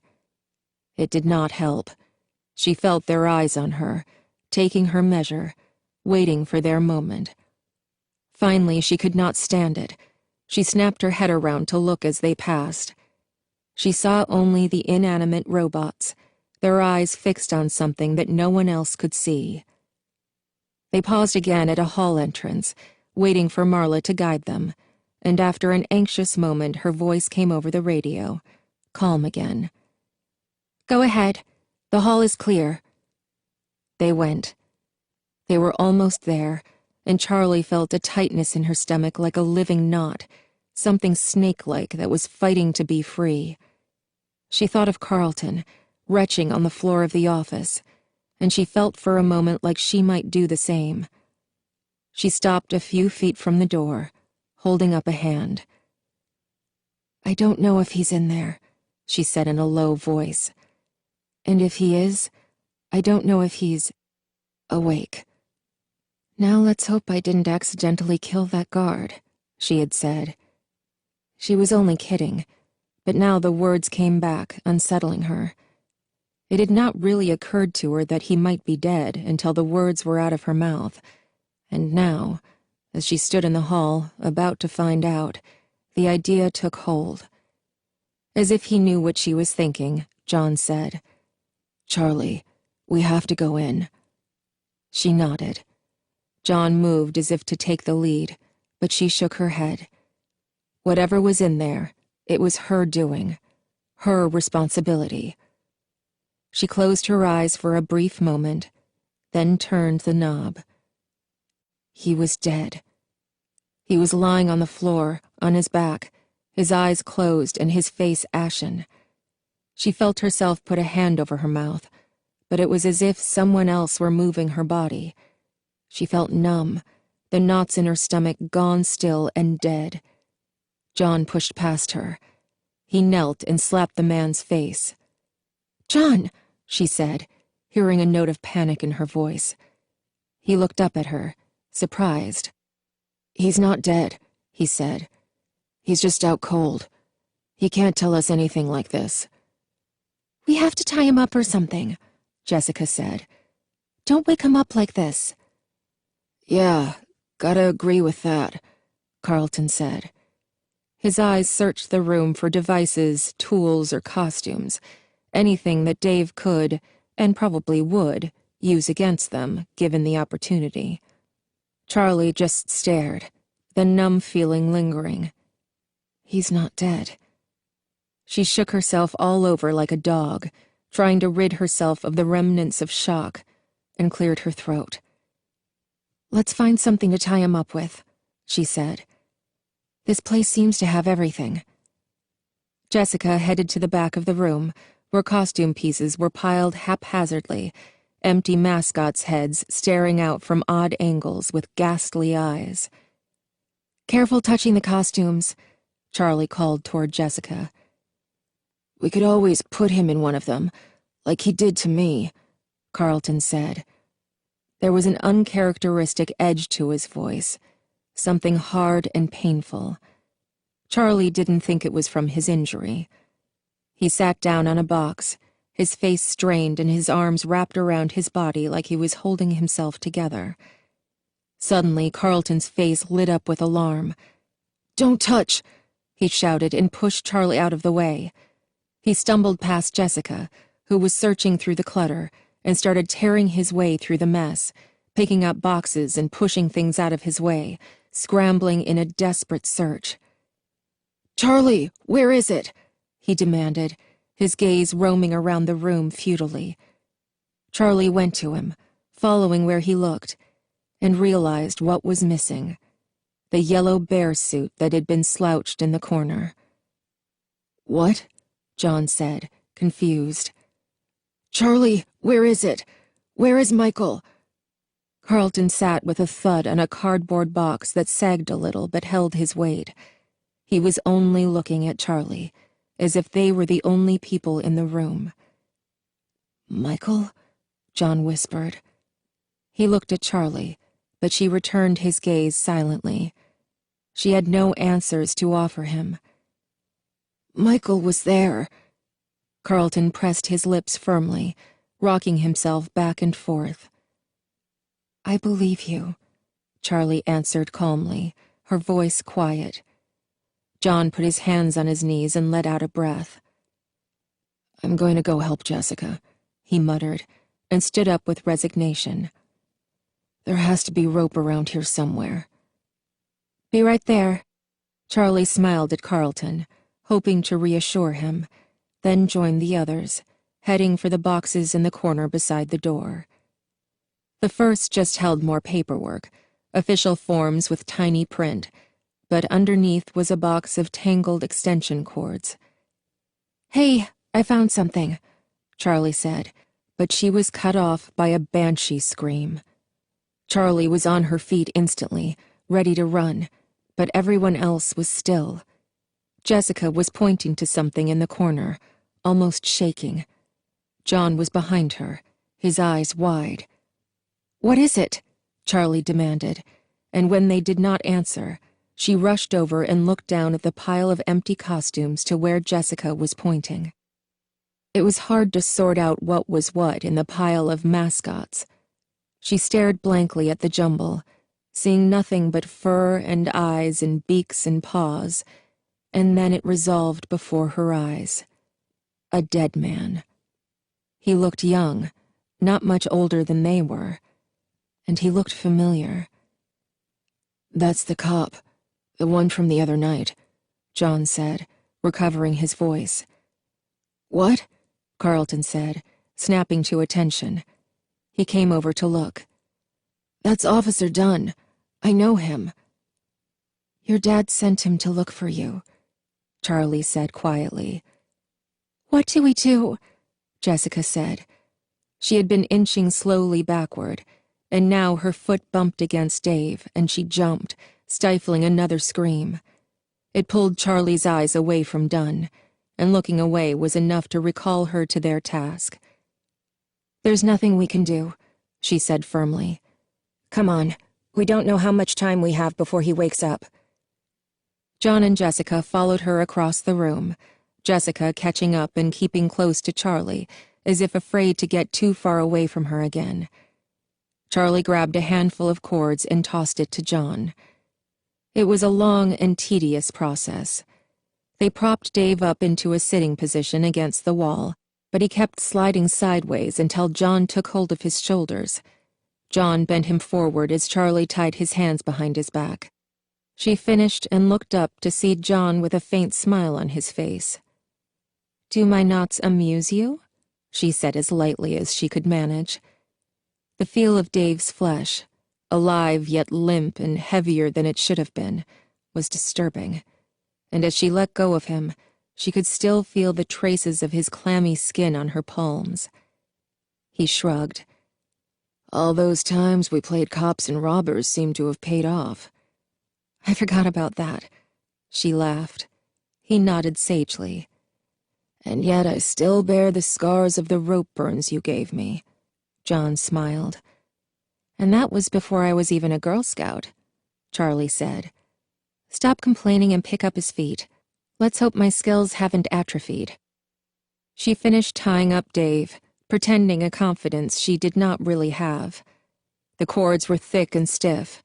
They were hard to manipulate, and she was not sure how long they would hold. When she was as sure as she could be, she stepped back. John looked around for a moment as though searching for something, then slipped out through the door without a word. Carlton was on his knees, and he walked toward Dave without standing, a clunky, unsteady walk. He looked like he might tip over at any moment. "Wakey, wakey, sleepyhead," he whispered. We've got this, Carlton, thanks. You just relax. Charlie rolled her eyes toward Jessica, then turned her attention back to Dave, slapping his face lightly, but he remained inert. Hey, dirtbag, wake up. She slapped him again. Here, try this. John reappeared with a can of water. Water fountain, was the only explanation he offered. The can didn't hold much, he added. That's okay, Charlie said. She took it from him and held it over Dave's head, letting the small streams of water dribbling from the holes in the tin fall on his face. She aimed for his mouth, and after a few moments, he spluttered, his eyes opening. Oh, good, you're awake, Charlie said, then dumped the rest of the water on his head. He said nothing, but his eyes remained open in a stiff, unnatural stare. So, Dave, she said, how about you tell us what's going on? His mouth opened slightly, but no words came out. After a moment, he became still again, so still that Charlie reluctantly pressed her fingers to his neck to check for a pulse. Is he alive? John said, creeped out by what seemed to be an on-again, off-again, animated corpse.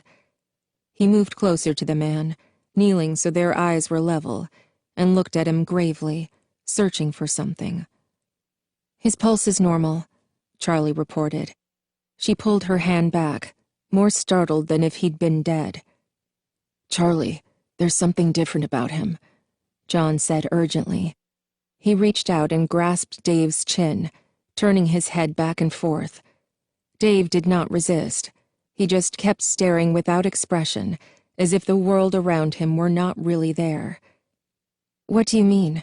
Charlie said, though she saw it too. It was as if the guard, the man they had met, had been stripped away, and what sat before them was nothing but a blank canvas. John shook his head and released the guard's chin, wiping his hands on his pants. He stood and stepped back, putting a distance between them. I don't know, he said. There's just something different. Why don't you tell us about the kids? Carlton was leaning back against the wall, emboldened but still not completely balanced. The kids you killed. You stuffed them into those suits out there. Carlton motioned toward the stage outside. Carlton, shut up, John said angrily. Everything you're saying is nonsense. No, it's true, Charlie whispered. John gave her a searching look, then turned to the others, who had no more answers than Charlie. He looked back at Dave with an expression of renewed disgust. Seeing John's face, Charlie was suddenly struck with the weight of memory. Michael, who had been a cheerful, careless little boy, Michael who had drawn portraits of them all, passing them around with a solemn pride. Michael who had been killed, whose final moments must have been all pain and terror. Michael, who had been killed by the man before them. She looked to the others, and on each of their faces she saw the same single thought. This was the man who killed Michael. Without warning, John's arm shot out like lightning and struck Dave across the jaw with a loud crack. Dave slumped back, and John lunged and almost fell from the impact of the strike. John regained his posture and bounced a little on the balls of his feet, alert, waiting for a reaction or a chance to strike again. Dave's body moved upward, straightening, but the movement was too smooth. He seemed to make no effort, use no muscles, and exert no energy. Slowly, his posture corrected, unfolding to his slumped state, his mouth hanging open. Carlton stumbled forward. "Take that, jackass!" He swung his arm into the air and swayed on his feet. Jessica leaped forward just in time to catch him in her arms. Dave continued to stare, and it was only after a moment that Charlie considered that he might actually be staring at something. She turned, following his line of sight, then suddenly she recoiled. On the table along the wall sat a rabbit's head. That's it? You want that? Charlie stood and approached the mask. You need this? She added in a whisper. She picked it up carefully, the light catching the edges of the spring locks that filled the mascot's head. She picked it up and carried it almost ceremoniously to Dave, who tipped his head down in a barely noticeable fashion. Charlie placed it over his head, not being nearly as cautious as she had been with Carlton. When the mascot's head was fully resting on his shoulders, the large face raised itself until it was almost completely upright. Dave's eyes opened steadily, glassy and without emotion, like the robots on the stage outside. Lines of sweat began to trickle down from under the mask, a stain darkening the collar of his uniform shirt. My dad trusted you, Charlie said. She was on her knees now, looking intently at the rabbit's face. What did you do to him? Her voice broke.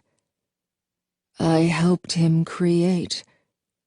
The voice came from inside the mask, but it was not Dave's, not the pitiful, sour tone they would have recognized. The voice of the rabbit was smooth and rich, almost musical. It was confident, somehow reassuring, a voice that might convince you of almost anything. Dave cocked his head to the side, and the mask shifted so that only one of his bulbous eyes could peer through the sockets. We both wanted to love, he said in those melodious tones. Your father loved, and now I have loved. You killed, Carlton said, then burst out with something that sounded like a laugh. He seemed more lucid now, as if anger was focusing his mind. He shook loose of Jessica's hands on his arms and knelt down on the floor. You're a sick bastard, Carlton sputtered. And you've created monsters. The kids you killed are still here. You've imprisoned them. They are home, with me. Dave's voice was coarse, and the large mascot's head slid forward and tilted as he spoke. Their happiest day. How do we get out? Charlie placed one hand on the mascot's head and pushed it back into position on Dave's shoulders. The fur felt wet and sticky, as though the costume itself were sweating. There isn't a way out anymore. All that's left is family. His round eye reappeared through one of the sockets, glimmering in the light. He locked eyes with Charlie for a moment, struggling to lean in closer. Oh, he gasped. You're something beautiful, aren't you? Charlie recoiled as if he had touched her. What's that supposed to mean? She took another step back, fighting a surge of revulsion.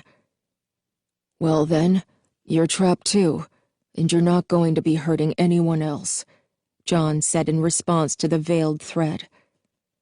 I don't have to, Dave answered. When it gets dark, they will awaken. The children's spirits will rise. They will kill you. I'll just walk out in the morning, stepping over your corpses one by one.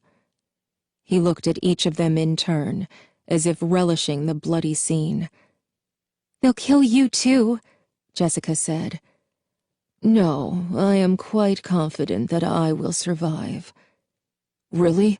John said suddenly. I'm pretty sure they're the spirits of the kids you killed. He all but spat. Why would they hurt us? It's you they're after. They don't remember, Dave said. They've forgotten. The dead do forget. All they know is that you are here, trying to take away their happiest day. You are intruders. He lowered his voice to a hush. You are grown-ups. They looked at one another. We're not, Jessica began. You're close enough, especially to a vengeful, confused, and frightened child. None of you will survive the night. And what makes you think they won't kill you? John said again, and Dave's eyes took on something shining. almost beatific. "Because I am one of them," he said. Chapter 12. They all stood staring at the man on the floor. Jessica took an involuntary step backward. Charlie was glued to the spot. She could not look away from him. "Because I am one of them." As if he could tell what she was thinking, John stepped up beside her. "Charlie, he's insane," he said quietly, and it was enough to break her away from that dreadful, ecstatic gaze. She turned to John. "We have to get out," she said. He nodded, turned back to the group, and gestured to the walkie-talkie in his hand. "I'm going back to the control room," he said. "These things are police radios. There has to be a way to get them to reach the outside. Maybe I can use the equipment in there to get a signal somehow." "I'll go with you," Charlie said instantly, but he shook his head. "You have to stay with them," he said, barely audible. Charlie looked over at Jessica and Carlton. He was right. Carlton needed someone with him, and Jessica was holding it together, but she couldn't be left alone in charge of the safety of both of them. Charlie nodded. "Be careful," she said. He didn't answer. Instead, he tucked the walkie-talkie into his belt, gave her a wink, and left. Clay Burke was in his office, reviewing the week's case files. There was not much: traffic violations, 2 petty thefts, and 1 confession to the murder of Abraham Lincoln. Clay shuffled through the papers and sighed. Shaking his head, he pulled open the bottom drawer of his desk and removed the file that had been plaguing him all morning. Freddy's. When he closed his eyes, he was there again. The cheerful family restaurant, its floor streaked with blood. After Michael disappeared, he had worked 14-hour days, sometimes sleeping in the station. Every time he came home, he went to look at Carlton, who was usually asleep. He wanted to grab his son and hold him close, never let him go. It could have been any of the children there that day. It was blind, dumb luck that the killer had spared his own. At the time, it was the first murder that the department had dealt with. It was a 16-person department, usually charged with small thefts and noise complaints, and to be handed a gruesome murder made all of them feel a little like kids whose toy guns had suddenly turned real.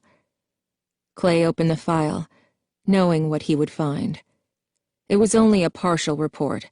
The rest of it was in a storage room in the basement. He scanned the familiar words, the bureaucratic language that tried but failed to obscure the point. There had been no justice done. "Sometimes the guilty get away with terrible things, but it is the price we pay." He had said that to Charlie. He cringed a little now, realizing how that must have sounded, to her of all people. He picked up the phone, calling the front desk in a moment of urgency rather than walking the 20 feet to ask in person. "Has Dunn reported back from Freddy's?" he asked before the officer on the other end could speak. "No, sir," she said. He hung up, not waiting for her to finish. Clay stared restlessly at the wall for a long moment, then grabbed his coffee cup and headed to the basement. He didn't have to search for the box of evidence from the Freddy's disappearances. He had been here before. There was no one around, and so instead of taking it upstairs to his office, Clay sat down on the concrete floor, spreading papers and photographs around him. There were interviews, witness statements, and reports from the on-scene officers, Clay included. He sifted through them aimlessly. He didn't know what he was looking for. There was nothing new here. There was nothing to find, really. They knew who did it. At first he had suspected Henry, just like so many others around town. It was a terrible thought, but it was a terrible crime. There was no solution that would not be shocking. He had not been the one to question Charlie's father, but he had read the transcript. The man had been almost incoherent, so shaken that he could not give straight answers. He sounded as if he were lying, and to most people that was proof enough. But Clay had resisted, had delayed having him arrested, and sure enough they came to William Afton, Henry's partner. Afton seemed like the normal one in the venture, the businessman. Henry was the artist. He always seemed to be off in another world, some part of his mind thinking about his mechanical creatures, even when he was holding a conversation about the weather or the kids' soccer games. There was something off about Henry, something almost shell-shocked. It seemed like a miracle that he could have produced a child as apparently normal as Charlie. Clay remembered when Henry had moved to town and begun construction of the new restaurant. Someone had told him that Henry had a kid who had been abducted several years prior, but he didn't know much else. He seemed like a nice enough guy, though he was obviously terribly alone, his grief visible even at a distance. Then Freddy Fazbear's opened, and the town came alive. That was also when Charlie appeared. Clay hadn't known Henry even had a daughter until that day. William Afton was the one who made Freddy's a business, as he had the previous restaurant. Afton was as robust and lively as Henry was withdrawn and shadowy. He was a hefty man who had the ruddy geniality of a financially shrewd Santa Claus. And he had killed the children. Clay knew it. The whole department knew it. He had been present for each abduction, and he had mysteriously and briefly vanished at the same time as each child went missing. A search of his house had found a room crammed with boxes of mechanical parts and a musty yellow rabbit suit, as well as stacks of journals full of raving paranoia, passages about Henry that ranged from wild jealousy to near worship. But there had been no evidence. There had been no bodies, and so there could be no charge. William Afton had left town, and there was nothing to stop him. They did not even know where he had gone. Clay picked up a picture from the pile. It had been taken, framed, from the wall of Henry's office at the restaurant. It was a picture of the two of them together, Henry and William, grinning into the camera in front of the newly opened Freddy Fazbear's. He stared at it. He had stared at it before. Henry's eyes did not quite match his smile. The expression looked forced, but then it always did. There was nothing unusual here, except that one of the men had turned out to be a killer. Suddenly, Clay felt a shock of recognition, something indistinct he could not quite catch. He closed his eyes, letting his mind wander like a dog off the lead. Go on, find it. There was something about William, something familiar, something recent. Clay's eyes snapped open.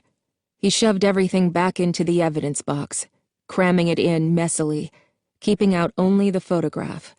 Clutching it, he took the stairs up two at a time, almost running by the time he got to the main floor of the station.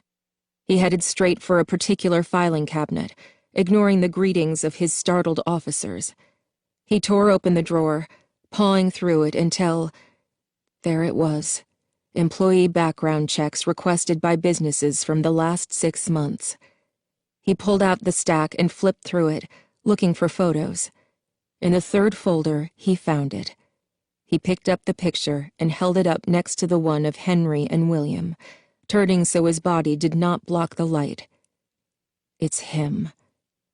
The background check application was labeled Dave Miller, but it was unmistakably William Afton. Afton had been fat and affable. The man in the picture was sallow and thin, his skin sagging and his expression unpleasant, as if he had forgotten how to smile. He looked like a poor facsimile of himself. Or maybe, Clay thought, he looked like he had dropped his disguise. Clay flipped the page back to see why the check had been requested, and his face drained white, his breathing stopping for a moment. Clay stood, grabbing his jacket in the same motion, then stopped. Slowly, he sat, letting the jacket fall from his fingers. He took the partial file back out of its drawer, and delicately he lifted one of the photos out. It had been taken in the aftermath, when the place was no more than a crime scene. He paused for a moment and closed his eyes. Then he looked again at the picture, willing himself to see it as if for the first time. There was a glimmer of light he had never noticed before. One of the animatronics on the stage, the bear, Freddy, was looking toward the cameraman, one of his eyes illuminated with a smear of light. Clay put the picture aside, moving to the next one. This one was from a different angle, but the side of the main stage was still in the frame. Chica's body was facing away from the camera, but her face was turned directly toward it, and another smear of light streaked across her left eye. Clay rubbed it with the tip of his finger, making sure it wasn't a defect in the paper. The next photo showed Bonnie in the darkness behind the chairs. A pinpoint of light, like a star, shone from one of his eyes as though reflecting a spotlight that wasn't there. What is this? Clay could feel his face flush. He realized he hadn't been breathing. He shuffled his hands on the desk like a conjurer, calling forth a picture to reveal itself. One did. The last picture had been taken in Pirates Cove. Tables had been disturbed, he remembered. The scene was chaotic. The tables and chairs in disarray, clutter strewn through the halls. But unlike so many other times he had stared at this picture, he ignored the disorder and focused only on the stage.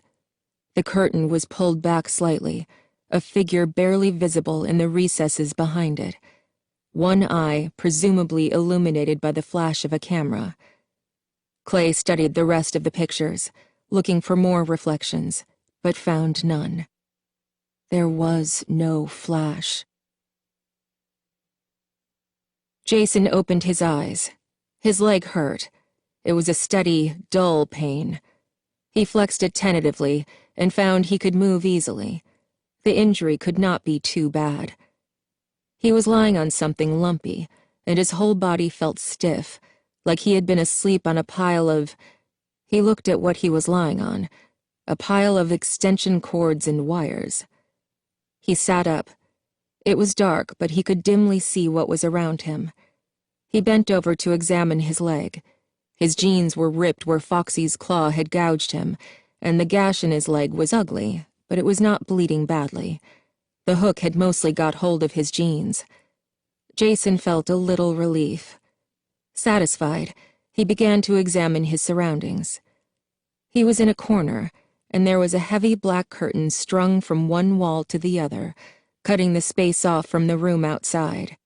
He crawled forward over the cables cautiously, careful to make no sound.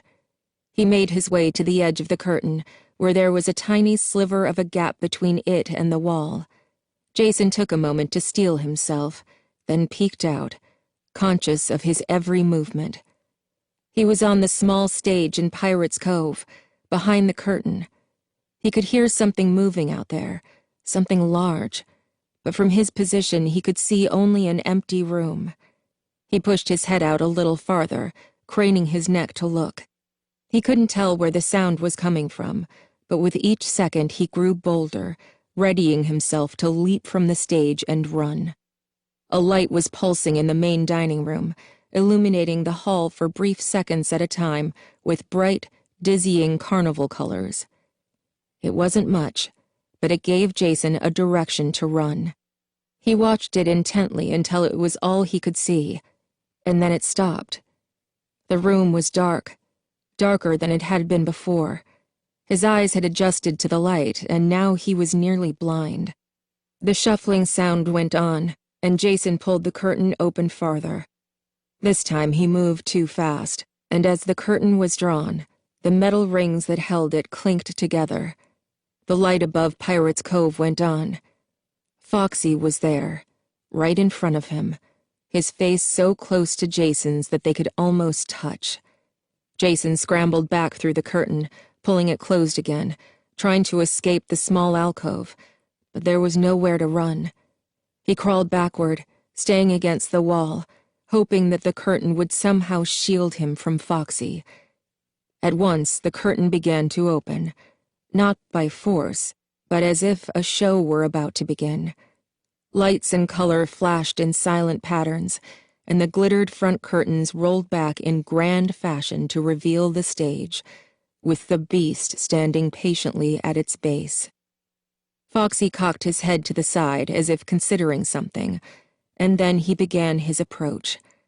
He climbed the stairs to the stage one by one, each step a whole series of disjointed movements, as if each piece of his metal body maneuvered itself individually. Jason watched, struck with horror, yet some small part of him was enthralled. It was like nothing he had ever seen. Foxy reached the stage and took 2 more large, deliberate steps until he was standing over Jason. Jason stared up at him, too afraid to move, frozen in place like a mouse beneath a diving falcon. His breath was shallow, his heart beat so fast his chest hurt. Foxy raised his hook again, and Jason threw himself down on the floor in a ball, protecting his head with his arms, waiting for the blow to come. It did not come. Jason did not move. He waited and waited, wondering if time had slowed down as he approached the moment of his death, his mind trying to give him refuge, making the last moments feel as long as possible. But not this long. He opened his eyes and turned his head a little, keeping his arms in front of his face. Foxy was still there, not moving. Despite himself, Jason met the creature's eyes. It was like looking into the sun. Foxy's burning gaze made Jason's eyes tear up, made him want to look away, but he could not. It was the animatronic who looked away. As Jason watched, peering through the afterburn that clouded his vision, Foxy turned to face his absent audience. His hook fell slowly to his side, his head tilted forward, and he went motionless. The sounds of whirring machinery and clicking parts came to a stop, and the curtains drew closed again. "Ready?" Lamar said. Marla nodded curtly. "I'm ready," she said. She threw open the door, fists clenched, and they climbed out, facing opposite directions, preparing for an assault. Marla was breathing heavily, her face furious. The darkness was thick, almost tangible, and she could barely make out what was around her. She could see Lamar, but if they drifted 3 feet apart, they would be lost to each other. The lights above them flickered, but only for a moment. The brief illumination ruined what little night vision they had, making the dark impenetrable. "Anything on your side?" Marla whispered. Lamar looked toward her voice, distressed. "No. Anything on your side?" "Light, please," Marla whispered. Lamar held up the flashlight as though aiming a weapon and turned it on. Above them, the lights sputtered. Jason could see their flashlight waving back and forth, filtering through the slightly transparent curtain. Oh no. The light fell on the animatronic, just for a moment, and there was a clicking noise. Jason looked up. Foxy was not moving. The light swept across him again, and again the mechanical sounds came, this time unmistakable, though he still did not move. Jason scooted forward, around Foxy's foot, and looked up at the animatronic's face as the light struck him again. Again, the clicking noise came. Something inside him was readying itself, but his eyes stayed dark. Jason crawled as far forward as he was willing to venture, trying not to cross into Foxy's line of sight. He made it to the edge of the curtain and reached his arm out to wave a warning. "Jason!" He heard his sister's voice, and then a quick shushing from what must have been Lamar. The flashlight swept up, trained on the stage, and Foxy's eyes lit up. His head swept toward the light with a predatory precision, and Jason, panicked, reached for the pile of cords and grabbed a cable. Foxy lifted a foot, and Jason threw the cord around it and yanked with all his strength. Foxy pitched forward, grabbing at the curtain with his hook. It caught, ensnaring him, and he ripped through the cloth with a vicious tearing noise, falling to the ground in a tangle of cloth and metal limbs. Jason scrambled past the struggling creature and ran toward the light. Marla reached for him, but he brushed her aside. "Run!" he panted, and the three of them took off down the hall. They turned a corner, and as one they stopped, Jason skidding against Lamar and grabbing him for support. At the end of the dark hall stood another figure, too large to be a person. The top hat was unmistakable. Freddy Fazbear. His eyes were illuminated, their piercing red glow consuming the space around him. They could hear the brittle notes of a song, mechanical and thin like a music box, coming from Freddy's direction. They stared, mesmerized. Then Jason found himself and pulled at Marla's arm. "Come on," he hissed, and they followed him, running back the way they had come. When they reached Pirate's Cove, they slowed. Foxy had thrown off the curtain and was beginning to right himself. The three exchanged glances, then ran past him. Jason held his breath until they were through to the next doorway, invoking some old superstition. Lamar motioned to one of the party rooms, and they ducked inside. He switched off the flashlight, and they stood still for a moment, their eyes adjusting. The room had 3 long, cafeteria-style tables, each one still set for a party. Metal folding chairs were lined all up and down them, and each place was set with a party hat, a paper plate, and a plastic cup. By wordless agreement, each hid beneath a different table, leaving themselves as much space as possible. They crouched low, hoping to be lost behind the chair legs, and together they stared silently into the vacant hall and listened. "Hello? Anyone?" John repeated into the radio, but there was only static. He had managed to hook the walkie-talkie into the sound system, but getting a signal to the outside seemed impossible. Freddy's was sealed off from the world. He looked at the monitors again. On one screen he could see 3 figures crouched under tables. Marla, Lamar, and Jason, he thought. They found Jason, he realized with profound relief, letting go of a tension he had not known he felt. Everything on screen was lit with unnatural grays and whites. "These must be night vision cameras," he said to no one, squinting to see through the static. He watched the blurry figures crawl and come to a stop beneath the long party tables. Then movement from another screen caught his eye. There was a figure in the hallway, moving steadily toward the room they were in. John could not tell what it was, but the way it moved wasn't human. It stopped beside a doorway, and with a sudden jolt of realization, John looked again at the party room where his friends were hiding. He grabbed the walkie-talkie and flipped the speaker system on, jamming the volume control as high as it would go. "Lamar," he said calmly, trying to sound commanding. He heard the reverberation of his own voice through the walls of the control room. "Lamar, don't move." John's voice blared over the speaker, blurred with static but intelligible. "Lamar, don't move." Lamar, Marla, and Jason looked at one another across the distance between the tables. The room lit up with a burning red glow, and they watched, as still as they could be, as Freddy Fazbear entered the room. His movements were mechanical and graceless as he walked with deliberate steps to the middle of the room and stopped between 2 tables. Marla on one side, Jason on the other. Jason looked at his sister, and she put a finger to her lips. Jason hadn't realized that there were tears on his cheeks until now. He watched as Freddy surveyed the room.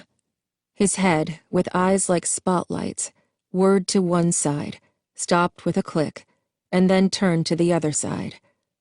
There was a long pause. The 2 padded feet were motionless, the legs like black trees in a forest. There was a sound of twisting fur and crinkling fabric, and the feet began to pivot. Freddy turned around and headed for the door, each step shaking the floor beneath him. As Freddy passed by, Jason shrank back instinctively, his foot hitting one of the metal chairs. It made a scraping sound. Jason's heart raced. Frantic, he looked across the space at Marla, who beckoned to him urgently. Freddy had stopped, but they could still hear the sound of fabric and fur scrunching and moving. Freddy began to bend down. His motions were slow, and in those precious few seconds, Jason pushed the 2 chairs in front of him apart, making a gap just wide enough for him to be able to crawl behind Freddy as soon as he had the chance. The light of Freddy's eyes came into view under the table, illuminating the space beside Jason, and he quickly but quietly crawled between the chairs to where Marla was hiding. Freddy stood again, training his eyes on the floor just as Jason pulled his foot out of sight. Freddy began to pivot toward the table they were under. Marla put a hand on Jason's arm, steadying him. There was another pause. Lamar, under the table opposite them, beckoned to Marla and Jason, urging them to his own table, farther away from Freddy. Marla shook her head, not wanting to risk making noise. Maybe he's leaving, she told herself. Jason was beginning to breathe normally again when it struck them. Freddy was ducking down again, this time silently. His eyes had gone dark, but as soon as they spotted him, his gaze lit up again, illuminating the room. Marla and Jason scrambled around the metal chairs as fast as they could without touching them. They crawled across the thin carpet between tables until they came across an opening in the chairs and crawled under the table beside Lamar. Marla and Lamar looked at each other, at a loss. Freddy was straightened up again and beginning to circle around to the 3rd table. "We have to run for the door," Marla whispered. Lamar nodded, then motioned for them to follow his lead. He watched, waiting until Freddy was bending down once again, and then gestured to the middle table. They caught their breath, trying not to gasp, and Lamar looked toward the door. Could they make it? Marla put a hand on Jason's shoulder, and he started to shrug her off, but she was gripping him tightly, her fingers digging into him. He moved to brush her away, then looked at her. She was terrified, even more than he was. He let her hold on to him while keeping his eyes on Freddy, waiting for their next opening. It didn't come. As they waited, poised for flight, Freddy turned away, his deliberate steps taking him to the doorway. The room went dark, and Jason's heart skipped before he understood what had happened. The lights were gone because Freddy was gone. "Marla," he whispered, his voice little more than a breath of air. "He's gone." Marla looked at him and nodded, but she did not let go of his shoulder. "Are you okay?" she asked in the same almost soundless way. He nodded, then pointed to his leg and shrugged theatrically. She smiled at him and took her hand from his shoulder to muss his hair. Suddenly, Lamar was tapping Marla's arm. He pointed to his ear, and she gave him a puzzled look. Jason stiffened, realizing what it was, and in a second Marla did too. There was music in the room, a tinny, labored sound like a music box, the gaps between the notes just a little too long. The room lit up again, a drowning red, and before they could move, the table was wrenched away. Freddy stood over them. He shoved the table aside, almost hurling it. They screamed, not a scream for help, but the last, futile act of defiance. Jason clung to his sister, and she pulled his head down against her, shielding his eyes so he would not have to see. Suddenly, Freddy stumbled off balance and lurched to the side. He tried to right himself, but another jolt from behind sent him flying forward, falling face first into the tables. Marla, Lamar, and Jason looked up to see Charlie and John, their faces flushed with effort.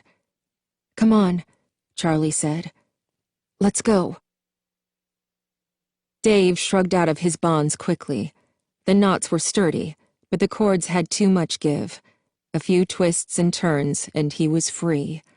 He crawled to the door on hands and knees and held his ear to the crack, careful not to jostle the door and give himself away. The loudspeaker blared, and then the sound he had been waiting for. Footsteps, running away. He waited just until the sound faded, then got purposefully to his feet. "Where are we going?" Marla panted as they raced back toward the main dining room. "The office," Charlie called. "It's got a real door. We can barricade ourselves in." She glanced at John, who nodded shortly. What they would do once they were barricaded inside was another question, but they could worry about that once they were safe. They ran through the dining room.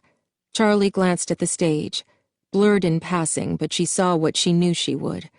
It was empty. They reached the narrow hall that led to the office, and Charlie's heart lifted when she saw the door, light shining from its small window like a beacon. Wait, light? She slowed her pace. They were 10 feet from the door. She lifted a hand, signaling the others to stop, and they approached the door slowly. Steeling herself, Charlie grabbed the knob and turned. It was locked. She looked helplessly at the others. "Someone's in there," Jason whispered, moving closer to Marla. "There's no one else here," Marla said softly, but it sounded like a question. Charlie was about to try the door again, but stopped herself. Don't draw their attention. "He got loose," Jessica said, her voice hoarse, and Charlie felt a chill. She's right. She didn't say it. "We have to go back," she said. Without waiting for a response, she turned, pushing between Lamar and John to take the lead. She took 2 steps forward, then stopped dead as she heard the others gasp. It was Chica, her eyes like burning orange headlights. She stood at the other end of the short hall, blocking their only way out. Her body filled the space. They could not even try to run past her. Charlie glanced behind her, even though she knew there was no other way out. Before she could react, John was running at the animatronic. He had no weapons, but he hurtled himself toward the thing and leaped up, trying to grab hold of her neck. He caught it briefly, struggling to hold on as Chica thrashed her head back and forth. Chica bent forward and swung to the side, slamming John into the wall, and John let go, crumpling to the floor. The cupcake on Chica's platter snapped its mouth as if laughing, its eyes rolling in their tiny sockets. "John!" Charlie cried as she thrust the flashlight back for someone else to take. She felt its weight leave her hands, but she didn't look back to see who took it. She looked up. There was an electrical cord dangling above their heads. Parts of the rubber had worn away, exposing stretches of bare wire. Chica was slowly advancing. Charlie jumped up, but she could not get high enough to reach it. She looked to either side. Is it narrow enough? She glanced at Chica. She was moving slowly, with measured steps. They were trapped, and she did not need to hurry. Charlie planted one foot against the wall, then stretched her leg across the narrow hallway and did the same on the other side, bracing between the walls to climb. She inched upward, her legs shaking with the effort. She looked up, struggling to retain her balance as she reached for the cord. Careful to touch only the rubber, she closed her fingers around it and dropped to the ground. Chica lunged forward, her arms extended and her teeth contorted in a mechanical smile. Charlie sprang up, the electrical cord brandished in front of her, and she shoved it into the space between Chica's head and her torso. Chica jerked backwards, sparks flying, and for a horrible moment Charlie could not move. Her hand throbbed with the electric current, and she was caught there, unable to make her hand let go of the wire. She stared down at it, willing her fingers to open. Is this how I die? Lamar grabbed her and pulled her away, and she looked up at him wide-eyed. The others were already running. Chica was deactivated, or so it appeared, slumped forward, her eyes dark. Lamar gave her arm a tug, and they took off after the others. With a pleased smile, Dave watched the confrontation through the window in the office door. Just a matter of time now, he thought. The girl had been clever, climbing the walls like that, but she had almost killed herself. They could not last much longer. All he had to do was wait. Suddenly, the room was lit with an ethereal blue. He froze, then slowly turned. Bonnie. The animatronic towered over him, close enough to touch. Dave fell back against the door and screamed. There was a scream from the direction of the office.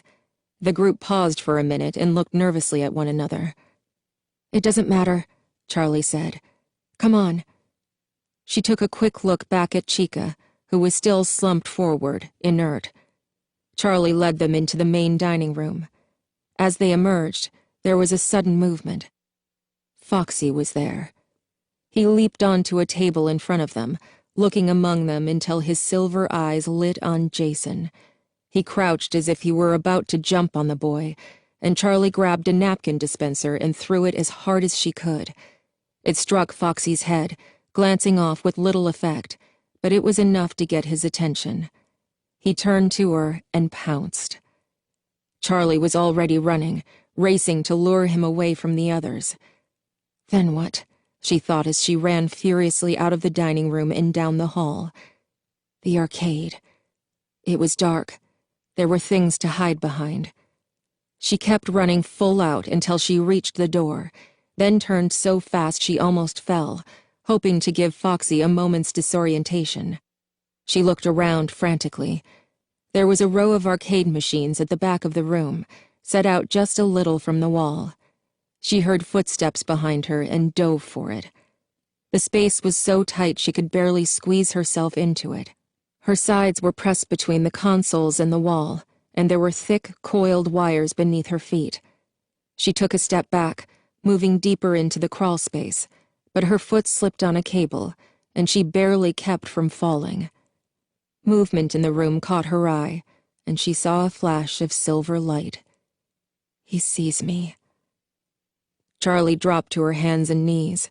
She crawled backward, scooting inch by inch. Her foot caught on a cable and she stopped to free it, twisting into an impossible position to quietly dislodge it.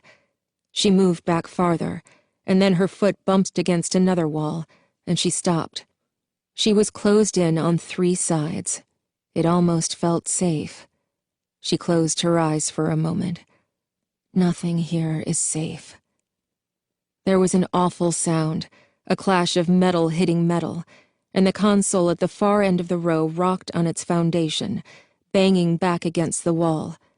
Foxy leaned over it, and now Charlie could see him as he smashed the display, spilling shards of plastic onto the floor.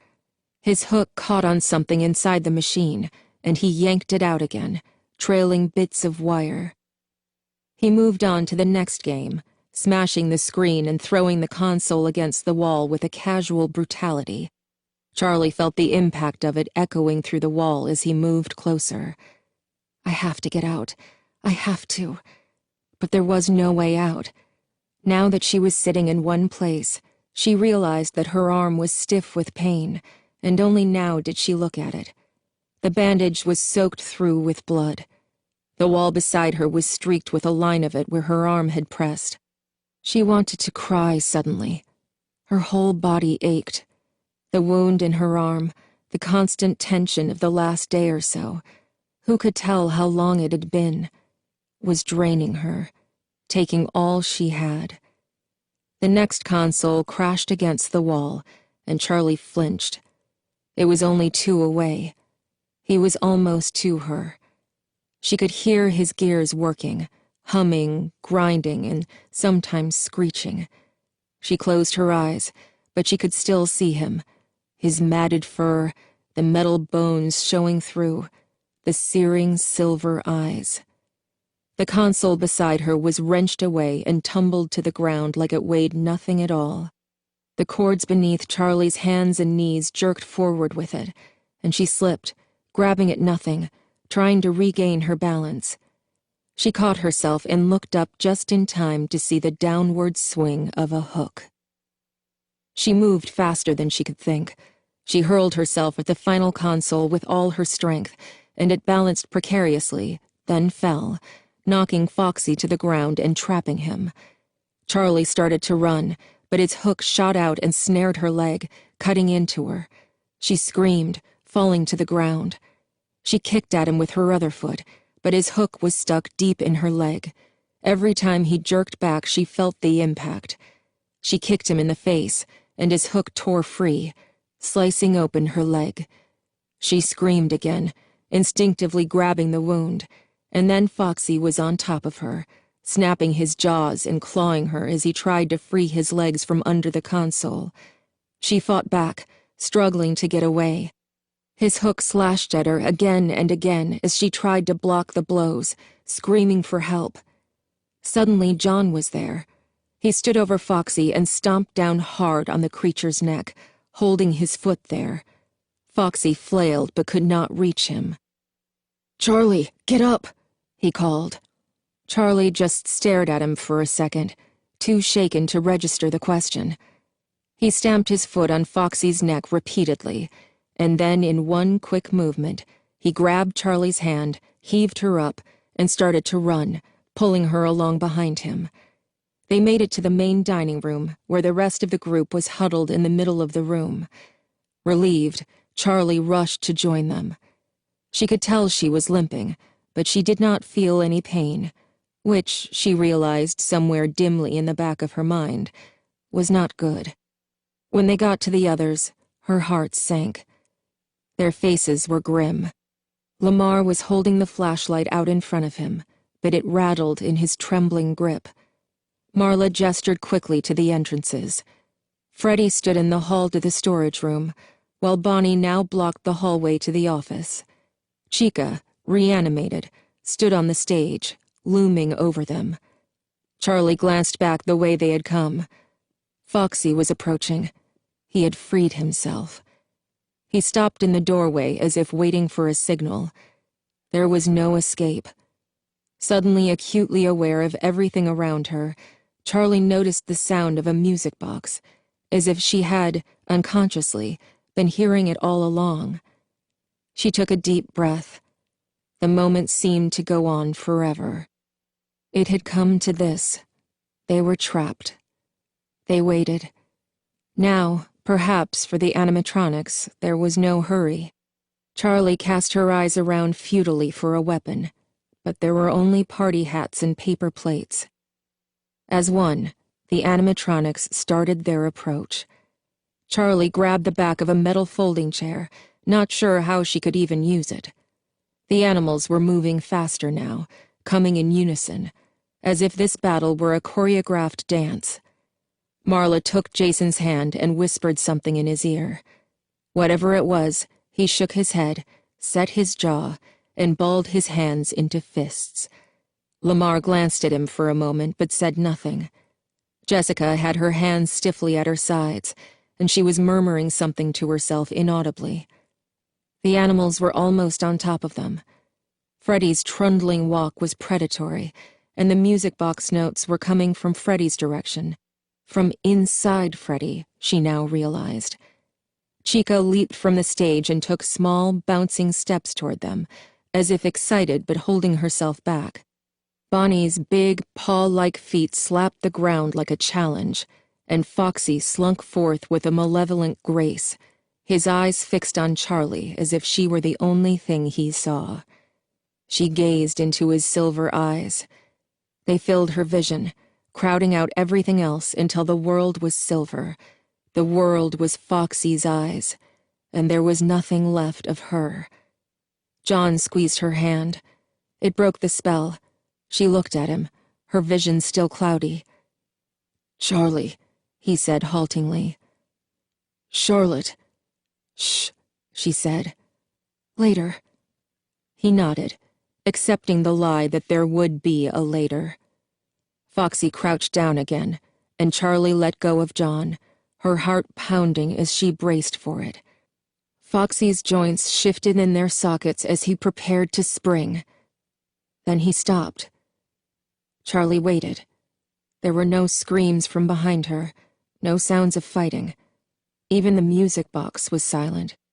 Foxy was motionless, though his eyes still glowed.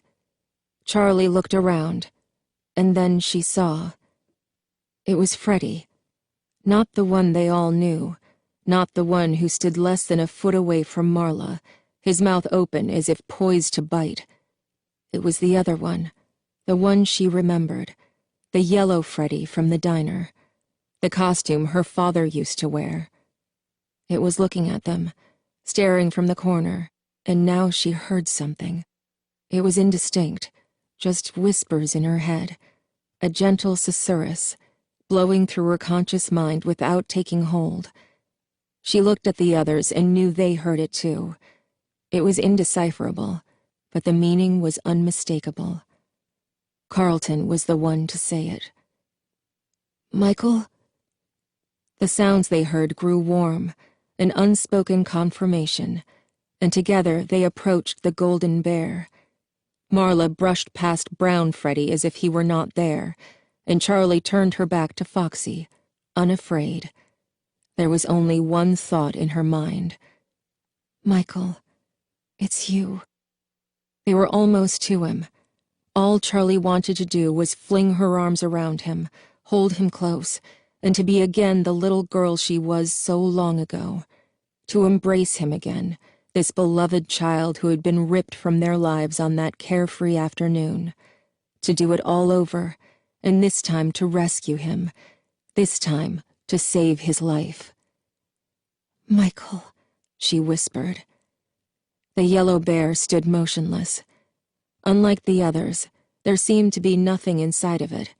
It stood of its own accord, by its own will. There was nothing to hold the costumed jaw closed, and its eyes were empty. Suddenly aware that their backs were to the other animals, Charlie startled and turned, apprehensive. Freddy, Bonnie, Chica, and Foxy stood at rest, almost as if they were back on their stages. Their eyes were locked on Charlie, but they had halted their approach. "It's the kids," Carlton whispered. "Foxy wasn't attacking Jason," Marla gasped. "Foxy was trying to protect him." John took hesitant steps toward the middle of the dining room, then approached more boldly, looking at each of the robots in turn. "It's the kids," he echoed. "All of them." Their faces were no longer animalistic, no longer lifeless, as if some spirit inhabited them. Suddenly, there was a crash from the sealed exit door. They all startled, turning as one as the wall beside the welded entrance shook with the force of a dozen blows. Now what? Charlie thought. The bricks broke and fell, scattering in pieces across the floor, dust filling the air in rusty clouds. A figure stepped through the hole wielding a massive sledgehammer, and as the air slowly cleared, they saw who it was. Clay Burke, Carlton's father. His eyes set on Carlton, and he dropped the hammer and ran to his son, sweeping him into an embrace. Clay stroked his hair, gripping him like he would never let go. Charlie watched from her distance, relief touched by a stiletto edge of envy. "Dad, I'm gonna puke," Carlton murmured. Clay laughed but leaned back when he saw that Carlton wasn't kidding. Carlton bent over, hands on his knees, fighting the urge to retch, and Clay's face took on alarm. Carlton straightened. "I'm good." Clay was not listening anymore. He was looking around the room, at the animals. All of them were frozen in time, displaced. "Okay, kids," Clay said, his voice low and his words careful. "I think it's time for us to go." He started toward the exit he had made. They glanced at one another. The whispers were gone. Whatever he had been, the yellow Freddy was slouched again, an empty suit, though no one had seen it move. Charlie nodded toward Clay, and the rest started forward, heading almost reluctantly to the hole in the wall. Charlie hung back. John stayed beside her, but she gestured him forward, taking up the rear. She had barely had time to take a step when something took hold of her throat. Charlie tried to cry out, but her windpipe was being crushed. She was whipped around as if she weighed nothing, and she found herself face to face with the yellow rabbit. Dave's eyes were shining through, triumphant. He had his arm around her neck, squeezing her throat so tightly that she could scarcely breathe. He held her so close it was almost an embrace. She could smell the costume, stained fur and years of putrid sweat, blood and cruelty. He spoke, still staring at Charlie. "You are staying." "Absolutely not," Clay said, taking on the group's authority. Dave dug his fingers deeper into Charlie's neck, and she made a strangled sound. "I will kill this one, right here, while you watch, unless you do as I say," he said, and his voice was almost pleasant. Clay looked at him for a long moment, calculating, then nodded. "Okay," he said, his voice calm. "We'll do as you say. What do you want?" "Good," Dave said. He relaxed his grip on Charlie's neck, and she took a shaky breath. Clay began to move toward them, and the others followed. Charlie looked up at the man in the rabbit suit, and he met her gaze. "It was you. You killed Michael. You killed Sammy. You took them from me." His eyes should have held something fierce and dangerous. They should have been windows to the rotten core inside. But they were only eyes, flat and empty. Charlie plunged her hands into the gap beneath the costume's head. Dave drew back, but she held on. "If you want to be one of them, then be one of them," she shouted, and she tripped the spring locks. Dave's eyes widened, and then he screamed. Charlie jerked her hands free, barely evading the locks as they snapped open and plunged into his neck. She took a step back, watching as Dave crumpled to the ground, still screaming as the costume released. Part by part, the animatronic insides pierced his flesh, ripping up his organs, tearing through his body as if it were not even there. At some point, he stopped screaming, but he still writhed on the floor for what felt like long minutes before he was still. Charlie stared, breathing hard as if she had been running. The form on the ground seemed unreal. John was the first to move. He came beside her, but, still staring down, she waved him off before he could touch her. She could not bear it if he did. Jessica gasped, and they all looked up. The animatronics were moving. The group drew back, huddling together, but none of the animals were looking at them. One by one, they took hold of the broken body on the floor and began to drag it away toward the hall to Pirate's Cove. As they disappeared down the hallway, Charlie noticed that the yellow Freddy was gone. "Let's go," she said quietly. Clay Burke nodded, and they filed out of the restaurant for the last time. Chapter 13. The sun was rising as they emerged into the open air. Clay put his arm around Carlton's shoulder, and for once Carlton didn't brush him away with a joke. Charlie nodded absently, blinking in the light. "Carlton and I are taking a drive to the ER," Clay continued. "Is there anyone else who needs a doctor?" "I'm fine," Charlie said reflexively. "Jason, do you need to go to the hospital?" Marla asked. "No," he said. "Let's see your leg," she insisted. The party stopped as Jason held his leg out for Clay to examine. Charlie felt an odd relief wash through her. A grown-up was in charge now. After a moment, Clay looked up at Jason with a serious face. "I don't think we're going to have to cut it off," he said. "Not just yet." Jason smiled, and Clay turned to Marla. "I'll take care of him. It might leave a scar, but that'll just make him look tough." Marla nodded and winked at Jason, who laughed. "I need to change my clothes," Charlie said.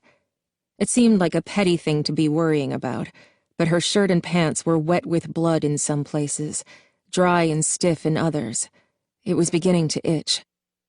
"You're a mess," Carlton pointed out redundantly. Will she get a ticket if she drives like that? Charlie, are you sure you don't need to go to the hospital?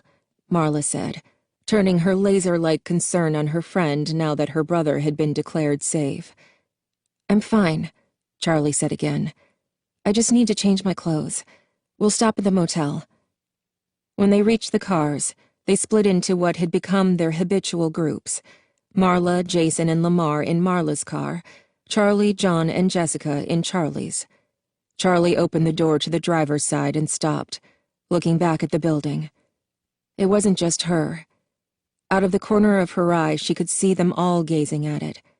The empty mall was dark against the pink-streaked sky, long and squat, like something brutish and slumbering. They all turned away, getting into the cars without speaking. Charlie kept her eyes on it, watching as she started her car, waiting to turn her back to it until the last possible moment. She pulled out of the lot and drove away. Along the road, the cars split off. Clay and Carlton took the other turn out of the parking lot, heading to the hospital, and Charlie turned off toward the motel while Marla continued to the Burke's house. I call first shower, Jessica said as they got out of the car. Then, seeing Charlie's face, I'll make a special exception in your case. You go first. Charlie nodded. In the room, she grabbed her bag and took it into the bathroom with her, leaving John and Jessica to wait. She locked the door behind her and undressed, deliberately not looking at the gashes on her arm and leg. She didn't need to see what was there, just to clean and bandage it. She got into the shower and let out a quiet yelp as the stinging water hit her open cuts, but she gritted her teeth and cleaned herself, washing her hair over and over until it was rinsed clean. She got out and toweled herself dry, then sat down on the edge of the tub, put her face in her hands, and closed her eyes. She was not ready to go out yet, not ready to face whatever aftermath, whatever discussion there might have to be. She wanted to walk out of this bathroom and never speak again of what had happened. She rubbed her temples. She didn't have a headache, but there was pressure inside there, something that had yet to emerge. You can't stay here forever. Charlie still had the gauze and tape from the first time around, so she took it from her bag, wiped both wounds clean with a hotel towel, and bound up her arm and leg, using all the gauze. I probably need stitches, she thought, but it was only an idle thought. She would not do it. She got up and went to look in the mirror. There was a cut across her cheek. It had stopped bleeding, but it was ugly. She didn't know how she could cover it, but she didn't really want to, for the same reason she didn't want stitches. She wanted them to heal wrong, wanted them to scar. She wanted proof displayed on her body. This happened. This was real. This is what it did to me. She dressed quickly in her jeans and her last remaining clean t-shirt and emerged from the bathroom to find Jessica and John carrying suitcases out to the car. I figured there was no point leaving stuff here, Jessica said. We're all going in the morning. We may as well bring it all to Carlton's. Charlie nodded and grabbed Jason's backpack, taking it out to the car along with her own. Carlton and his father were already back by the time they arrived, and again they entered Carlton's living room, now almost familiar. Carlton was curled up in an armchair by the fireplace, where someone had lit a fire, and Marla and Lamar were on the couch. Jason sat right in front of the fireplace, staring in at the licking flames. Charlie sat down near him, arranging herself stiffly. John joined her, looking at her with concern, but she ignored him, and he said nothing. Are you okay? Charlie asked, reaching up and rubbing Carlton's arm for a moment. He looked at her sleepily. Yeah, it's a mild concussion, he said. I'll be fine as long as no one else tries to murder me. So, now what? Jessica asked as she took the chair beside Carlton. I mean... She paused, searching for words. What happens? She said finally. They looked at each other. It was the question they all had. What do you do after something like this? Charlie looked at Clay, who was standing in the doorway, only half in the room. "Mr. Clay, what happens now?" she said quietly. He looked off into the distance for a minute before answering. "Well, Charlie, I'm going to go back to Freddy's. I have to get my officer," he said gravely. "I won't go alone." He forced a smile, but no one joined him. "What do you think should happen?" he asked. He was looking at Charlie, asking her this impossible question as if she could answer it. She nodded, accepting responsibility. "Nothing," she said. "It's over. I want to leave it that way." Clay gave her a nod, his face impassive. She could not tell if it was the answer he was looking for, but it was all she had. The others were silent. Marla and Lamar were nodding, but Jessica looked like she wanted to protest. "Jessica, what?" Charlie said gently, realizing with unease that her friend wanted her permission to disagree. "It just seems wrong," she said. "What about everything? I mean, people should know, right? That's how it works. That guard, he murdered all those kids, and people should know." "No one will believe us," Jason said without looking up. "Officer Dunn," Jessica said. "Officer Dunn, he died in there. What will you tell his family? Will you tell them the truth?" She looked at Clay. "Officer Dunn died at the hands of the same man who killed your friends. I can prove that now." A silence fell over the room. "It won't bring them back," Clay said softly. "But maybe it will give them some rest." Clay turned his eyes to the fire, and a few minutes passed before he spoke again. "You kids have been carrying Freddy's with you all these years. It's time you left it behind," he said. He was stern, but his commanding tone was reassuring. "I'm going to see to it that Officer Dunn is given a proper burial." He paused, collecting himself, as though what he said next required effort. "Your friends, too." His brow furrowed. "I have a few favors to call in, but I can make this happen quietly. The last thing I want to do is disturb that place, or desecrate it. Those kids need rest." The next morning, they began to go their separate ways.